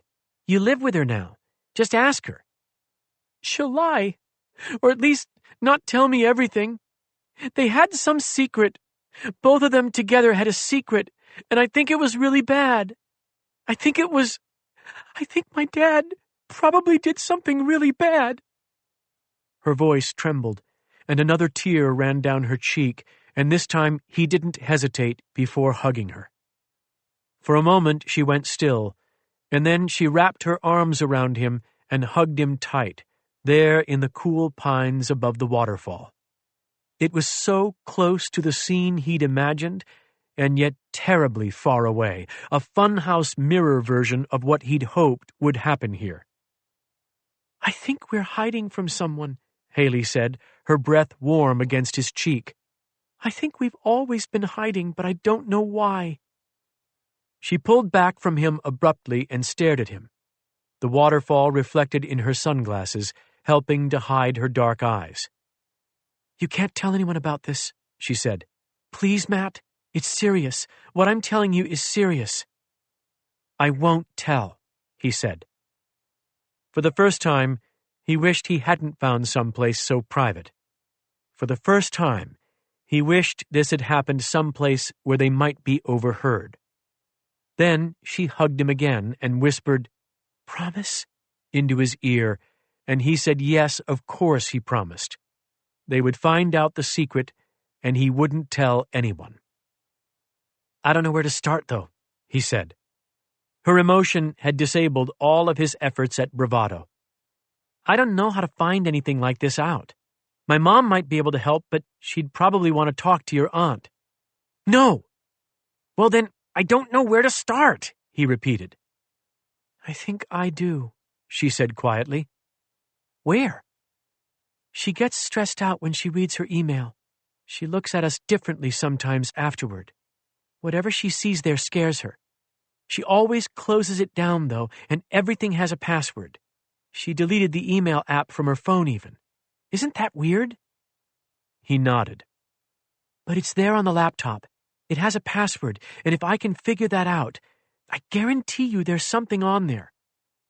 She wiped her eyes. The tears were drying, and her voice was hardening again, the emotion fading beneath strategy. And maybe something in the safe at her cabin by the lake. The safe? It's in the garage, and it's mostly full of guns, she said. Matt felt a prickle along his spine. His parents were a little nuts about gun control. If they knew Leah Trenton had a whole safe full of them, it would definitely weird them out. She is a hunting guide, though, he said, speaking almost more to himself than to Haley. I don't care about the guns, Haley said. I bet there's other stuff in there. Paperwork, folders, things like that. I want to know what's in there. Can you guess at the password? She shook her head. I tried on the computer a couple times, but then I got scared it would lock me out. I don't even know enough about her to guess. She pushed her sunglasses up on her head, wiped her eyes again, and then stared at him. Her dark eyes reminded Matt of the way a deer looked when it heard the snap of a branch in the woods. Do you have any ideas? She asked him. Yes, he said, and this time it wasn't a bluff, not like it had been with the PI research. To get her password? Yeah, I can do that. He knew that he could, too. It was a sneaky trick, but he'd used it once before and hadn't gotten caught. Of course, he'd just been playing then. It had all been a game, not something involving a strange adult who had no birthday and a safe full of guns. Really? Haley said, and she looked so hopeful. No, she looked so desperate that all Matt Bouchard could do was nod. Yeah, he said. I can do that. 28. Haley got home before Nick each day and usually went directly to the basement, which she'd claimed as her private lair. Today, though, on the afternoon Leah most desperately wanted to know exactly where her daughter was, she'd gone for a bike ride. While Leah waited for Haley's return, she listened to Nick complain. The Wi-Fi was out, and because there was only one bar of cell phone signal on this side of the mountain, he couldn't watch videos, couldn't get online, couldn't do anything. A crisis of epic proportions. Leah promised to call Spectrum and see what the problem was. In reality, she'd killed the breaker to the router. She couldn't make herself invisible to the world, but she didn't need to help Bleak and Randall either. All she really understood about internet tracking was that it could be done. Thus, no internet. Finally, Haley returned. She started upstairs immediately, but Leah called her back down. "I've got a surprise for you," she said. "I want to take a shower," Haley said. "I'm sweaty and gross." "Be patient, Leah. Be patient. Do not show your fear." "Just make it a quick one, please." The shower lasted 10 minutes longer than it normally did, a passive-aggressive response that Leah should have anticipated. Haley would object to the big surprise, there was no question about that, but Leah could weather the objections. Nick, she thought, might actually be excited. When Haley finally came back downstairs, Leah was making a risotto on the stovetop and trying to keep her head down so she wouldn't be caught constantly looking at the road, watching for any passing vehicle. Or worse, a vehicle that did not pass, but turned into the drive. "We're eating already?" Haley said. "It's not even 5. "I know, but we've got an adventure tonight, so we have to eat early." "I've got a ton of homework to do tonight." "We'll figure it out," Leah said, stirring with her head down. "Nick, come over here, please."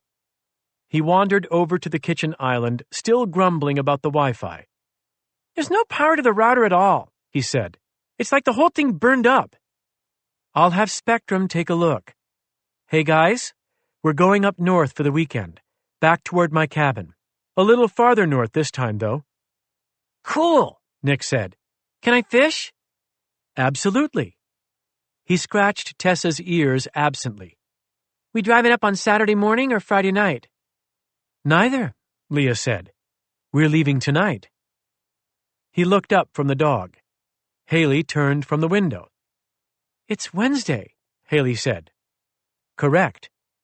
"We're going to miss 2 days of school." "I understand that. I've already called the schools to let them know." "That's not right," Haley said. "We can't just skip school to go fishing."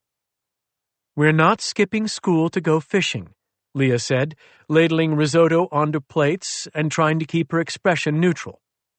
"Show no fear and do not rush. Cool your mind. Cool your mind. We're missing 2 days because I have a business to run and it needs some attention. I understand that it's not ideal, Haley, but you guys also understand that we all have to make adjustments. You've had to make most of them, I know. This one is all about me. I'm sorry about that, but I need you to bear with me, okay?" Nick said, "Doesn't bother me. Miss 2 days and go fishing? Doesn't bother me at all, especially with the Wi-Fi out." "Excellent," Leah said. "I appreciate the cooperation, sir." Nick saluted. Haley just stood and stared. Leah waited for the questions and objections, but none came. Her daughter was taking stock of something Leah didn't understand. Actually, maybe Leah did understand it. Haley was cooling her mind, managing her temper and picking her battles. Her daughter. "So when you've finished eating, pack enough stuff to last through the weekend," Leah said. "We'll be leaving pretty soon. I think it will be a fun trip for you. It's an adventure. Running for our lives. It's an adventure." Haley said, "Aren't you hot?" "Pardon?" Haley pointed. "You're wearing that big fleece and it's like 70 degrees in here." Shit. Could she see the gun? No chance. But if Leah took off the fleece, Haley would see the gun. Definitely. "It won't be 70 degrees on the lake," she said, "so layer up before we leave, okay?" Haley's frown suggested she was considering a real battle, the first direct conflict, an end to the Cold War she had been managing. "I'm going to be behind in every class. Before the first week is done, I'll be behind." "You told me you were feeling good about your classes, remember? You were ahead, not behind. I'm sure you'll do great. Regardless, it's my fault, and I appreciate you being understanding and patient with me." Haley sighed, nodded, and pulled a stool up to the island. Leah exhaled. One battle avoided. More on the horizon. She looked out the window up the road. No cars in sight. Yet. At some point they'll show up. They'll keep coming, too. They won't quit. She felt the cool granite of the island countertop beneath her palms and tried to use it to anchor herself. Shouldn't she be calling the police? Didn't that make sense? She wanted that to make sense.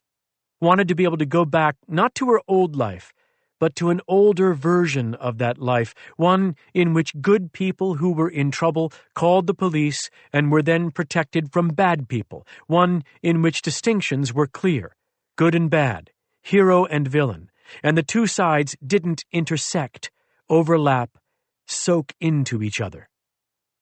She wanted, in other words, to be like Ray Johnson on the morning before Nina Morgan flew her and her children off to be murdered. Leah took her hands off the island and stepped back. "Put the dishes in the dishwasher when you're done," she told her children, "and then hurry up and pack. We need to leave soon." 29. The GPS tracker activated as the Jeep left Leah Trenton's driveway. When she went down the hill and across the harbor, an iPhone chime alerted him.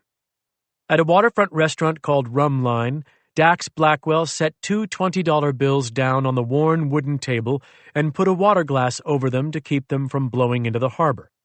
Then he walked up the hill to his rented truck. He was pleased that she was in motion, because that afternoon she'd disabled her Wi-Fi and removed his eyes and ears from the house.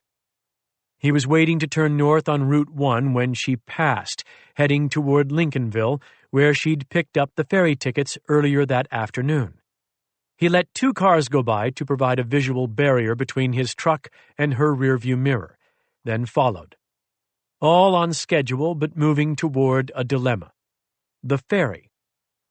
According to Dax's information, the ferry had departed for its last trip of the day 2 hours earlier. It must have returned from Islesboro now and tied up at the wharf. Leah Trenton couldn't take the ferry anywhere, and if she intended to pick someone up from the last trip, she was taking her own sweet time doing it. Route 1 curled northeast, and the island-dotted waters of Penobscot Bay reached out ahead of them, and there was the ferry at rest. The lot was empty. Leah Trenton pulled into it and parked. Dax cruised by and turned into the same parking lot he'd visited earlier in the day at the Whale's Tooth Pub, each motion already rehearsed. The Trenton Jeep sat and no one got out. They were waiting. On what? Dax picked up his iPhone and opened the Uber app, curious if there were any drivers approaching. "There are no Ubers in your area," the app informed him. Stunned, he exited and restarted it. The message was the same. Not a single Uber in the area. Maine. The way life should be. He was ready to leave this place. When he looked up from the phone, he saw a pale blue sedan waiting to turn left into the parking lot. It had traveled southbound from Belfast and looked to be 30 years old. The tailpipe coughed gray smoke as it idled, waiting on the northbound lane to clear.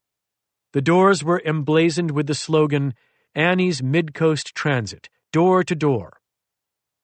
Dax didn't know exactly what to think of this development.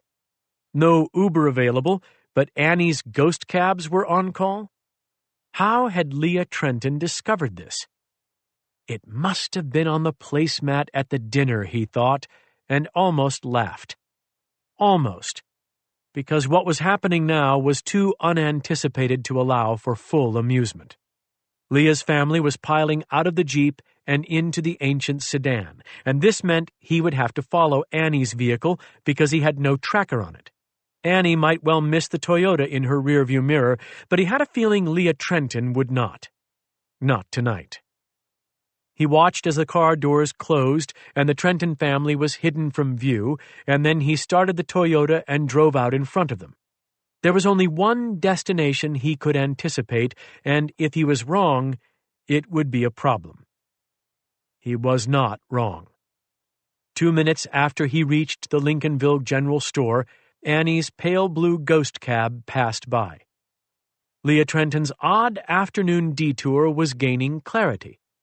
She'd left her car in a place that would mislead anyone who found it, and Dax was willing to bet that she'd purchased tickets for the morning's first ferry. They would be pedestrian tickets, promising anyone who came looking for her that she was on the island and on foot. Hardly a sophisticated ruse, but not awful. Annie's Mid-Coast Transit was now going to deposit Leah and her children at the Nature Preserve trailhead, Fernald's Neck. She would have a story to explain it to both the driver and the kids. Annie's cab would drop them off, and if it could actually make it back down that dirt road with the deep potholes without dropping the transmission or cracking an axle, the Trentons would be alone in the woods in the deepening twilight. Then what? He sat and waited and thought, remembered the map of the lake and tracked its shores in his mind's eye as if with a drone camera. The lake fed into the river, and the river fed into the sea. It wasn't navigable, though, not unless Leah Trenton intended to kayak over a few dams and beneath some bridges and then shoot the waterfall and land in the harbor. The lake was no better than the island would have been. There were houses all around it, but the houses were better reached by road than water. Someone was going to drive in here and pick them up. That was the only logical option. All this effort for so little ultimate reward. He felt a surge of disappointment. He hadn't wanted Leah Trenton to be stupid. Be best, Leah. The blue car appeared again in the dimming daylight, now wearing a skin of dust from the road to the trailhead. The car was empty, save the woman behind the wheel. The Trenton family was either hiking to the water's edge to meet a boat or waiting in the parking lot to be picked up by another car. Neither option was smart. He sighed and started the truck and drove toward the lake, dismayed. He was just heading down the rutted dirt road when he heard the low whine of the engine. At first, he merely noted the background noise, his subconscious filtering through possibilities and dismissing them. Car, lawnmower, boat, chainsaw. No, no, no, no. And then he cracked the window, and the whine deepened in pitch, and he looked skyward just in time to see the glint of red pontoons passing overhead. A seaplane. Dax watched it descend, and he smiled. Well done, Leah. Well damn done. She would lose him now. She would lose anyone who might have been behind her. Only briefly, yes, only a delay, but nevertheless a fine one. He appreciated that. He pulled the truck into the weeds beside the road, climbed out, and ran for the water. The trail led through a field and into the woods before it returned to the water, and he knew that he did not have that kind of time. Instead, he fought his way through the brush and the slapping branches and went straight for the water. When he reached the shore, he paused only long enough to remove his boots and roll his jeans up over his knees, then he waded out. The rocky bottom was rough against the balls of his feet, and the water was chilled without the sun's warmth. He splashed out until the water was beginning to reach the denim, and he had a clear view of the plain. He stopped there, knee-deep in the lake, and memorized the details. Red plane body, red pontoons, single propeller. An old plane, but in immaculate shape. White trim that matched the paint for the tail numbers. He shielded his eyes with his hands and squinted into the darkness. A lean man in an olive field jacket was helping the kids aboard, and the dog was barking and dancing in the shallows, sending spray over them, but Dax did not focus on the man. He focused on the plane's tail numbers. It was too far away, and it was too dark to make it out clearly, but the mind filled in shapes even when the eyes couldn't, and so he worked on the shapes and the combinations that might make them. The first part was easy. N. All aircraft registered in the United States started with N. Focus on the following sequence. 29T? That looked right. Don't get cocky with the letter, though. It could be an F, maybe. 29F or 29P. He thought the last number was the same as the first, and his mind could find no other shape that fit. The first number was most likely a 2, with an outside chance of a 7. The last letter was either a T, an F, or a P. The passengers were all boarded now, and the prop was turning. The load-up process had moved quickly, which suggested that the pilot was aware of the urgency. The mind was filling in the missing shapes for him. The plane began its taxi and pulled farther and farther from him before losing touch with the water, and as it joined the air, Dax was nearly certain that it was NFR 292. He waded back to the shore, brushed the water off his legs, and put on his boots. As he laced them up, the plane passed overhead again, having banked around the lake and angled back in the direction from which it had come, flying northwest. Dax waved. He doubted they could see him in the gathering shadows, but all the same, it seemed appropriate. Catch you soon, old friends. Catch you soon. 30. The text messages didn't arrive until after the Trenton family was gone. Matt Bouchard was confused as his phone began to chime and chime and chime, stacked up messages finally filtering through. Hey, something is weird here. We are going away for the weekend? Leaving now? I don't get it. She never said anything about this, and she seems tense or nervous. She says it is about her cabin. Damn it, my phone isn't working. Crap signal, and now no Wi-Fi. Router is dead. Are you getting these? Question mark, question mark, question mark, question mark, question mark. Stupid cell phone doesn't work in-house. We are leaving now, on a seaplane that my brother thinks is cool and I think will probably crash. It is my aunt's friend Ed. She says we will be gone 3 days up north of Moosehead Lake. Frowny emoji. You can get in the house, though. The code to the door is 4540. If you actually think you can figure out her computer, it is on the desk in the little library room. She left it. She usually uses the iPad. It would be amazing if you could really do this. Thank you. OMG, this plane is scary, not cool.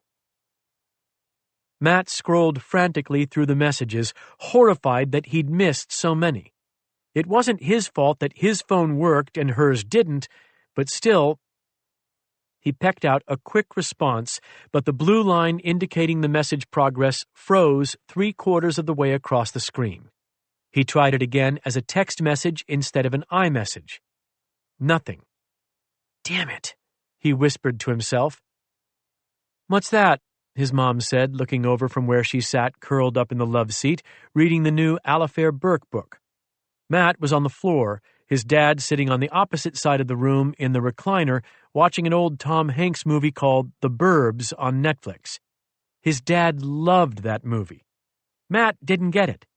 The effects were super cheesy and old-fashioned. But he liked the scene where Bruce Dern fell off the roof of the house. His dad seemed to like everything about it, watched it over and over and over again. Nothing, Matt said. Talking to myself. Keep your own counsel, Dad said. Very prudent.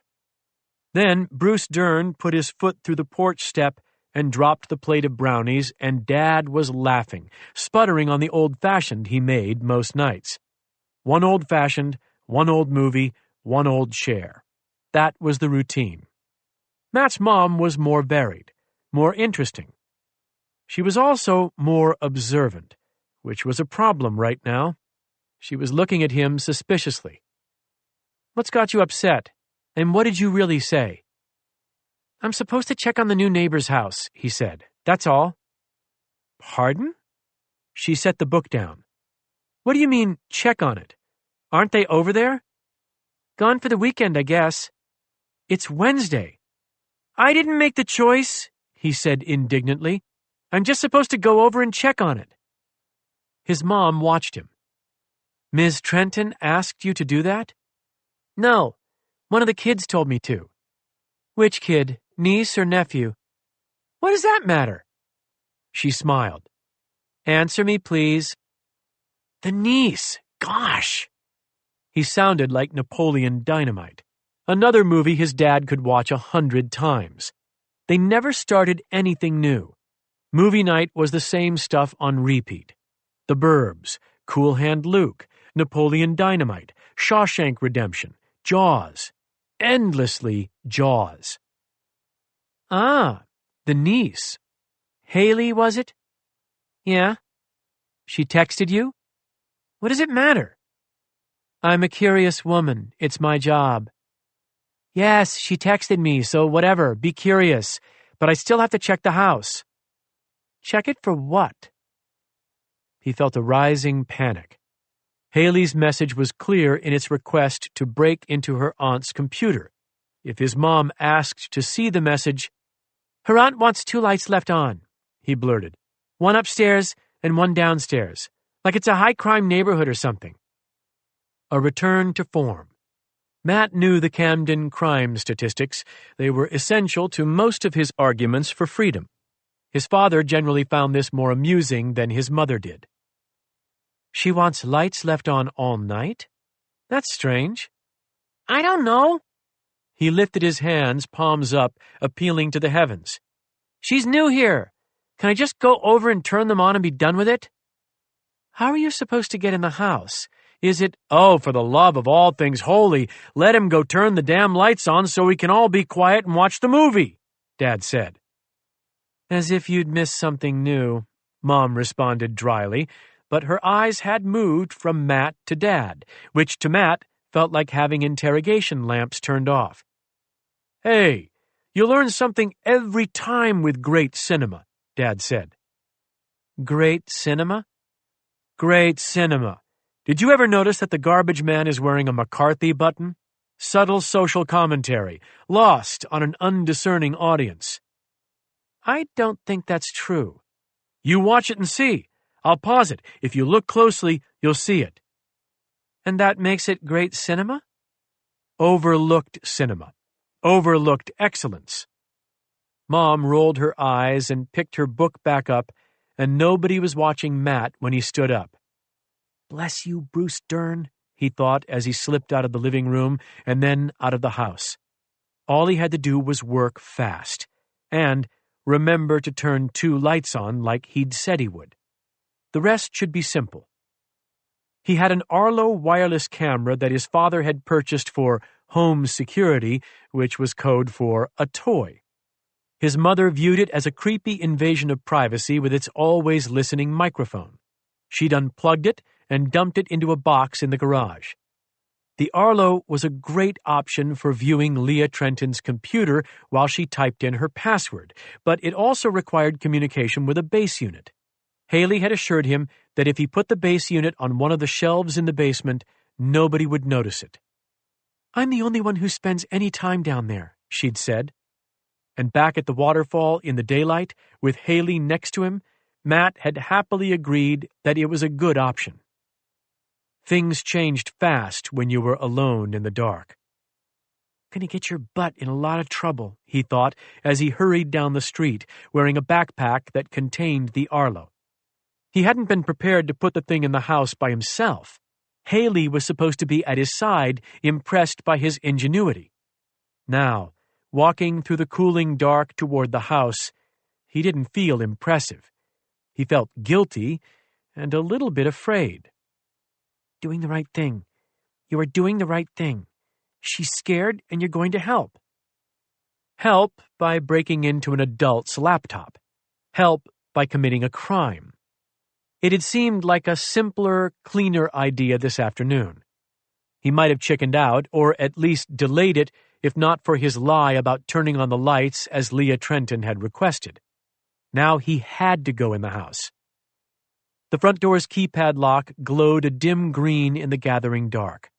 Out on the lake, there might still be traces of sunlight, but down here, the house was screened by the mountains and the trees, and the night seemed to arrive early, broken only by shafts of twilight blue.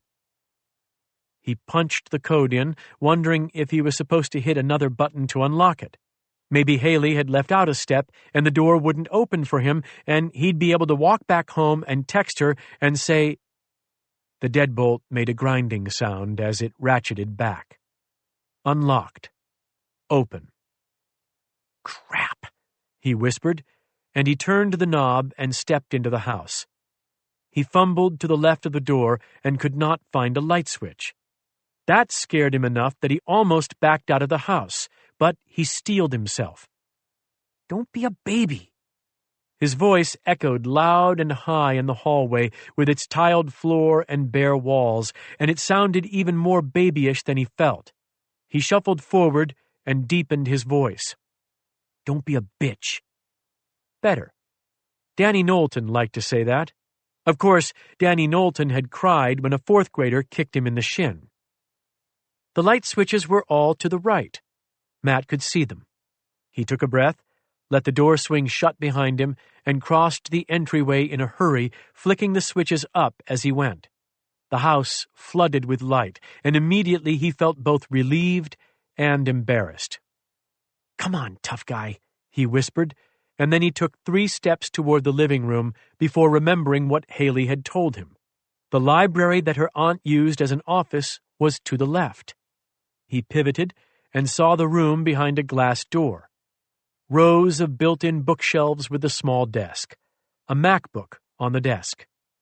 He went in and then turned to look at the shelves that lined the wall. Just as Haley had told him, they were filled with books, mostly paperback mysteries or tourist guides, things that had been read by renters over the years or collected at the library book sale. All that mattered was that there were lots of them, which would make his job easier. If not for the cluttered shelves, he'd have no place to put the camera. He opened the laptop and watched the screen fill with the password-protected prompt. No surprise. He kept it open so he could see the screen's position while he studied the bookshelves, looking for the right vantage point. He arranged the camera with the lens peering out from between 2 Michael Connelly paperbacks and then stepped back to assess his work. Not bad, but not hidden either. If you faced the shelf, you might notice it. If you just walked into the room and went for the computer desk, though, the way most people did, the tiny camera lens wouldn't catch your eye. Now, he just had to set up the base unit. He sighed. 1 trip to the basement. Just 1. He left the library with the base unit in hand and walked through the house, searching for the basement door. His path took him past the granite-topped island in the kitchen. He saw something glistening in the decaying light there. Haley's gold-framed Ray-Bans, a gift from her father, the pair that Matt had both broken and fixed. He picked them up, feeling uneasy that she'd left them behind. She cared about them too much to leave them behind. She'd been hurrying, though. The trip was a surprise, a rush, a panic. He tucked the glasses in the inside pocket of his fleece where they rested against his heart. She needs help. Needs your help. He turned away from the island and saw the door to the basement. There was no trace of daylight remaining down there, and he hesitated at the top of the steps. You are 13 years old. You are not scared of the dark. What's the matter with you? Nothing was the matter with him. but something was the matter with the house. He could feel it in the small of his back, where tiny muscles tightened and twitched. He touched the sunglasses again, tapped them against his heart. "I'm no baby," he said. "No bitch." His voice, too high, echoed again. The shame of the sound drove him forward out of the living room. He was halfway down the steps before he realized there had to be a light switch at the top of the stairs. He didn't go back for it, though. As he went further down, traces of nickel-colored light from the basement windows allowed him to see well enough to move. He came out into an unfinished room facing a bank of dark windows and a set of double doors leading to the wooded backyard. The trees loomed in the massive shadows on the other side, seeming bigger than they should have, like some prehistoric forest. To his right, a wall had been painted black and then covered with bright chalk sketches. Distracted from both his focus and his fear, he turned toward it, studied the display. The drawings were beautiful and creepy, featuring monsters, laughing skeletons, and figures with gleaming eyes and curled lips over jagged teeth.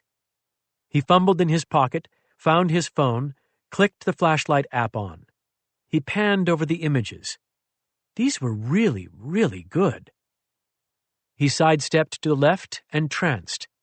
As the images took on greater clarity, his eyes were drawn to a figure on the far left, a gaunt man in an old-fashioned formal overcoat, a hat tipped low over his face, obscuring but not hiding his predatory smile.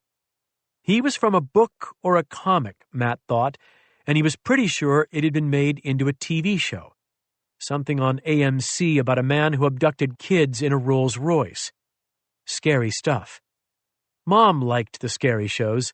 Dad liked the dumb comedies.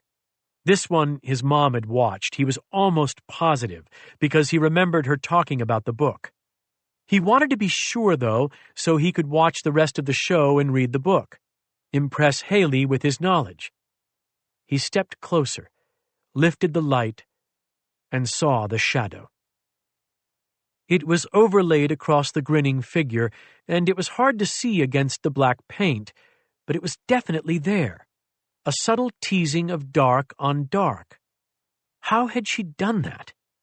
The shadow looked almost like a man. In fact, there were two shadows, one shorter, one taller.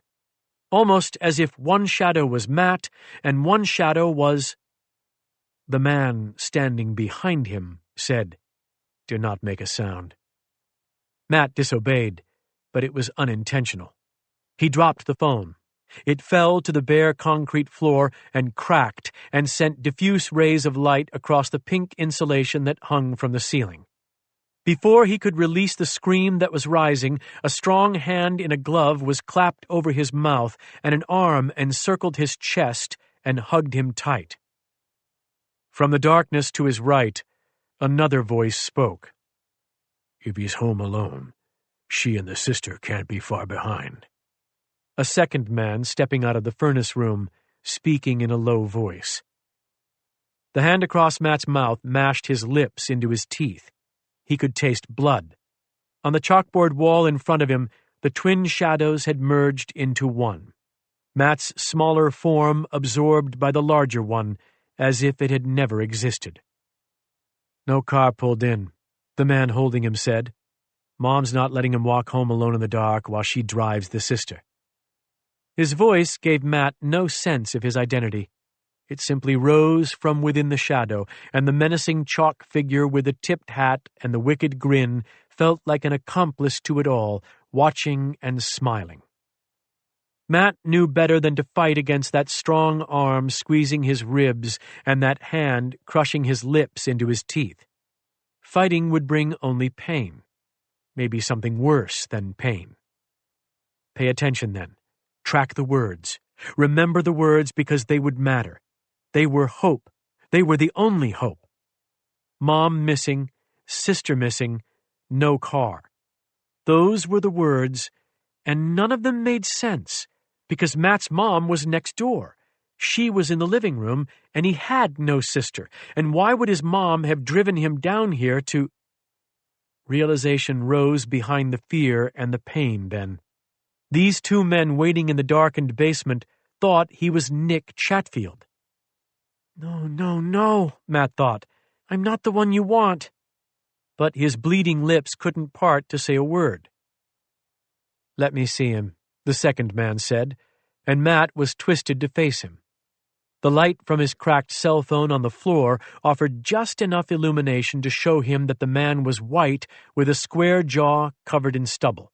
He wore jeans and a black sweatshirt and a black knit cap.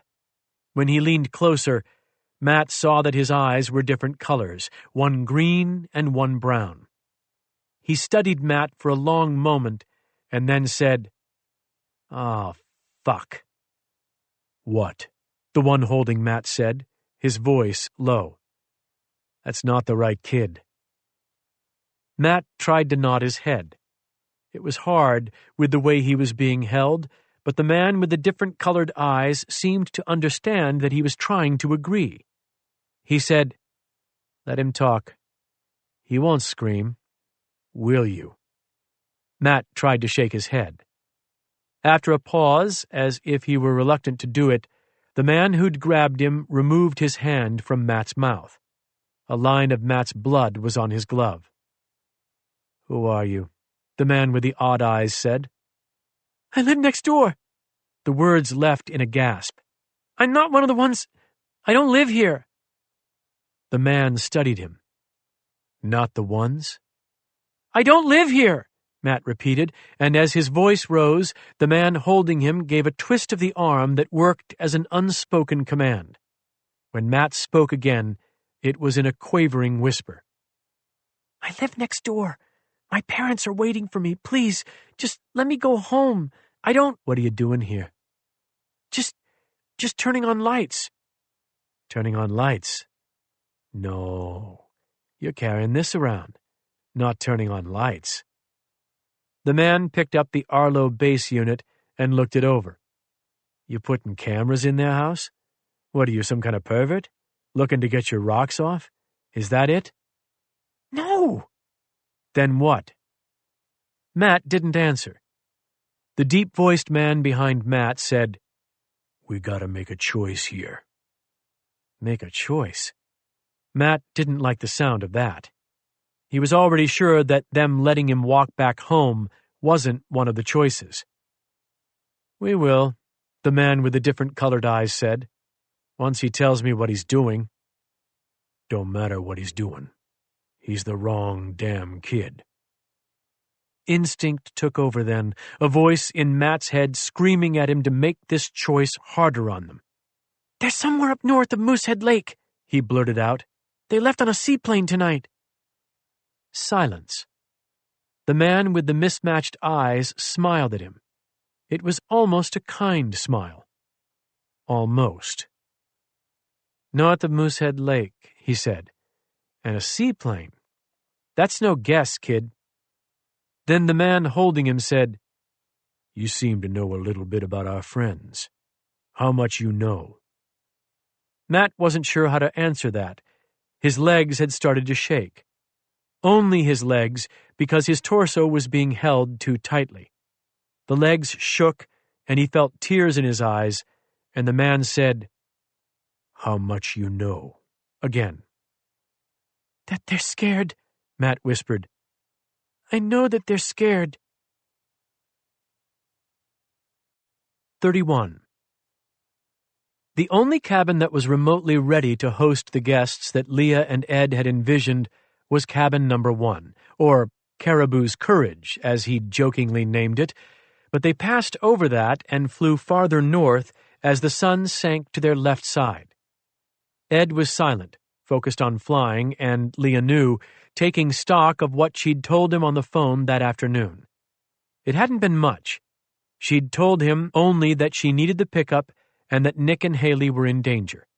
The rest she'd promised she would tell him in person. He hadn't hesitated. It was trust she didn't deserve. In the seats behind them, Nick and Haley were silent. Initially, Nick had kept up a stream of questions about the plane. As the towns and houses fell away and the endless forests replaced them, the trees looking black in the gathering darkness, even Nick had run out of talk. Tension thrummed through the plane like another engine. They were running out of daylight fast, and Leah knew that was weighing on Ed. It was legal to land a seaplane in the Maine North Woods in the dark, but it was also foolish, the sort of thing you did only in emergency situations. His spotlights would illuminate water seconds before touching down on it, and something as simple as a floating limb could mean disaster. The sun was nothing but a thin red line lacing the western mountains. Everything to the east was already dark. The safest landing and the most habitable cabin was behind them. She'd told him she wanted to push as far north as possible. Push to some place where not even a jeep or a lifted pickup would make it through.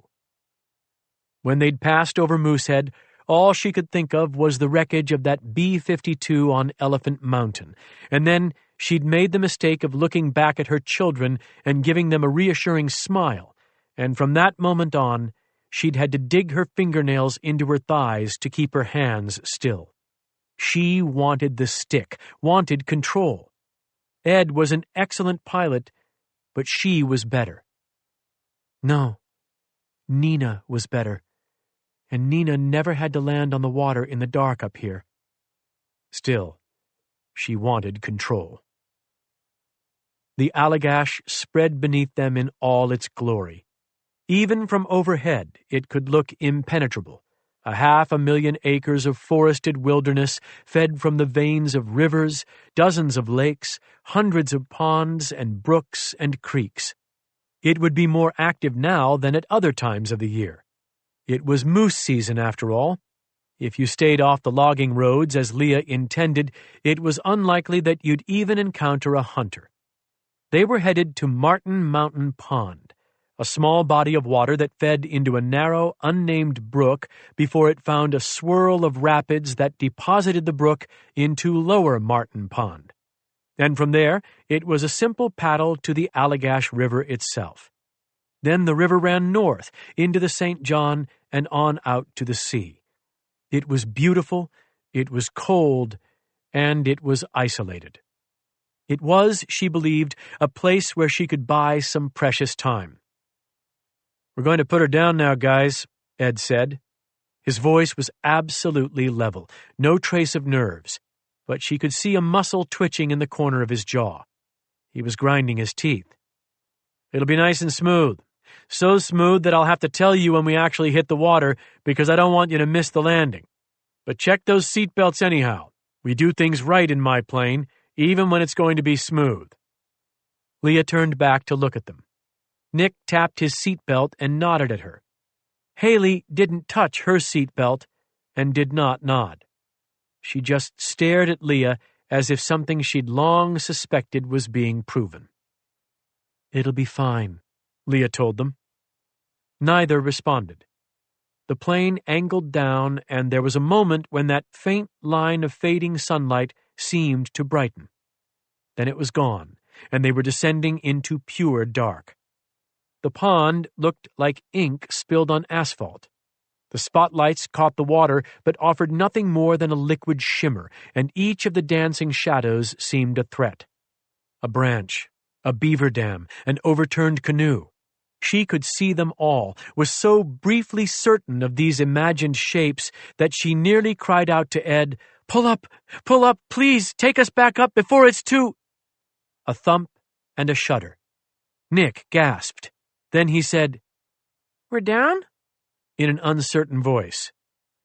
"We're down," Ed said, his own voice soft and tight. He didn't take his eyes off the water ahead as he cut the speed and taxied. They'd just landed more than 200 miles northwest of Camden, flying toward the setting sun and away from any sign that Maine had ever been touched by human hands.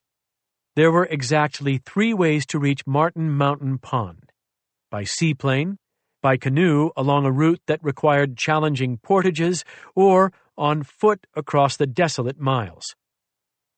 Leah let out a long breath and whispered, "Thank you." Ed glanced at her for the first time. He nodded without speaking, his blue eyes studying her in the dim cockpit, unspoken questions dancing in them. Then he looked away. "I don't see any cabins," Haley said, the only words she'd offered since they boarded the plane. "You said we were checking on a cabin." "It's right up ahead," Leah said. And there it was, a low rectangle of ancient logs with a dark green metal roof. The roof was new. It was the only thing they'd done to this cabin so far. For decades, it had belonged to a family from Presque Isle, a paddle-in retreat for 2 generations that had eventually reached a 3rd generation whose members had no interest in paddling anywhere so remote. They'd sold it for $10,000 cash and had seemed pleased to do that well. Leah and Ed had laughed ruefully about that afterward. Even their aggressively low bid had apparently exceeded expectations. "It's beautiful," the grandson of the original builder had told them, "but it's damn hard to get to, and it's lonely." His words came back to her now like a promise, as soothing as a hymn. Damn hard to get to, and it's lonely. That was everything she needed. Ed beached the plane just past the cabin. After the silent, seamless water landing, the crunch of the pontoons on gravel felt like a savage impact, even though it wasn't. The prop slowed and then stopped. A loon called, the mournful sound loud. "Okay," Ed said. "Let's get unpacked." He was trying to keep his voice light, but it wavered. Leah thought he knew why. He was thinking about the rifles she'd asked him to bring. Leah got out first and helped the kids out one at a time. Tessa bolted out between them, splashing through the shallows, head high, tail erect. A million fresh smells to take in. When Nick and Haley were standing on a large flat rock on the shore, high and dry and safe, Leah went back to help Ed unload their gear. She was almost to the plane when Haley spoke. "Is that a canoe?" For a moment, Leah thought she'd spotted someone on the water. Then she realized that Haley was looking at the plane's pontoon, where a 16-foot ultralight Winona canoe was lashed. "Yes," she said, "it's a canoe." It would be their only means of transportation when Ed flew out in the morning, but as she looked at the craft's bright yellow sides, she remembered that lazy August afternoon when Nick had told her about Haley's interest and skill in a canoe. "We'll take it out tomorrow." Haley didn't respond.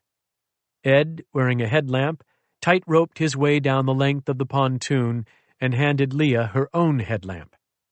"Getting dark fast," he said, the first reference to what he'd surely been worried about the entire time. "It was a perfect landing," Leah said, putting the headlamp on. "Let's not ask me to do it again," he said, and though he tried to inject levity into the statement, his tone undermined it. "Let's not," she agreed, and then they got to work unloading the plane. While the two of them carried the gear from the plane to shore, Haley and Nick stood on the bank watching. They were standing very close together, their breath fogging the night air. Only September, and already the evening temperature here was in the low 40s. The nearest town, which wasn't really a town in any traditional sense, was in Canada. Lac Frontière, a French name that meant Lake of the Frontier Border. An appropriate name. She forced her mind away from that before the inevitable question rose behind it. Where next? Have Ed fly them into the Northwest Territories, raise her children among the muskox? No. The running had to stop, and the running could not stop until Lowry was dead. This was the truth that she had to accept. If he knew she was alive, and he did, then he would have to die. There was no alternative now. No future where Doug raised them safely without her. No future where silence masqueraded as innocence. "I'm sorry it's already dark," she told the kids as she unshouldered the duffel bag at the cabin door and spun the combination lock that was closed over a stainless steel hasp. I wish you'd been able to arrive in the daylight and see how beautiful it is, but in the morning you'll see. We'll take the canoe out, and you'll see what's so special about this place." She unfastened the lock and pushed open the door, and their headlamps illuminated the cabin's interior. The rough-hewn log walls looked virtually the same on the inside as they did on the outside. The bunks on the far wall were just planks, no mattresses, no pillows. Hooks made out of antlers hung on the wall to their left. The wood stove and the single window were to their right. Otherwise, the space was barren. The wall art was a topographic map of the Allagash Wilderness waterway and a calendar from 3 years earlier. "This is it?" Haley said. "We're supposed to stay here? All of us?" "The 3 of you," Ed said from behind them. "I'll be in a tent. But I'd always be in a tent if I had my way." He was trying to reassure, trying to soothe, but falling short. "Let me build us a fire," Leah said. "By the time we get the sleeping bags out and a fire going, it'll feel cozy." She stopped talking then and busied herself with the fire. Nick sat on the edge of the bunk tentatively and didn't move to take off his boots or his jacket or even his backpack. Haley crossed the room, seeking privacy the way she did at the house. There was no basement here, though, no door to close. She settled for standing with her back to Leah, facing the topographic map on the wall. She touched it with a fingertip. She seemed to want to touch any type of art, as if the lines and colors spoke to her, and traced the river very carefully, from the place where they were now all the way down to Moosehead Lake, the place where she'd been before, her first stop in Maine. Leah saw that she was doing it backward again, the way she had at the cabin on the first day. Haley trusted the rivers to flow south, the way they did in Kentucky, slow floats to warmer climates. She had no idea that up here they actually led north, led through places that were only colder and more isolated before dumping you into a hostile, frigid sea. Leah didn't want to tell her that. Let her think that all the rivers of the world flowed south, meandering back down to the Ohio River, drifting right into Louisville. Let her believe that all rivers and all roads led home eventually. As she cracked kindling and stacked it in the narrow wood box of the ancient iron stove, Leah knew once more the thing she'd chosen to deny for so long, the thing that had led her to Maine in the first place. She was no one's mother. She'd brought lives into this world, yes, but that was all. A mother provided safety. Leah invited harm. This was the reason she had left all those years earlier. A mother who drew harm toward her children rather than guiding it away from them deserved nothing but exile. At best, she deserved exile. She removed a lighter and a cube of wet fire from her pack. She tore the wrapping off the wet fire and scraped the tiny white cube with her thumbnail, peeling flakes of it free. Then she sparked the lighter and lowered it, watched the flame catch the fire starter and spread to the kindling, felt the first traces of warmth on her face, and remembered the day Nina Morgan had died for her children. She felt that she'd done the right thing for them. A mistake. Dying for them hadn't been enough. She knew now what she should have known then. A good mother didn't die for her children. She killed for them. Part 4. Follow the River. 32. The kids fell asleep early, which amazed Leah. The unfamiliar place, the rapid transitions, the absence of creature comforts, and still they slept. She couldn't take much reassurance in that, though. They were exhausted, and they were learning to adapt to days of disruption. Ever since Doug had died, their lives had been a collection of curveballs and change-ups. Everything you did not want for your children. And still, she was putting them through it. Now wasn't the time to worry about mistakes already made, though. Now was the planning hour, a time for cool minds and steady hands. and loaded guns. She could see the outline of Ed's tent, lit by the soft glow of a flashlight or headlamp. He'd set up camp along the shore, and he hadn't returned. She knew he was waiting on her, waiting on the truth. She added wood to the stove once more, even though it was warm in the cramped cabin now, then looked at her children, watching their breathing patterns. Slow and steady, lost to sleep. Nick's hand trembled and his leg twitched. Deep sleep, she hoped, and not nightmares. She opened the door and slipped out into the night. The brushstroke smears of the Milky Way had the clarity you saw only when you were removed from all sources of urban light. She'd learned to love it, but once it had scared her, and she held that memory close now, imagining this place as her children saw it. For a few seconds, she stood outside the cabin with the door cracked and breathed the night air and listened. The kids did not stir, not even when the loon cried again, the haunting call echoing from within the blackness. Leah closed the door behind her and walked down to the shoreline to tell someone the truth of her identity for the first time. Ed's headlamp moved within the orange and gray Kelty tent, and then there came the soft rasp of the zipper, and he pushed through the fly and crawled out of the tent. He turned off the headlamp before he looked at her. She didn't know how to take this. Was it a courtesy, not wanting to blind her with a harsh glare, or was it that he didn't want to see her face? She sat on the grass beside the tent, the ground cool and damp beneath her, and pulled her knees up to her chest.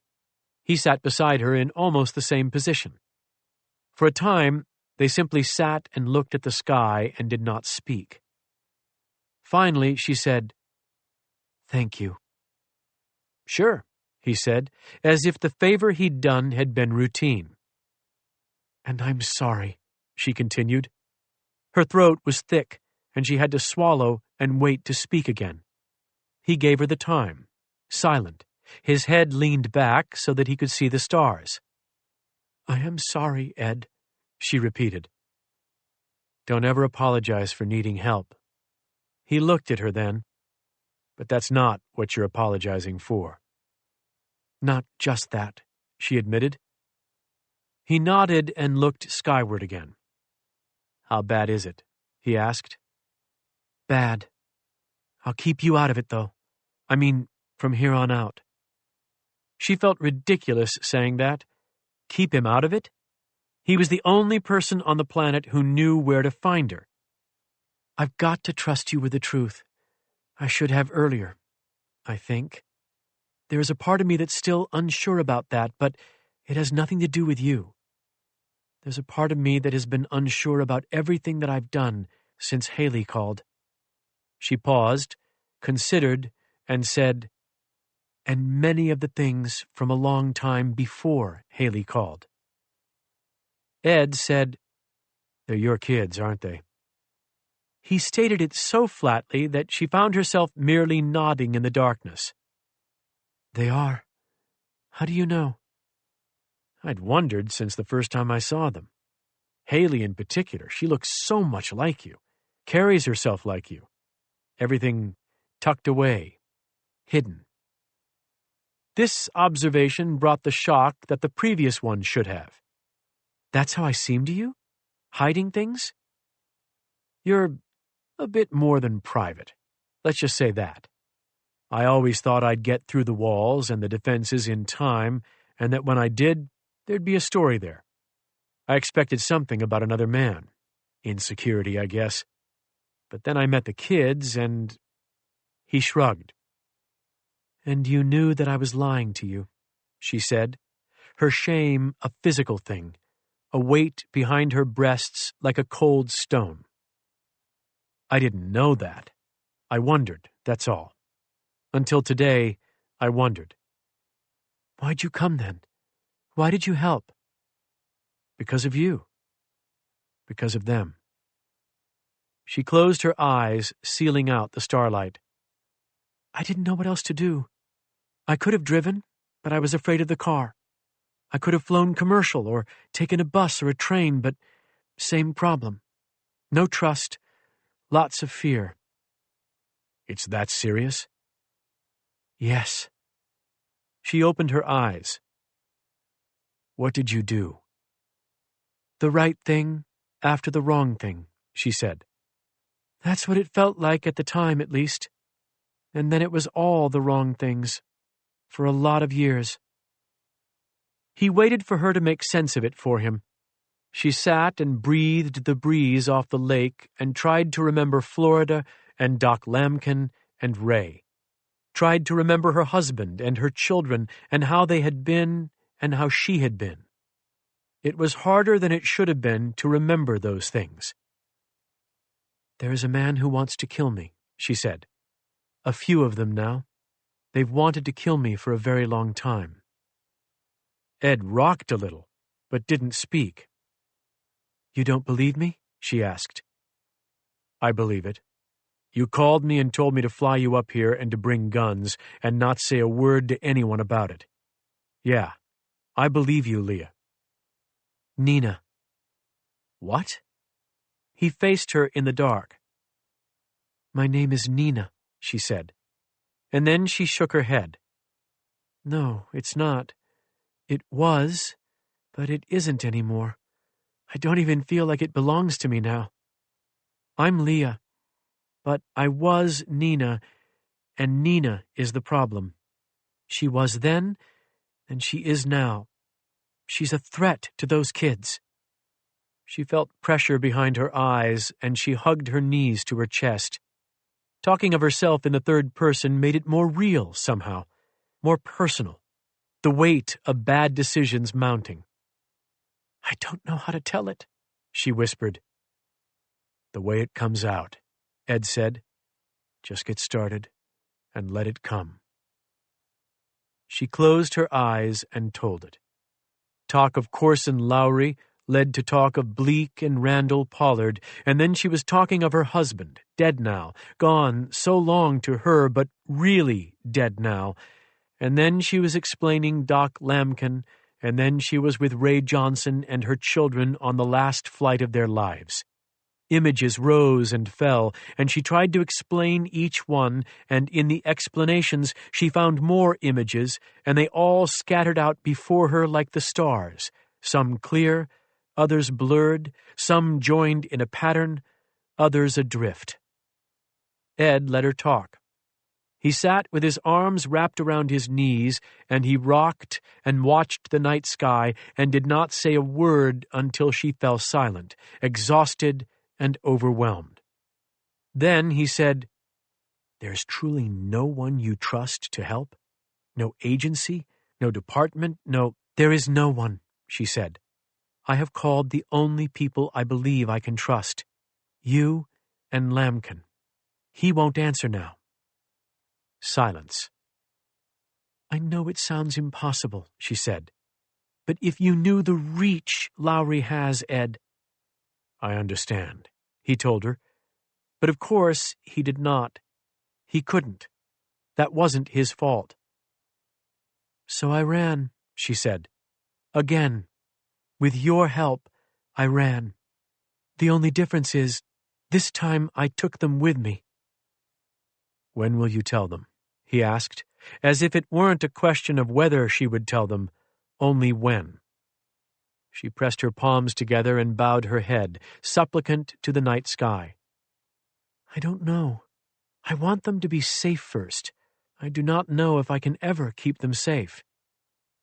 You're sure these men are coming for you? He asked, his tone not disbelieving, but not convinced either. They're coming, she said. It will take them a while, I think, but probably not as long as I hope. When they get here, I'll need to be alone. That's insane.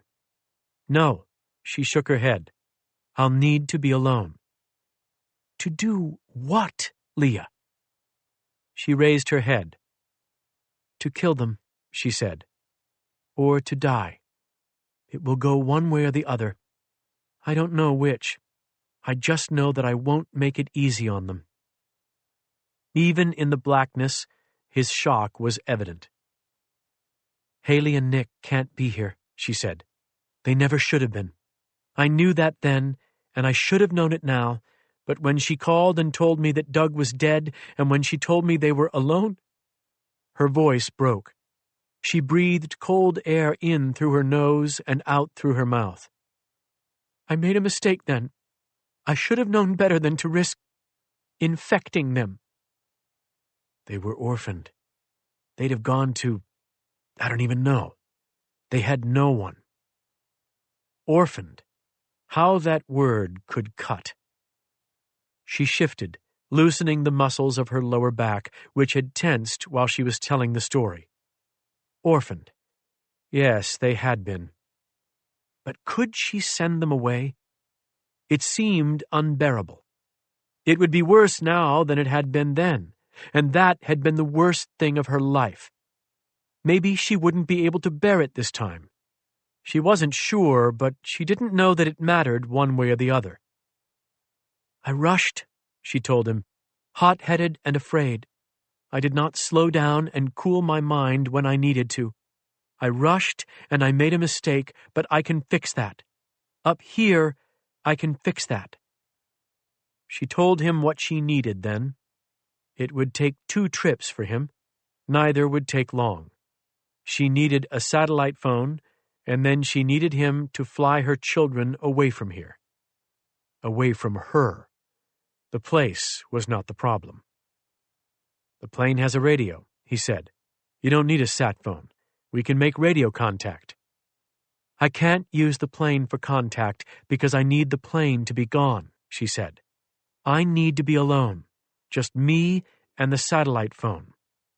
And the guns, she thought, but did not say. Who are you calling from the phone? The tears rose again, and her throat constricted, but she willed the words to keep coming. There is a woman they know and love in Louisville, she said. Her name is Mrs. Wilson. How perfect is that? So Midwestern, so trustworthy, so safe. I met her. I loved her too. She baked me cookies. She tried to laugh, but the laugh was a sob.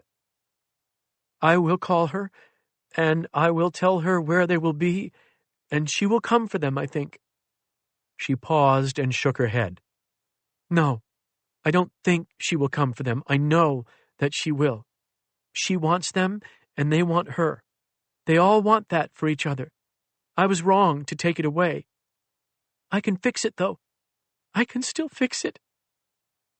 Ed said, Leah. But she lifted a hand and cut him off. I will call her and tell her to come for them, and she will do that. Then you will take them out of here. Take them to her, and I will stay behind. She felt a tremor in her jaw muscle, her body rebelling against the effort of remaining rigid, remaining strong. Then I'll make my second call. Who? He whispered. Lambkin? Or someone else? Someone else, she said, and she left it at that, because she knew he would object to the plan if he heard it, and she loved him too much to fight over what had to be done. She had asked too much of him already. He did not need to know that when she was sure the children were with the lovely Mrs. Wilson, Leah would call J. Corson Lowry directly and tell him where she was. Let him come then. Let them all come. A mother would fight. A mother would kill. A mother would die if she had to. All of those things could be done. All she knew was that she would not fight from desperation in front of the den, the last defense. If she died, she would die alone. Will you help me again? She whispered. I have no right to ask, but will you help me again? He touched her leg, and in the touch was the answer. She put her hand over his, and it was only then, when warm dampness from the back of his hand met her palm, that she learned he had wept at some point. The tears he'd wiped silently away in the darkness dried against her skin. They sat like that, and finally she said, I'll have the morning with them. Don't rush back, please.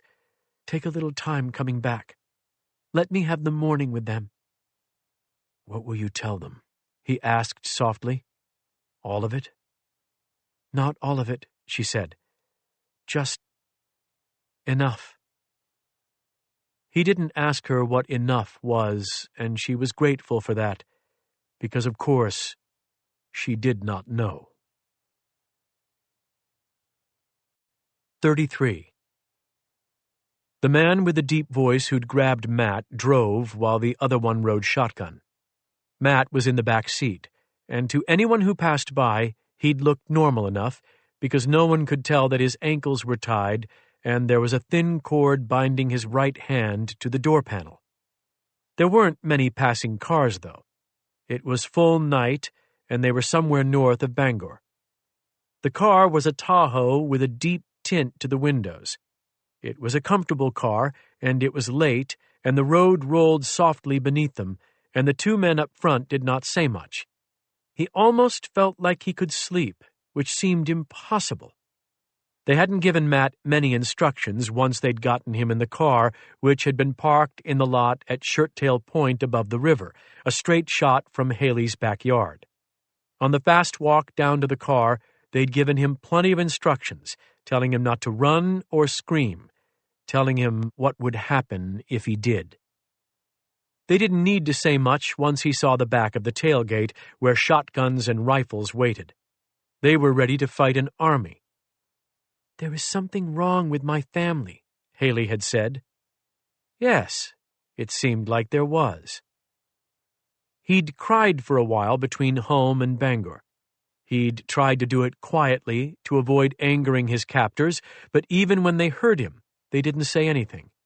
They didn't seem to have any interest in him at all, which was almost more terrifying in its own way. He hadn't thought that he could stop crying or shaking at that point, but then they drove on through the night, and eventually the tears dried and the trembling stopped. He tried to notice things then, tried to observe anything and everything that he would need to tell the police. "You'll never talk to the police. They're going to kill you, and you'll never talk to anyone again." But they hadn't killed him yet. As even the little towns fell away and darkness overwhelmed the road, he began to actually wish that they would talk more. Listening gave him a distraction. In the silence, he had nothing to do but imagine what lay ahead. He thought he knew the place at least. They were headed up Maine toward the Allagash. All he knew about Haley's destination was that it was north of Moosehead, but the men who'd kidnapped him seemed to understand more than that. They seemed to know exactly where they were going. Behind him, the big guns clinked beneath the folded blue tarp that hid them from sight. The man in the passenger seat, the white man with the two different eyes, had done most of the talking, but the driver seemed to be in charge. Matt wasn't sure why he felt this so certainly, because that man did not say much at all. Maybe that was why. When he spoke, it mattered. The other man would sometimes fill the air with talk, but the driver never said anything unless it was a point of action. "I'm going to turn off here. I don't want to stay on the highway." Things like that, dispensed rarely and briefly. The white man had said a name at some point, but Matt had been crying then and he'd missed it. It had reminded him of something silly, but he couldn't put his finger on it. They'd been talking about making the call, and at first he'd thought that meant a decision on whether to kill him or let him live, but then he realized it was an actual call, a phone call. By the time he understood that, the name had come and gone, and he was left with only that vague sense of silly association that he could no longer remember. The name had started with an L, he thought. He hoped that they would say it again. The roads were narrower here, flanked with trees. He'd made a few trips to the perimeter of the Allagash wilderness with his parents, once for a rafting trip and once to have an experience, as his dad had said.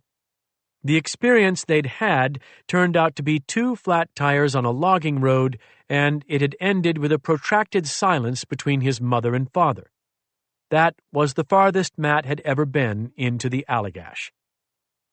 Thinking of his mother made him remember his rules for trouble. Notice things. That was Rule 1. Be observant. Pay attention to details.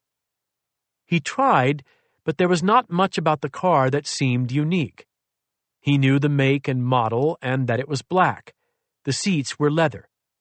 It smelled strange, not like a new car, but sterile. A rental, probably.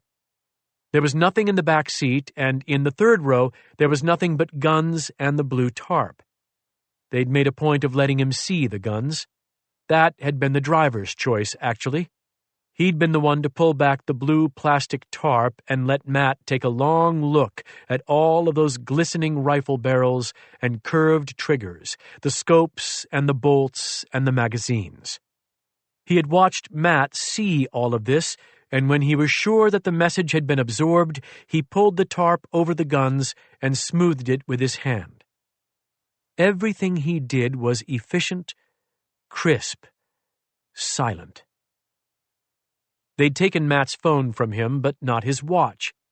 He did not want to illuminate it and draw their attention, but it was too dark to make out the hands. He tilted it to face the road and waited for an oncoming car. And waited some more.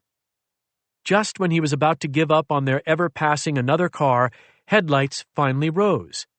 In the instant before they flashed by, he saw the watch face. It was 10:48. His parents would have gone looking for him at least 2 hours ago. By now, they would have called the police.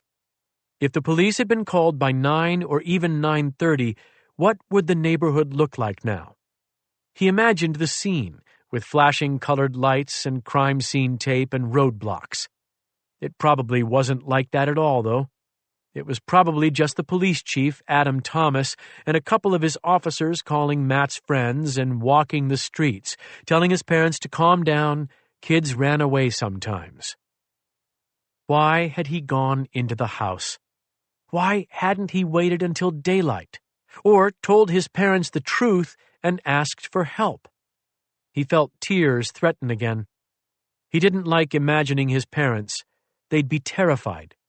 He squeezed his eyes shut and tried to will a message to them. I am alive. I am in trouble, and I am scared, but I am alive. It was nice to imagine that it might work. When the driver spoke, it made Matt's eyes snap open. The sound of the man's voice was completely commanding, though it was not loud. Do they have to file flight plans? The other man, the white guy riding shotgun, seemed as startled as Matt. Huh? What are you talking about? A float plane, the driver said. It doesn't have to land at an airport, but it's still in airspace. They've got to have contact with the tower, right? It was a good question, Matt thought. He had a feeling that the driver wouldn't ask any questions that weren't good. I don't know, the man in the passenger seat answered. I doubt it, since they don't need to land at an airport. I mean, our helicopters didn't talk to anyone, but that was different. He laughed, and it was an unkind sound. The driver did not join in the laughter. Maybe not so different, the driver said. She's a pilot. She knows the game. She could have told him to go on visual flight rules and keep off the radio. Think he understands enough to actually follow the instructions? Maybe. Have to consider it. Well, the passenger said, he'll either be there or he won't. If he's gone, we deal with it in another way. Yes, the driver said, if he's gone. I still think it's speeding up, though. What is? The driver just looked at him. Ah, the passenger said. Got it.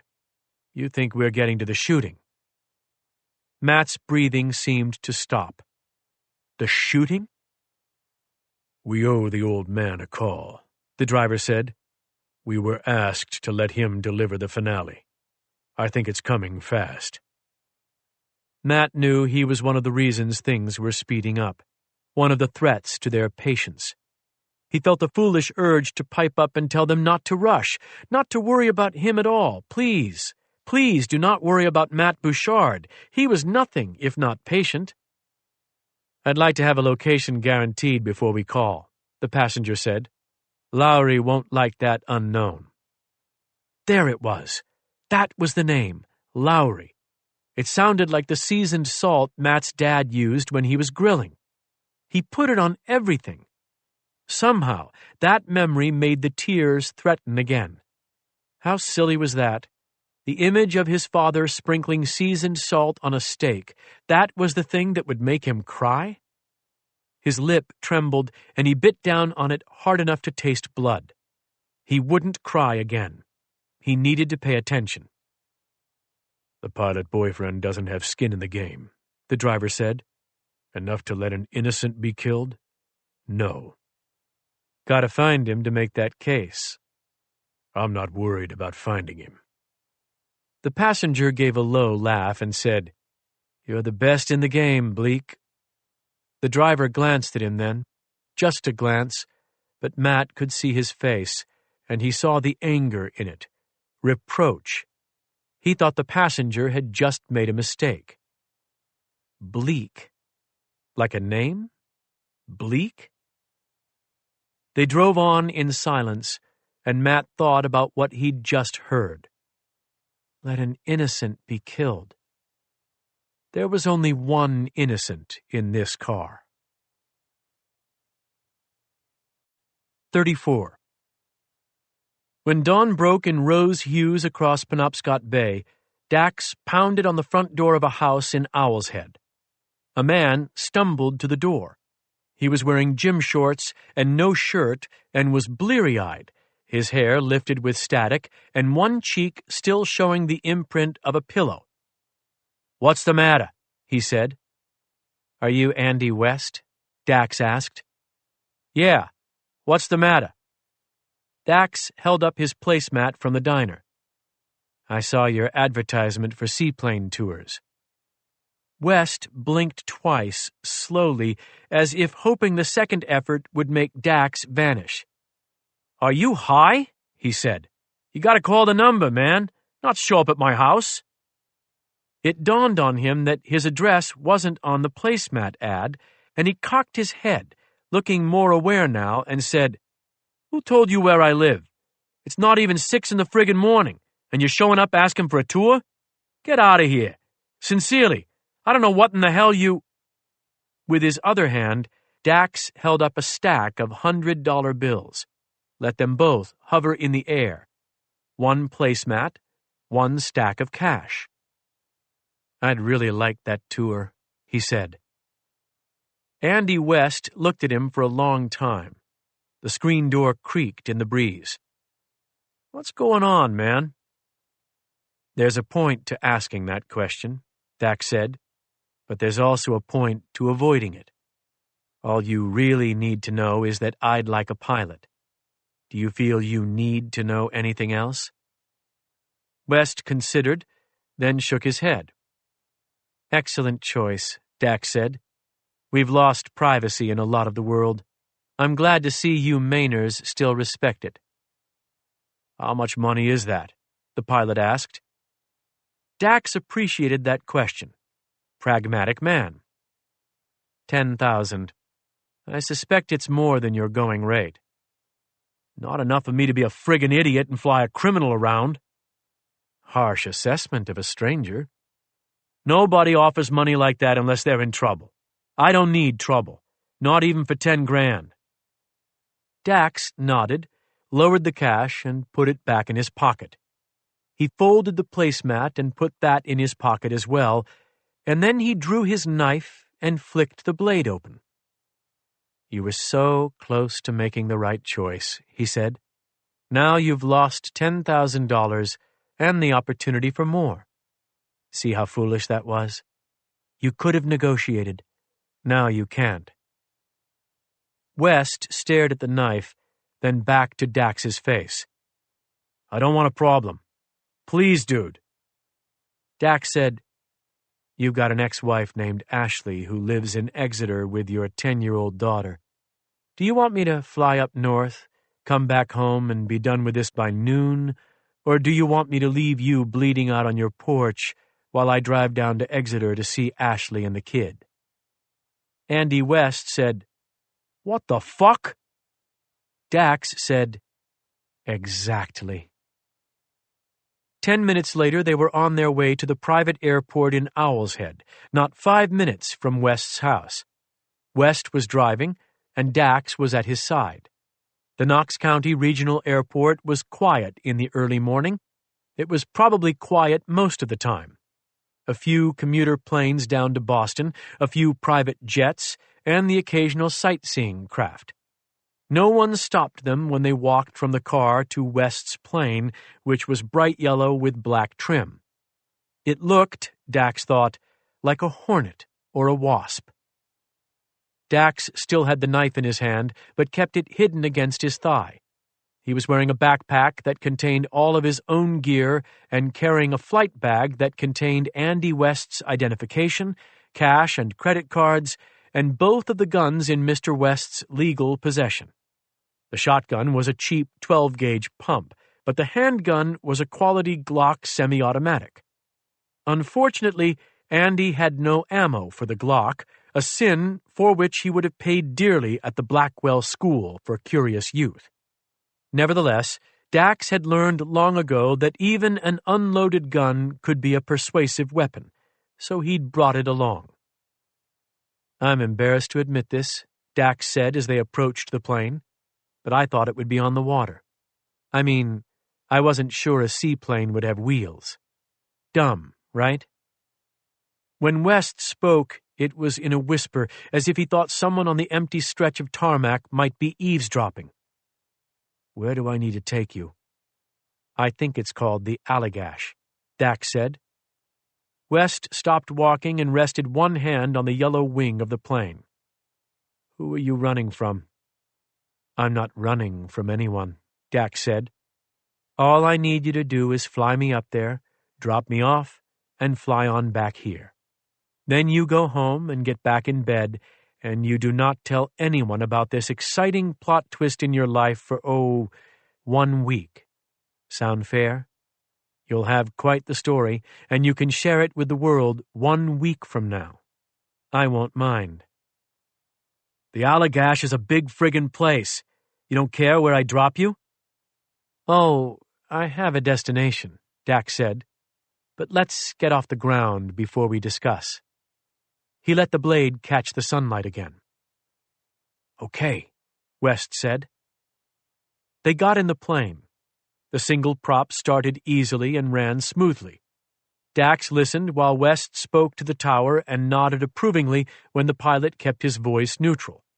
They taxied, took off, and flew toward the rising sun, then angled back in the opposite direction. Beneath them, the water was colorful with lobster buoys. Boats were already out. A fisherman's day started early. Good, clean work. "You'll do the right thing for your daughter, won't you?" Dax asked. "Stop talking about her." "It's a matter of motivation. You need to be motivated for me to trust you. Understand?" West's face was tight with fear, but his hands were steady on the yoke. Another good sign.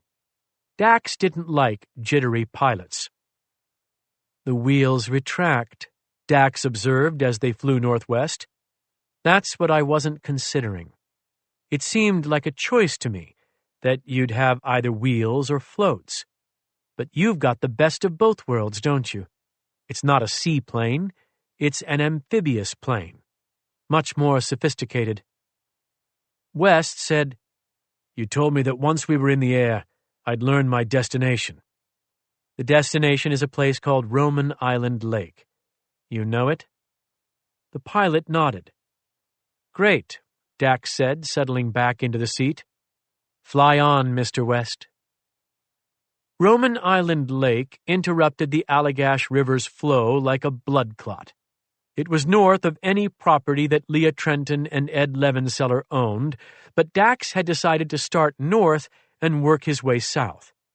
He believed Leah would have sought her outermost point of security, which was on Upper Martin Mountain Pond, but he also suspected that she'd be highly attuned to the sound of approaching aircraft. Dax didn't want to frighten anyone. Andy West had an inflatable Zodiac dinghy stored in a bag beneath the plane and a 9.9 horsepower Mercury to power it. A bonus. Dax wouldn't need to waste time stealing a boat.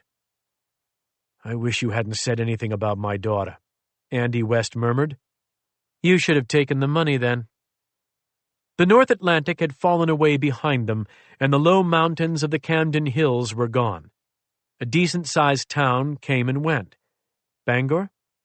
Too far east to be Augusta, too far north to be Portland, and there weren't any other decent-sized towns in Maine.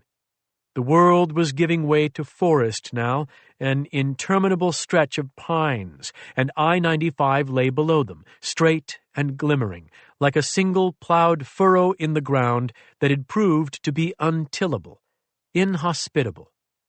Then the plane banked northwest, the highway was gone, and only the forest remained, pockmarked with lakes and frothing ribbons of river.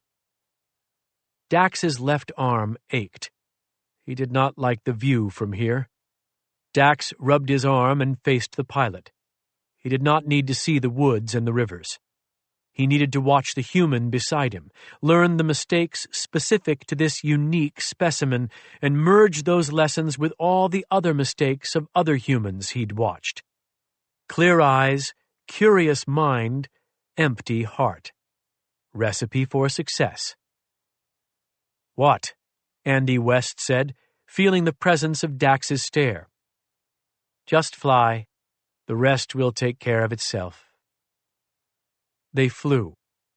The forest seemed to gain depth as they pushed north, the trees sealing in on one another until the woods had a textured, overlapping look from above. As the sun rose, the hues of green brightened, but the blackness was never completely gone. It would be a very dark wood from the ground, Dax realized, and it would be hard traveling. A mountain with a hint of snowcap on the peak rose to their left. "Is that Katahdin?" he asked. "What's that matter to you?" "Surly." "I'm a curious man, and I'd hate to miss this opportunity to learn a little," Dax said. "The chance might not come again." West shook his head and didn't speak. Dax sighed and leaned toward him with the knife. "The placemat promised tours," he said. West wet his lips and said, "Yes, that is Mount Katahdin." Dax leaned back in his seat. "Excellent. We're now north of the end of the Appalachian Trail. The terminus, if you prefer to be more technical. Which word do you like, Mr. West? End or terminus?" "Nothing." "Or conclusion," Dax said. "We could say conclusion instead of end, couldn't we? The outcome, the end point, the expiry. Which term do you like?" "Stopover," West whispered. Dax laughed. "That's very good," he said. "I enjoyed that one." But West was not laughing, and he didn't appreciate the banter. This was one of the things Dax hated about traveling alone. He could be at peace alone, but it would be so nice to have a companion who understood you, what his father and uncle and aunts had had. His left arm throbbed, phantom pains from bones that had knit back together long ago. He shifted in his seat, seeking relief from the constant shudder of the aircraft. Even phantom pains could be loud presences.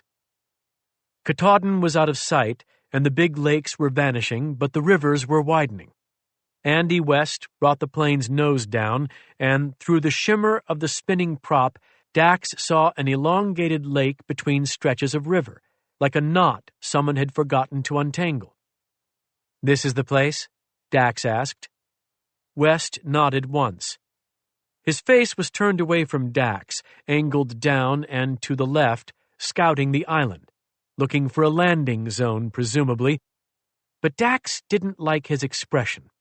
There was a touch of the conniver to it. "You've been here before?" Dax asked. Roman Island? Yes. Only in a canoe.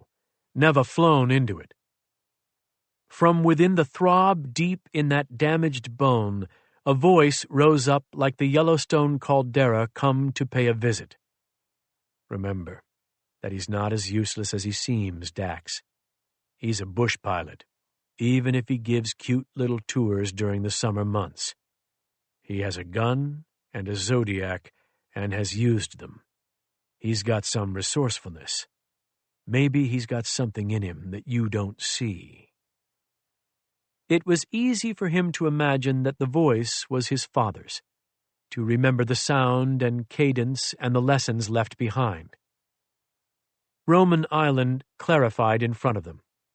Dax watched the odd tangle of lake in the center of the river widen to greet them, the island stuck there in the middle, and suddenly the warning voice was gone, and that song from Reservoir Dogs was in his head. I got the feeling that something ain't right. Don't land by the island, Dax said. What? You said to put down at Roman. Instructions have changed. Cope. Adapt. And do not put me down by that fucking island. West looked pained, and that expression told Dax he had made the right choice, although he wasn't yet sure why.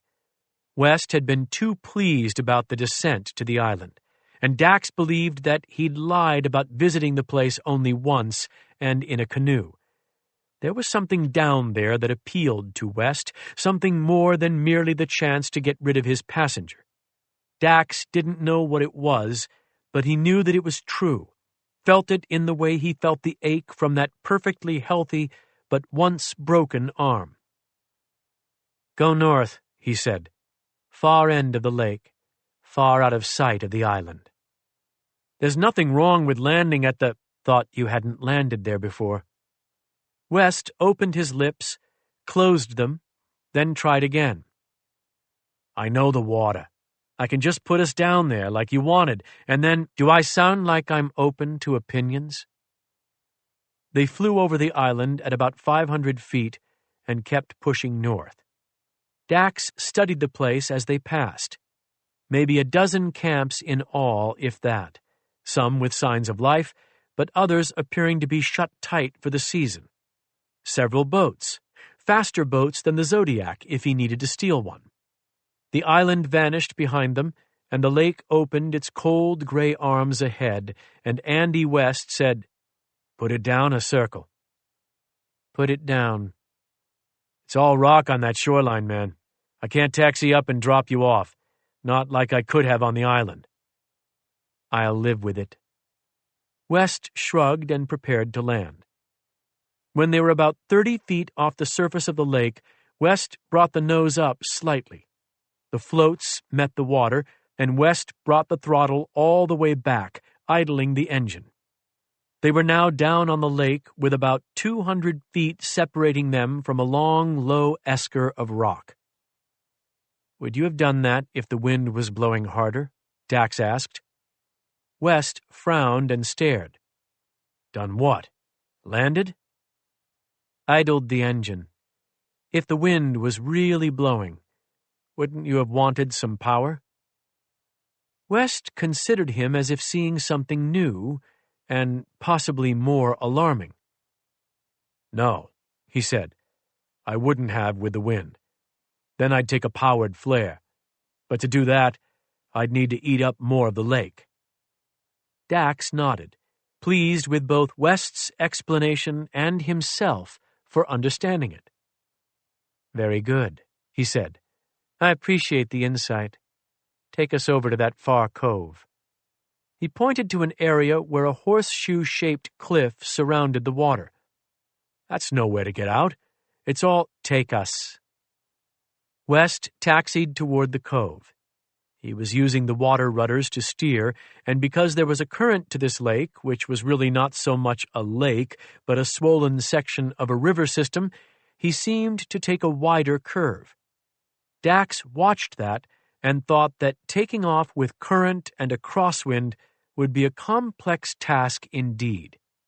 All the same, he might need to try it. You had to be prepared. The water landing he thought he could replicate. Takeoff would be a different story. The runway hadn't taught him anything about takeoff from the water. Maybe it was worth keeping Andy West alive. A long curve of gravel appeared ahead, just past the horseshoe-shaped cliff. There were jutting boulders at both ends, but nothing marring the approach. "Could you beach there?" Dax asked. "I could, assuming there aren't any snags under the surface." "I thought you knew the water up here." "I know it by the island." "Where you've never landed the plane." West looked over at him, chewing on the inside of his lip, and didn't answer. "Try to beach it," Dax said. "Might do some damage to the plane." "I'll reimburse you for any damage, of course. I thought that was in our contract." He looked down at the knife and then slapped his forehead with his free hand. "Oh, that's right. We agreed to proceed on the honor system."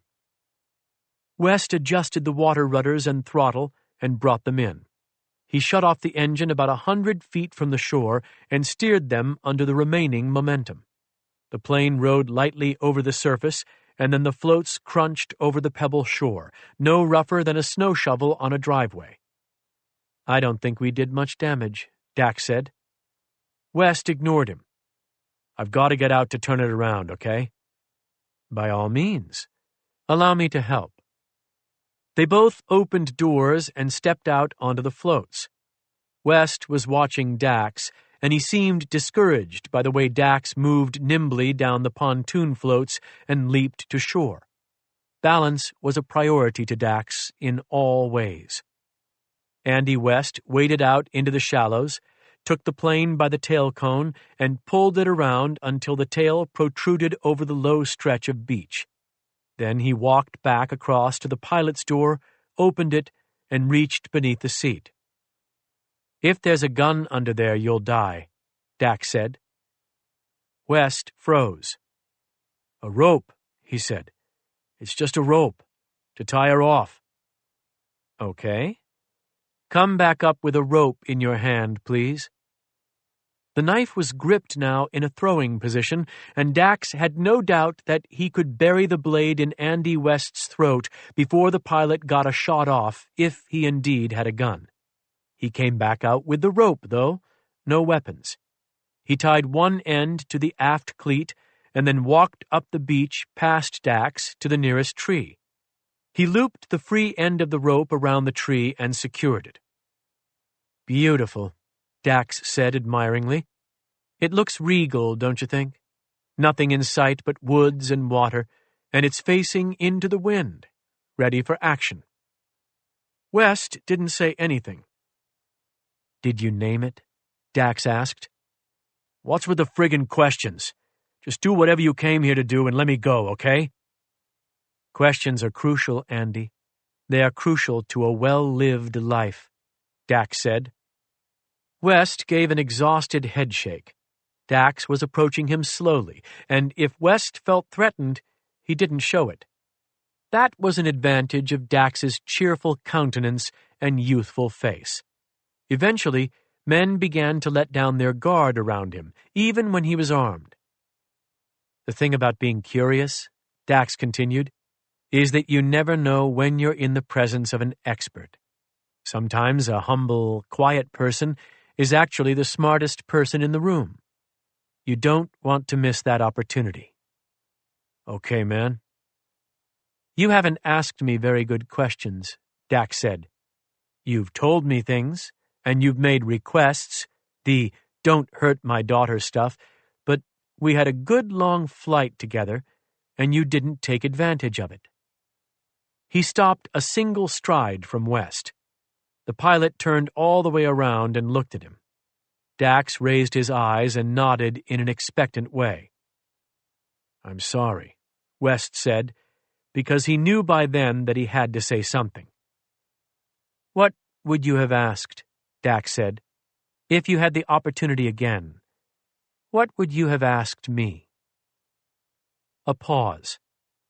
The front of the plane rocked faintly in a light breeze.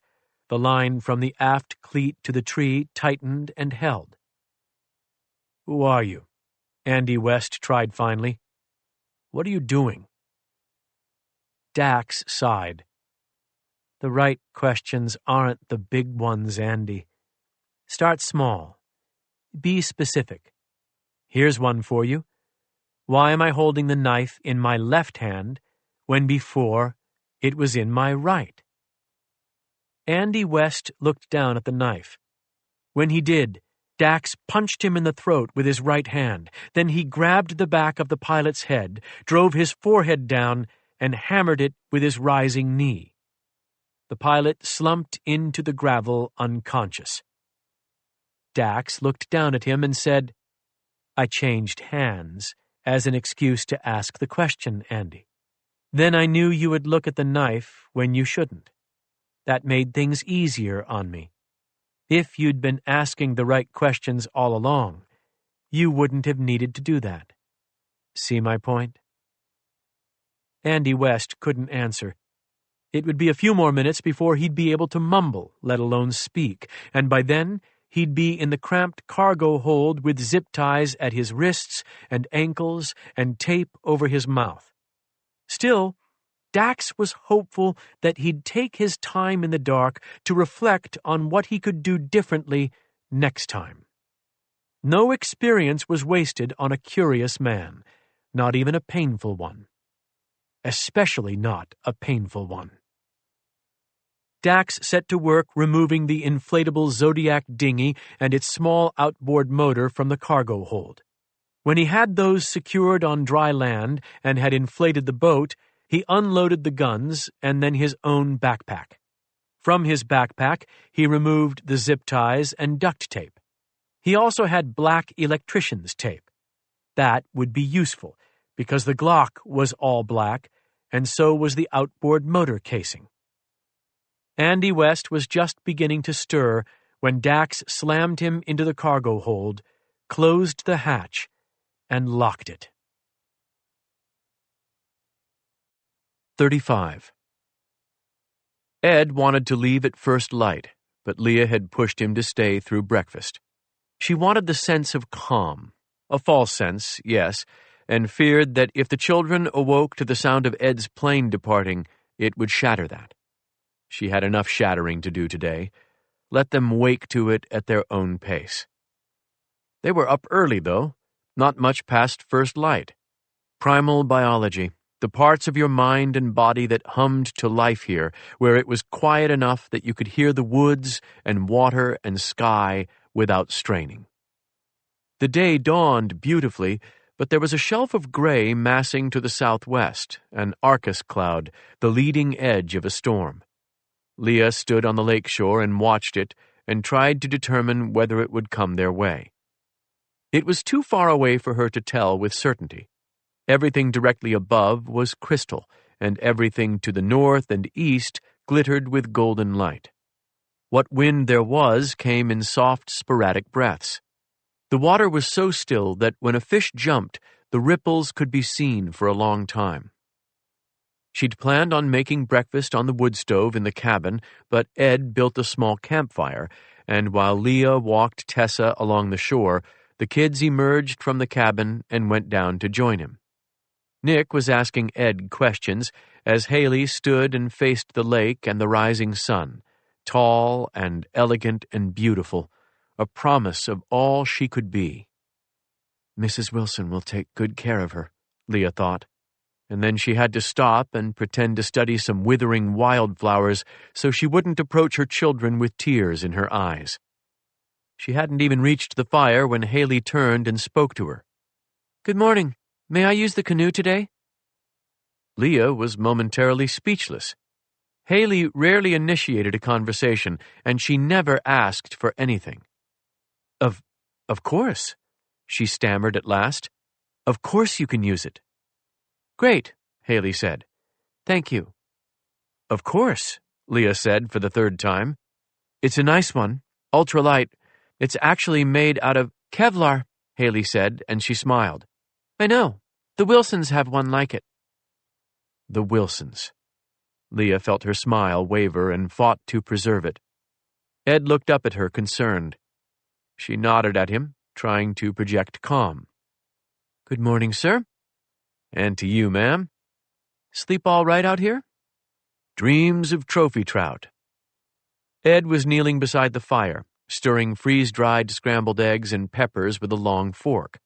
Nick, next to him, was unconsciously, or maybe consciously, mimicking his movements, though he was poking the fire with a stick, stirring smoke into the air. Ed didn't stop him, though. Everyone was patient this morning. She looked at the Arcus cloud again. It seemed stagnant, but she knew that was an illusion. The storm was in motion and headed her way.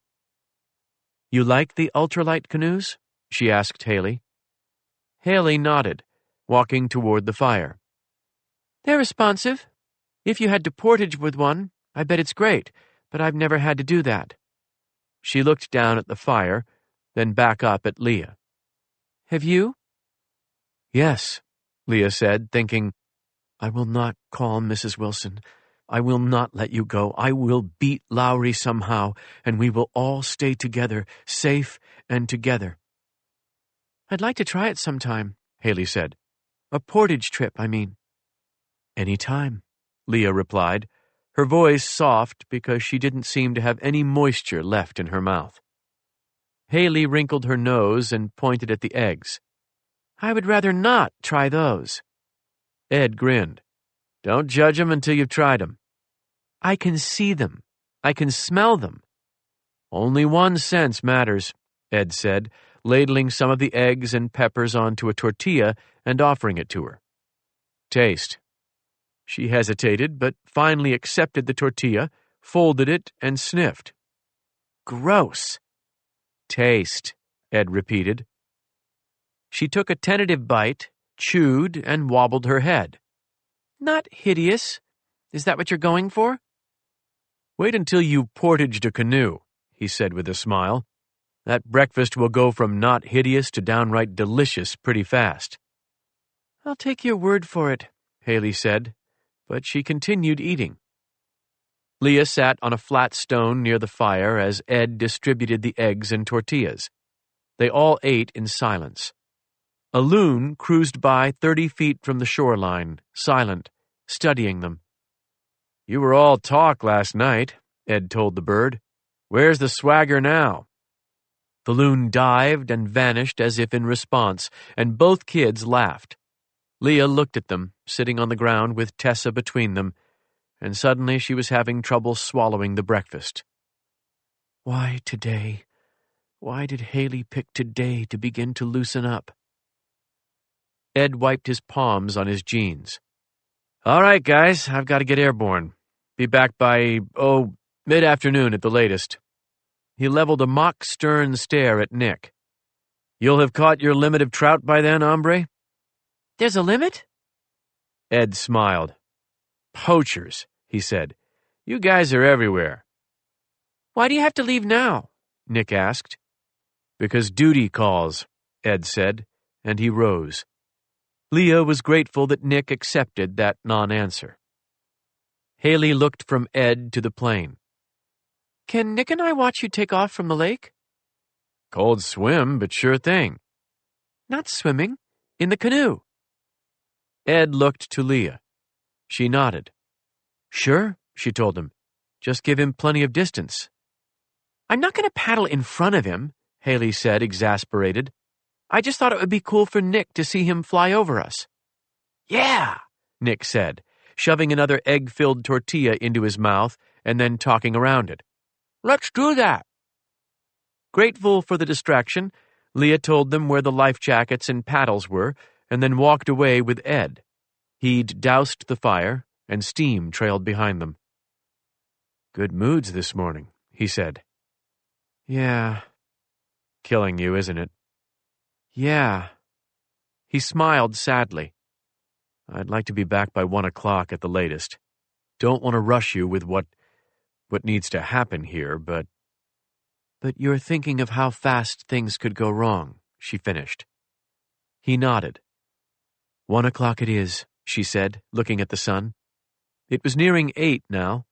She would have fewer than 5 hours alone with her children before she had to call Mrs. Wilson in Louisville and ask her to do the unthinkable.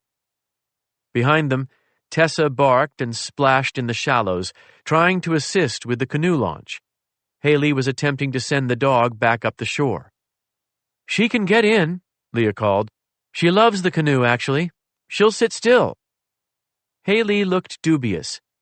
"Can I try it without her the first time?" "Come on," Nick cried. "Let her come. I just want to try it first, Nick," Haley said. "Once I get a feel for it, Tessa can come." "That's fine," Leah said, and she whistled. Tessa whirled, her coat throwing spray, and galloped toward the plane. Leah turned back to Ed as the kids got into the canoe, Haley moving with grace and confidence, Nick clambering awkwardly. "Wish I could do something to help," Ed said softly. "You kidding me? You're doing a lot. More than I should have asked of you." "I mean here, with the talk." "Ah." She shook her head. "Nobody can help me with that one." "Right." They stood together near the plane and watched as Haley dipped her paddle with confidence and sent the canoe into the lake. It was a bright yellow, with the Winona name scripted in black along the side. She was in the stern, and Nick sat in the bow, paddling too aggressively and changing sides too frequently. Haley didn't shout at him, though. She merely adjusted her own deft movements to compensate for his chaos and kept the craft straight. Leah felt a thrill of pride. It was as if somehow Leah's own lessons had crossed time and space and found her daughter, as if they shared this thing. "See you at 1," she said to Ed. "Different moods then, probably." "Probably," he acknowledged, and gave her arm a brief squeeze. "Good luck." "Thank you." He stepped away from her, tight-roped down the float to the pilot's door, opened it, and climbed in. A minute later, the engine growled and the prop spun and the water shivered beneath it. Leah immediately checked the location of the canoe. They were safely away and still paddling. Haley had listened to Leah's warning and taken it to heart, giving Ed plenty of room. She was doubling down on safety, in fact. Good girl. Ed leaned forward, caught Leah's eye, then pointed at the canoe and gave her a thumbs up. She returned it and then made an A-OK gesture, indicating he was good for takeoff. The motor's pitch deepened, the prop speed increased, and then he was off, gliding across the surface. The water was so glassy that the plane could feel sluggish to handle. It was counterintuitive, but some chop was good, as it created air pockets between the floats and the water and made the plane more nimble, more responsive, as Haley had said of the Kevlar canoe. After a long run, the plane seemed to simply separate from the water, no sign of a struggle, a peaceful mutual parting. Ed was airborne. Haley and Nick had paddled to the north to get out of his way, which meant that he hadn't flown over them at all. He banked the plane and brought it back around, intentionally giving them the experience they'd been seeking. Haley and Nick lifted their paddles and waved at him, the water spray bright in the sunlight, and Ed wobbled the plane slightly left to right, the wings returning the wave. Even from this distance, Leah could hear Nick's cry of delight. Then Ed brought the plane around and flew south. Leah scratched Tessa's ears and watched him go, watched until the plane was a distant dot in the bright sky, and then the dot was gone and the sound with it. She looked back at the canoe, expecting to see them coming in. They were actually farther away now. Haley was coaching Nick even while she compensated for his mistakes. She was very good on the water. Leah eased down onto one of the glacial boulders that rimmed the shore and watched her daughter and son and tried to determine how she would start the explanation and when, in the course of it, she would say, "I am your mother." She'd dreamed of it for years, meeting them, holding them, telling them. But the rest of what she had to tell them loomed like the thunderheads to the southwest. I am your mother, and I cannot keep you safe. If you are with me, you are in danger. It is the opposite of the natural world. I draw harm to you." She lowered her head, closed her eyes, and listened to the light breeze and Tessa's soft panting. Thought of J. Corson Lowry's face and imagined it in the crosshairs of the scope of her rifle. She hated the rifle, but she could use it damn well. I will make him come to me. I will wait for him, and I will kill him. The rising sun was warm on her neck. She took a final long breath and then lifted her head again and opened her eyes. The canoe was farther away still, out in the current now, where the pond funneled into the brook. Haley was poised in the stern, a posture that was at once athletic and elegant. There was nothing in the brook that would threaten them, but still Leah didn't like it. She got to her feet. "Hey, guys!" she shouted. Her voice echoed across the pond, and Nick looked back, but Haley didn't. Leah went into motion, walking down the shoreline with a fast stride, but she was still outpaced by the canoe. "Guys, you've got moving water out there! Haley, bring it back!" Nick stopped paddling, but Haley didn't. She leaned forward and said something that spurred him back into action. Leah stopped and stared. What in the hell was happening? "They're running away. That's what is happening. You've made your plans, and they've made theirs." Running where, though? Into the empty wilderness? That seemed unlikely even for her daughter. The memory of the map rose then. The way Haley had traced the river's path with her index finger, moving backward, oblivious to the difference between here and Kentucky, and now Leah understood perfectly. Haley thought she was going to pick up the river and ride it south, all the way down to Moosehead Lake and the towns she knew were there. What would she do then? Call Mrs. Wilson, probably. Do the same thing that Leah planned to do. She was moving the wrong way for that. There were no phones where she was headed. Leah broke into a run, leaping from boulder to boulder until she was on the high ground, and then the pine boughs were raking at her as she ran and screamed, "Come back! Come back, damn it!" They paddled on, into the glistening brook where the current strengthened and pulled them ahead.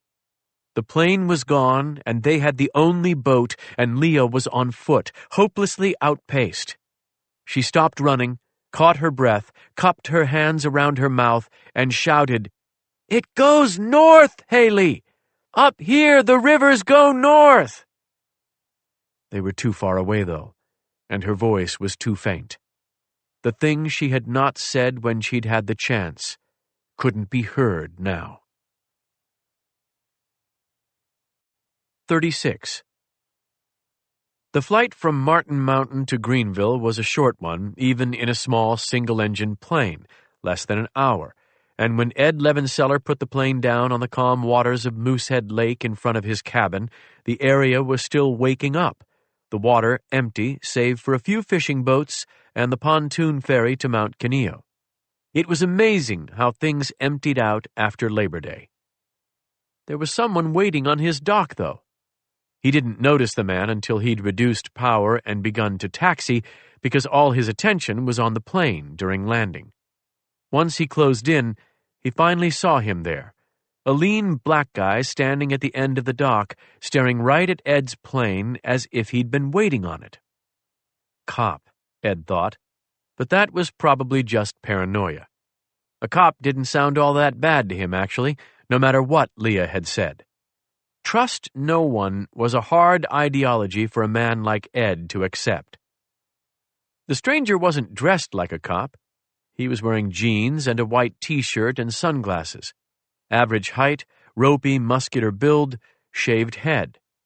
He wore sunglasses and stood with his hands in his pockets and did not move at all as Ed floated up to the dock. Even when Ed opened the door, climbed out, and tied the plane off, the stranger didn't move. Just stared. "How's it going?" Ed said. For a long moment he thought that the man wasn't going to answer. Then he finally spoke, his voice soft but deep. "Ready to head back north?" Ed blinked at him, the paranoia returning. Suddenly he wished there were someone else within view of the dock. His beloved isolation no longer felt comforting. "Excuse me?" "We're going back north. You need to fuel up or anything first, or can we just go?" "I'm not flying anywhere," Ed said slowly. "You want to explain what you're talking about, or maybe just go on and let me do my—" His voice trailed off as the man stepped forward, knelt, and extended a phone to him. The phone's screen was lit up, a FaceTime application running. In the center of the frame was a boy Ed had never seen before. He was a pale kid with dark hair, and his hands were tied, and someone just outside of the frame was holding a rifle to his head. "Please," the kid said, his voice high and tinny on the phone speaker. "Please do what he tells you." It was only then that Ed Levenseller realized the terrified child was sitting on Ed's couch, in Ed's living room, a photograph of a winter sunrise just behind the rifle. Leah had taken the photograph. It had been a Christmas gift. Ed stared at the kid on the phone screen and didn't speak. The kid stared back, waiting on him. Ed had an absurd thought that if he responded to the kid, he would make it real. But if he didn't, it would never be real. There would be no child sitting on Ed's couch with a rifle leveled at his skull. He wanted to believe that. Then the kid spoke again. "My name is Matt," he said. "They are telling me that if you can fly them, I can—" His voice wavered, and he swallowed, and then tried again. "If you fly them, then I can stay alive." Before Ed could respond, the phone was gone. The black man pocketed it, but didn't straighten up, remaining in the casual kneeling position with his arms resting on one knee, looking for all the world as if he were asking Ed a few questions about the plane the way any tourist might. "It is not about you," he said. "Remember that. It's not about you, or that kid, or Nina's kids. Leah's kids, whatever you call her. It is only about her." "Let him go," Ed whispered. "Whoever he is, just let him go." "That a boy. Thinking about the innocent ones, just like you need to." He looked from Ed to the plane, spoke again in the same monotone, a voice devoid of humanity. "So," he said, "do you need fuel? Or are we good to go now?" 37. Moving water is alive with hope and threat. A river can sustain life or drown it, and a river hides its secrets. The one who sees what the river has hidden will be rewarded. The one who is satisfied with the river's surface will be punished. Dax's father had told him that once, and the lesson lingered. Dax both loved water and respected its threat. He was thinking of this while he piloted the pirated Zodiac south out of Lower Martin Pond and into a narrowing brook, moving against the current toward Upper Martin. He was focused on the water, watching for its secrets, when a yellow canoe blazed into sight against the dark pines, headed into the rapids below. There were 2 people in the canoe. The one in the stern knew what he was doing, but the one in the bow did not. And that was trouble even before they made the fatal mistake and trusted the promise on the surface of the water, underestimating all that ran beneath. It was a simple eddy, a Z-shaped riffle on the surface, but the surface current surged forward into a deep pool that halted momentum, as if the river were in the midst of an argument with itself. The resulting argument created a whirlpool that nudged the canoe sideways toward the rocks. The paddler in the stern saw it first, which was a problem. The bow seat offered the best scouting view, but the paddler in the bow was still trying to angle left even while the river told him to go right. In the stern, the second paddler saw all of this developing and shouted a command that went unheeded. Dax couldn't hear the words, but he understood the instruction. The paddler in the stern wanted to run the rapids solo, without having to compensate for the flailing of the partner in the bow. This made absolute sense to Dax. It was better to be competent and alone than to be hindered by a hapless teammate. The canoe swung broadside, struck a rock, and upended as it shot between a trio of boulders at the base of the Z-shaped drop. The paddlers screamed when they went into the water. High-pitched shouts, not the calm reactions of pros. They had no business being alone on this river, and yet they were. Dax listened to the shouts and smiled. You never knew what might come your way. Precocious, Dax said aloud, twisting the throttle on the tiller and angling upriver. They are precocious kids. It wasn't Leah, just her children. And the idea that Leah's children were downriver and alone suggested that Leah wasn't in charge of this little adventure. They had no idea just how fortunate they were to have overturned in a stretch of a river where a competent man with a competent boat happened to be. The yellow canoe righted itself and drifted by, as if determined to demonstrate that it was the paddling team that was to blame, not the craft. It hurried past like a dog ashamed of its master. You know what you're doing, Dax told the empty canoe. Easier to go it alone sometimes. Safe travels, Winona. Winona rode the river on by, and Dax focused on the children in the water beneath the boulders. They were both at the surface and swimming well enough to shout, which meant they swam well enough to make it to shore without drowning. Fortunate on all counts, because if they'd dumped in a recycling rapid with a strong current that could pull them back under and hold them in the deep or bash them against the rocks, the mistake they'd made might have been fatal. Even here, in this relatively calm stretch, they'd imperiled themselves. The Allagash was cold and lonely. It would be easy to die here, even beneath a bright sun. Good news, though. They were not alone. Dax brought the Zodiac in alongside the child who'd been in the bow and discovered that he'd made a regrettable error. He'd assumed the paddler in the stern, the one who knew what was going to go wrong before it did, was the boy.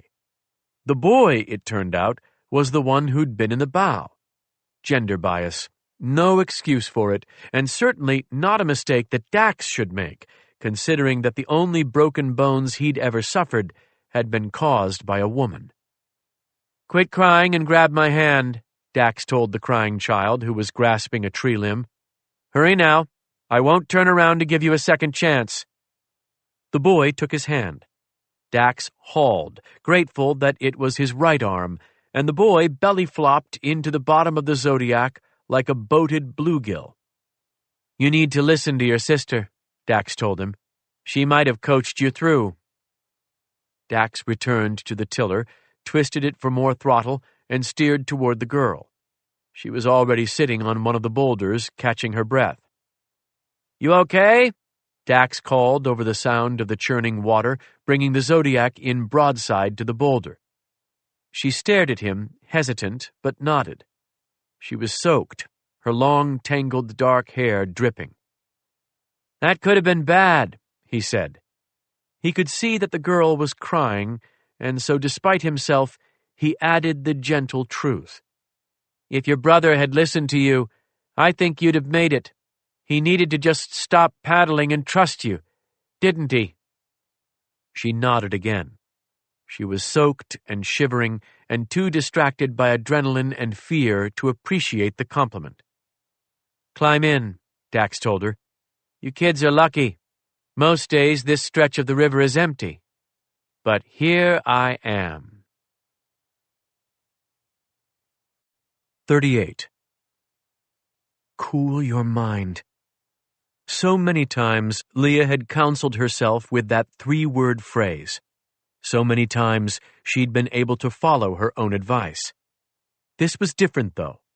She'd grabbed her backpack and 30-30 Winchester with the loopholed scope, and as she jogged through the densely packed pines at a pace fast enough to cover ground but steady enough not to sap her reserves, she knew the difference as something that boiled up out of the blood. You didn't tell a mother to cool her mind when her children were threatened. Or at least, you didn't tell her twice.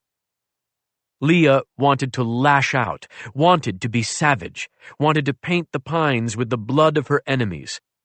It was difficult to admit that the enemy ran alongside her, ran within her. The enemy was the truth that she had buried for so long. Buried with the best of intentions, but what did intentions matter when the innocent ones suffered? Beside her, behind her, and occasionally out in front, Tessa galloped with an enviable ease. The dog would run all day if given the opportunity, and usually she ran with an undisguised joyfulness. But now she had her ears pinned back, and she looked at Leah often. She might not know the source of Leah's tension, but she certainly knew it was there. Leah wanted to go faster, but there was no such thing as a simple step in the Allagash, where limbs lashed faces and grabbed arms, rocks and roots turned ankles and tortured knees, and the soil would shift from a splashdown pool to a spine-thudding stone in a single stride. Everywhere, the trees obscured the sun and mocked your sense of direction and of space, even your willpower. Maine's terrain lacked the soaring elevation changes that made hipster hikers head west to Colorado, where they could bag a 14,000-foot summit and be back to a craft brewery by evening. But every year, Maine's terrain ate up some of those same hikers, and then a guide had to come haul their foolish asses to safety. A guide like Leah. She ran with fear, but she ran with confidence. A contradiction that only those truly prepared for danger could understand.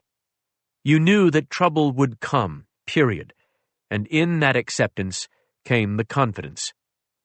She knew this place so much better than she knew her own role. Protector, mother, attacker, aunt, prey, predator, living, dead. The possibilities came with each breath, inhaled and exhaled, and lost to the lonely woods, and no answers arrived. Not yet. They would come eventually. She felt pain, and she felt fear, and she felt peace. For the first time in so many days, she felt peace. Her children needed rescue again, but this rescue she was prepared for. They were lost in the wilderness, and this was a condition that Leah Trenton understood. Fix it then. Fix this one thing, and then endure whatever came on its heels. The map, Leah. See the map. Be the map. Run the map. The brook from Upper Martin Pond fed into Lower Martin in a stretch of short but tricky whitewater. Then, across Lower Martin Pond, the brook ran wide and smooth and deep and poured into the Allagash, where Roman Island Lake was the next stop. It was late in the year, and the water was low, so the canoe couldn't carry them as far and as fast as it might have. She splashed through a bog that threatened to suck the boots from her feet, and then clambered up across a rock scree and dodged a tangle of roots and ran on, slinging muddy water with each stride. She pictured the river, and she thought she knew where she would find them. There was a Z-shaped chute above a deep pool, and the third point of the Z created a backing current that would throw a boat against the rocks. They would strike the rocks and either overturn or bang their way through, and regardless, she thought that Haley would seek safety following the chute. There was a wide gravel bank on the northeastern shore that could be reached easily even if they were swimming, because they'd been wearing the life jackets. She'd seen to that much, so they'd be afloat and... Life jackets, yes. Helmets, no. What if their heads meet the rocks? What then? They would pause on that bank to assess the situation. She would find them there. She would find them, and she would cry out to them and tell them all that she had hidden, and then they would They would. She ran on. The rifle banged against her back. She'd have run faster without it, but it was better to be prepared. Up ahead, obscured by the trees and hills but audible now, the rapids waited. Or was that her own ragged breathing? She tried to imagine it as the rapids, and the space between gasps as the stretch of bucolic gravel bank, and her children resting safely there. I'm coming. I am almost there. Mom is almost there. 39. The children had never been taught how to start a fire, Dax discovered, but he wasn't dismayed by this because primal lessons were rarely regarded as practical in these modern times. Patient as always, he built the fire for them so they might dry out and warm themselves. They were appreciative of the warmth and the rescue, but they remained wary and he struggled to entice them into conversation. A shame. He'd put the Zodiac ashore on a gravel bank. Their yellow canoe glimmered on the far side of the pond, riding like a fishing bobber, drifting across the still waters and toward the river. Perhaps it would wash up on Roman Island, or perhaps it would continue all the way out. Dax liked to imagine it reaching the sea, but he'd always been a romantic. He sat on a sun-bleached limb that had washed onto the gravel bank and watched as Nick and Haley huddled close to the fire, acting as if they'd left the river and entered a Jack London tale rather than a gorgeous 50-degree day. The water had to be cold, though. He had no clothes or blankets to offer them, but the sun and the fire would do the work in time. So, I'm not one to pry, he said at length after their shivering subsided and they seemed to be steadying. But it would be neglectful of me not to ask where you came from and where you're headed. The boy and girl looked at each other. The boy waited on the girl. It's private, she muttered. Sorry, not trying to be rude, but you're a stranger. A stranger who saved your stupid butts. She looked at him uneasily, and he smiled. Just teasing, he said.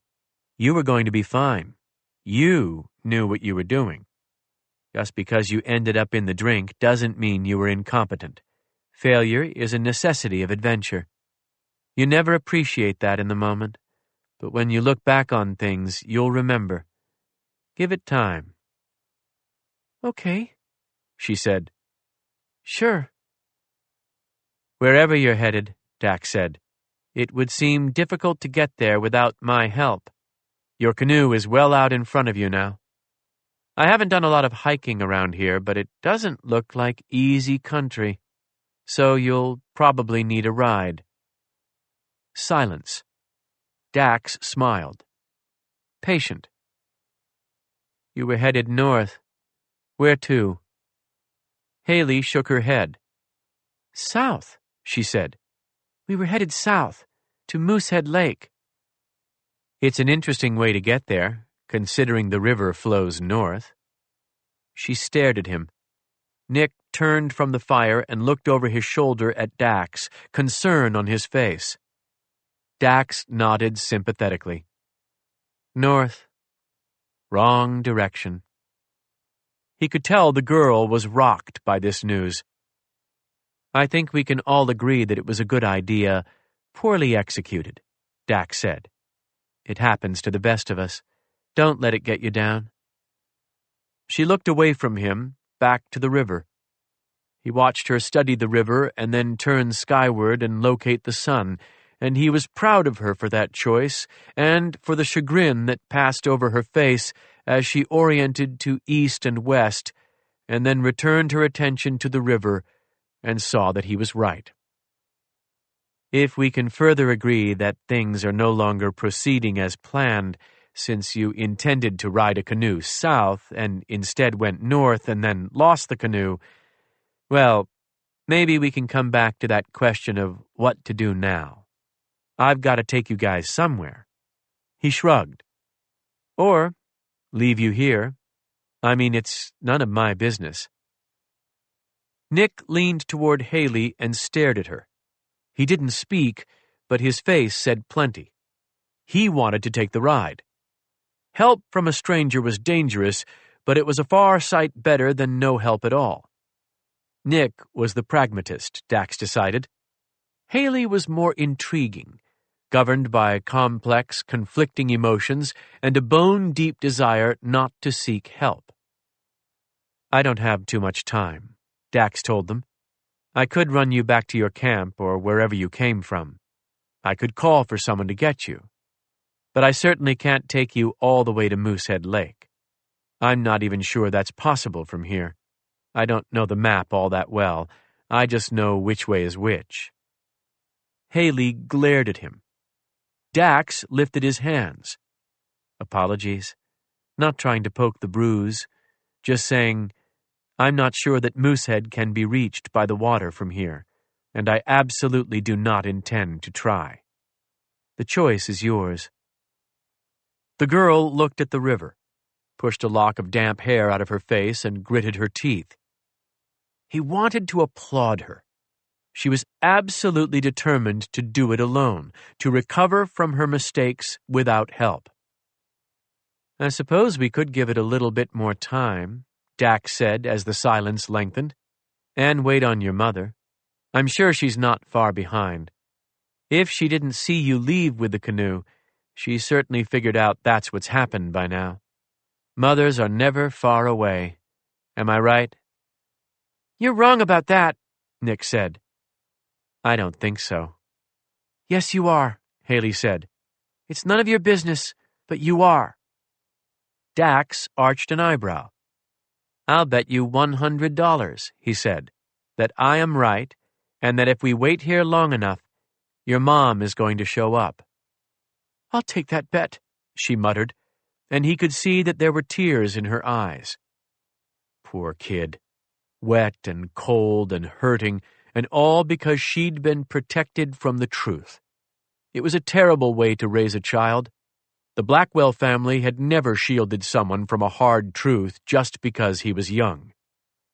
A good woman, Doc Lambkin had said of Nina Morgan in the moments before Dax had killed him. Perhaps that was true. Dax didn't measure human value the way that others did. But for a good woman, she was a terrible teacher. Dax reached into his pocket, withdrew a damp $100 bill, and held it up in 2 fingers. It fluttered in the breeze, smoke swirling around it as the wind shifted. $100, he said. Haley Chatfield watched him. Her eyes narrowed. Then she leaned forward and snatched the bill from his fingers. "Whoa!" Dax cried. "You can't claim the winnings before we've seen how it all plays out." "Yeah, I can. Our mother died 10 years ago. She is not showing up." Dax smiled at her through the smoke. "You're wrong about that, Haley." She was starting to object when she realized that he'd said her name, although she'd never volunteered it. She froze with her lips parted and stared at him in terror, and Nick whirled from the fire, and Dax drew his gun from within his jacket and rested it on his thigh. "Good news, kids. I've not only saved your butts from the river, but I can summon your mother from beyond the grave. Aunt Leah is not your aunt. She is your mother, and I am almost positive that she's on her way. More good news? I've come here to save her life." He looked from one to the other, smiling. "How about that? Good trick, right? This is what you might call a lucky break." 40. Before they left the dock, but after Matt's hands and feet were bound, the man named Bleak got out of the plane again and went up to the car and came back down with the bags of guns. Randall kept the muzzle of his pistol pressed against Ed's skull while Bleak loaded the guns into the cargo hold. He moved as if already familiar with the plane. No hesitations, no questions. He loaded all of the guns, and then he came back down with a phone that was attached to a small box by a thin, curled cord. It looked like an old-fashioned car phone Matt had once seen in a flea market with his mother. The good guy, the one they'd trapped, was in the pilot's seat with a sick expression on his face. His name was Ed. Matt was in the back with the one Bleak had called Randall. Bleak and Randall had guns in their hands. Matt had hard plastic zip ties binding his ankles and wrists. "You can crash the plane if you'd like," Bleak had told the pilot while fastening the ties. "But the kid will die. Remember that. Seems like a nice kid. You'd hate to be the one who killed him, wouldn't you?" He had said that casually, indifferently. "The kid will die." The pilot started answering questions then. Told them that Leah was waiting at some place called Upper Martin Mountain Pond. Told them how far it was and how many people were there. Nobody else, he said, and even when Bleak hit him above the eye with the gun and opened a line of blood that had only just now started to dry, he'd stuck to that story. Told them how many guns she had. Told them there was a dog. Told them that Leah would trust his plane because she was expecting it to return. They'd seemed pleased by that. Matt watched Bleak out on the dock and swallowed. It hurt his throat, which was sore from crying. Someone answered the phone. Bleak spoke. His voice was soft, but so deep that it carried, and even inside the plane, Matt could make it out. "Mr. Lowry." "Yes. We do not have visual yet, but it should happen shortly. Physical will be quick then. Where do you want her?" "There are contingencies we will have to account for." Pause. "Civilians. No threat. One helpful bush pilot and one boy, maybe 10 years old." 13, damn it, Matt thought, strangely irked considering the circumstances. "I understand," Bleak said into the odd phone. "You're right. Zero sum belongs only with Nina. I believe my helpful pilot will accommodate that." Zero sum. Matt knew that term. It meant, at least to him, take no prisoners. His dad liked to say zero sum whenever they played a game. His dad usually lost. Watching Bleak stand there, lean and strong and relaxed, Matt thought that this man probably did not lose many games. If it was only zero sum for Haley's aunt, though, then the rest would live. Matt watched the man and thought, "He is lying. He is lying so the pilot cooperates." He hoped he was wrong. "Helicopter would be my recommendation," Bleak said. "Expect confirmation within the hour." He disconnected the call, loaded the strange phone in with the guns, and closed the cargo hold. The passenger door opened, and Bleak stepped off the dock and onto the plane with casual grace. He looked at Ed. "Cleared for takeoff," he said. Ed didn't answer, just started the engine. 41. Nick scrambled to his feet when Dax broke the family news, his hands clenched, pale face stricken. "Sit down," Dax said. "Who are you?" Nick shouted. Dax lifted the gun an inch. Haley said, "Nick, sit down right now." Nick sat. Dax lowered the gun and said, "Thank you. Now, I'm open to questions. I don't want you to think that I'm some maniac who would make a bold statement and not back it up." "You're a liar," Nick said. "What did she do?" Haley asked. Her voice was soft. "Your mother?" "Don't call her that. Leah." Dax sighed and rolled his head theatrically. "Ask better questions," he implored, eyes on the blue sky above. Mostly blue. To the west, a bank of dark clouds massed. "This is a special opportunity, kids. One you might not have again. Do not waste it. Sticks crackled in the fire. No one spoke. Dax faced the sky and stroked the grip of his gun with his thumb. "Why should we believe you?" Haley said at last. "Because you're intelligent," Dax answered, looking back at her, holding her gaze. "You know the situation is strange. You've always known that. And you know that you look just like her. It's absolutely uncanny. Even a child couldn't miss it." She stared at him, didn't speak. "But the question is a good one," Dax said. "And because of that, I'll continue to indulge you if you have others." Nick shifted away from the fire, moved closer to his sister. Dax didn't comment. Haley reached out and put a hand on her brother's arm, but the gesture was distracted. All of her attention was on Dax. "What did my father do?" she asked. "I have no idea. I thought he was... Oh, I get it. You're wondering if he did something bad, if he's the reason for the family dilemmas. As far as I know, your father never did anything to court the current crisis. Your mother, however, was presented with a very difficult choice."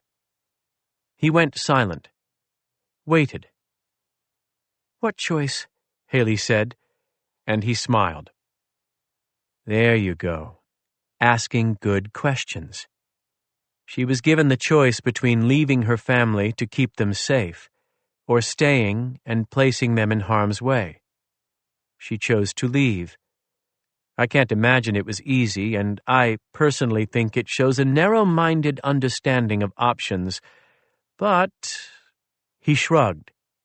"I'll be the first to acknowledge that my upbringing was unique." He leaned down, and they both pulled back. "Just adding some wood to the fire, guys. Relax. If I wanted to kill you, you'd be dead." He holstered the gun, broke branches, and fed dry wood to the fire. If either kid had the thought of trying to run, neither acted on it. Nick looked like he was frozen by fear, but Haley seemed to be anchored by shock. She believed what Dax was telling them. When the fire was back to full life, he returned to his seat on the log and unholstered the gun once more. "You're lying," Nick whispered. "No," Haley said, her hand still on her brother's arm. "I don't think he is." Dax said, "There's no money in it for me. In lying, I mean. There's some money in keeping your mom alive, but not as much as I'd like. She's not worth a lot." "She paid you?" Nick said, disbelieving. Dax waved a hand. "It doesn't matter.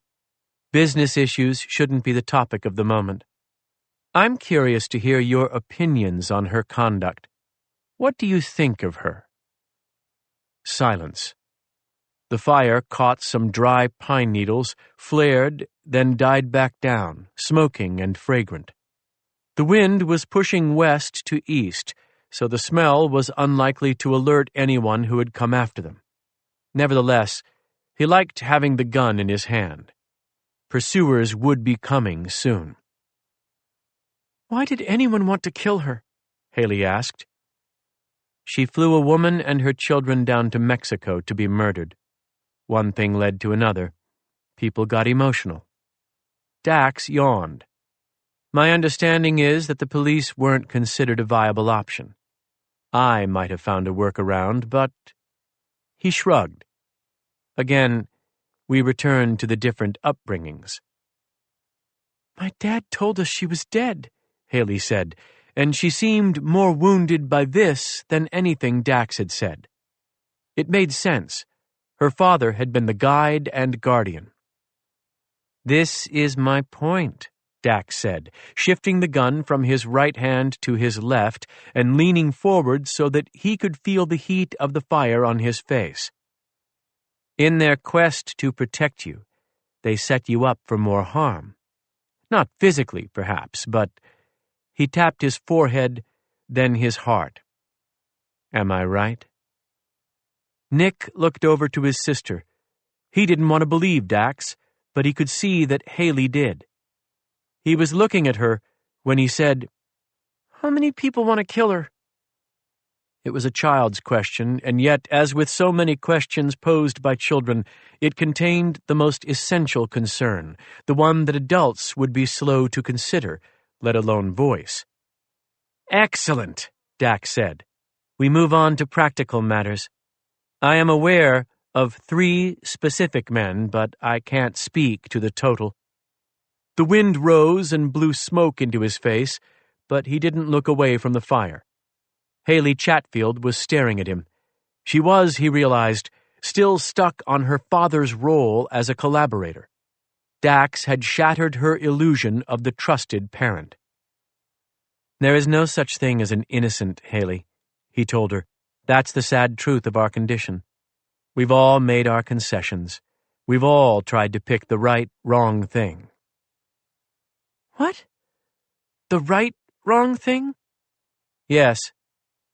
"I don't know what that—" "Sure you do. You ran away from your aunt. You stole her canoe. You put your brother's life in danger. Why did you do all of those things?" The fire crackled and smoked. Haley watched him from beneath the shadow of her damp bangs. "Let me ask it another way," Dax said. "Would you have killed Aunt Leah?" "No!" Her response was immediate and horrified, and it made laughter bubble up from Dax's belly. "I love it," he said. "I absolutely love it. You would lie, you would steal, and you would imperil others, but you would not kill her. Haley Chatfield, you are an iconic specimen of the human race." Her face darkened and her jaw trembled. She did not like to be laughed at. "You don't like Leah," Dax said. "That's the truth, right? You don't like her and you don't trust her, and you don't want to be with her. You don't want to live in Maine with a stranger. You want to be home among your friends. Am I wrong?"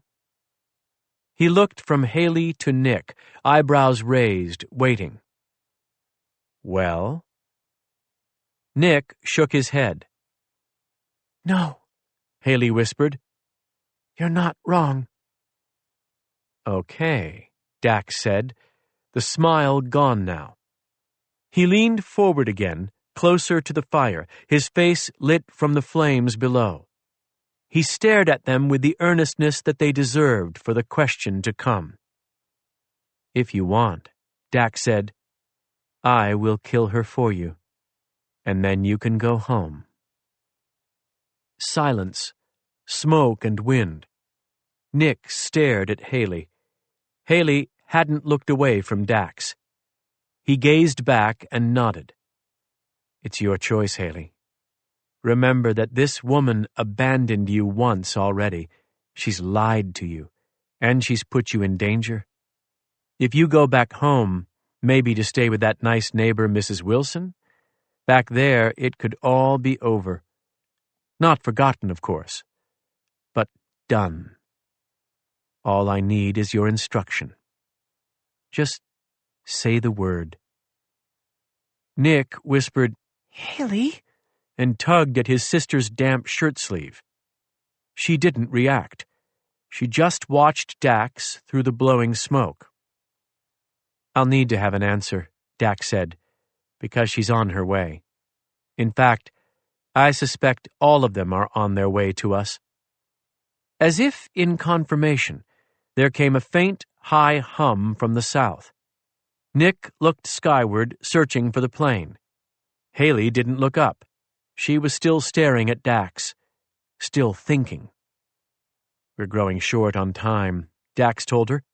"I don't mean to rush you on such a crucial decision, but—" She looked at Nick. He was watching the sky, searching for help. She seemed disappointed by that, Dax thought. "My father had an expression for moments like this," Dax said. "Moments in which the forces of antagonism mount and choices must be made." The tremor in her jaw was scarcely noticeable. She was a tough one. "What was his expression?" she asked. His face split into a delighted grin. His father would have liked this girl. She had spirit, but better still, she had a hint of moral curiosity, a willingness to explore questions that others would avoid, to consider all options. "The crucible looms," Dax Blackwell said. "That's what my father would have told you. Do you know what that means?" She paused, then said, "I think I get the idea." Dax laughed. "Yes," he said. "I think you do." Nick said, "I see a red plane. Haley, I think it's our plane." Dax glanced skyward. The boy was right. The red plane was there, tracking north by northeast, riding against a crosswind. There was nowhere to land in the immediate vicinity, but just to the north, a skilled pilot would find options. Another sound, so soft it was easy to miss, came from ground level. Somewhere in the woods to the southwest, a dog barked. Not so much a bark as a baying cry, the sound of a hound alerting a hunter. If the children heard it, they gave no indication. All of their attention was on the plane. "The crucible looms," Dax said again, and he could swear it was his father's voice right then and not his own. Deeper and darker and more confident. A ghost made whole. He closed his eyes, stroked the gun with his thumb, and breathed deeply of smoke and fire. 42. The man called Bleak broke the silence. "Is that smoke?" Randall leaned forward, peering through the windshield. "Ed, buddy, you need to stay engaged in communication. Is that smoke?" "Where?" the pilot said. 2:00, upriver. "Yes, it's smoke." They all turned to look together. Well, everyone except Bleak. He didn't move at all. Matt had never seen his head move, and yet he was the one who'd spotted the smoke. The man named Randall was leaning across Matt's body now, smelling of stale sweat, which made Matt's stomach roil. The gun in Randall's hand was some kind of pistol with an oversized magazine. Weren't guns like that illegal? How many bullets did it hold? Too many. That was for sure. "Yeah, it's smoke," Randall said, and Matt looked numbly out the window in the direction Randall was staring. He didn't see anything, just the woods and the river. "That where they're waiting for you?" Bleak asked, and the pilot shook his head. "No, that's northeast of the cabin." "How far?" "A mile, maybe. Not far." "The cabin is at my 10:00?" "Yes, Upper Martin. The smoke is coming from Lower Martin or close to it." "But they shouldn't be there." "No." Silence except for the whine of the propeller. "Check the smoke out, Ed," Randall said. "Check it out, then circle back to the pond.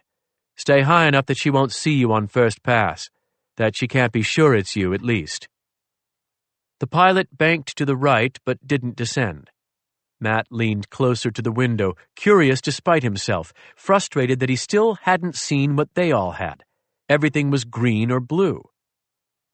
There it was. A white wisp that rose against the blue sky, thin but undeniable. He couldn't believe how easily the man named Bleak had picked it out. "Campfire," the pilot said. His voice was hoarse. "Just a campfire." "Early for lunch, late for breakfast," Bleak said. "People camp on a river and they light fires. I don't care what time it is." "Ed, I'd appreciate you watching your tone when you speak to my man Bleak," Randall said, and he tapped the pilot's skull with the gun. The pilot didn't answer. He was a tall, strong-looking man wearing a frayed baseball cap pulled low, the curved bill shading his stubbled face. The muscles in his forearms stood out in cords as he gripped the steering wheel.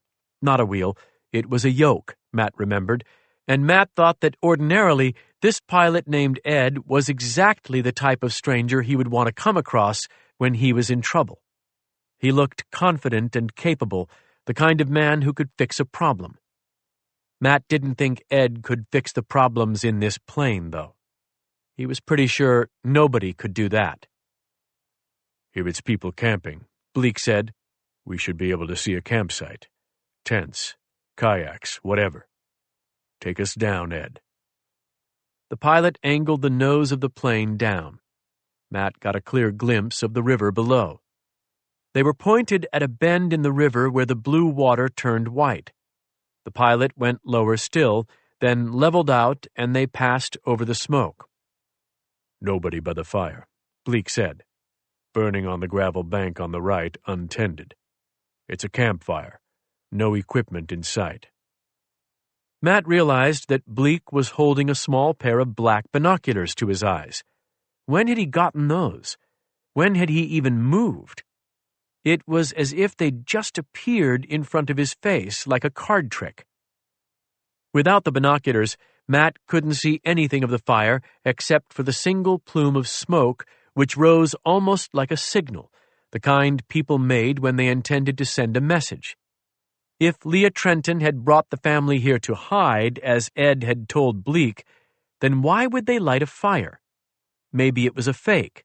Maybe it was 2 kids, Bleak said. "Where?" Randall asked, craning his neck. Even Ed leaned forward a little, searching.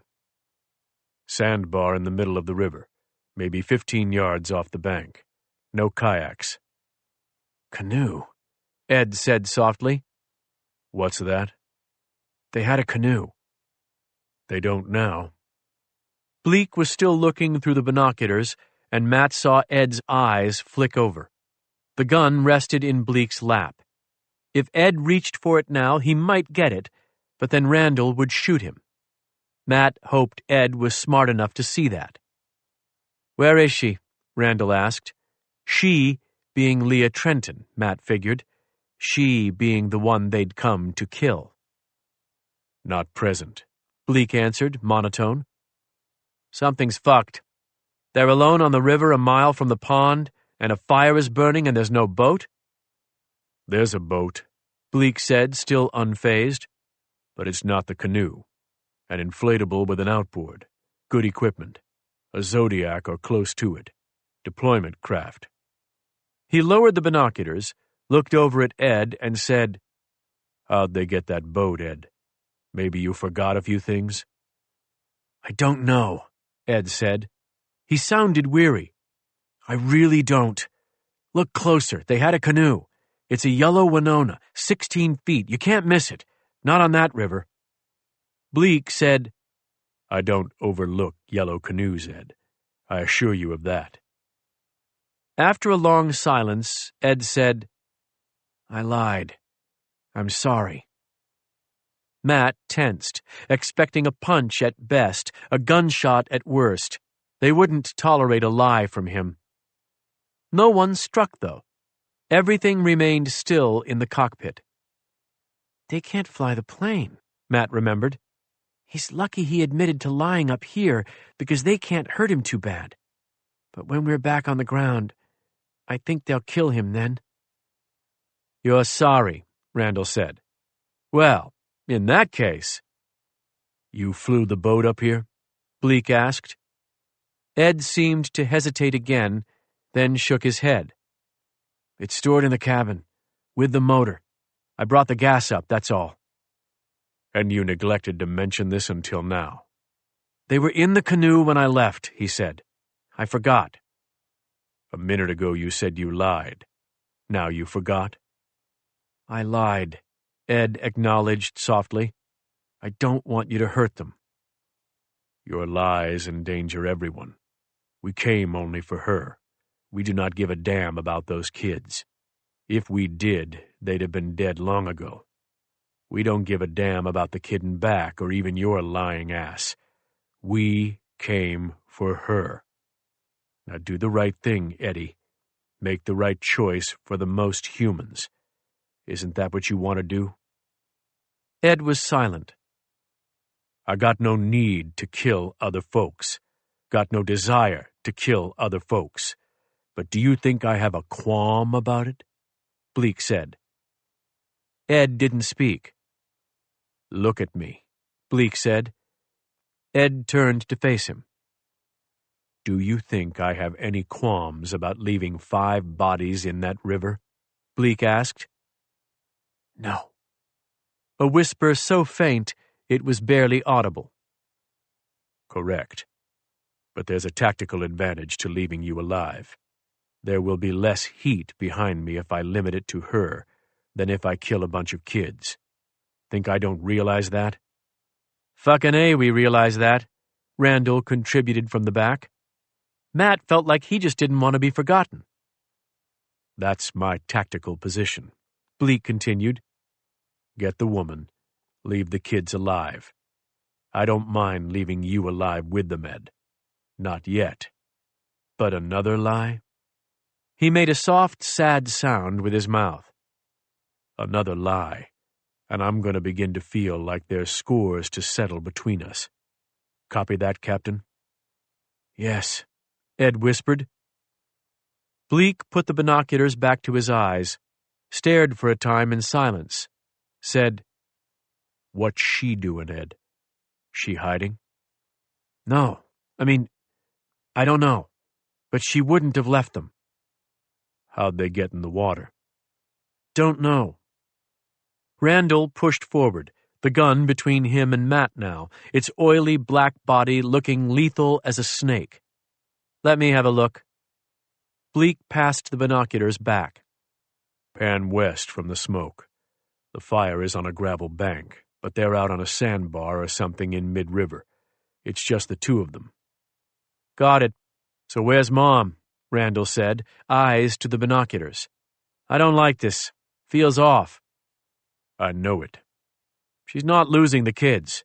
So, I bet they ran away, Matt said.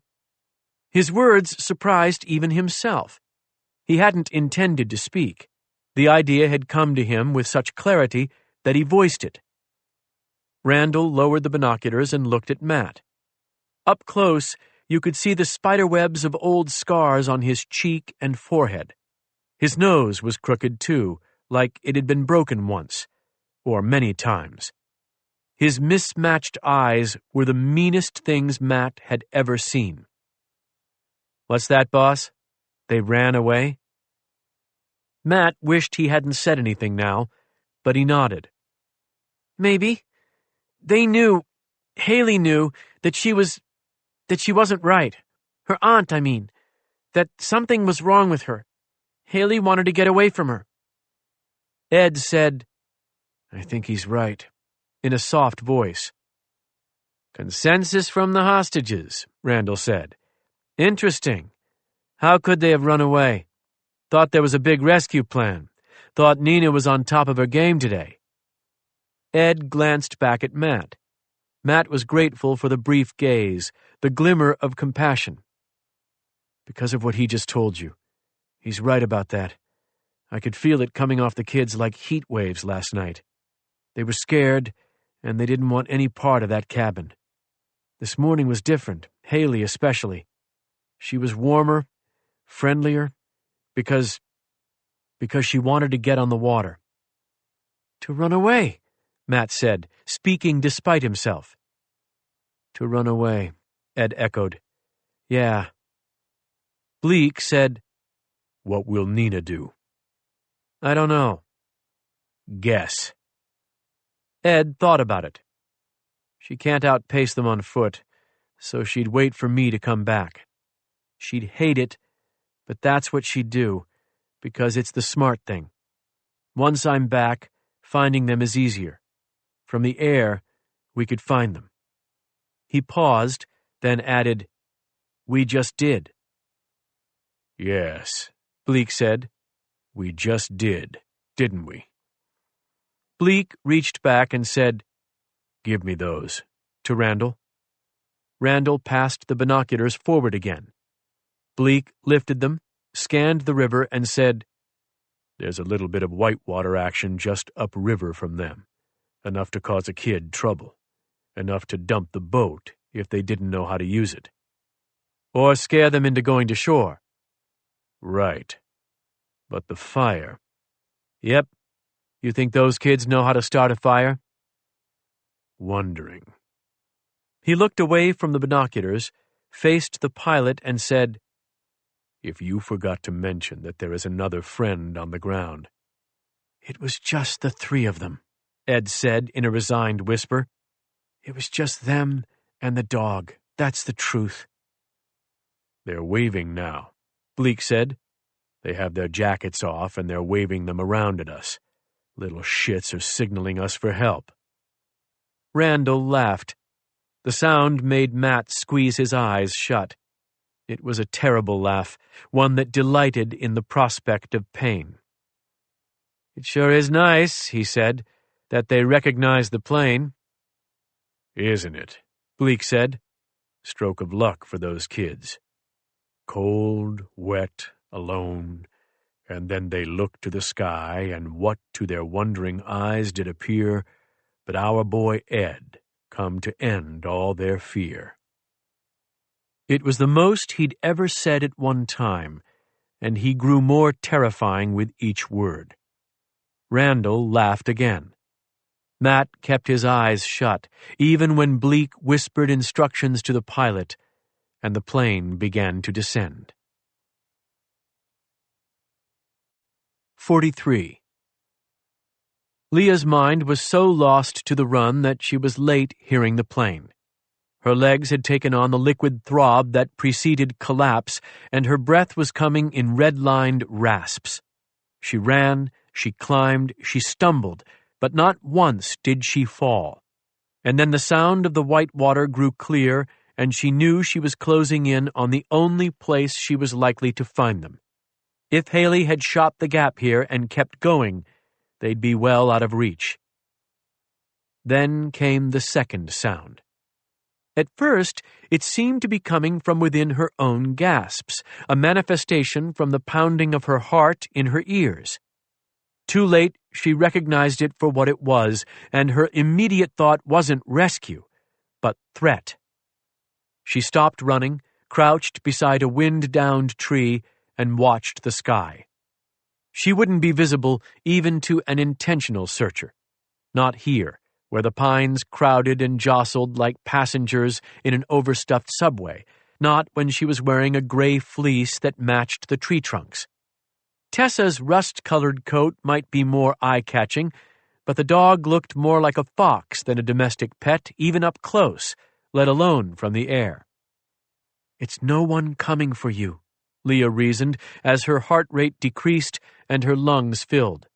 "It's just someone headed north to fish." It was then, as she watched the sky and her overexerted body cooled, that she finally smelled the smoke. Faint, but undeniable. The wind was blowing out of the west, and yet the smoke didn't seem to be riding the wind. If the fire was downwind from her, and she could still smell it, it could not be far off. She was just beginning to consider the possibility that her children had stumbled on strangers along the river when the plane passed overhead and she saw its distinctive red belly. Ed. She started to rise and wave, stopped only because she recognized the futility of that. Even if he was looking for her, he wouldn't spot her here. She would have to get out to the river, into open terrain, and even then she'd likely have to signal him somehow. As she stood, she finally thought to look at her watch. 10:18. He was back early, very early, and he was north of the pond. He knows, she thought with a relief that ran through her like blood. Somehow he knows. But how? The canoe. He saw it was gone. He wouldn't have missed that. He'd have passed over and flown in search of it, and... The plane's engine noise changed, and she saw it was descending, the angle steep. Just before the plane vanished from sight, she saw a flashing light on the wings. Navigation lights. She tried to remember if Ed had ever used navigation lights for a remote water landing on a clear day, Why would he? She checked her watch again. She looked back up at the now empty sky. It was too early for him to return. He had passed over the pond and carried on north, and his navigation lights were on against the crystal blue day. She'd been running at a 45-degree angle to the water, targeting a destination as close to the stretch of whitewater as possible. Now, she broke hard right and moved at 90 degrees, pushing uphill through a tangle of underbrush so thick that Tessa vanished from sight. It was harder going, but it would take her to the water, and she needed the vantage point. The hill was steep, and the footing was atrocious. She fought through it, branches lashing her face, a line of blood along her upper lip, and then the hill crested and she could see the water, granite-colored as the clouds pushed in from the west and the pines threw shadows. There was no shoreline, just a ledge 5 feet above the surface, with trees crowding the banks. She slung herself down on her belly on the stone, brought the Winchester to her shoulder, and lowered her eye to the loopholed scope. Water and woods, green-gold riffles ahead of the rapids, 2 massive boulders that tilted like old gravestones. Nothing else. She was still too far away. The sound of the plane's engine came in a low thrum that told her it was down now, on the water, possibly taxiing, possibly idling. Either way, it was down, and she had no visibility. She rose to her knees and looked at the woods and then at the river. To make any progress along the shoreline would involve more of the same scrambling she'd employed to get here. It would not be fast. Alternatively, there was the water, which would be cold but swift and open. She'd be exposed only as long as she remained in it. If she could catch one of the tilting tombstones of rock ahead, she would have a secure spot with a clear view of the rapids and the gravel bank beyond. Tessa whined as if sensing her plan. The dog that could run for hours did not like the water. She was a hound, not a retriever. "Stay," Leah said. "Stay, baby. We're fine. Good job." Idle chatter coming too fast, serving only to make the dog more nervous as Leah unfastened her backpack and dropped it, then strapped the Winchester across her back and cinched the strap tight enough to press her breasts hard against her chest. She picked up the backpack again and held it in front of her, a cushion for impact. The rushing water that had at first looked so close seemed far off now. "We're fine," she said again, and this time it wasn't for the dog.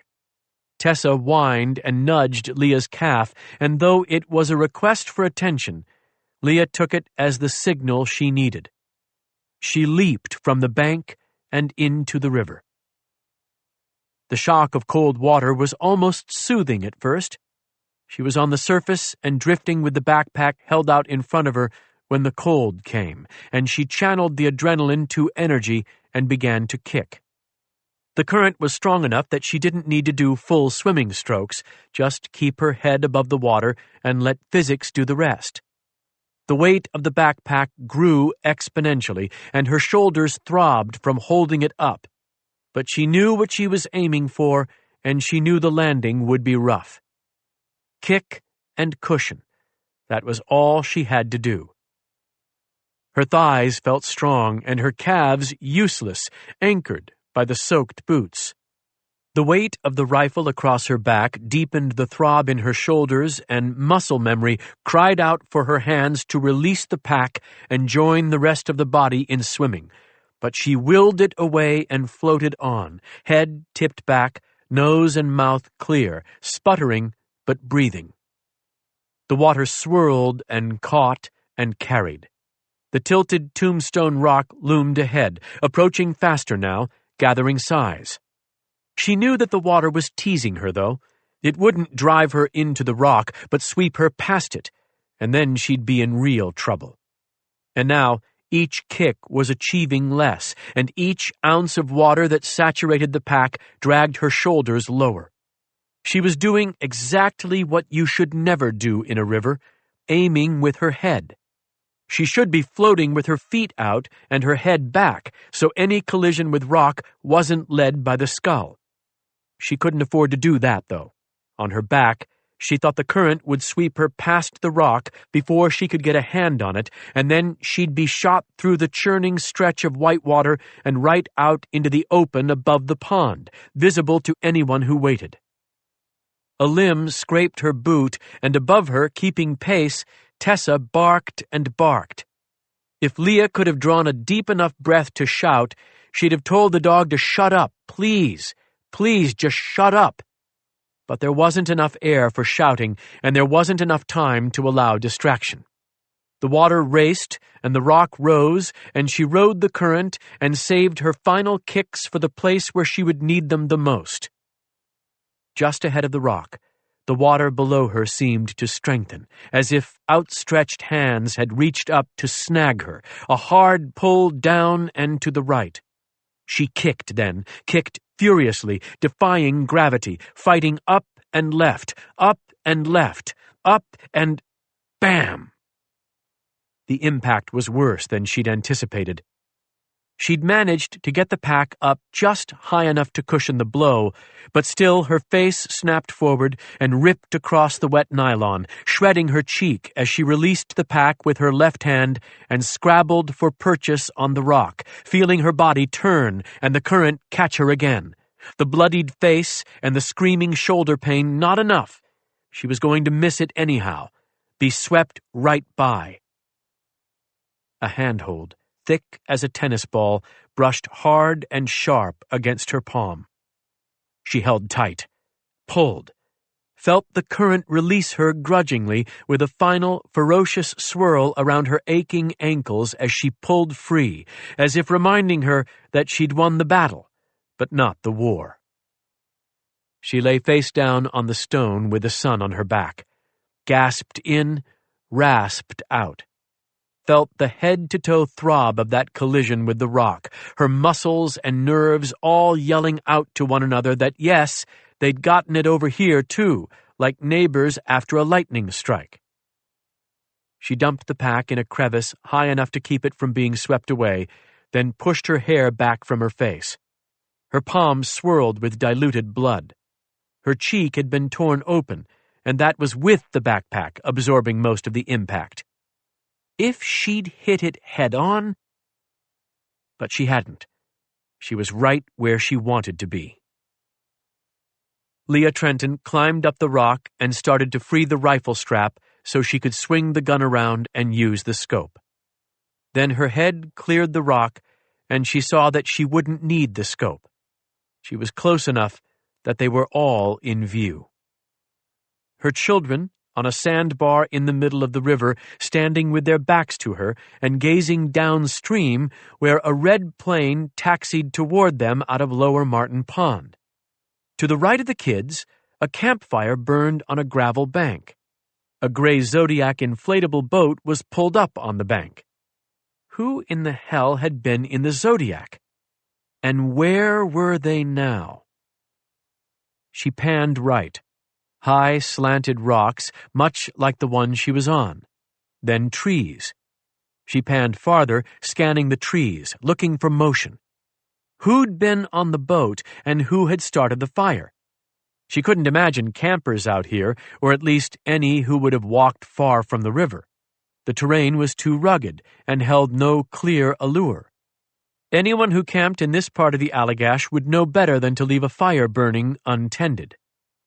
And yet, there was the boat, and there was the fire, and there were her kids, unharmed, standing on the sandbar, soaked but safe, waving at the plane. She lifted the scope, focused on the plane, then adjusted the zoom with her left hand, bringing the cockpit into focus. The sun glare fell on the right side and the shadows claimed the left, but even so, she could see Ed behind the stick. He was alone, or seemed to be. No one was sitting beside him. In the back, she couldn't tell. Was that a human crouched behind the seat, or just a shadow? She inched higher, the rock like steel wool against her forearms, her cheek stinging and her back throbbing. the gun held level. She felt steady, her breathing controlled, her hands still, ready to shoot. She'd never taken a shot at an animal, let alone a man. She'd fired who knew how many thousands of rounds into targets in her early years in Maine, fired rifles and shotguns and handguns of every make and caliber, convinced herself that she was a killing machine, cool under fire. She would be ready to shoot. But she did not need to shoot Ed. Had he really come alone? Too early. You asked him for time. He would have given you time. Unless the plane's arrival wasn't a threat, but an emergency. Maybe he had learned something alarming. Maybe he'd been afraid that the dock was compromised, that his identity had been determined. Something. He would have come back fast then. Flashing the navigation lights. A distress signal. A warning. She couldn't believe it was anything else. She'd flown with him countless times, and he'd never taken that approach. It was a simple but clear visual cue to anyone on the ground. That didn't mean the plane was compromised, though. She might have seen the signal, but misinterpreted it. Maybe, upon returning to the cabin at the pond, he'd seen that the canoe was missing and had done the smart thing and gone searching for it from the air without pause. He'd been in pursuit of the canoe, in pursuit of them all, when he spotted the kids. He'd put the plane down and come to help. It all made sense now. It was all vintage Ed Levenseller, observant and proactive, and she felt ridiculous for not realizing it sooner, for risking her foolish float down to the rocks to lie here, rifle in hand.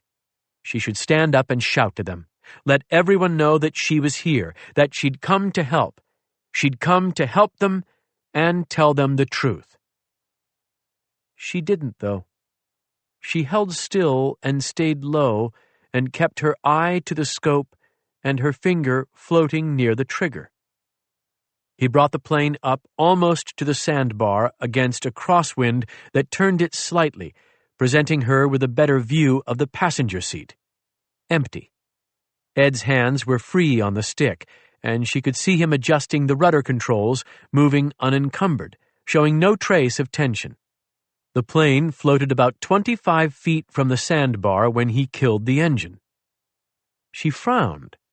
Why hadn't he banked it on the gravel bar? The kids are alone. The boat is not mine, and the campfire is not mine. He doesn't know what he's getting into. He opened the door and climbed out. She tracked him, focused, but still aware of a distant sickness at having him in the rifle's crosshairs. He stepped down onto the float as the plane drifted, a short but deep stretch of water between him and the kids. She heard him shout, and though his voice was probably full-throated, up here by the rushing water, it was almost unintelligible. Had he said, "I come in peace"? He was making jokes? Nervous, probably, as unsure of what that zodiac and that campfire meant as she was. "I come in peace," he repeated, and this time she heard it clearer, and she saw him raising his hand and making a peace sign, trying to relax the kids and knowing something was wrong but not understanding it yet. The kids stayed on the sandbar. "Where is your aunt?" Ed shouted. The question was returned to him by the rocks. If either child responded, Leah couldn't hear it. Their backs were to her, and their voices softer than his loud, awkward attempt at humor. One of them must have said something, though, because Ed nodded and stepped farther out onto the float. "Let's get you home, guys! Get you safe!" This was shouted too. Why was he screaming at them from such a short distance? And he still had his hand raised in the peace sign. He kept it up while he turned to look at the gravel bank where the campfire burned. Scared. Yes, he is scared that something has already happened. Then he said, "She let you take that boat? Alone?" Let them take that boat? What was he talking about? He knew it wasn't her boat. He knew that they'd been in the canoe. So what was he... Signaling. Not a peace sign or a dumb joke. He's holding up 2 fingers to tell me how many are in the plane.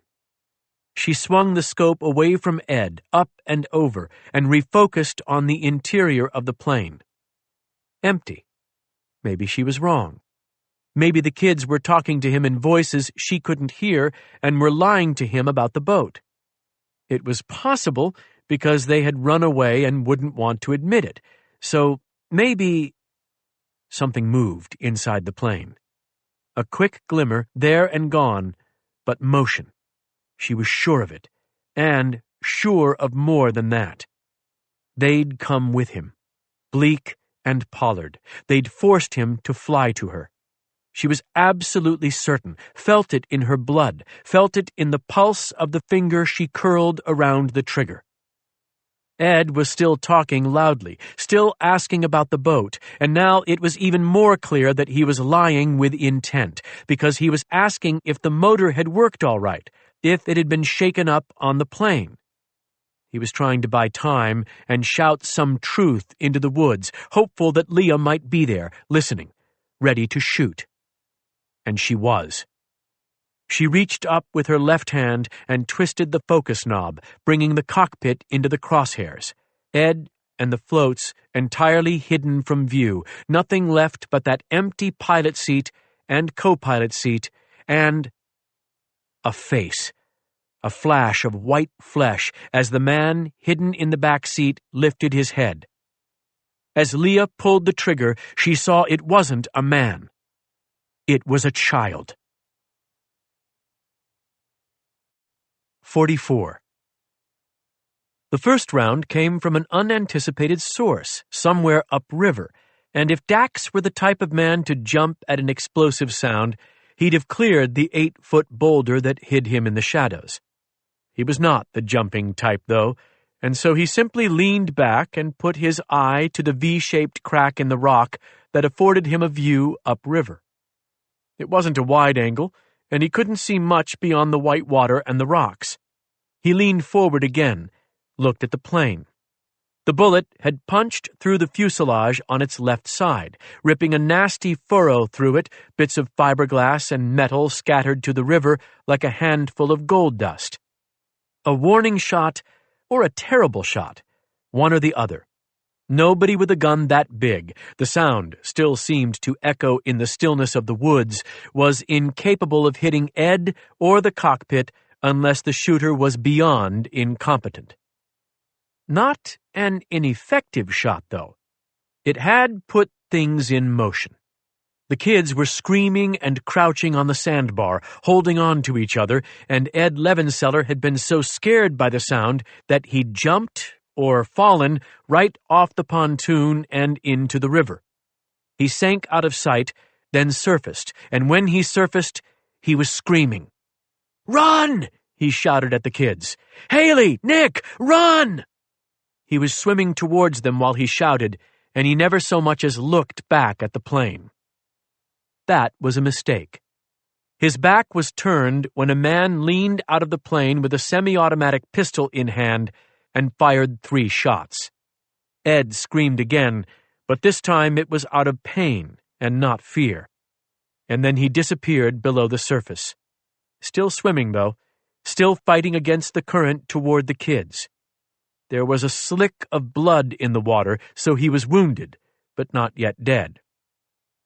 Wrong gun, Dax thought, and he felt mild disappointment because he'd been promised these 2 were very good. If the shooter had used an AR-15, he'd have been able to make quick work of Ed.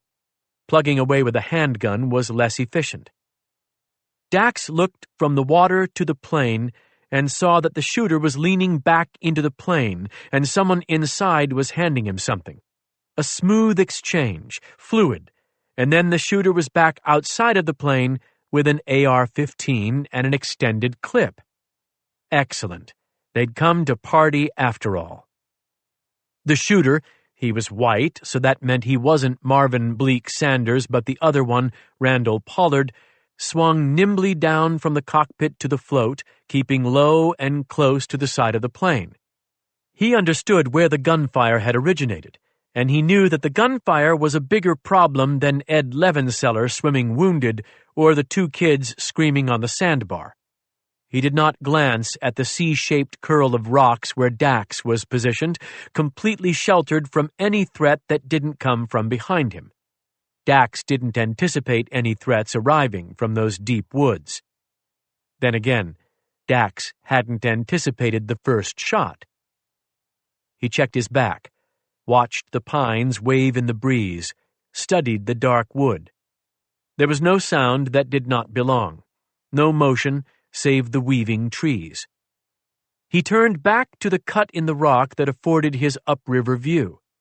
He still couldn't see anything. He squinted, waited. Yes, there was a glimmer of metal at the top of one of the huge, slanted boulders where the rapids frothed. An excellent shooting location. Too good of a vantage point for an amateur, which meant that the shot must have been a warning, not a miss. What was the point of the warning shot? Leah, he assumed, would have known better than to open the gunplay with a shot that didn't count. Randall Pollard crouched on the float, the AR at his shoulder, and scanned the river, searching.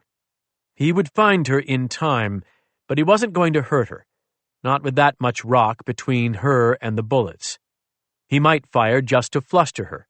Dax would. Ed Levenseller had surfaced again and was gasping out his cries of run, and Dax watched Randall Pollard note him and ignore him. Again, excellent. The pilot had more value alive than dead. It had been wise to prevent him from reaching the children, but there was no need to kill him. Also, Pollard would need to expose himself for a clean shot at the pilot, and maybe Leah Trenton wouldn't miss twice. There was no sign of the much ballyhooed Bleak, which was disappointing. Had he sent Pollard on a solo mission? Or was he simply biding his time, like Dax? On the sandbar, Haley Chatfield rose, shielding her brother with her own body, and turned to face the rocks that hid Dax. "Shoot them!" she screamed. "Help us! Help us!" Dax sighed. He hadn't expected the children to obey their instructions in a moment of chaos, but nevertheless, he'd enjoyed his invisibility. Randall Pollard turned in the direction of Haley's shouts, and Dax could see that he was pondering the development, and no doubt thinking that he was in a hell of a lot of trouble now because he was exposed to Dax's position, but moving away from it would put him in Leah's line. Oops. "Open fire," Dax muttered, resigned, as he ducked deeper into the protective granite, and Randall Pollard opened up on him with the AR-15. The sound was nowhere near as impressive as the single massive blast of Leah's shot into the plane, but the result was annoying. Rock chips sprayed into the air, and fragments blew into treacherous needles, and Dax closed his eyes and pressed tight to the rock, held it like a lover until the shooting stopped. Out of ammunition? Probably not. If he's any good, he'd have saved a round or two. He wants to see who's going to poke their heads out. It would be a dumb way to die, leaning out from behind a rock to take a .227 caliber bullet to the forehead. It wasn't even a paying job. Fun, though. Isn't it just a little bit of fun? It was. It was more than fun. It was living, real living in a way so few humans would ever know. Dax dropped to his knees and grabbed Andy West's 12-gauge. Lying on his side, he wriggled forward inch by inch.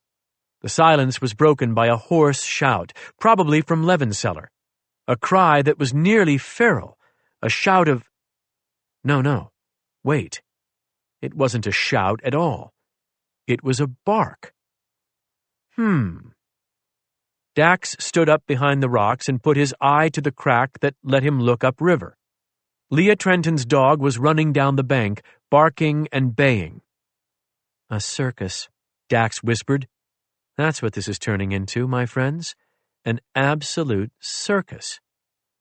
He ducked again and slid along the rock, the granite rough on his shoulders.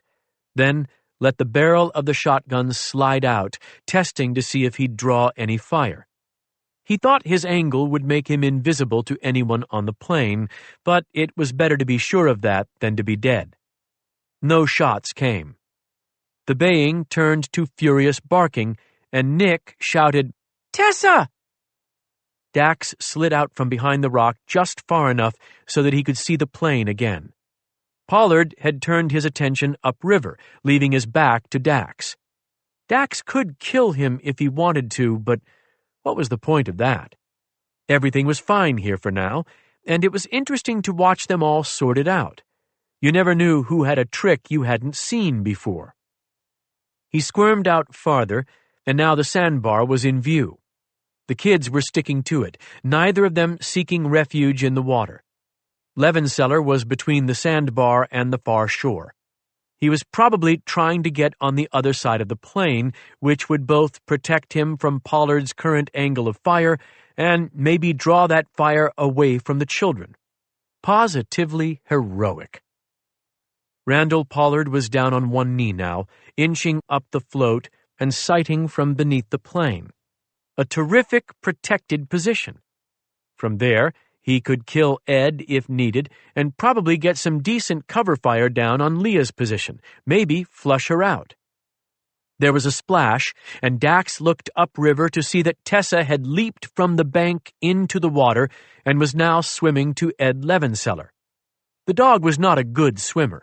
Every awkward lunging stroke of the paws announced that she was built for land, not water, but her powerful hind legs were enough to keep her snout high, and her fierce determination was enough to drive her toward her friend in need. Randall Pollard dipped lower, shifted his angle, and swung the AR-15 toward the dog. It was a wise choice. The dog could not fly the plane, but the dog could cause some trouble. The dog was all risk and no reward. Kill the dog, then. Absolutely the right choice, and yet not one that Dax cared for. He sighed, lifted the Remington, he was still on his back, which meant shooting upside down, and fired a single blast into the water between himself and the plane. The shell blew out of the muzzle with a pleasantly thunderous noise, water sprayed in all directions, and Randall Pollard whirled to face the threat. And slipped. It wasn't bad, not a full fall into the water like Levenseller's, but enough that he fell forward and had to catch himself by grabbing one of the struts that held the pontoon float to the plane's body. Kawang! Another round from Leah Trenton, and this one was placed much better. In a blink, the float was empty, and Randall Pollard was in the water. Hell of a shot. Dax slid out farther, admiring the moment. Pollard had made the slightest of mistakes, and Leah had made the finest of shots. Her success made the one she'd missed all the more baffling, but nevertheless, she'd recovered well.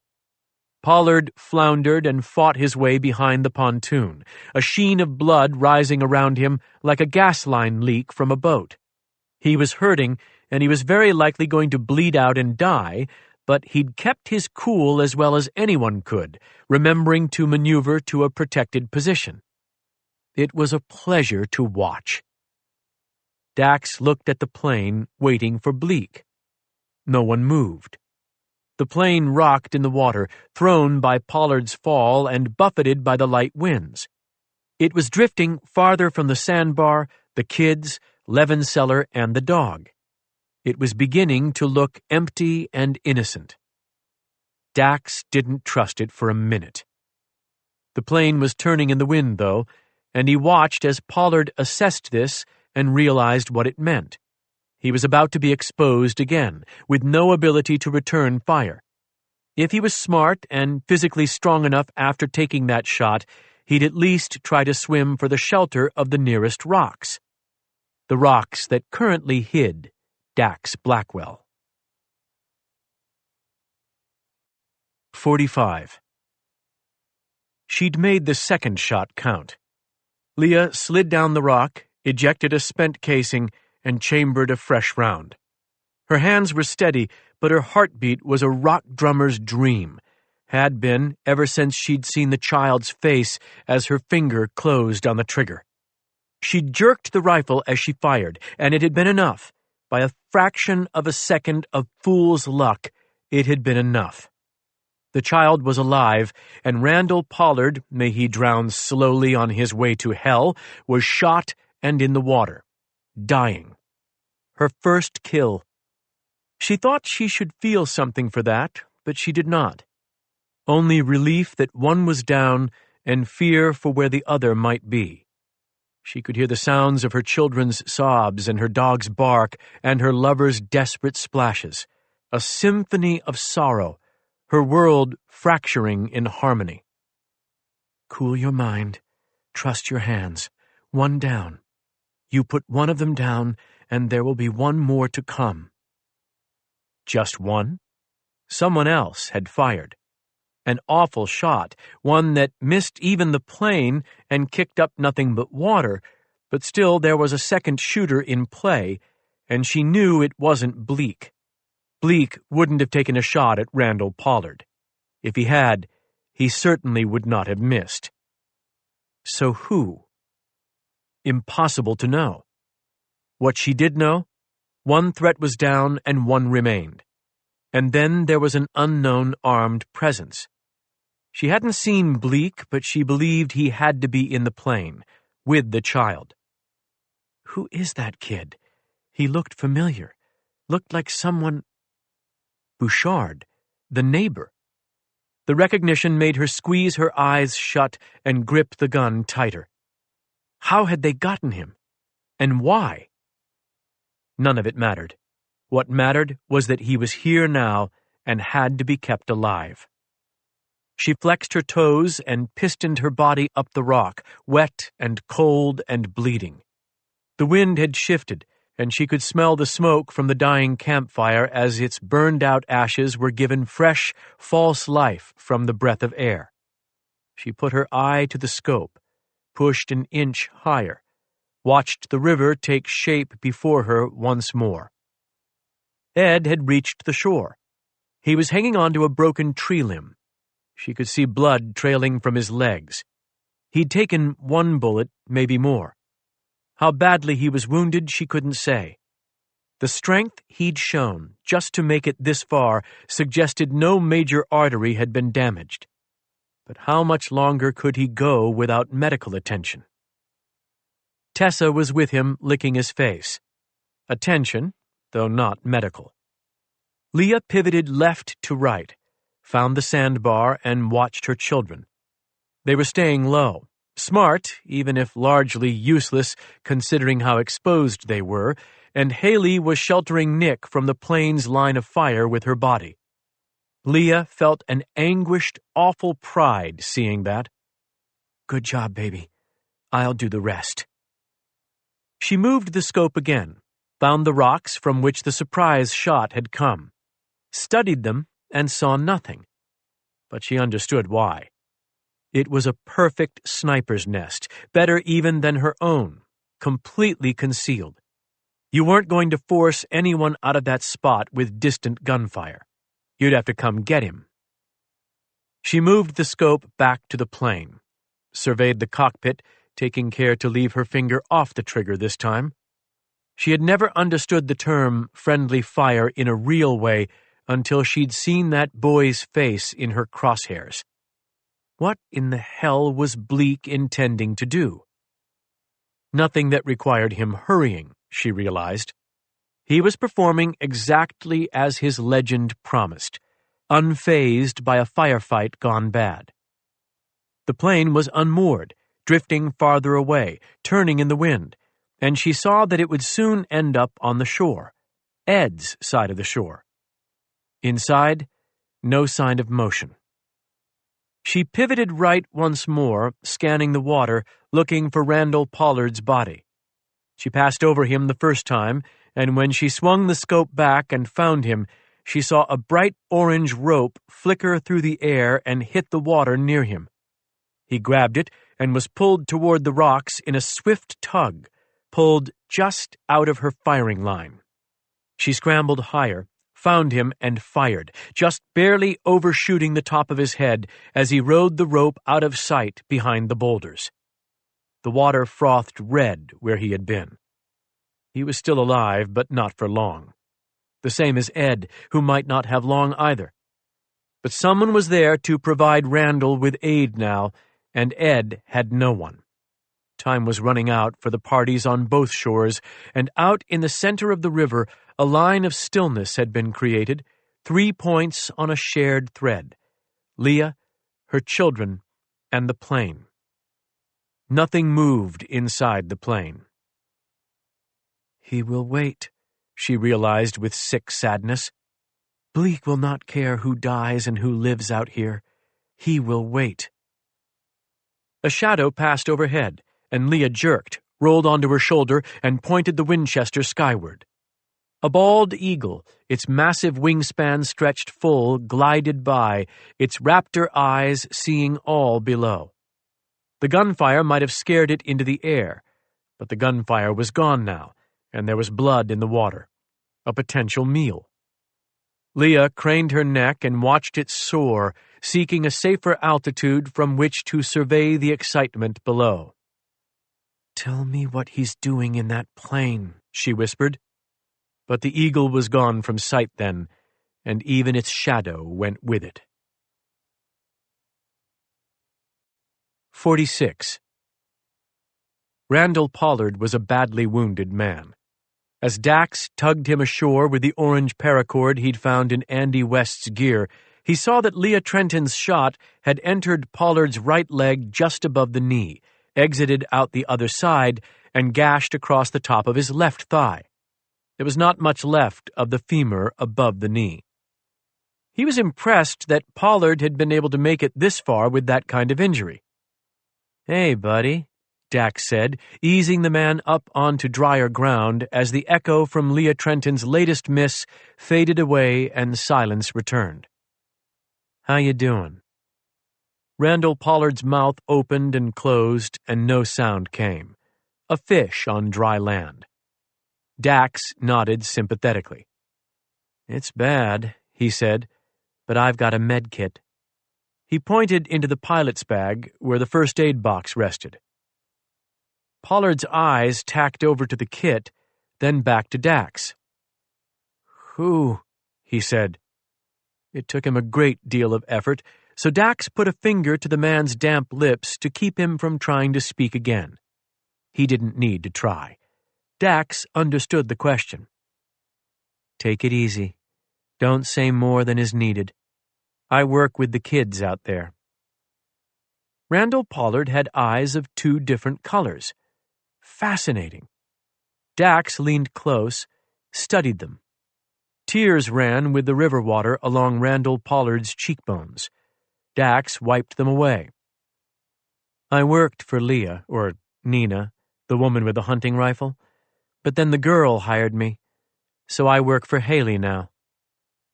Pollard stared at him. His clearing mind was not prepared to handle this.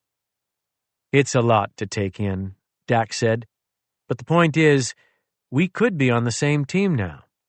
You came for the woman, right? Only for her. Nina, Leah, whatever you'd like to call her." Pollard managed a slight nod. The idea of teamwork seemed to inspire him. Excellent. Nobody got out of this world alone. "Stop the bleeding," Pollard hissed. "Right," Dax said. "The bleeding is the problem. But what's your partner going to do?" Pollard's mismatched eyes flicked left and right, tracking Dax, trying to make sense of him. Struggling. "Is he as good as they say?" Dax asked. Another nod. "Yeah," Pollard rasped. "Will he die for you?" Dax asked. Pollard looked at Dax and then down at his leg. The blood was running hot and bright. Dax had made no move for the medical kit. "He knows where you are and that you're hurt," Dax said. "He doesn't know anything about me other than where I am and that I can shoot. So what do you think? Will he risk his own life to save yours?" Randall Pollard was still staring at the roadkill that had once been his right leg. He wet his lips, spoke slowly. "Doubtful," he said. Dax nodded. "I appreciate that. It's a hard truth." "You gotta let him know," Pollard whispered. "Know what?" "That you're... "Yes," Dax said, ever patient. It wasn't his leg that was pouring blood onto the rocks after all. "Your help." "Oh. Huh." Dax winced, lowered himself into a catcher's squat, and clasped his hands in front of him, the gun pointed down. "Well, this is awkward." Randall Pollard looked up at him and smiled then. It was tortured and terrible, a death mask, an expression Dax had never seen before in his life, and yet one that he understood. Pollard wasn't sure what exactly Dax represented out here, but he knew he was not a friend. "You're missing the point," Pollard wheezed. "How's that?" Pollard kept the smile. There was blood in the corner of his mouth now. He seemed more clear-headed than before, as if the pain was receding. "He won't have to die," he said. "She's not beating him. Neither are you." "That's a real respect for his skills," Dax said. "Nothing false about it. And yet..." He shrugged. "I beg to differ. We're about to settle the matter one way or the other. A shame you won't be here to see how it plays out." Pollard's pain-ravaged face changed only slightly when Dax shot him in the eye. The brown one, not the green one. Dax preferred the green eye. It was a pretty shade, one that conjured cool valleys in high mountains. "Haley," Dax shouted. "Haley, do you hear me?" No answer. "Gotta communicate," Dax shouted. "Gotta be a team player." "I hear you," her voice trembling and tearful. "We have a teaching moment," Dax cried as he grabbed Randall Pollard's boots with both hands and shoved the dead man into the water. "In which direction is this bad man floating?" The river took Randall and swept him away from the rocks, and almost instantly Leah Trenton's big rifle boomed again, and a bullet blasted the corpse, a perfect shot, center mass. It drove Randall down into the river, and red water rose above him. "Tell your mom to save her ammo," Dax shouted, "and answer the question. Which way is that dead man floating?" Haley's voice, high but clear. "North! He's floating north! Stop shooting! Everyone stop shooting!" The final cry was an anguished sob. Dax sighed and shook his head. He liked the girl. She had unique spirit, but she had so much to learn. The shooting didn't stop because you asked it to. He had a feeling that the man called Bleak, who still hadn't so much as fired a round, understood that very well. 47. "Tell your mom to save her ammo." Leah lay against the rock, rifle in hand, eye to scope, watching the scarlet streaks on the surface that represented where one of the three men she'd feared most in the world had gone to die with her bullet in his belly, and the question echoed around her, rattled in her mind, the words seemingly impossible, and yet she'd heard them clearly. She knew that. Tell your mom. Your mom. Haley hadn't contradicted him. Haley had answered him, whoever he was. She'd answered him in terror, but not confusion. Even his question about which direction the body was floating. He and she both understood the mistake Haley had made when she'd paddled out of the pond that morning. They had spoken Leah realized. Her kids had been caught by someone who knew who they were and who she was. Who was he? Someone whose behavior made absolutely no sense. He'd rescued Randall Pollard only to kill him. He'd put the children in harm's way out there and hid himself, then fired a shot that revealed his hiding spot in order to save a dog. Who in the hell was he? She was wondering whether she should call out to him, scream a question, because Ed was bleeding on the bank, hurt bad, and her children were trapped in the middle of the river, and if Leah had an ally behind those rocks, she damn well needed to know. But then the first motion in many minutes came from inside the plane. It was the child. While she watched, Matt Bouchard crawled tentatively and awkwardly out of the open pilot's door and down onto the float. He's letting him go? She couldn't believe that. Unless Bleak had been more shaken by Pollard's death than she'd imagined and was willing to negotiate whatever it took to simply get out of this place alive. Matt Bouchard inched farther out onto the float, and Leah understood then why he was moving so awkwardly.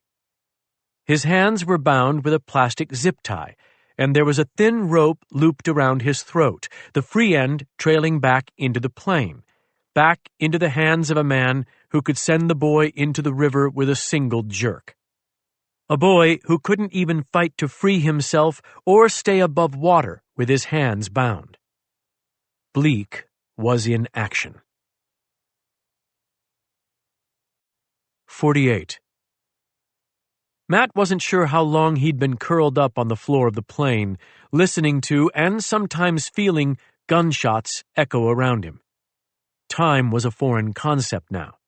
All he knew was the sound of the shots, the smell of fuel that permeated the cockpit after one of the shots ripped through the body of the plane, and the feel of the fierce, strong grip that the man called Bleak applied to force Matt down as the gunfire intensified. Then, so fast that it took Matt a moment to recognize what had happened, the feel of the rope dropped over his head and yanked tight through a slipknot. "Now," Bleak whispered, "you're gonna go save some lives, kid, or lose them all. Up for that?" Matt didn't answer. He was fighting tears. He wanted to sob, wanted to cry in a way he hadn't in years, a gasping collapse of little boy wailing, but he couldn't draw them up.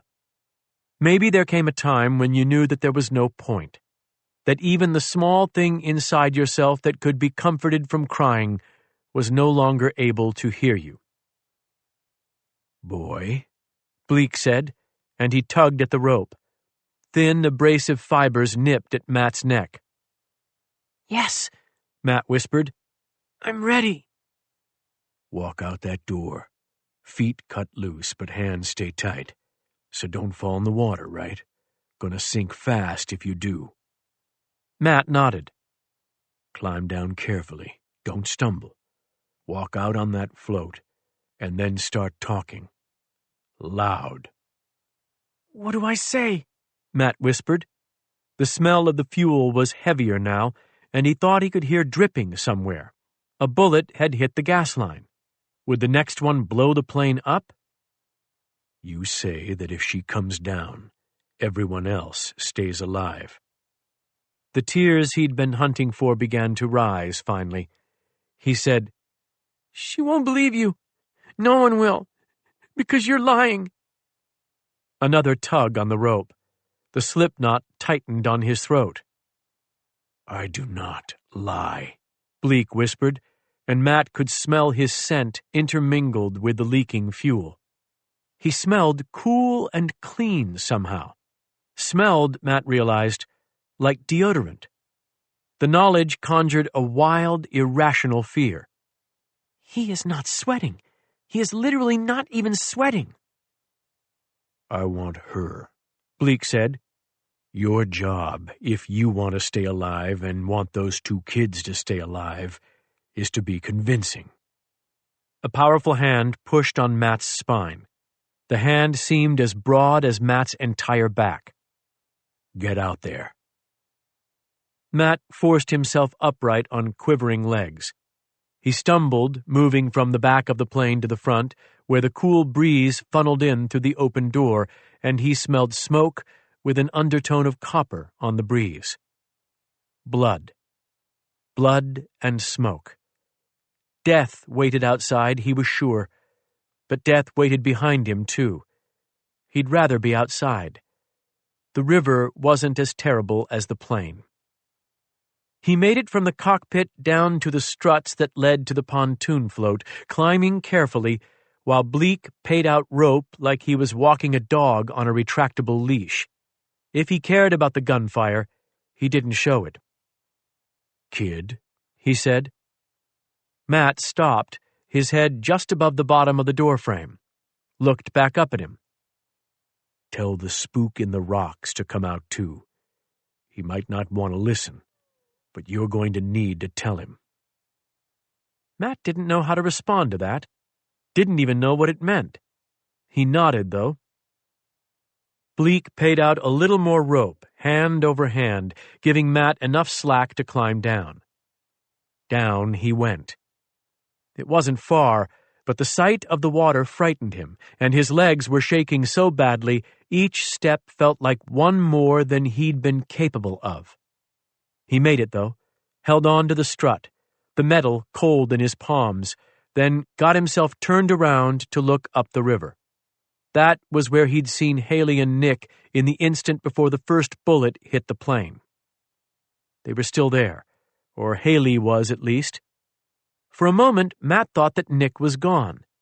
Then he realized how carefully Haley was standing in front of him, screening every inch of her little brother's body with her own, facing down the monsters so he didn't have to.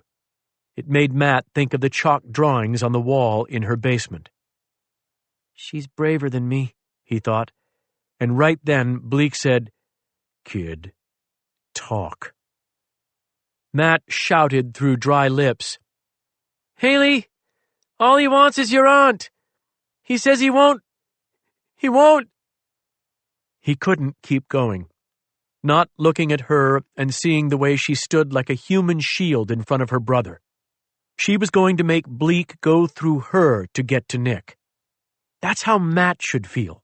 One last stand was better than none. He knew that Bleak would kill him no matter what he'd promised. If Matt was going to die, why lie? "He's going to hurt everyone!" he shouted. "He's going to kill every—" The jerk on the rope would have sent him into the river if he hadn't been holding so tightly to the metal strut. Instead, it just drew the rope tighter around his neck. Bleak said, "Just say her name. You tell Nina that Bleak is here. You say that, and you live." The river ran beneath Matt and made him dizzy. If he lost his grip on the strut, he would fall fast and drown. He wasn't sure how much longer he could hold on to the strut. His knees were flexing, calf muscles loosening. The motion of the water was the worst. It made him so dizzy. He looked up, searched for Bleak, but couldn't find him. "I hate you," Matt told the darkness inside the plane. "I know," the darkness answered. "Now say her name." Matt turned away from the darkness, taking care to keep his head high so the water below didn't disorient him. He balanced on the gently rocking float and faced forward, toward Haley and into the wind.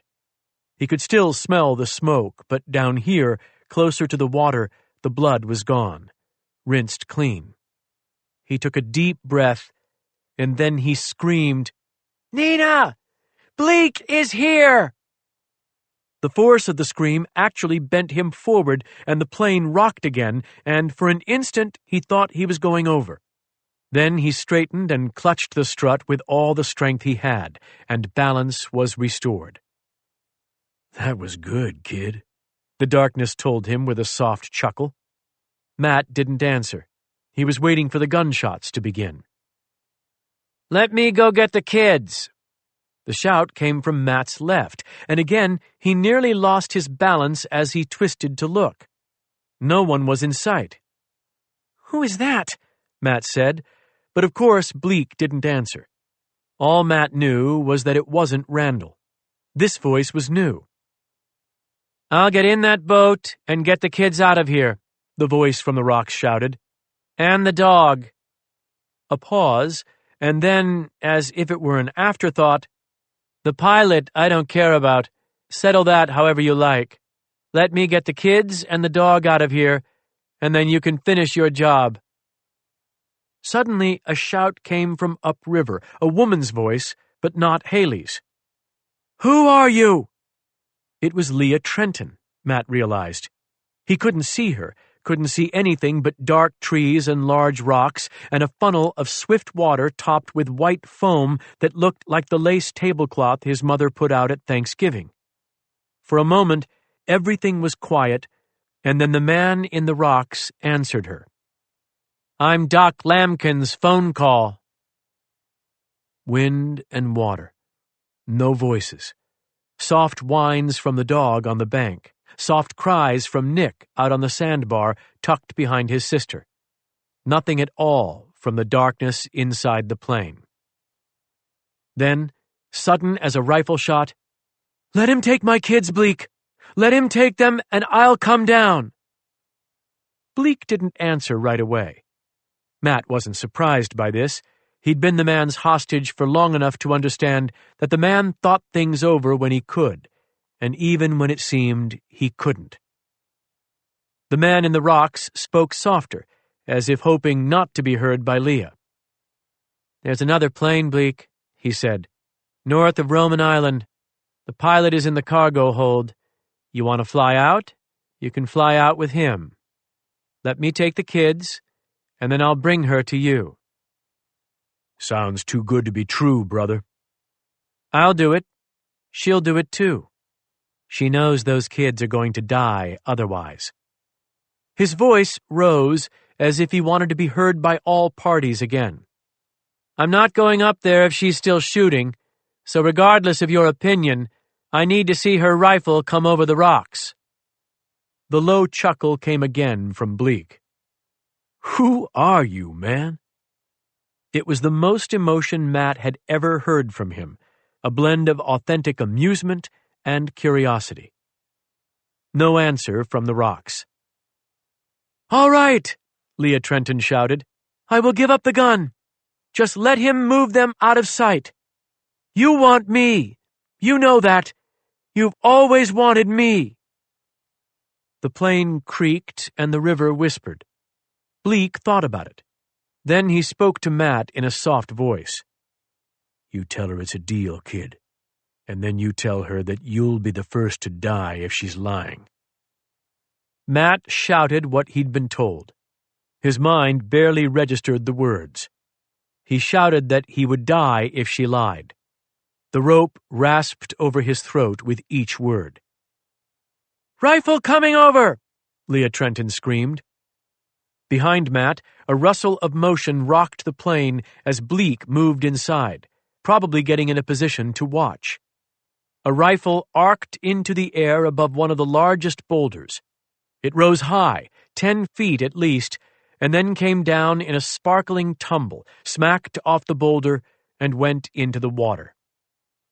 Almost as if on cue, a man appeared on the far side of the boulders, walking upriver, backpedaling, a shotgun in his hands pointed at the plane.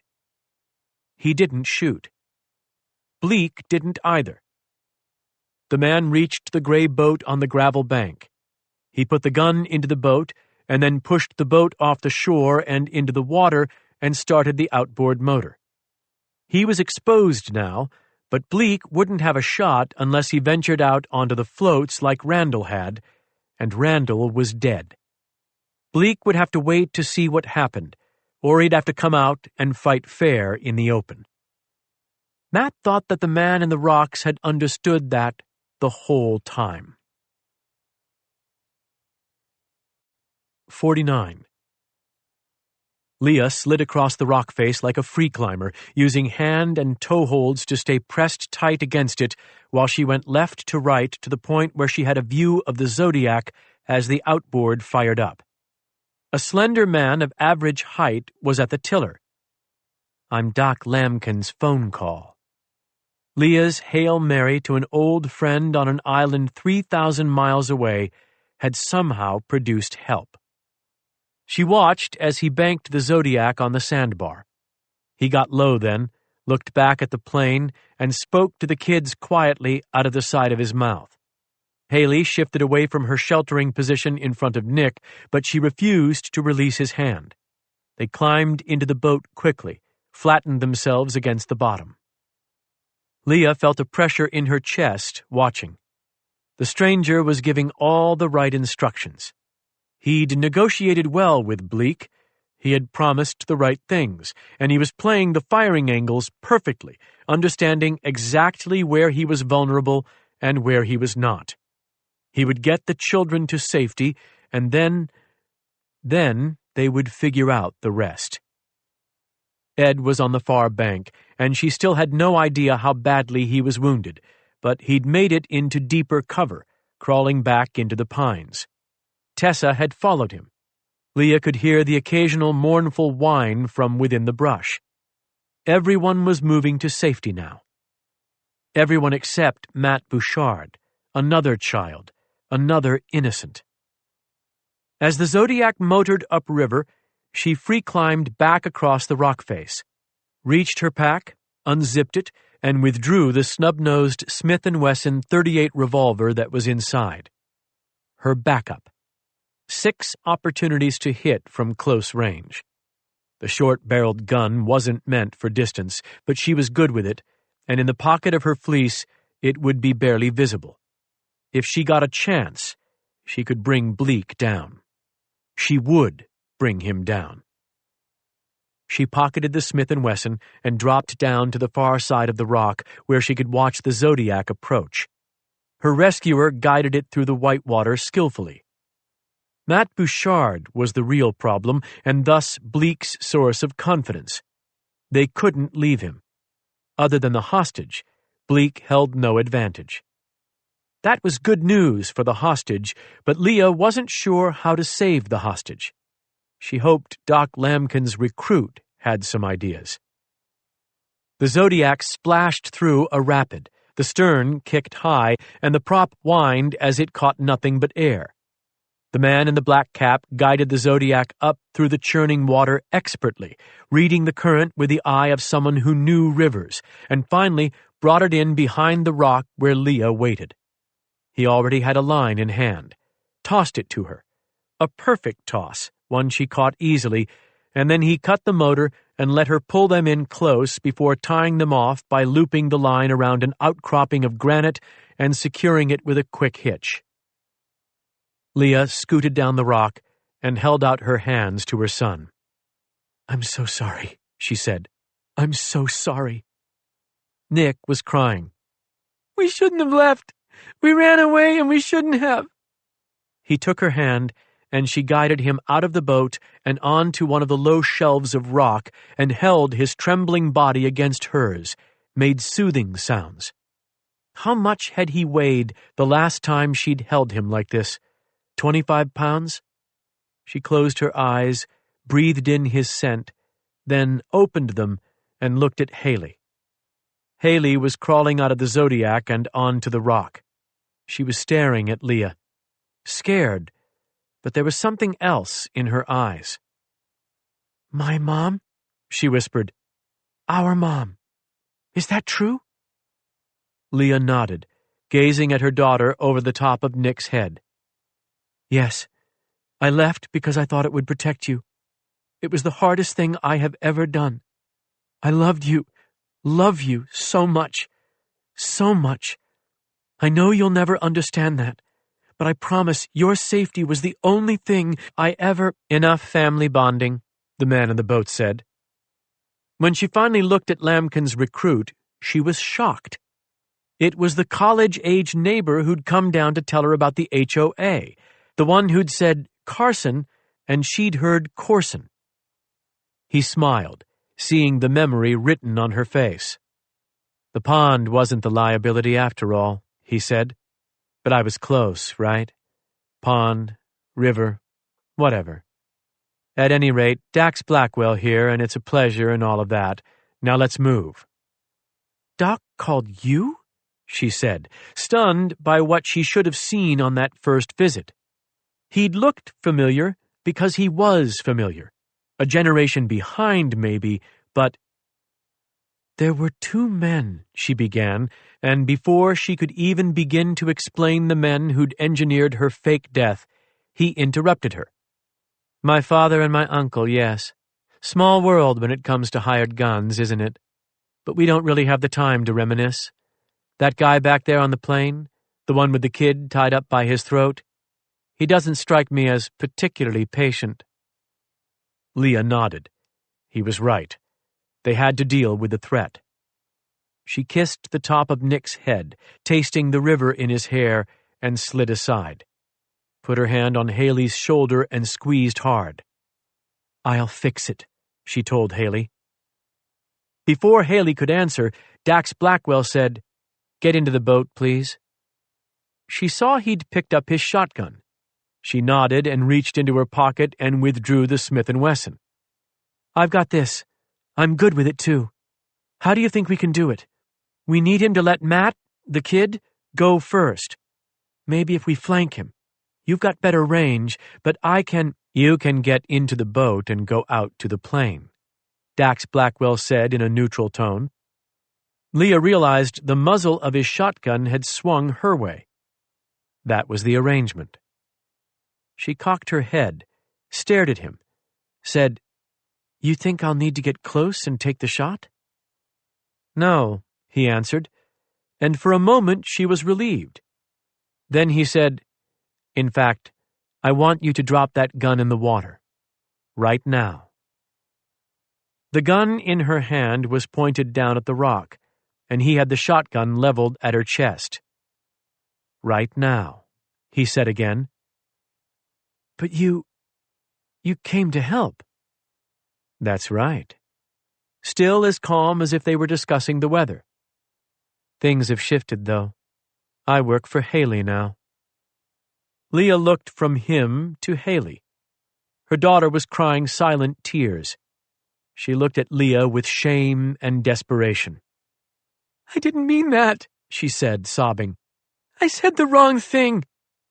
She whirled to face Dax Blackwell and shouted, "I didn't mean that!" Dax stayed focused on Leah, moved his finger to the shotgun's trigger. "Your corpse will be enough to satisfy him, and it'll be easier on me. Make the choice." Leah remembered what Doc had said about the man who might help her, that it might not be anyone in a white hat.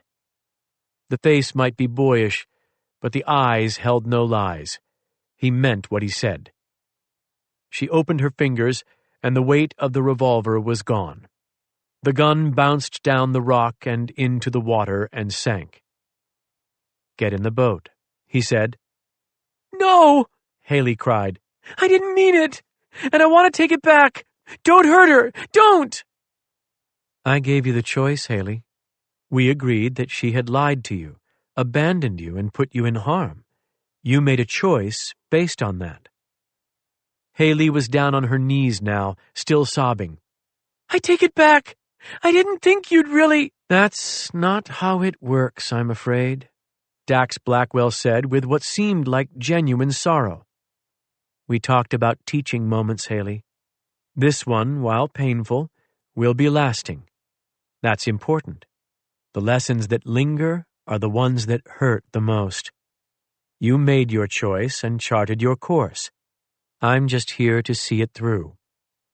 "No, I didn't mean it!" She spun to face Leah, spit the words in her direction, desperate. "I didn't really mean it!" "I know you didn't," Leah said softly. "Hun, I know you didn't." The wind rose and blew cool air over her face, and she looked at her daughter and at her son, and then said, "But he's right." No one spoke. Everyone seemed surprised. Everyone except for Dax Blackwell, who looked pleased. He gave her an approving nod, and she wanted the gun back in her hand then, wanted to put a bullet in his brain. But still, "He's right," she repeated. I can't stop the threats. I thought that I could, but I need to let you go now. They won't follow you, I promise that. She looked at Nick, saw his eyes widen with horror. She touched his arm. They won't, and you can go home, back to your real home. You'll be safe. I'm so sorry. I am so over the time limit, Dax Blackwell interrupted. Let's get moving. Don't! Haley shouted at him again, and he sighed. I'm doing your work, child. A little gratitude is apparently too much to ask for, but at least accept the— Shut up! Leah shouted as she moved down the rock toward the boat. Don't poison her with that. I'll go with you, but do not poison my daughter with that. It was not her choice. I brought them here, brought all of you here. She looked at Haley when she said the last part, and for a moment, time seemed to stop. They locked eyes, and Leah realized what she had just said aloud for the first time. My daughter. Leah climbed into the boat. Do not blame my daughter for my mistakes, she said. Then, looking at Nick, do not make my son hear any of this. The choices were mine, always. She was struggling now. There was so much she wanted to tell them. I'm sorry, she said. I love you so much. I have always loved you so much, and I am so sorry. Dax Blackwell started the outboard and then leaned forward and cut the line holding them to the rock. The boat pulled away as Haley screamed for him to stop it, screamed for them to stay, screamed that she hadn't meant it. Children, he said, are not easy. Am I right? Leah didn't respond. She shouted to Haley, Bring that backpack to Ed! Bring it to him! Give him the first aid kit, and he will help! Haley, listen to me, baby! The current caught the boat then, and the rocks whipped past, and her children were out of sight once more. My daughter. My son. I love you! Leah shouted as Dax opened up the throttle and let the boat gain speed. I love you! Part 5. Cold Stars. 50. Dax was glad that Leah wasn't the begging or pleading kind. It appeared that she understood her burden. She didn't so much as turn to look at him as he brought the Zodiac around and eyed the plane. The wind was picking up, and it had pushed the plane back into the weeds and shallow water, then spun it. The spin was good for Dax and bad for Bleak. He wouldn't have a clear shot until they were almost up to the plane. Dax was curious how long Bleak would give him to deliver Leah Trenton without shooting, but not so curious that he wished to die. The boy was still out there on the float, grasping the strut as if he were stuck at the top of a frozen Ferris wheel. Can you fly that plane? Dax asked Leah. For a moment, he didn't think Leah was going to answer. At last, she said, I can fly it, but he won't let me. Why? He knows you're a pilot. Her voice was almost emotionless when she said, Yes, but he also knows that if it is just us, I will crash it and I will kill us both. Dax raised an eyebrow. Excellent point. I'll confess I hadn't even thought of that possibility. Leah sat rigidly in the bow seat, refusing to look back at him. She was, he thought, pretty damn tough. She was, in fact, more like her daughter than perhaps either of them had had time to realize. A shame, but he thought Haley might recognize it eventually. When she had a proper chance to reflect on the days she'd enjoyed with her mother, Haley might extract more lessons than she could possibly imagine right now. He piloted the Zodiac directly to the open door on the pilot side. It should have swung closed in the wind, so Bleak must have used something to wedge it open. A smart choice. As they came closer, Dax could smell fuel in the air. Good thing I have another plane, he said. I think you shot this one up pretty well. Leah said nothing. Her posture, straight-backed and defiant, was just like her daughter's. He brought them in alongside the pontoon where the boy hostage waited. The boy held tight to the strut and watched them with a mixture of fear and hope. Dax slowed the motor, but didn't cut it, so he could push back against the current and hold position. They were in front of the open door now, and he could see the black barrel of a rifle pointed at them. Beyond that, he saw the man himself, the famous Bleak. "Delivery," Dax called. "Just as promised. Same-day shipping, too." Bleak said, "Tie up the boat." Dax shook his head. "That would be a poor choice on my part. And if you shoot me now, the boat sweeps downriver. You're going to have to get wet getting it back, and then you'll still need to find another plane. The problem is how you're getting out of here." "I'll find an exit strategy, thanks." "No doubt. I'm just thinking about the fastest one for you. It's a conundrum." Bleak laughed. It was soft but audible. Dax liked the sound. "Here's my idea," Dax said. "You get in the boat. I take us to the plane. If you want to kill Leah at any point along the way, that's fine, but I could make an argument for keeping her alive because she can fly the plane." He raised a finger. "Full disclosure, though, she has already spoken of trying to crash the plane. I don't know about you, but that's not the attitude I like to hear from a pilot after boarding doors are closed." "Who are you, bro?" "We can talk about that when we're out of here," Dax said. "You got any problem with my plan?" "Yeah. What do you want out of it? This is crazy what you're doing. You should have cut and run once you were behind the rocks. Instead, you're down here waiting to get shot." "Incorrect," Dax said. "I'm waiting to get paid." "Get paid?" The man's voice rose in volume for the first time. "You think I'm paying you?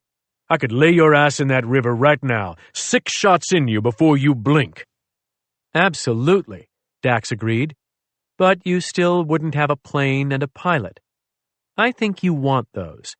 I also don't think you care if I take some of Lowry's money. He was going to pay the two of you, right? You and your partner whose body is at the bottom of the river now?" He watched Bleak very carefully while he said that. "You're a crazy man," Bleak said. "Type of man gets killed for no reason." "Your partner was going to be paid," Dax said, "and all I'm asking for is his share. It's a reasonable request. I'm not even utilizing my leverage here, just being reasonable." "Leverage? Shit," Bleak said, and he shook his head incredulous. It was the most emotion he'd shown. Dax was pleased that he'd been able to provoke it. "Tell me that's not reasonable," Dax said. "Leverage," Bleak said, and shook his head again. "You really talking about leverage?" Dax shrugged. "I'm not asking you to negotiate. I'll ask Lowry. It's not your burden." "No wonder you're so damn young. There's no way a man who acts like you do gets old." "Mind if I make one guess about your circumstances on this river?" Dax asked.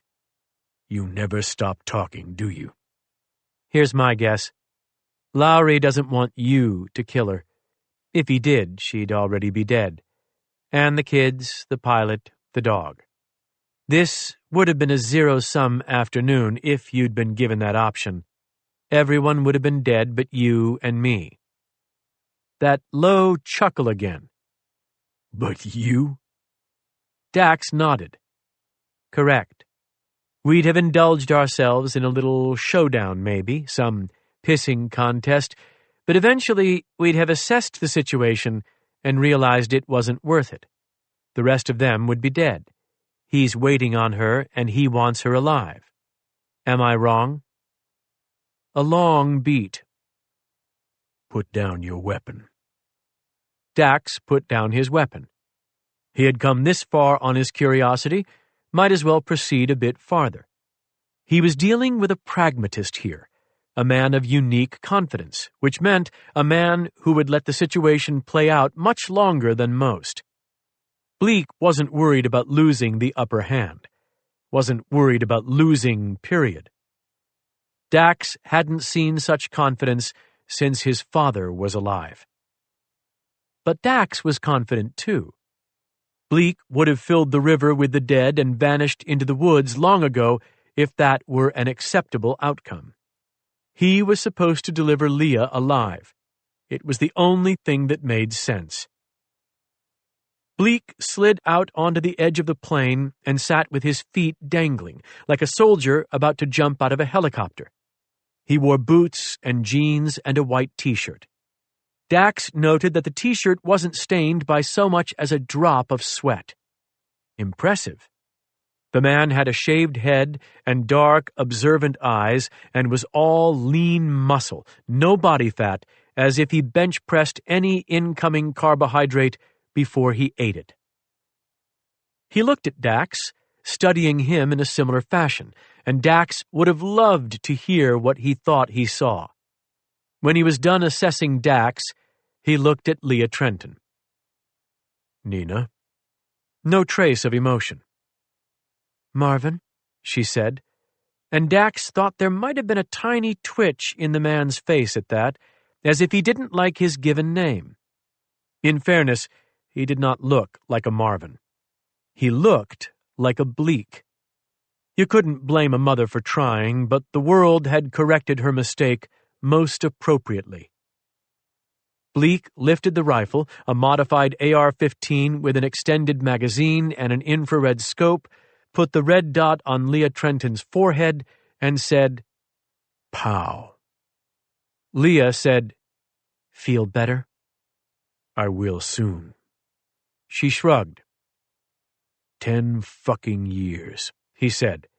You out here, me inside. All over now, though. She shrugged again. She wasn't going to give him a damn thing. Dax liked her despite himself. You really got a plane and a pilot? Bleak asked, looking at Dax again, moving the red dot from Leah's forehead to his. Dax didn't react. Yes, the pilot will be a little sore, but he can fly. How far from here? 20 minutes. Bleak nodded and dropped into the boat beside Leah in a move so sudden and graceful that it was as if he'd always been there. She recoiled, scrambled backward into the center seat.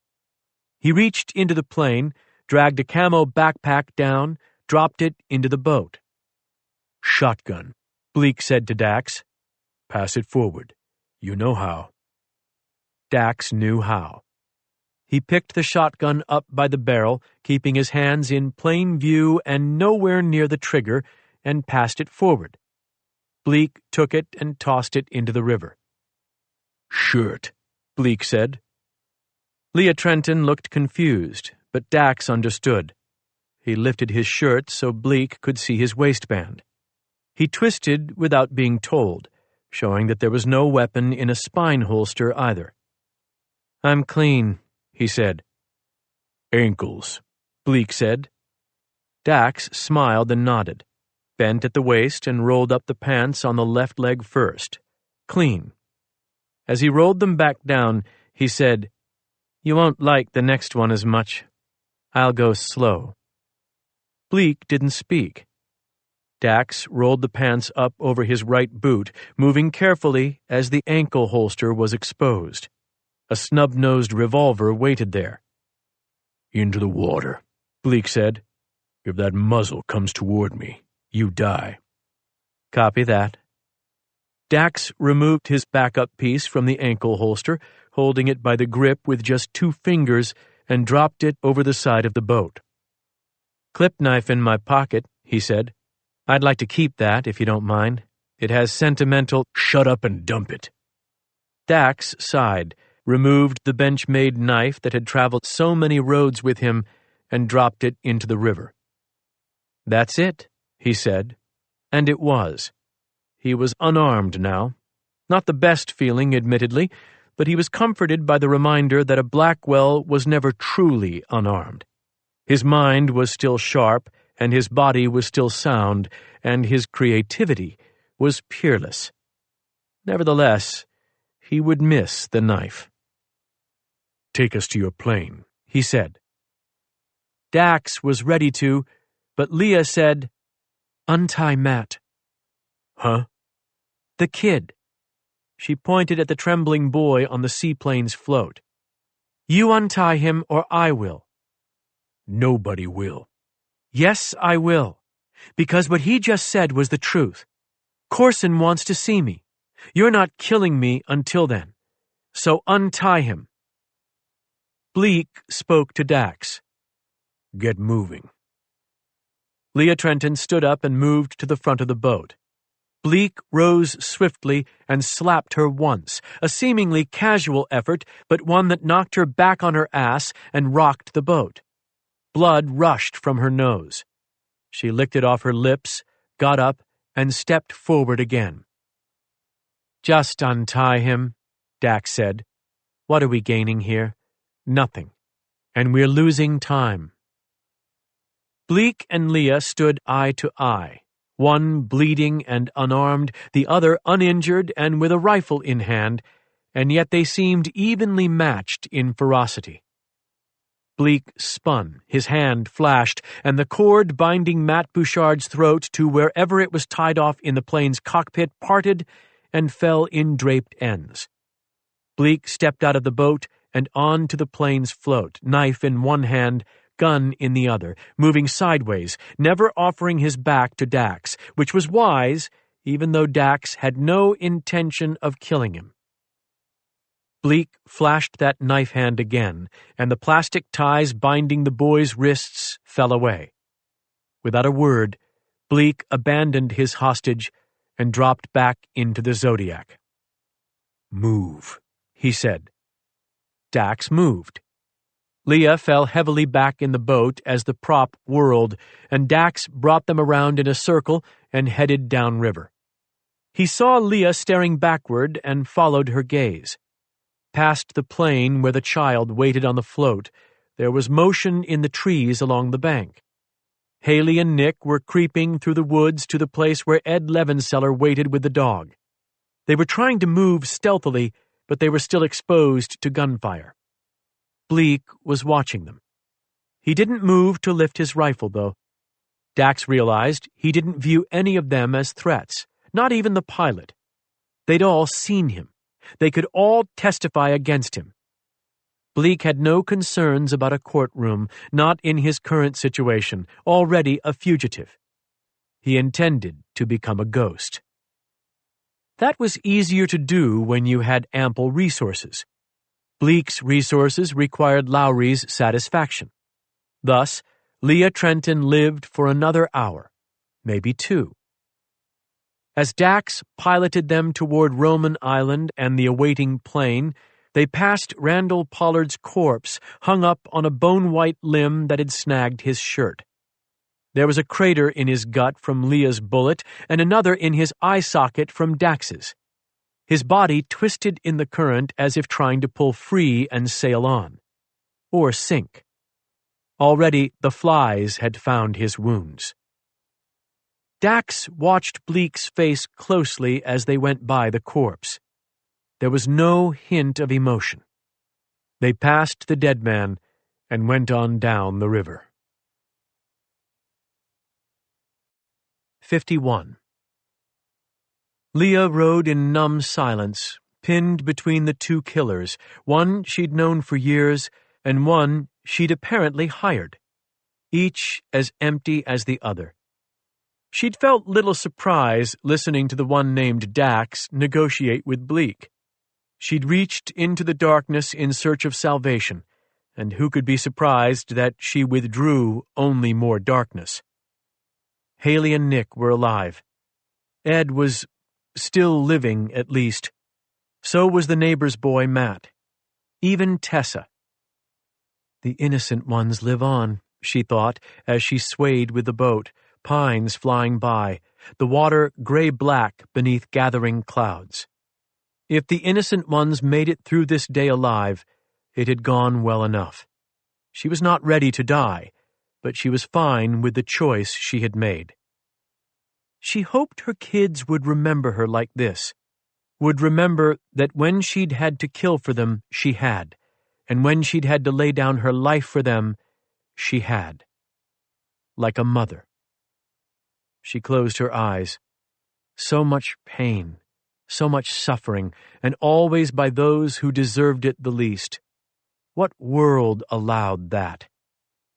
The world didn't answer her, but the wind did, blowing fresh and cold into her face, and she knew without having to open her eyes that they'd rounded the point and come out into the wide stretches of Roman Island Lake. She wanted to see Lowry before she died. It was the last thing she wished for, a chance to see him face to face. What she would do with the chance, she wasn't sure. Spit in his eye, clawed his skin, shout blood oaths. None of it would matter, and yet she wanted it. She wanted that one last thing, the chance to hurt any part of him, however briefly. She opened her eyes and saw Bleak staring at her, expressionless, his body moving in natural, easy motion with the boat. He should have been cold in the wind and on the water with nothing but that T-shirt, but he seemed as unaffected as if he were resting in the Florida sun. She turned her head so that she didn't have to look at him.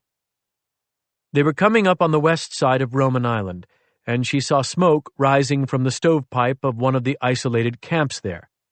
Thought about shouting for help, but knew better. If she shouted, someone might actually run down to try to help. Then there would be more innocent blood. Past the island and on out to the expanse of open water on the north side, gray-flecked with whitecaps in the freshening wind.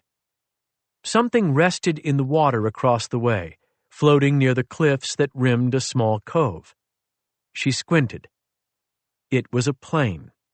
Dax Blackwell hadn't lied. She hadn't expected that he had, though. He was here for a payday and willing to sell her to the highest bidder. Her own defense, her hired hand. She wondered if Doc Lambkin was dead. All those unanswered phone calls. Yes, he was probably dead. Dead because he'd answered her call. Leah was an infection spreading from coast to coast, a trail of death in her wake. Kill the source and let it end. Just let me have a chance to take Lowry with me. He is the ultimate source. They fought the wind northwest toward the cove, no one speaking, the Zodiac spanking across the chop, and then Dax Blackwell brought the boat around in a shallow arc and came to an idling stop beside the plane. "Mind tying us off?" he said. "I've got to go free the pilot. Unless you want to." Bleak gestured at Leah with the rifle. "You," he said. Just the one word. Leah moved past him, climbed onto the float, took the line from the bow of the Zodiac, looped it around a strut, tied a hitch. She climbed back down into the boat as Dax Blackwell killed the motor and the world fell silent around them. "May I go get the pilot without being shot in the back?" he asked. "It would be nice." Bleak's only response was to lower his rifle by about 3 inches. Dax Blackwell nodded as if this were a fine display of cooperation, and then he climbed out of the Zodiac, nimbly made his way to the cargo hold door, and opened it. A slim, pale man with unkempt hair and wide, terrified eyes above a strip of tape that covered his mouth looked out of the dimness and directly at Leah. "It's Andy," Dax Blackwell said as if greeting an old friend. "Andy, we're going to need you to do some flying now. You game for that, old buddy?" Dax ripped the tape off his mouth. Thin furrows of blood formed on the pilot's lips. He licked the blood away and looked at Dax. "Where?" he said.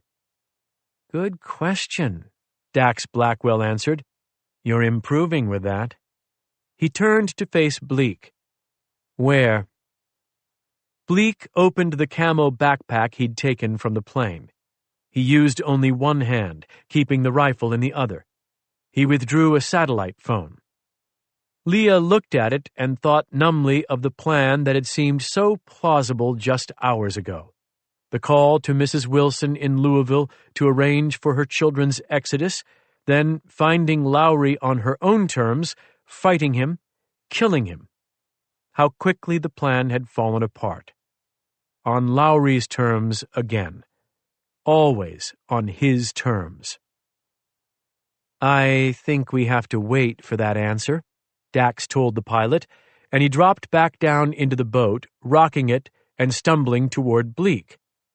Bleak lifted the rifle and popped the muzzle off Dax Blackwell's forehead hard enough that Leah heard the click of his teeth snapping together. "Sorry," Dax said. "I don't have sea legs like you." Bleak's finger traced the trigger. He now had the plane and the pilot, and thus no more need for Dax, Leah realized, and she waited for the shot. Bleak removed his finger from the trigger. "Get in the back," he told Dax, and Leah laughed. "Funny," Bleak said, looking at her as Dax slid by, crawling to the stern. "Yes," Leah said, the taste of her own blood in her mouth. "It is. You've got to ask for permission first, don't you? Not quite sure who you can kill." "Don't need permission," Bleak said. "Not now, not tomorrow, not yesterday. Keep laughing." "I will," she said, and she felt a high, dizzy giddiness. Why not laugh? Whistle through the graveyard, as they say. She was on her last breaths. Why not enjoy them? But Bleak had already lost interest in her. He had maneuvered so he was facing Leah and Dax, but his attention was on the satellite phone. He pressed buttons and then put the phone to his ear. Pause. Then, "I have her," he said. No preamble, no exchange of greetings. Leah imagined Lowry on the other end of the call, saw his snow-white hair and his deep tan and his crisp clothes and perfect posture, saw his reptilian eyes. The eyes wouldn't change when he heard this news from Bleak. He might smile, he might scowl, but the expressions never affected his eyes. "Allagash River in northern Maine," Bleak said. "There were casualties and there were witnesses. Time is an issue. I have a plane and a pilot, though. I also have a passenger." Pause. "Someone she hired. He wants Pollard's share." Pause. "Dead." Pause. "Says his name is Dax Blackwell." Dax's mouth twitched with a hint of a smile. He leaned on the outboard, seemingly having no reaction to the conversation other than mild amusement.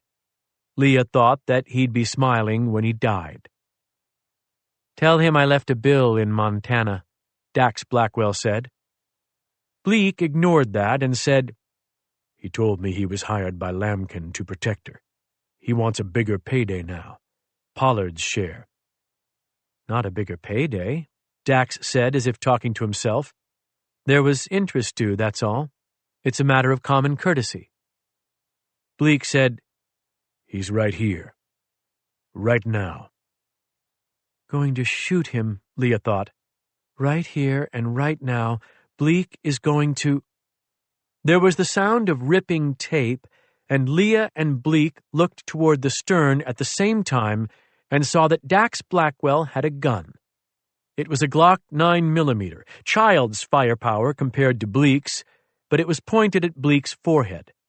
A tendril of black electrician's tape fluttered from the butt of the Glock, and Leah realized that Dax must have taped it to the transom long before the first shots had been fired, long before he'd even known that any shots would be fired. The muzzle of Bleak's AR-15 was adrift somewhere between Leah and Dax and the pilot, the trio of threats he'd been trying to keep in check while also handling the phone and balancing on the water. He could try for a shot easily. It was fraction of a second stuff, and yet he was smart enough not to try. He'd have lost. There was a frozen moment, and then Dax spoke softly. "Put yours down and tell him we're in good shape, because we are." Bleak didn't move, still weighing the odds, gauging the steadiness in Dax's gun hand. The muzzle of his own rifle was only 2 inches from being centered on Dax. The water rose and rocked them, and still Dax's gun hand didn't waver. Bleak lowered the rifle, put it down on the bottom of the boat, resting near his boot. His eyes never left Dax's. "Finish the call," Dax said. "We need to get out of here." "No," Bleak said into the phone. "All good here. It's just, you might want to look at him is all I'm thinking. He's no trouble for me." Making excuses for the killing he now could not perform, even if ordered to. Leah looked back at Dax. All of his attention was on Bleak, and no humor was on his face now. That shield of glibness was gone. "Shoot him," she whispered. "Please, trust me. He will not—" "Shut up," Dax Blackwell said quietly. "For money. All of this for money." Bleak was still talking into the phone. "You deal with him when you see him then," Bleak said. "Sounds good." Pause. "Helicopter. I'll send coordinates. You give me an ETA."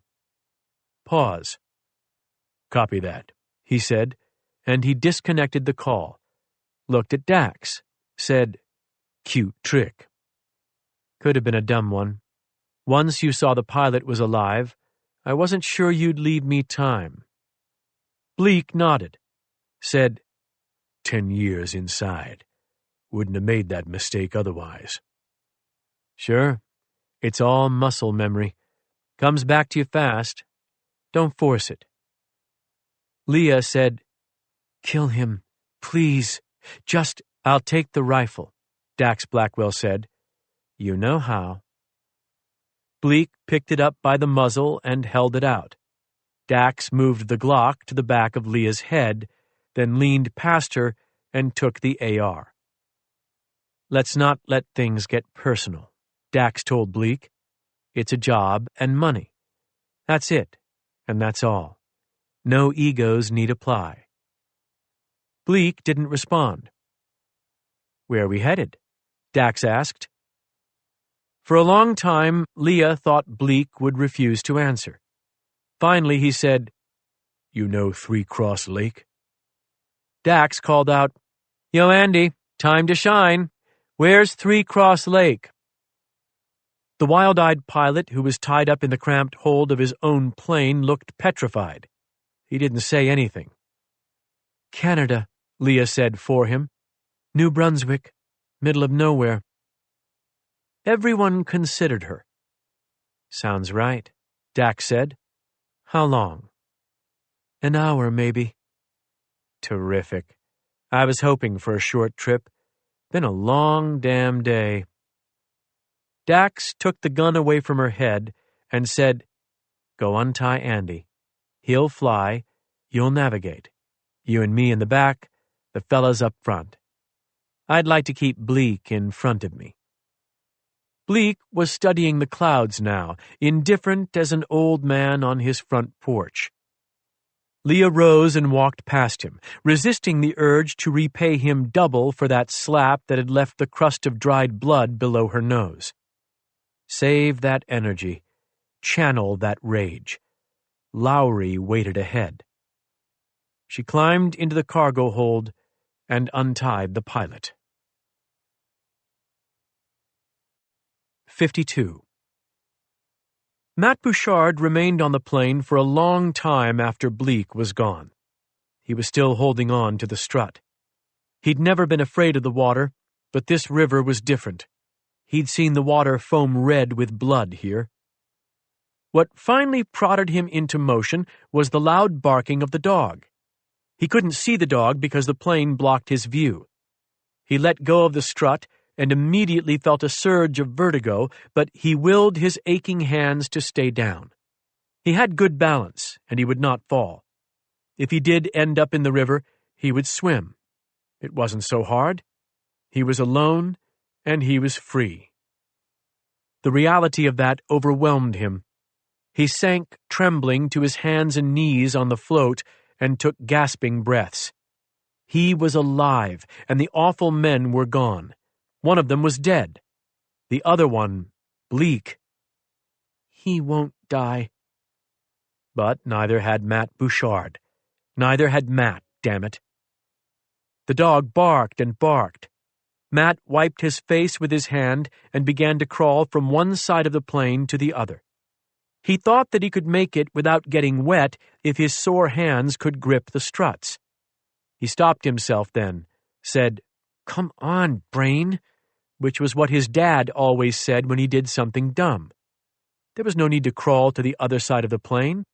He could just go through it. He climbed up and into the empty cockpit, looked in the back seat. Bleak had taken a small backpack and left several guns. Matt reached down and picked up a handgun. Touching it filled him with an electric fear, but the fear turned to empowerment when he turned and threw it into the river. It sank fast. One killing tool gone. He threw a rifle in, then another, then a shotgun, working quickly. Only when the last of them was under the water did it occur to him that if Bleak returned, Matt would want a gun. He didn't think Bleak was going to return, though. The pitch of the dog's bark changed, went higher, a sound of nervous delight.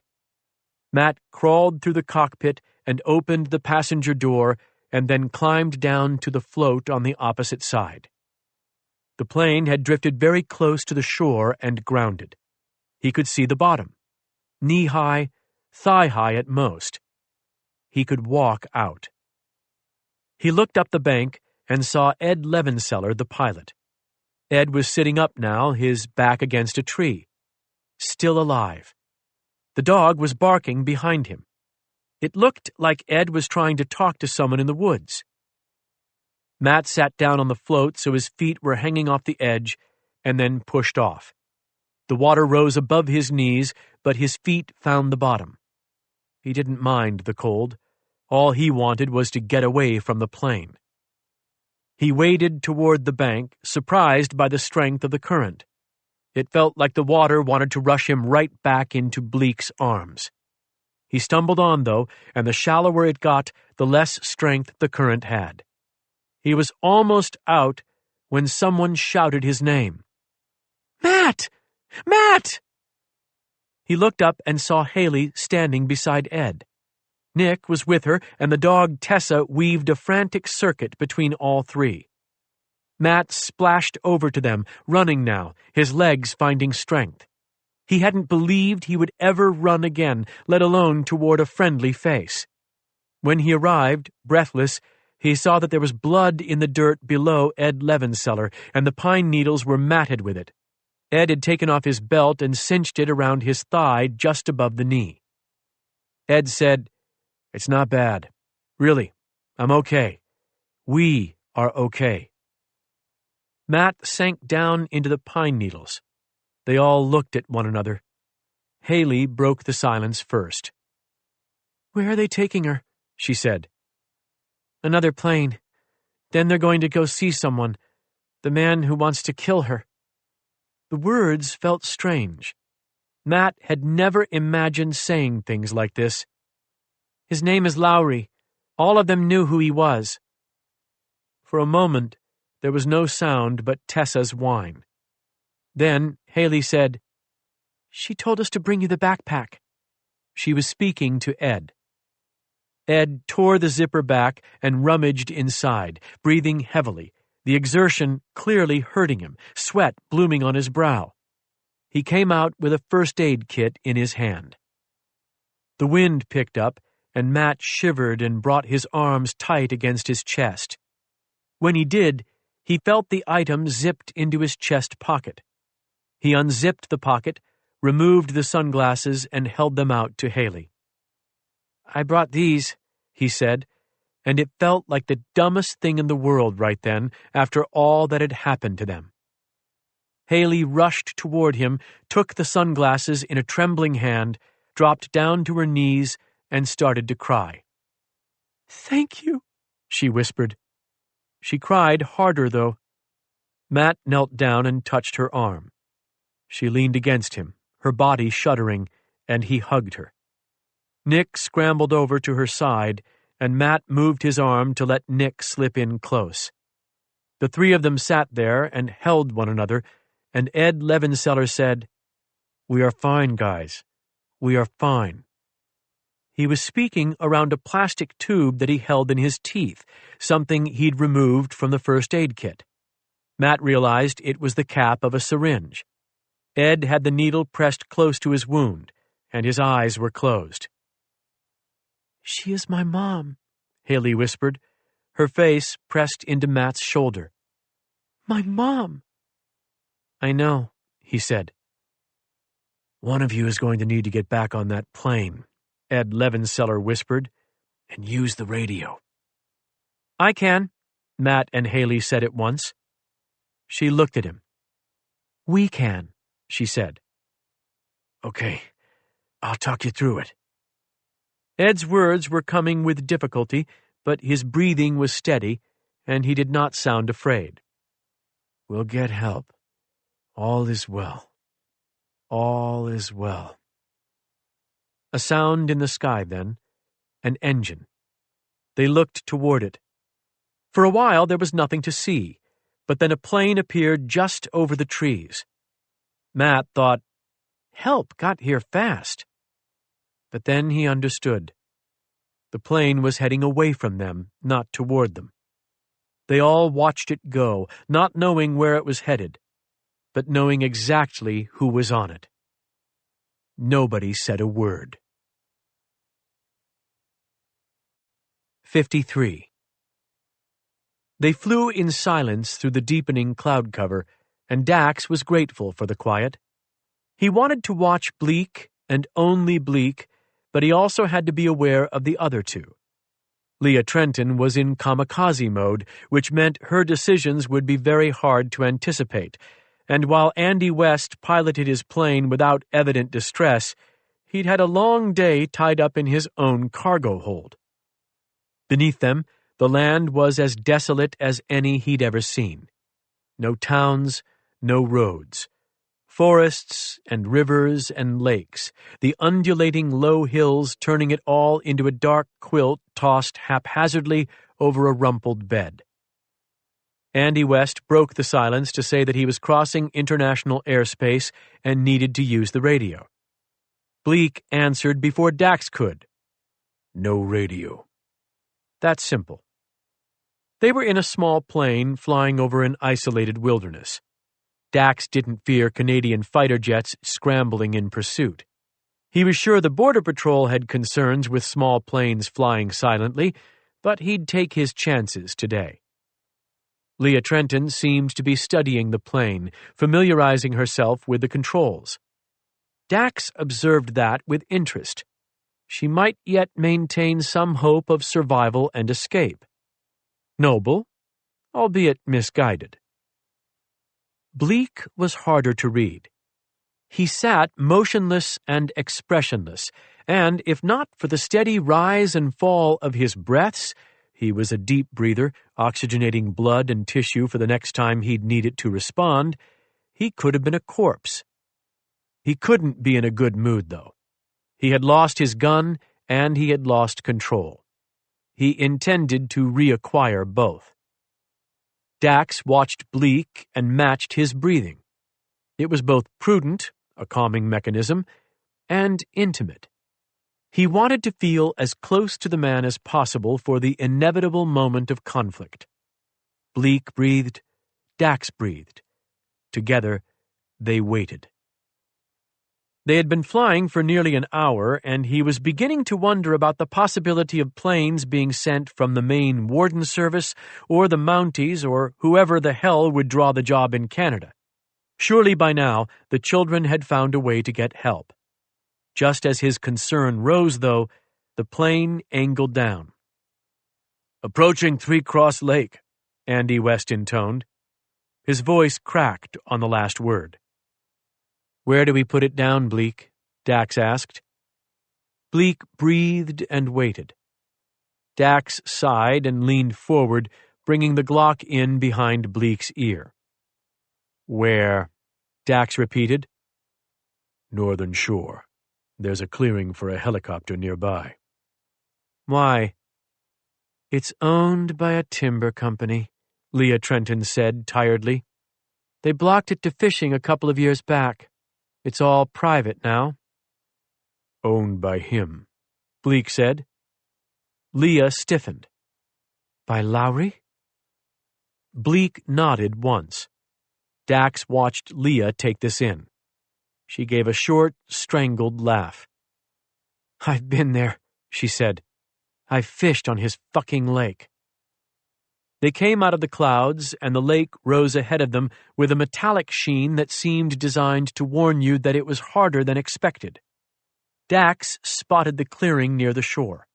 It was maybe an acre, no more, the only break in the woods for miles, and a black helicopter sat in the center. It was easy to miss unless you were looking for it. "He's already there," Dax said. "Short flight at chopper speeds. So where was he?"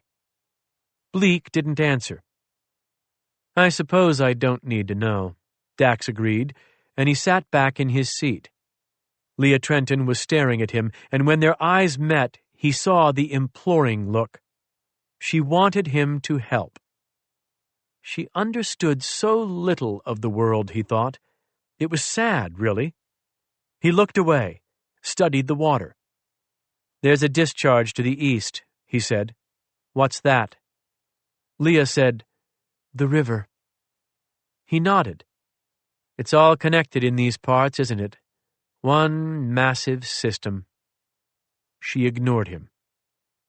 Andy West put the plane down smoothly and safely for the second time that day. Dax couldn't complain about that. Nor did he mind the long taxi. It was time to think. Lowry wouldn't have come alone. There would be a pilot, of course, and there would be a guard or guards. How many of them? Time would tell, but the only certainty was that Dax would be outmanned and outgunned again. He was tired of that. "Leah walks with me," he said.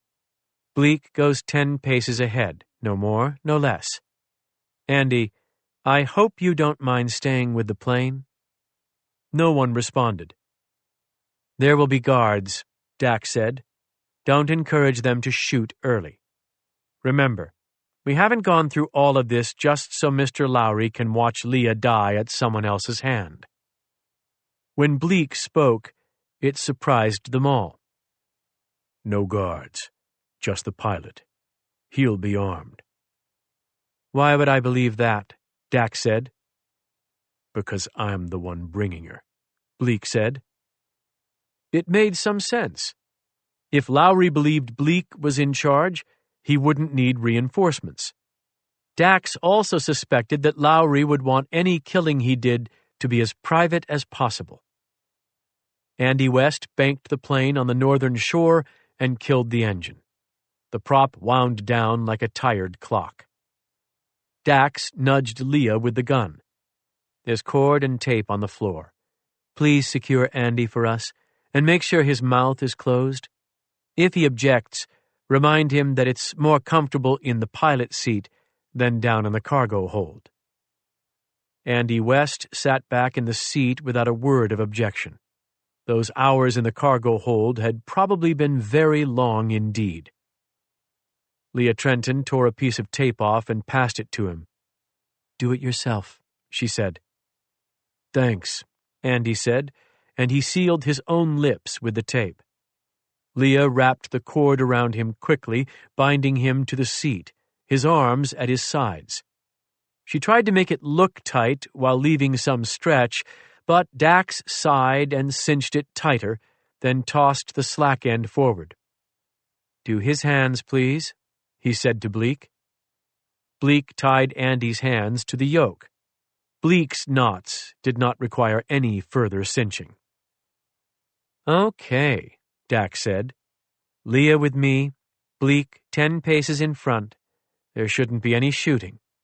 Lowry gets what he wants. I get what I want." He glanced at Leah, curious if she'd reveal fear or desperation. She just popped open the door and climbed out on the float, then waited for him. She was ready to see it through, he realized. Bleak led them to shore. He pivoted right to left, searching for sentries, but he didn't seem to find any. Dax hadn't either. It was a private party. Once he and Leah reached the shore, Dax switched the AR-15 to his right hand and put the Glock in his left, then pressed the Glock to her spine. She seemed indifferent. Her attention was only forward. She wanted to see Lowry. He could feel it coming off her like heat. There was a narrow footpath from the shore to the clearing, 1/10 of a mile, maybe. Bleak kept pace, staying 10 strides ahead. Leah made no move to break away from Dax. Everything as it should be.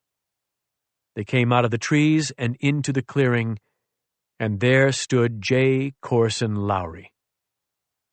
He was taller than Dax had expected, well over 6 feet, with hair the color of fresh snow and skin like a cowboy's saddle.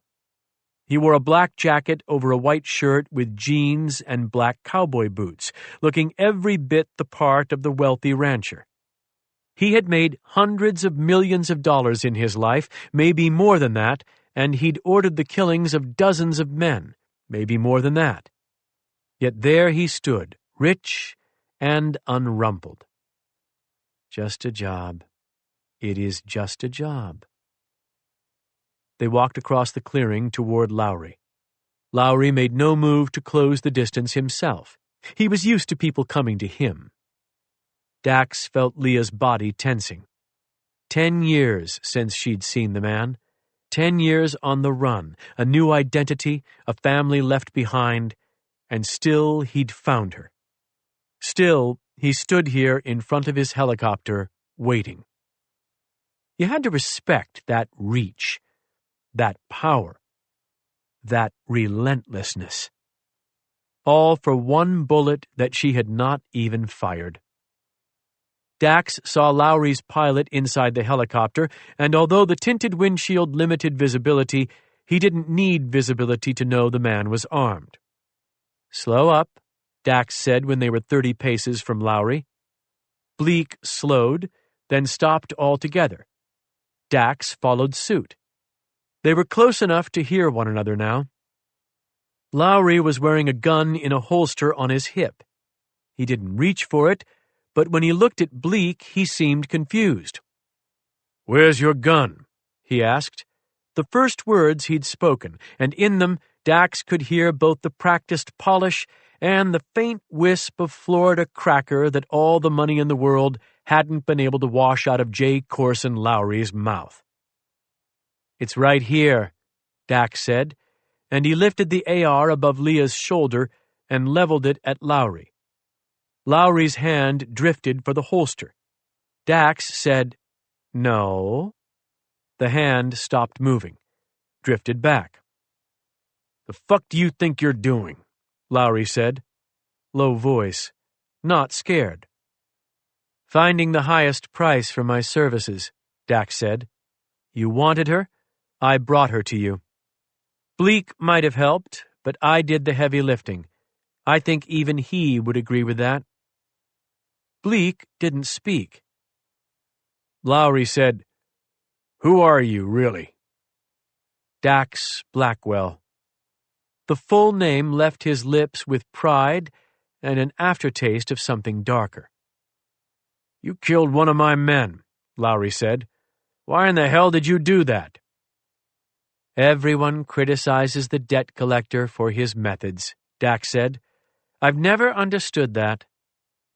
Killed him, Lowry said again, and his anger seemed impersonal, as if Dax were a mere frustration to be swatted away. You stupid little bastard. He just wants his money, Bleak said, and Dax was astounded that he'd spoken, let alone said that. Immediately, he was distrustful and moved the muzzle of the AR to bear on Bleak instead of Lowry. As he shifted, he saw the pilot move inside the helicopter. That was where the first trouble would come from. He was almost sure of it. Just wants his money, Lowry echoed. We can even forego the old bill, Dax said. Let's not get bogged down in the past. You want her, and I brought her. Pay me. Lowry laughed. It was an oddly high, delighted sound. Yes, he said. Yes, of course I will. Why would I not? He laughed again, shook his head in disbelief, and then ran a hand back and forth over that coiffed white hair. Dax was ready when the pilot moved. He swept Leah's legs out from under her so that she fell beneath the line of fire and dropped the Glock from his left hand so he could shoot the AR with a two-handed grip as the pilot swung out of the helicopter door and pointed a scoped rifle at him using the helicopter as protection. Nothing visible above the chopper but the rifle and his face.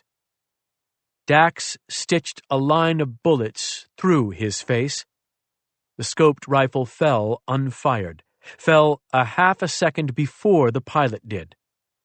Dax sidestepped and aimed at Lowry as the old man's hand went for the gun once more.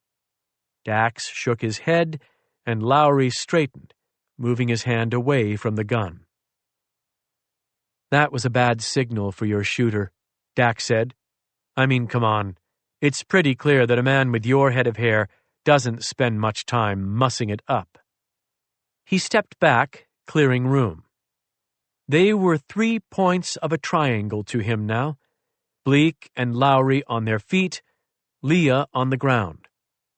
Dax swept the AR back and forth, hoping there was no one behind him. If he'd been wrong, and if Bleak had been wrong, or if Bleak had lied, and there were more guards waiting, Dax would die soon. No shots came. The wind blew soft and gentle in the pines, and no one moved. There was a trace of blood on the wind again. Second time today, or was it the third? So hard to remember. Pay me, Dax told J. Corson Lowry. Lowry turned from Dax to Bleak. His voice was full of disdain when he said, How did you let this happen? Bleak did not respond. Sure, Lowry said after a pause. I'll fucking pay you. Just bring her to me. He looked at Leah Trenton as if no one else in the world mattered. If he'd given a thought to his dead helicopter pilot, it wasn't evident. Leah was crouched in the grass where Dax had dropped her on her hands and knees, looking up at Lowry. Dax watched her glance to her right, where the Glock now lay in the grass. He understood her idea, and he heard that internal voice whispering the family mantra, It's just a job. It's just a job. So he kept silent. The mantra was right. Dax would have died hours ago if he'd admitted that there were no bullets in Andy West's Glock and never had been. It was hard to hold people hostage with an unloaded gun, though, so you had to convince them to believe the lie. Clearly, Leah had believed. 54.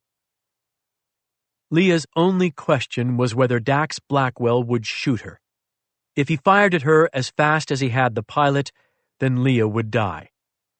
If he let her go, though...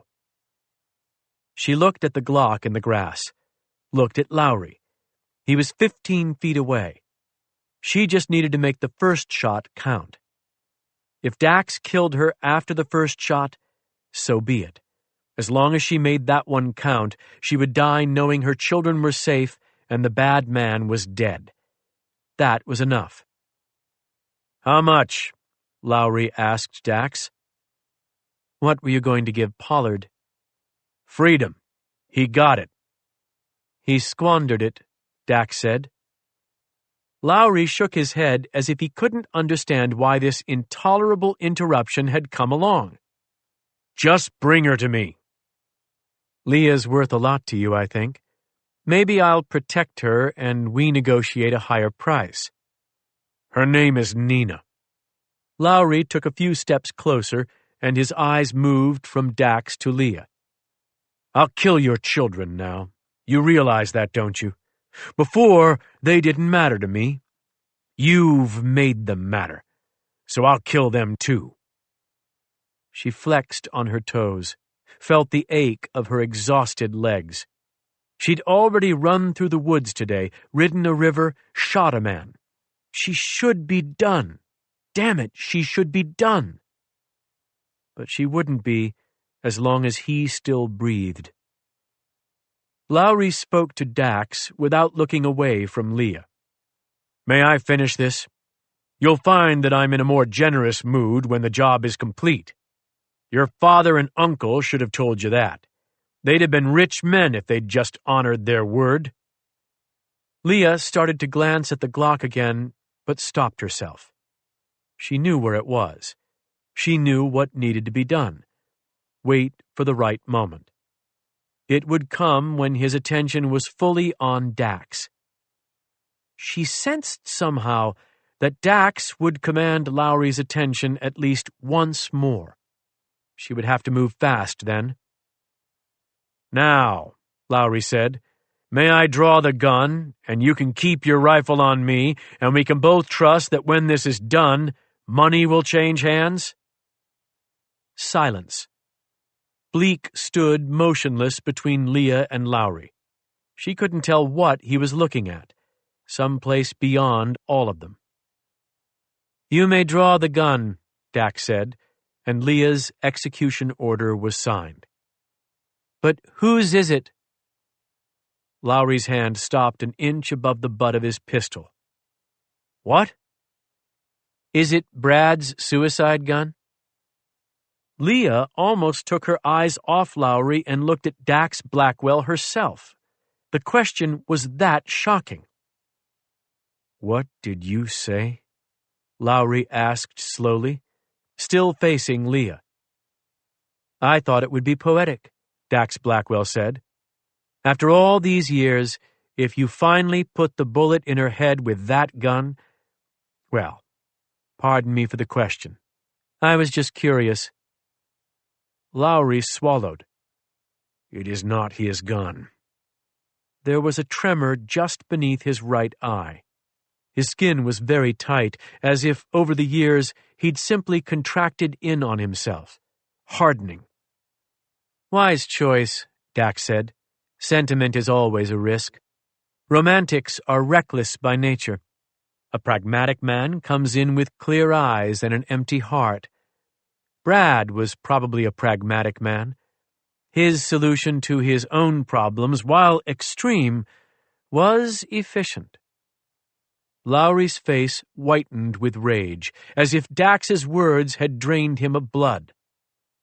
"How dare," he began, and then he turned to Dax, and Leah grabbed the Glock from the grass.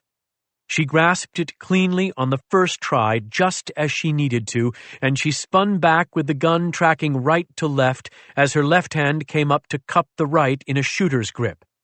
Lowry turned back to her, and his shocked face fell into the center of her aim, and she squeezed the trigger before he had so much as reached for the weapon on his own hip. The flat, impotent click of a dry fire. Lowry's face, a mask of horror, warmed to a smile. Leah fired again, and again. Click, click. He laughed then, threw his head back and laughed as he reached for the gun on his hip and said, "Nina, Nina, Nina. and she threw the Glock at him and charged as he cleared his own gun and leveled it at her face and fired. She heard the shot and felt a terrible agony at being so close and yet never even drawing blood. She'd wanted to draw blood. She was still moving, though. The shot hadn't dropped her, and she could see the shock on his face, could see the fear on his face. And then he was down, and she was on top of him, her left hand on his throat as her right fist hammered his lips into his teeth. There was the blood. There it was.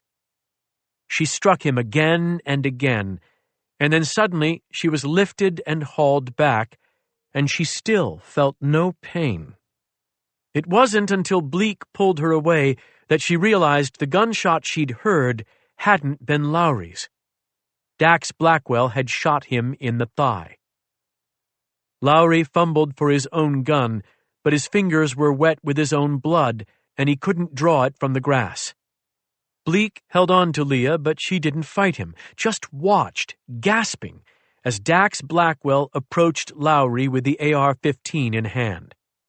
He looked older somehow, the boyish face weathered with sorrow. "I know I shouldn't have done it," he said, and she had no idea who he was speaking to. He dropped into an exhausted squat beside Lowry, bracing himself on the rifle. He looked up at Leah and Bleak, studied them as if hoping for an answer to an unasked question. "He shouldn't have criticized them," he said. "That was the problem, I think.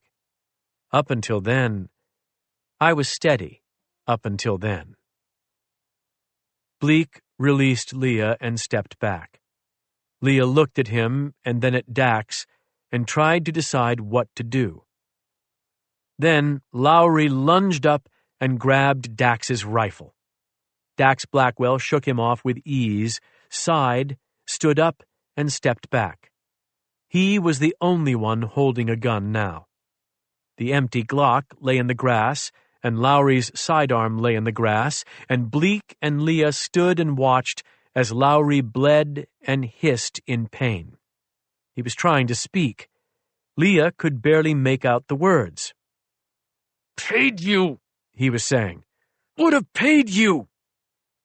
"I know you would have," Dax Blackwell said. "I made a poor choice." He looked up at the trees and smiled, then looked out to the lake. "There's a river on the other side of that lake," he said. "The river flows out to the sea. All the water on earth is finite, remember. One drop joins another. They evaporate and fall and join again. Enough time and rain in Montana will find its way to the sea." He looked down at Lowry. "We're all burned-out stars in the end. Nothing but dust," he said. "I know this is true, and yet—" A cold smile spread across his face. "And yet, still I enjoy the idea of your old, burned-out dust meeting theirs.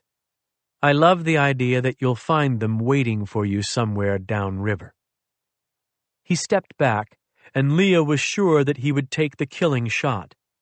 Instead, he retrieved Lowry's gun from the grass. He racked the slide, checked to ensure that there was a chambered round, then ejected the magazine.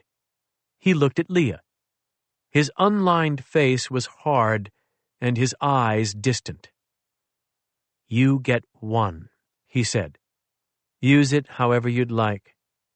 I'm tired." He tossed the pistol to her. She caught it, flipped it, lifted it, and watched him take a knee in the grass, leaning on the rifle, the muzzle pointed skyward. She turned to Bleak. He stood with his arms folded, waiting. She took a breath and stepped across the bloody grass to look down at J. Corson Lowry. He parted his lips, and she waited for the offer. How much money did he think she would need? How many promises of protection? "Let's negotiate," she said, and his eyes brightened at that, because on some level he actually could believe his good fortune. There was always one more chance for a man with money and power.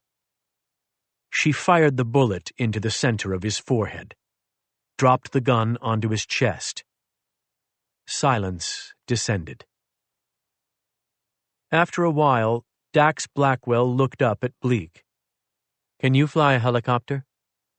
Bleak shook his head. "Damn," Dax said. "Me neither. Looks easy, but probably isn't." He sighed. "I wouldn't trust that plane for long either. We burned that one." Bleak nodded. "So we figure it out," Dax said. "Such is life." He pushed upright and looked at Leah. "It would be very good," he said, "if we had some lead time. Just a little. Useful for you too, because you're going to have to explain this dead man, and that will be easier if you have the two of us to blame. I don't think my friend is the confessing type, and I know that I am not." "You're not walking out of here," she said. "It's miles upon miles of—" She waved a hand at the densely packed woods, the pines crowding each other for light. "That." "We'll figure it out," he said. He shifted the rifle to his left hand and reached behind his back with his right. Once, this would have made her tense. Now, she simply waited. His hand came back with a $100 bill held between two fingers. "Give this to your daughter," he said. "She wanted a refund. You might caution her about impulse purchases, though. She's quite shrewd when she can control her emotions. I sympathize with that particular challenge." Leah took the 100, staring at him, unsure of what to say or even think. Dax turned to Bleak. "You've worked with a partner before," he said. Bleak nodded one time. "I'm sorry I killed him," Dax said. Bleak said nothing. "If you're as good as I think," Dax said, "then you understand that my killing your partner in those circumstances is no reflection of my loyalty in other circumstances." Still nothing. "I could use help," Dax said. "I've wanted a collaborator. Sometimes you're born to one. Sometimes it's a longer journey to find one." Bleak said, "You do the talking, I take it." Dax smiled. "Feels that way, doesn't it?" He pointed at Leah. "I know you came to kill her. I could let you do that as a gesture of goodwill, but from a marketing perspective, it sends a troubling message if we both kill our bosses, I think." Bleak might have smiled right then. "Here's the bargain we'll strike," Dax said, turning to Leah. "We let you walk back to that plane, and you—" "Give you time, yes." "And you put him in the water," Dax finished, pointing at Lowry. Leah frowned and looked at the helicopter. Hiding Lowry's corpse was a pointless task as long as the helicopter sat there. "It's not about that," Dax Blackwell said, understanding her thinking. "I just want him in the water." "All right." "You said there's a river, right? The lake flows into a river and then on out." He swept his hand through the air. Leah nodded. Dax Blackwell smiled. "I like that," he said. "Let them find him, then. They will, too. I'm sure of it. Family business." She had no idea what he was speaking of, but she wasn't about to argue. "And so, here we part," Dax said, and then without another word, he started into the woods. He was heading northeast as if he had a plan, but there was nothing to the northeast but miles of dark forest. They wouldn't be able to hide there, not for long enough. He walked on, though, purposeful, without a look back. When Bleak finally followed, he didn't give Leah so much as a glance. She watched until they were out of sight, then she took hold of Lowry's body and headed for the water. The plane waited in the dying daylight. She didn't look at Lowry while she dragged him through the tangled brush and down to the shore. She waded out into the cool water and tugged him along. When it was deep enough to float him, she finally looked at his face again. Blood painted the hollows beneath his cheekbones and caressed the creases of his dead skin. His eyes were open, the bullet hole between them. She looked at him for a long time, wondering how it all might have been different had she managed to do this years ago. She couldn't conjure the image, though. The past was gone, and so she tried to see the future. Glimpses came and went. The house in Camden, the kids in their bedrooms, a house in Louisville, shaded by old oaks, Mrs. Wilson on the porch, the cabin at Moosehead, Ed's truck in the driveway, Nick's laughter in the air. Too soon to tell, but it was all possible now because of a bullet hole between an old man's eyes. She didn't want to believe that about the world, but there it was. She shoved the body farther out into the lake. He drifted and sank, pulled down and away quicker than she'd expected. There was no current here, and yet the water seemed to want him. She turned her back on the sinking corpse and waded out of the chill waters of Three Cross Lake and hauled herself up onto the seaplane's float. She felt fatigue in each muscle and nerve ending, like the ache that followed a terrible fever. It took her 2 tries to get the door open. The pilot looked at her, tape over his mouth, cord wrapped around his chest and wrists. He couldn't have seen anything that had happened in the clearing, but she could tell he was both astonished and pleased with how things had turned out. She leaned over and pulled the tape from his mouth. She tried to do it slowly, but he made a sound of pain. Then the sound repeated, and she looked down and saw that he'd managed to get his hands on the headset and turn the radio on. It had been a hard struggle and a pointless one, because with the tape over his mouth, he couldn't say a word. She said, "Those knots will take me a minute." The pilot said, "Your children are on the radio." "What?" "Everyone's looking for us now," he said. "They don't know it's my plane they're looking for yet, but they're out there. Your children are okay, though. I heard them. I heard your daughter's voice. She's on the radio now, explaining where they are." "Mind if I borrow that?" Leah said, picking up the headset. "I'll deal with the knots in a minute." She put on the headset, dipped the microphone to her lips, and spoke. "Haley? Nick? It is your mother. You are safe."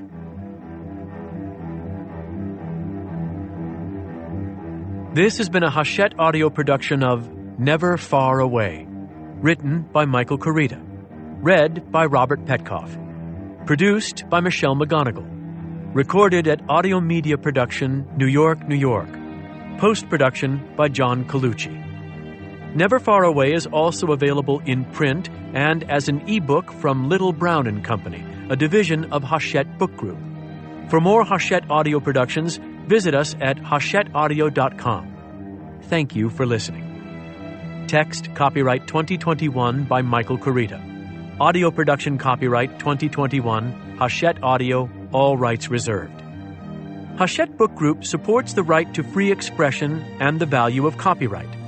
The purpose of copyright is to encourage writers and artists to produce the creative works that enrich our culture.